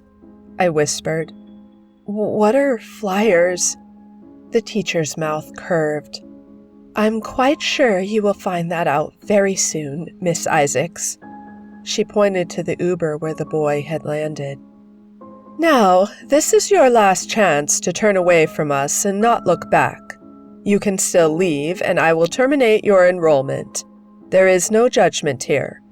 Her lips formed a smile. You are our first student who has witnessed a flyer before even stepping foot inside the academy. Unlike them, you know exactly what awaits you inside." My mind was roaring. Every other student had walked through those sliding doors, unaware of their so-called normal, oblivious of the choice I was being given. I know it sounds stupid. I know I should have taken her offer and left. But I didn't know where to go. And right then, Eton was all I had. Unless I wanted to spend a night homeless baking in the early July Tennessee heat. "I'm okay," she arched her brow. "This school is not for everyone, Bee." I said I'm okay. I couldn't resist a choked laugh. And I wasn't expecting to see that. Well, we don't broadcast it. Everything which happens here stays within the confines of Eton. If what you saw turns your stomach, you do not belong here. I will give you one chance. Once you follow me, you will not be able to turn back." I didn't move, staying stubbornly still, and Miss Williamson hummed, "Very well. Why don't we head inside?" She gestured for me to follow her, catapulting into a speech of some sort. I could barely take any of it in, but I did manage to get the basic points. "I'll show you to your room, and then I'm sure another student can take the role of your tour guide. I'm quite busy right now. It's currently summer for our students, and most of them do not go home. Classes don't start until late August, early September, and you're our first arrival of the 22-23 school year. Our students wear their uniform during the summer as well as other holidays, as there is a zero-tolerance policy for informal clothes such as jeans or any designer wear. There is a casual version of the uniform you can wear which is better suited for out-of-class activities, which you will see being worn right now, as we are at the peak of summer and our students are enjoying the sun." As the woman spoke, she turned and marched through a stone arch, which looked like it had been standing for centuries. I thought she was going to take me through the main doors to the reception area, but instead I stumbled after her to what appeared to be the school's ridiculously large outdoor area, which was more of a field than a patch of grass. The large fountain stood in the center, wooden tables dotted around. There were students everywhere in different variations of the school colors, shirts and ties, blazers and skirts hiked up exposing fishnet tights, pants covered in dirt from play fighting. To my confusion, the kids at Eton Academy seemed normal, like a boy hadn't just thrown himself out of a 6-story window. I saw them sitting in groups as well as 2s and 3s, some alone, typing on laptops, and others leaning against a tree with a book in their lap. Looking at them, smiling, laughing, talking amongst each other, I couldn't see any hint that a boy was dead. They were in their own world, and I struggled to see how they chose to turn away from something so horrific. Miss Williamson was getting further and further away, more of a shadow under the late afternoon sun, and I struggled to awkwardly run after her, stepping over girls sunbathing on their blazers. A group of kids engrossed in a chess game. "Cheater," a kid with glasses told their opponent, only for the group of them to erupt into laughter. Walking faster, I almost tripped over a group of older kids sitting under the sun on a worn picnic blanket, but when I took a closer look, the first I saw were only the center ones in a large pattern-like formation spreading out across the grass, at least a dozen of them, boys and girls alike, sitting and standing around them. They stood or sat with blank eyes, reminding me of guards. My gaze flicked to the kids in the center. There were 6 of them, and even they were sitting in formation. A hexagon, 3 girls, a strawberry blonde and 2 brunettes sitting opposite each other, while 2 guys occupied the other spaces, and a 6th guy sitting in the middle. The way they were dressed was different to what I had seen. They wore blazers in the relentless heat and weren't breaking a sweat. These guys did have expressions. Strawberry Blonde was smiling at her phone, showing the brunette something on the screen, while the 2 guys leaned over some kind of book. The kid sitting in the middle lay back on his elbows, his legs crossed, a dreamy smile on his lips. He wouldn't be hard to spot in a crowd. Dark blonde hair catching the sun and pasty skin.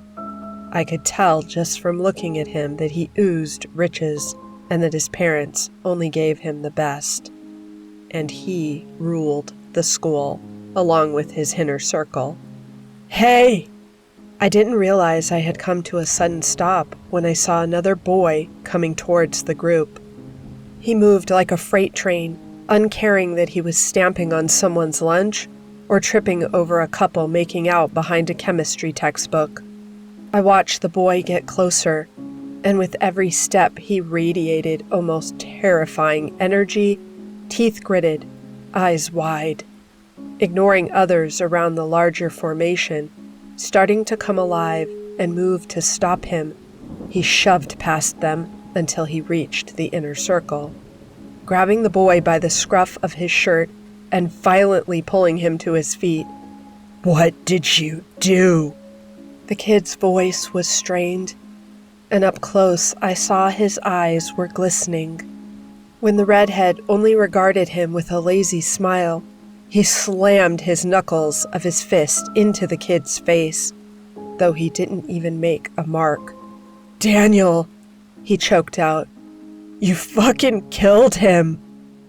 Strawberry Blonde started to stand up, her eyes darkening, but the redhead held up his hand, stopping her. "Stand down, Pia," he murmured. "I'll deal with this." She slumped back to her knees. The more I looked at her, she resembled a China doll more than a girl. The guy turned his attention back to his attacker. He jutted his chin, lips twisting in disgust. "You know, I was really enjoying my lunch, and now I've got to go and throw it all back up again because, once again, you've ruined my vibes and turned the air toxic." He pouted. "What a shame!" He shoved the boy back. "I'd watch what you're doing, by the way." "He's right," one of the boys in the middle whistled, a British accent. "You're getting too close." I expected the kid to attack the guy again, but to my confusion, he stood down, taking 3 shaky steps back. He blinked rapidly, like he was coming out of a trance, and looked around to see himself standing in the middle of their formation. "Daniel," the boy said again like a plea. He sniffled, swiping his eyes with the sleeve of his jacket. "What did you do to him?" "Daniel," the leader of the group pretended to think. "Who's Daniel again?"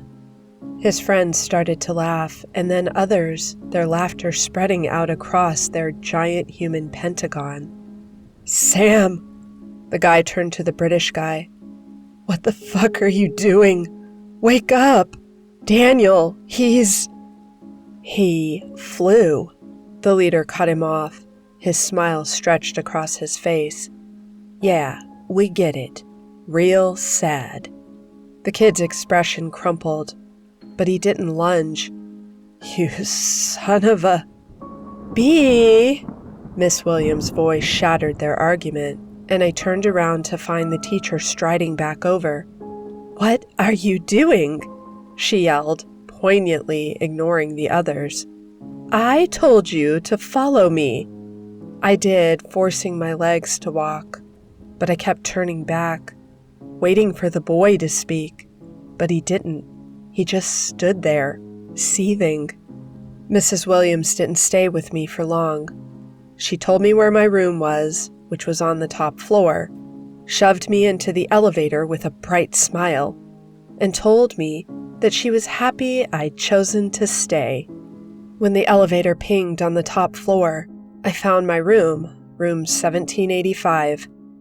I was out of breath, lugging my luggage in front of a large wooden door and reaching out for the handle when I noticed it was wet. Not just wet. The palm of my hand was sticky and warm when I lurched back. I knew what it was automatically. It was blood. Not human blood. It was thicker, and it looked like it had been mixed with something to appear brighter. Swiping my hands on my dress, I shoved the door open and pulled my stuff with me. I found myself in a room with 2 beds, 2 desks, and 2 closets, as well as an ensuite built into a small cove in the corner. The side of the room which was occupied was bursting with color, an explosion of books and clothes and plushies. I glimpsed boy bands I didn't know the name of plastered on the walls, a rainbow bedspread, and a MacBook sitting on the desk surrounded by coffee cups and dog-eared paperbacks. Taking another hesitant step, my gaze automatically went to the window, which was wide open, many cacti sitting on the sill, and then the far wall, which was covered in meal plans, different calendars, and an exercise chart in smiley faces and "You can do it" sticky notes. I was frowning at a diet plan, which looked like it had been meticulously planned out, when I heard it, sobbing. There was someone in the bathroom. Slowly, I edged towards the door, which was slightly open, and through the gap, I saw a girl on her knees on pristine marble, her legs drawn to her chest. She was bent over, curly dark hair hanging in closed eyes. Unlike the kids outside, the girl wore the school crest casually over shorts and t-shirt. She was clutching something in trembling hands resting in her lap. I peered closer, a small red envelope. There was a Starbucks cup next to her, its lime green contents pooling around her. From the look of the way it was positioned, it looked like she'd dropped it. "Hey," I said softly, knocking 3 times on the door. Is this room 1785? The girl jerked like she'd been shocked and lifted her head, blinking at me rapidly. She was pretty, with wide eyes and freckles, curly black hair framing a heart-shaped face. She had been crying, judging from her smeared eyeliner and her attempt to hide her tears. "Oh, hello." The girl swiped at her eyes, sniffling. "B, right? Yeah, they told me you were coming." She stretched her arms out. "Welcome to Eaton Academy. What are you, my 3rd roommate?" The girl's laugh was choked. She grabbed the envelope and tore it up before holding out a hand, which was smudged red. From the door handle, I thought. The girl's smile was bright, but it was fake. There were tears in her eyes she was trying to hide, her trembling fists at her sides. "I'm Sunny." She seemed to say everything with expletives, her smile widening with every word. "I'm sure we'll be great friends. For the next day, that is, but oh well." She pointed to the side of the room with no personality and a plain bed. "That's yours." The girl started to pace the room, her hands clawing at her hair. "It was Cassie's, and then Mara's, then Tally's, but they all flew away." I jumped when Sunny came to stand in front of me, her eyes still bright with mania. "Literally." She pointed to the open window with a laugh. "All of them flew." I dumped my bag hesitantly and sat on the bed watching Sunny pace back and forth. It was like I was watching the 5 stages of grief at once. She was smiling, and then her smile was crumpling, twisting into a grimace before setting into a wide and very forced grin. "Of course it would be now." Sunny grasped at her hair, her fingers resembling claws. She was talking at a pace which was almost impressive. Because, why wouldn't it be? I have decent grades. I'm actually making friends and joining clubs, and I'm even forcing myself to eat healthily. She flung out her arm, gesturing to the wall. Do you know how hard it is to eat 3 salad leaves a day? Sunny scoffed. I found the cleanse on Google, and it told me I'd be feeling great after a while, but all I'm feeling is hungry, and I don't feel like a new person. I just feel ravenous because, guess what? 3 salad leaves is not sustainable. Human beings can't live on 3 goddamn salad leaves. What do they think? We're squirrels? I don't even eat unhealthily. I'm just following the brain-dead hive mind of this school. Sunny came close to me, right in my face. I'm not a squirrel, the girl hissed. And I refuse to eat like one. She stuck her finger in her mouth. See, she said. See, look, we have teeth. We have teeth to tear into meat. And this stupid cleansing diet wanted me to eat 3 salad leaves a day.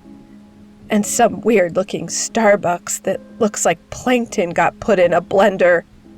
I'm done. Sunny dropped to her knees with a sob, nestling her head in her lap. I was so close, she whispered. Mr. Mayor told me I could sing. He told me I could get into the choir, and I really thought I was finally going to get out of here. She trailed off with a breath. Maybe I could run away. I'm sure that hasn't been tried before. I thought back to the boy who had jumped out of the window and the vice principal's words. Of course, kids would want to get the fuck out of here after seeing something like that. Run away? I finally managed to speak. Is this about... Sunny held up her hand smudged red. I'm marked, she mumbled into her pleated skirt. For those bastards. She wrapped her arms around her legs. I come back from lunch with this really cute girl, and what do I find? That I'm marked for death. Sunny went quiet for a moment before looking up, her eyes glittering. Do you drink? Drink? Yeah. Her voice was soft. I can drink, right? I'll get wasted on whatever expensive crap they drink and kiss a beautiful stranger. And then I won't feel it, right? Don't be dramatic. I turned to the new voice, and it was familiar. The kid from earlier, who had lunged at the red-headed kid, was leaning against the doorframe. Now that he was up close, I saw his profile, a mop of light brown hair with narrow features, almost like his whole face was pinched. The boy seemed calmer than earlier, though there was a certain gleam in his eyes I saw in Sunny's. Like her, he was close to breaking. I could see it in the way he moved, like he was ready for a fight. He held out his hand, frowning at sharp smears of red, and then bending down to frown at the orange door handle. Pig's blood, the boy murmured. Well, I've got to give it to them. They may be psychopaths, but at least they're creative. I was expecting a horse's head on your bed, but pig's blood works too. It's very Carrie. He shot a smile at Sunny. No matter what you do, your life will never be a chick flick. I can dream. The girl ducked her head again. You're not going to die, he said. Stop being so dramatic. You've got plenty of time to kiss beautiful strangers. Go away. Sunny didn't look up, sniffling. You're not using me as a test subject, so stop with the sweet talk. I didn't ask. The boy stepped into the room. his attention going to the screwed-up red envelope on the floor. He picked it up, his smile fading. Dearest Sonny DeCrow. Don't read it out loud. The guy continued, mocking a British accent. Dearest Sonny DeCrow, you are hereby invited to join our annual Dance of the Dead. The guy rolled his eyes. Not ominous at all. He went back to reading. The party will be held tomorrow night at midnight. Wear something which will make you stand out. Impress us and join our heart. Fail us and fly like a pretty, pretty bird. We're looking forward to meeting you. Blah, blah, blah. And just when I thought they couldn't get any more pretentious, they added a George Orwell reference. What? Sonny still didn't lift her head. Their meeting place, he said. Room 101. Sonny just snorted. The guy sighed, his eyes going back to the invite. Yours sincerely. He screwed up the invite with a hiss. Lux. He turned to Sonny, his eyes darkening. You're all kinds of screwed. Finally, the girl looked up, scowling. Real words of encouragement there. Lux, I said out loud. What is that? Sonny only offered me a shrug, and the guy's gaze lazily found me. Huh? He cocked his head. You're the new girl who witnessed my breakdown earlier. You were actually dumb enough to come here, so I ain't apologizing for it. Before I could reply, he lifted a hand in a half-hearted wave. Sup, I'm Nathan. What? Sonny rested her chin on her knee. Wait, what breakdown? Nathan ran his hands through his hair. I almost kicked the shit out of Nicholas Ward earlier. He shrugged. No big deal. Sonny went pale. You threatened Lux? Yeah. Nathan sat back on the bed, his smile tensing. They took Pia, Sam, Mimi, and now Daniel. What do you expect me to do? Not antagonize them. They already know your plan. Why do you think they took Daniel? We don't know that, Nathan said stiffly. Daniel was smart. He was one of the smartest kids of our year. It doesn't make sense that they would make him a flyer. Daniel, I thought dizzily. The boy who I'd seen drop out of the sky finally had a name. I cut into their back and forth. What is Lux? Nathan lay back on the bed, letting out an exaggerated sigh. Lux. The boy shot me a look.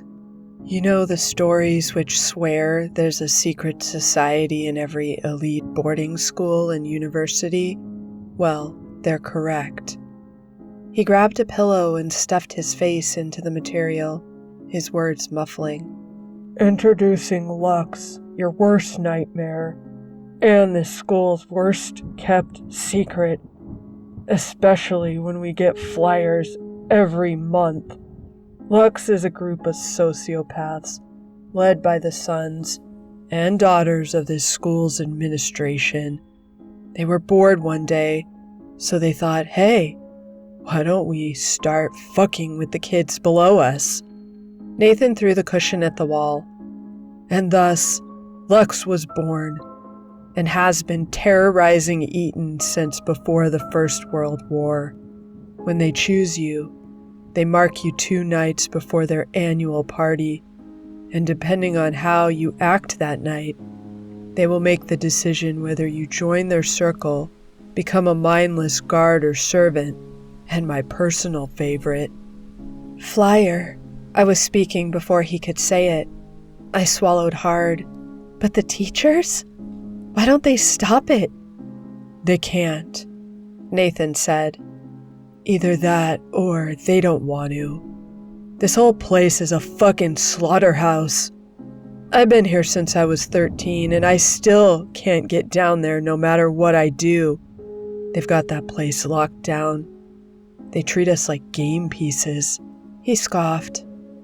They'll knock us over without a second thought. But sometimes they continue to drag us across the board, which is worse than killing us. It's making us wait, giving us hope before they reveal their signature move. He looked up hopefully at Sunny. Or Sunny could help me get down there and stop those bastards for good. Stop them? Sunny laughed. You mean give them another reason to make you a flyer? If I can get down there, I can stop them, Nathan said. I just need you to get me in. What makes you think you can stop them? Nathan didn't reply, and I realized from his expression he had no idea. Come on, Sunny, he said. Do you want to end up like... Like Daniel? Sunny cut him off. And Lydia, and Tally, and all of the other flyers. No! She glared at the boy. To my surprise, she jumped up, strode over to her desk, and brought up Spotify on her laptop, playing a song. It was upbeat, and the girls started to dance. Well, it could have been dancing, though all I was watching was manic flailing to the beat. She shuffled over to Nathan in jerking movements I couldn't help smiling at. When he only shook his head, a smile pricking on his lips, she pouted. Maybe Sunny doesn't want to help, she said, panting. Maybe Sunny is tired of hoping to get out of here and is waiting for them to get it over with. Maybe I want to join Lux. What else is there? Nathan arched a brow. Not being a mindless minion for the rest of your life, or diving out of your bedroom window. Have you forgotten what happens to chosen ones? So? Nathan sat up. I'll follow you down there and pretend to be a sheep. I'll be right behind you, and unlike Daniel, I won't lose you. Sheep? I questioned. He nodded. Sheep, known as a follower or servant. Here at Eton, we use the word to describe Lux's victims who want to walk into a place like... Sheep, I said. Exactly. Sunny rolled her eyes. We both know what happens to people they choose, so I won't be much help. You go into a weird trance, Nathan nodded. I can pretend to be a mindless minion too. Her lips curved into a smile. You think you can stride into that place with a poker face? I can pull off no emotion. Sunny grabbed a plushie and threw it in his face. Please, you could be a corpse and still fail to pull it off. He cocked a brow. Is that a challenge?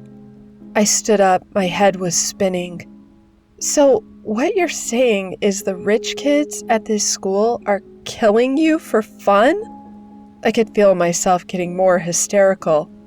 What happens when these kids graduate? Sunny leaned back. We don't know. Yup, Nathan said. Welcome to Eton, where you're either a flyer, a mindless minion, or on borrowed time.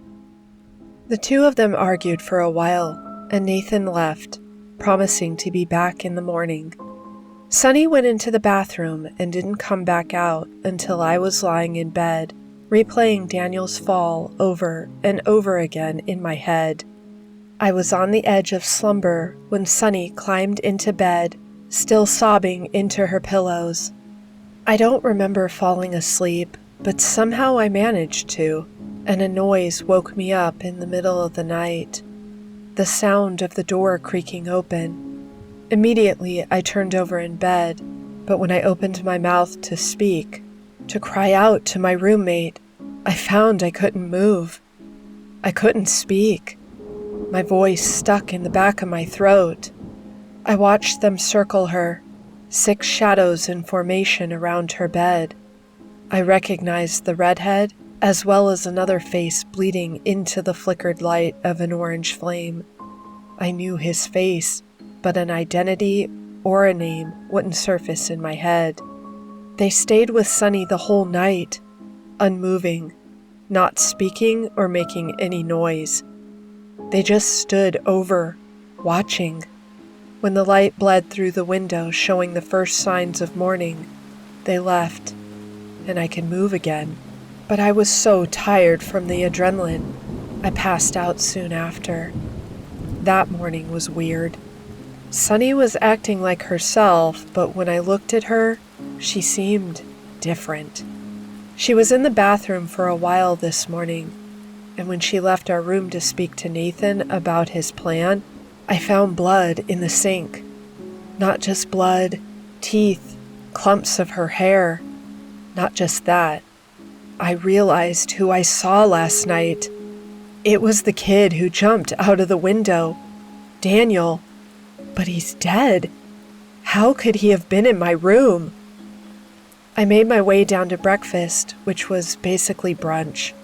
But when I sat down to mindlessly chew on chocolate croissants dipped in Nutella, I noticed there was a stir in the cafeteria.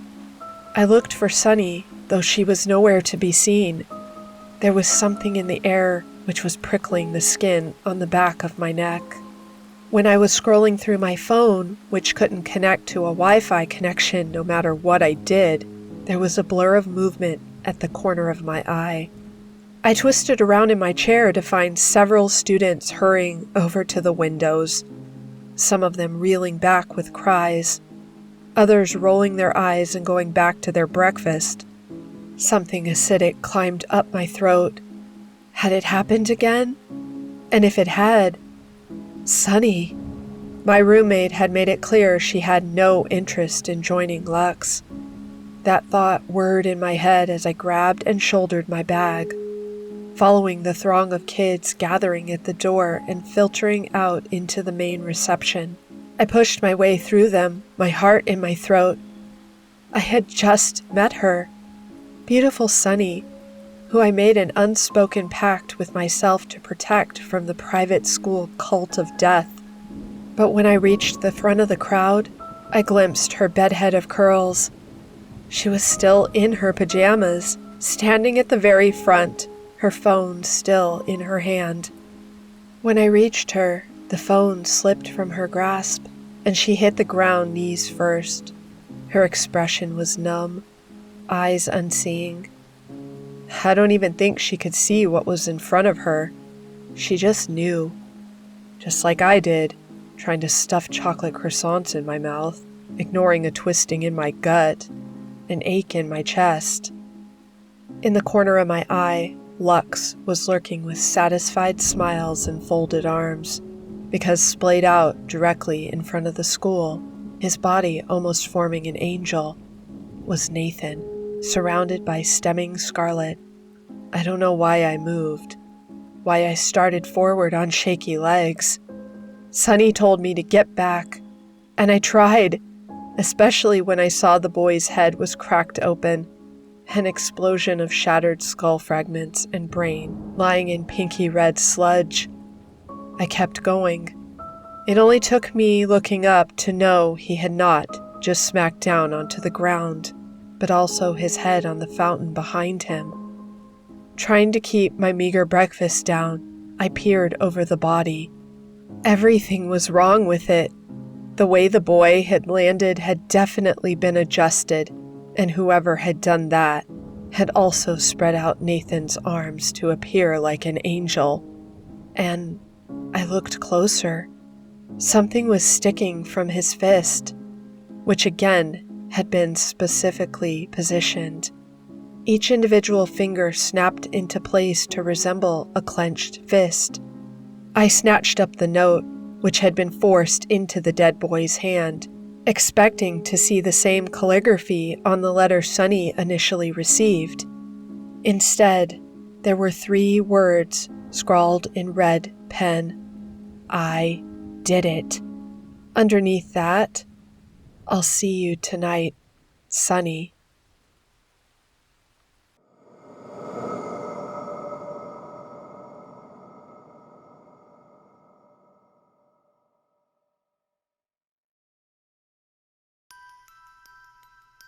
The Perfect Autumn Day by Black Rose Reads. It started out as the perfect autumn day. As I walked along, the air was just crisp enough. That chill that makes you pull your scarf up around your neck a little tighter. That scent on the breeze that smells like earth and harvest and the brink of rain, pumpkins and dead leaves. Not the synthetic scent that stores try to bottle and package in candles and air fresheners. No, the real scent of autumn was lingering in my nostrils, and it was glorious. The bruised purple color of the sky was heavy with gray clouds as the afternoon sunlight's weakened rays strained to push through those ever-threatening storm clouds. A wisp of a whirlwind sent the crisp leaves floating down like beautiful dead stars all around me as I walked under the maple tree. Its lingering leaves so orange and red, it was on fire with the flaming farewell of yet another hot summer saying its goodbyes. They said it was supposed to rain, but you know how autumn likes to tease her devoted patrons with only hints of something more. I heard thunder boom in the distance, and I thought, perfect, just beautiful. I'll be home just in time to brew tea, sit by the window and watch the window panes streaked with the falling rain, blurring out the illustrious landscape of gold, orange, and red trees dotting my front yard. Yes, everything was perfect. But then it went from good to bad, and bad to worse. Now here we are. I don't know why it started today of all days, but it did. I saw her on the corner across the street. I was going to cross, but something like the dread of dark corners in your attic filled my chest with anxiety and trepidation, so irrational that I staggered backward. There were images of others behind her, but my vision was momentarily blurred. Her hood pulled too far over her head, and the darkening skies cast deep shadows and wouldn't allow me to see her face. I knew I couldn't look at her, though. There was something wrong with her. She looked like she was simply waiting at the bus stop, but something deep in the marrow of my soul said otherwise. I could tell from the corner of my eye something was occurring just beyond her, but I was too afraid to look. I needed to go that way. It was part of my route home. However, I had to change course. I didn't care that it would extend my trip home by many more minutes. The rain had just started to fall as I got inside. I put the kettle on and went to my tea cabinet. I picked out a cinnamon blend. I cozied down into my favorite chair just by the window where I could listen to the droplets dance on the glass. As the tea steeped in the mug, the wisps of steam curled around the edges of the mug and upward. I became enchanted, fixated on the steam, like tiny little clawed hands reaching up from my face. As I inhaled the scent of the cinnamon, my gaze became too focused on that steam. The small wispy hands of the steam slowly moved. A ghostly white pallid hand began to form from the mist. I was frozen, unable to move, either by some spell this apparition was casting or my own primal instinct ceasing to work. I held the cup fast in front of me, watching in horror as it began to reach for my face. Another hand slowly materialized from the cup, and now two hands reached for my shoulders. seemingly looking for purchase to pull itself from the depths of its hell towards my soul. I panted with all the heaviness of a primal animal caught in the claws of an apex predator about to be consumed, and remained immobile.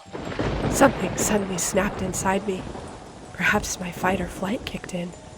I screamed and dropped the mug.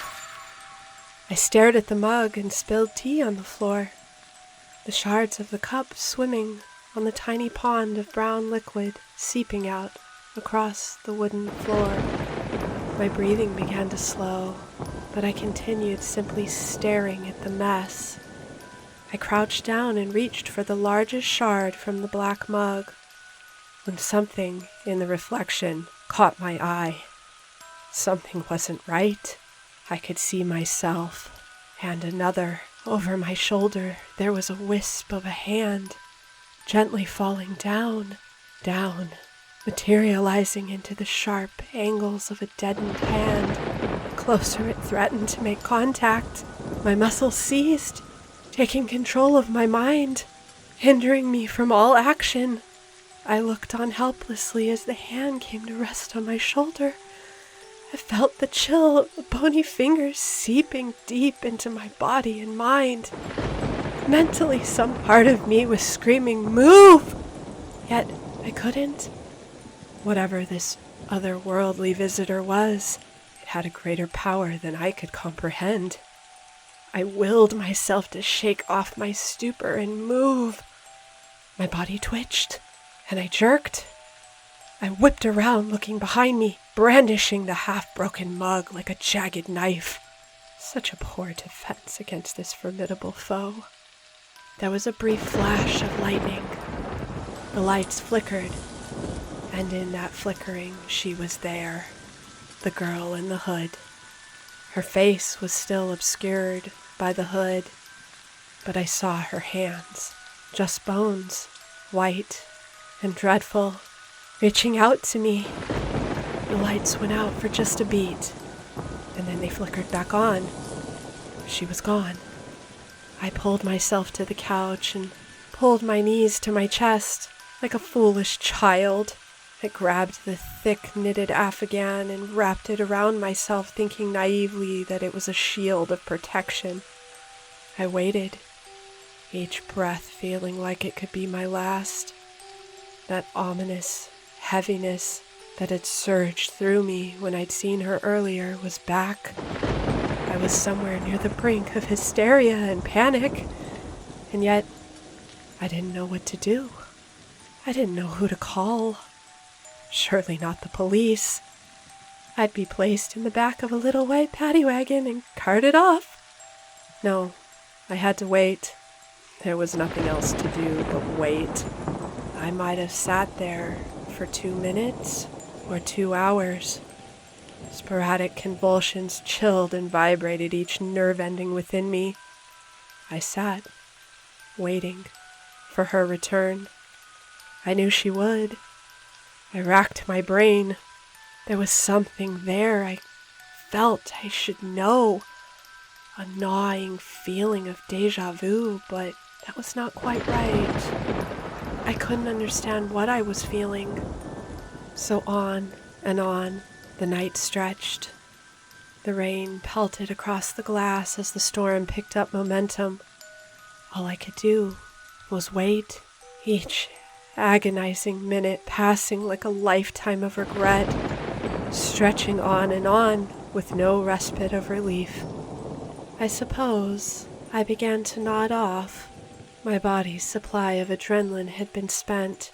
Exhaustion took over. When I woke up, the storm had ebbed. I must have been dreaming. That was it. And rain was softly pattering on the window pane. I shrugged off the blanket and went to the window. I touched the glass. It was cold. I leaned in closer, and my breath left condensation as a small sign of comfort that I was not dreaming now. Surely now I was awake, and the other experience was the dream. Then the lightning flashed, and the thunder boomed. The lights went out, and there she was on the lawn, illuminated by some strange, otherworldly spotlight. She stood still as a statue, and the moment stretched on longer than I could bear. I tore my hands through my hair and screamed, "What do you want?" Her hands came out of her pockets, and I saw those bare bones move with deliberate slowness. My gaze was locked, waiting for what she would do next. Her hands moved to the edge of her jacket hood. She placed them on either side, and as she pulled it back, I could see that her chin was devoid of skin. Her mouth was wanting of lips. The skeleton of her face was unbearable to look at. Some part of me already knew her entire face would reveal the manifestation of an undead human standing before me. I felt terror course through my veins like ice as she pulled back the hood to reveal her eyes. From her cheekbones up, her face was still very much intact. Her blue eyes, like shards of glass, glared deep into my soul. There was something familiar about her eyes, but I knew my gaze could not linger on her. It was dangerous. I would become too ill-enchanted, and it would seal my fate. I threw the drapes closed and paced the length of the room.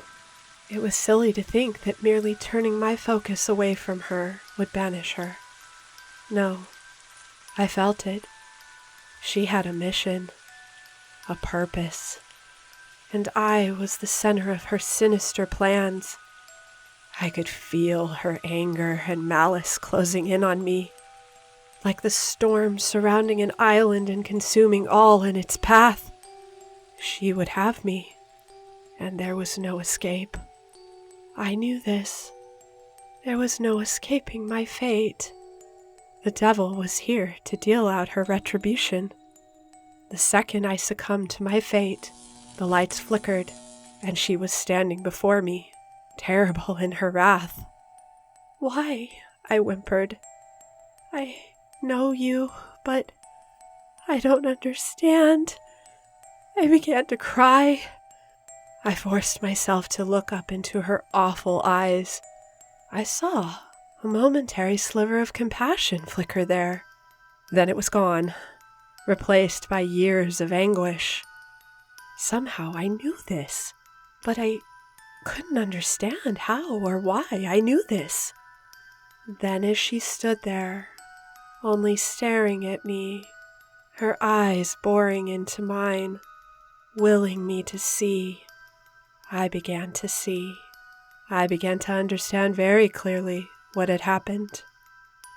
It was a perfect autumn day. I crossed the street. All those people standing at the bus stop had a split second of warning before I did. My back was turned to the impending disaster about to occur, but theirs were not. Just as I saw the look of horror on their faces, their contorted visages of fear, warning me that the bus was going to swerve, it was already too late. It clipped me just enough. Time slowed. The impact flung me into the maple tree I had been admiring only moments earlier. The unyielding tree refused the movement of my body like a windshield stops a bug. A man I didn't know was barking out orders to the others. A woman cradled me in her arms, crying and telling me not to move. Another was on her phone dialing emergency services. Then I had prayed, mumbling sweet supplications to my God, as I'd been taught as a child. I prayed to God to live one more perfect autumn day. Then I closed my eyes and all was fine. I was home, sitting in my cozy chair, drinking tea, watching the storm out my window, but that wasn't quite right. Just before I closed my eyes, I saw her. I saw a perfect likeness of myself standing there above me, confused and bewildered. I thought she was an angel come to save me. But my own confusion was her look of dismay. Why would an angel seem so distraught? Then, quick as the blink of an eye, she was lying in the woman's arms, bleeding and broken. I was looking down at her. Then another blink, and I was back on the ground dying. Another blink, and I was her again. All the while, an omnipotent voice in my head echoed again and again in time with this strange phenomenon. Choose life or death. Choose life or death. I knew I had to choose, or we would stay stuck in that flickering moment for eternity. God had given me a choice, a twisted test in the game of free will he so often played with mortals. I'd been deceived, like so many before me, across the fabric of time. I'd prayed to live another perfect autumn day, and that's what I got. The perfect autumn day, played over and over again. Yet, is any day, in all the long days of our short years in mortality, actually perfect? Each time I reached the corner of the bus stop, there she was, each time losing more and more resemblance of looking human, and more like the undead. Her god's cruel vestige of her personal hourglass, each time she strained to get me to choose differently. Somehow she was convinced this would change our intertwined time loop. It all became clear then. Everything I thought I knew about life, death, and God was also wrong. In the vast, multi-layered universe, there existed infinite realities, and each one was an intricate chess piece carved out by a different god. They all played with mortals across the dimensions for their own entertainment. In my moment at death's door, I'd seen that my god in my universe was not who I thought he was, and yet he was. How many times did the barren woman unable to conceive look on as the drug addict mother neglected her throng of welfare babies to embrace the needle instead of their small loving hearts? How many times had he given the wealth of nations to the one who would squander it while making the tender-hearted Samaritan scrounge from paycheck to paycheck?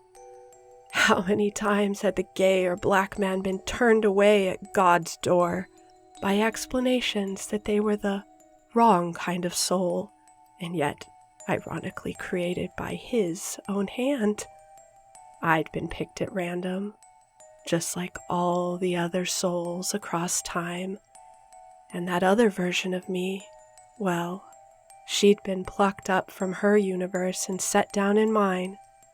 I wasn't given to understand the game that the gods were playing with us, but then again, the mortals were never allowed to know the why of their fancies.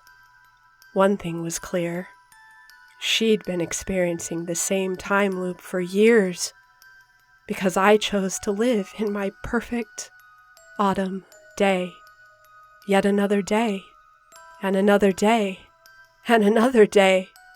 Each time given a new choice, each time choosing life over death, each time dooming her to fade away with each reoccurrence.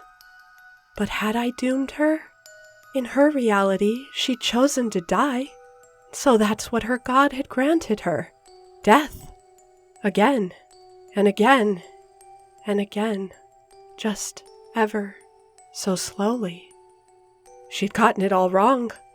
I was not the one responsible for her everlasting time loop of death. She and her own god were at fault for that, for the choice she'd made. But she blamed me all the same. I felt my own moment of compassion towards her then. She was just as human as I, and we all looked to point a finger at someone. as she wrapped her bony fingers around my neck and began to squeeze. I could feel the life going out of me. I closed my eyes and gave myself up to fate. I opened my eyes, and as I walked along, the air was just crisp enough. That chill that makes you pull your scarf up around your neck a little tighter. A perfect autumn day.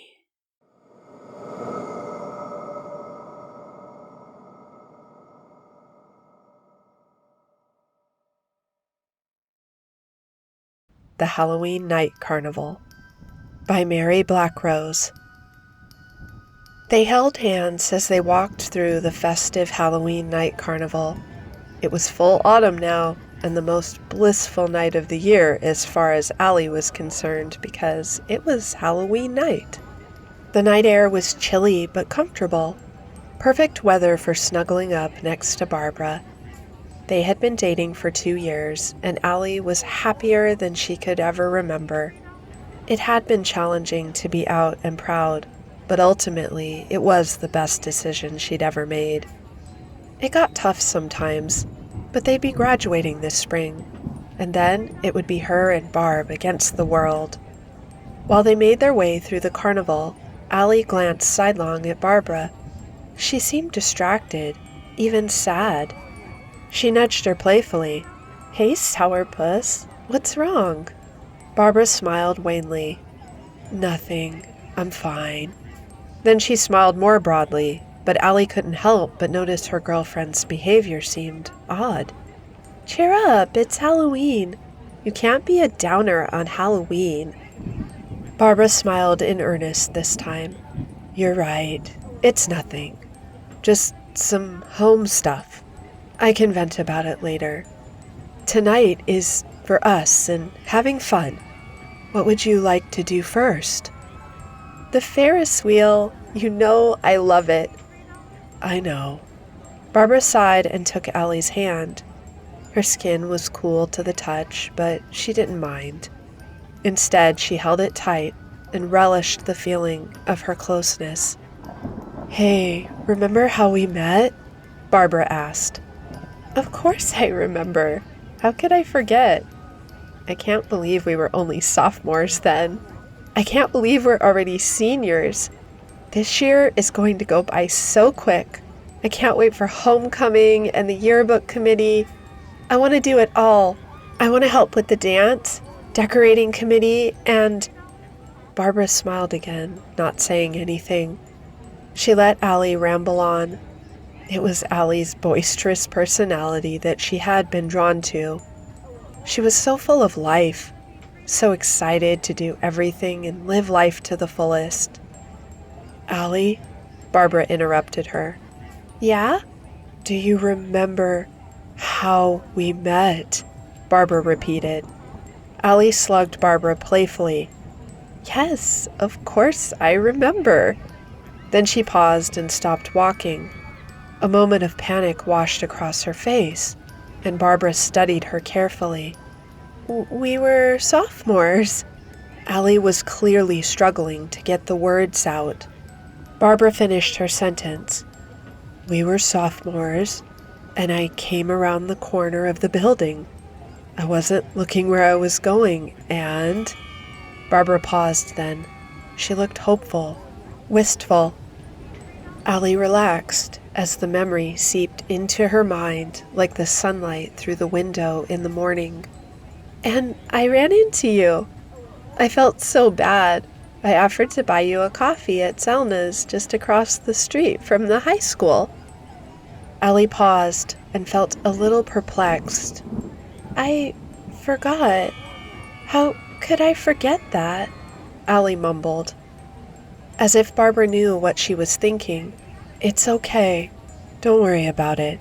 Let's go ride the Ferris wheel," she said with forced enthusiasm. As they made their way to the Ferris wheel, Allie shrieked with delight. "Oh, funnel cakes! I love funnel cakes, Barbara." "I know you do, babe." "Let's just stop really quick and get one. I can't help myself." Barbara hesitated. Maybe after the Ferris wheel, Al. Let's get one after. I might forget I want one after, or they might run out. I don't think they'll run out, Al. Barbara tried to smile. They did the year before last. We're right here anyways. I'm just gonna get one, okay? And with that, she let go of Barbara's arm and ran to the booth. Hey, Al, maybe get one with cinnamon, okay? You want one with cinnamon? I'm gonna get strawberries and whip on mine, Allie said. No, I mean one for us to share, like cinnamon and sugar for both of us. Barbara was almost pleading. She looked on the verge of tears, and Allie paused at her strange behavior. Okay, I guess, but I really like strawberries and whip. I know, but just this once, only cinnamon and sugar, okay? Okay. She walked up to the booth and ordered 2 cinnamon and sugar funnel cakes. Sorry, little miss, I just ran out of the cinnamon and sugar, the carny worker said. Allie turned to Barbara and shrugged, as she was certain Barbara had heard him. Barbara mumbled, Of course you don't.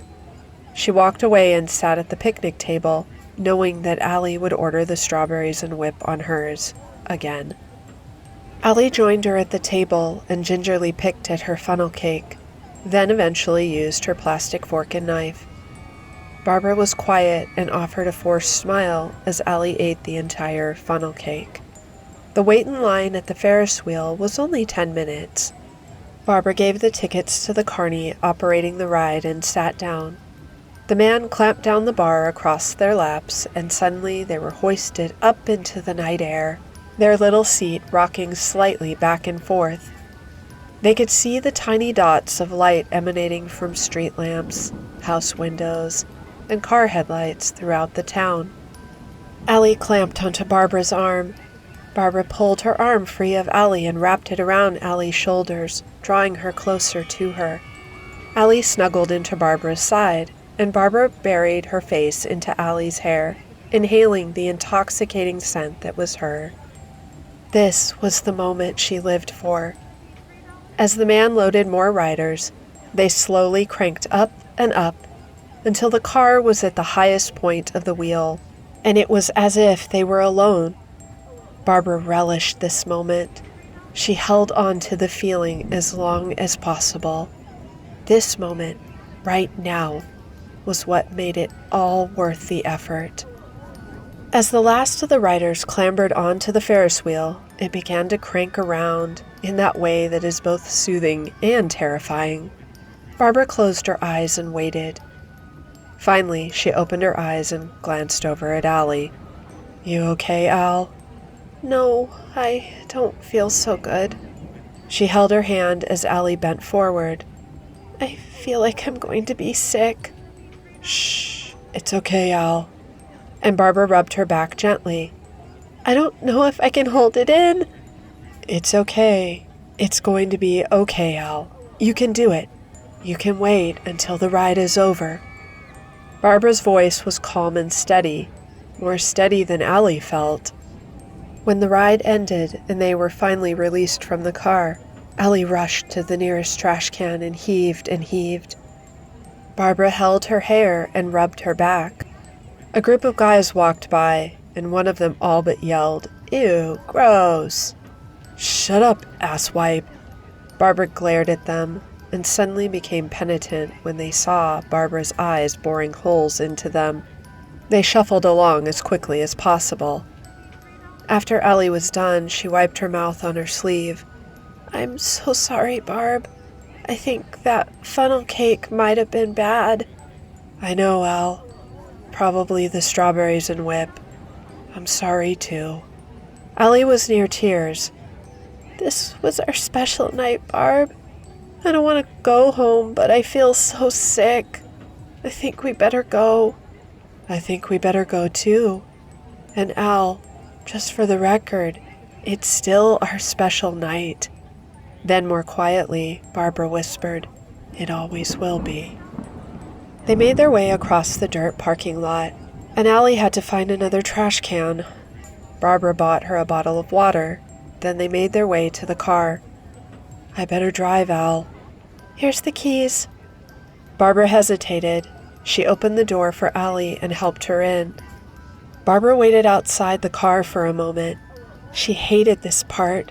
She hated the part where she knew no matter how many times she tried to change it, it would never play out any other way. As they drove along, a force that she couldn't control overtook the steering wheel. Barbara didn't want to believe it, but you can't change fate.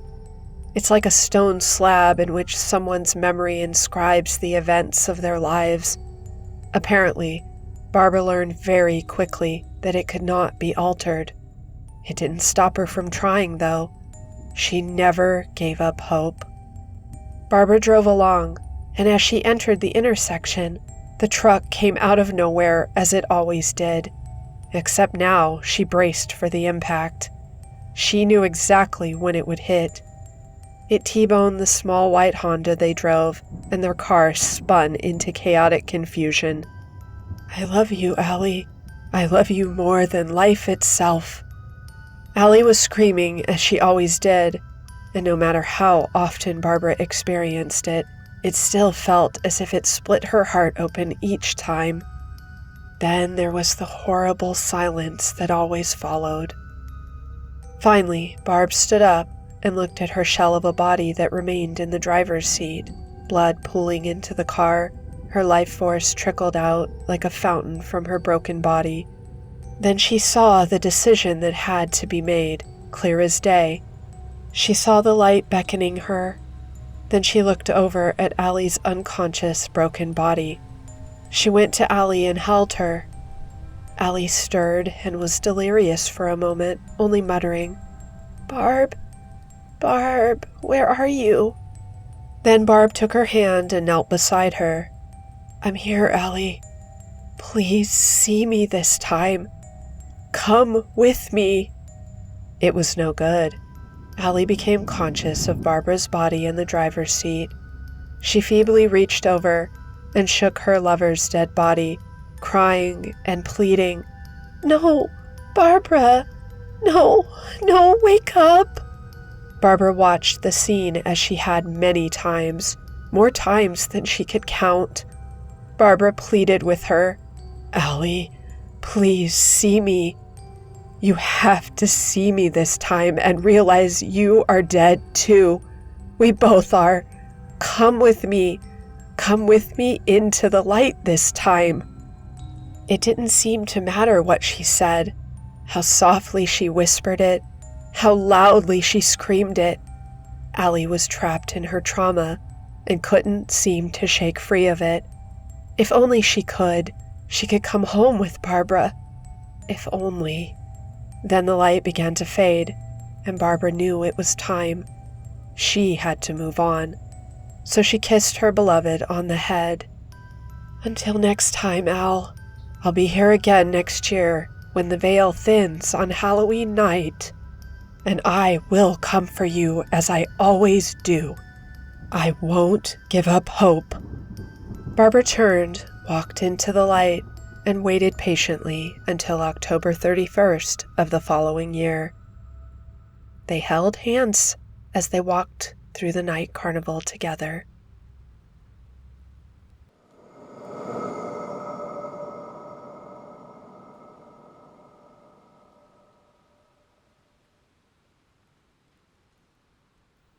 The Samaritan by Archelino from the SCP Wiki.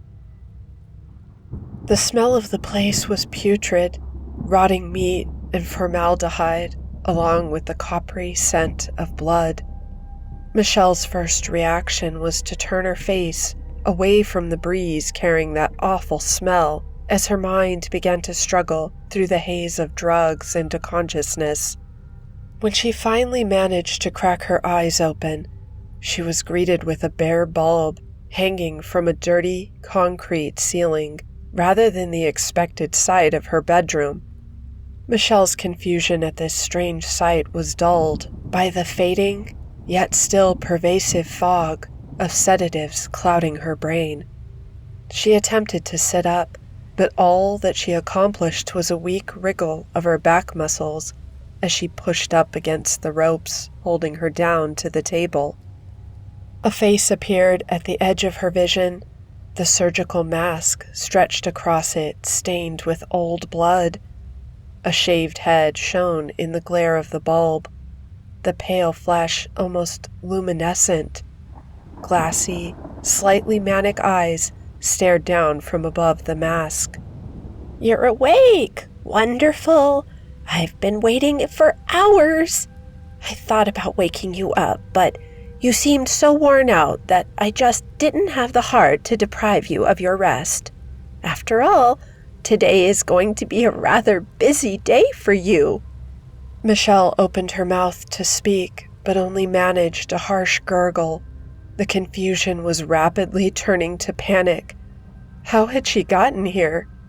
The last thing she remembered, she had been going to the post office while Greg looked after the baby.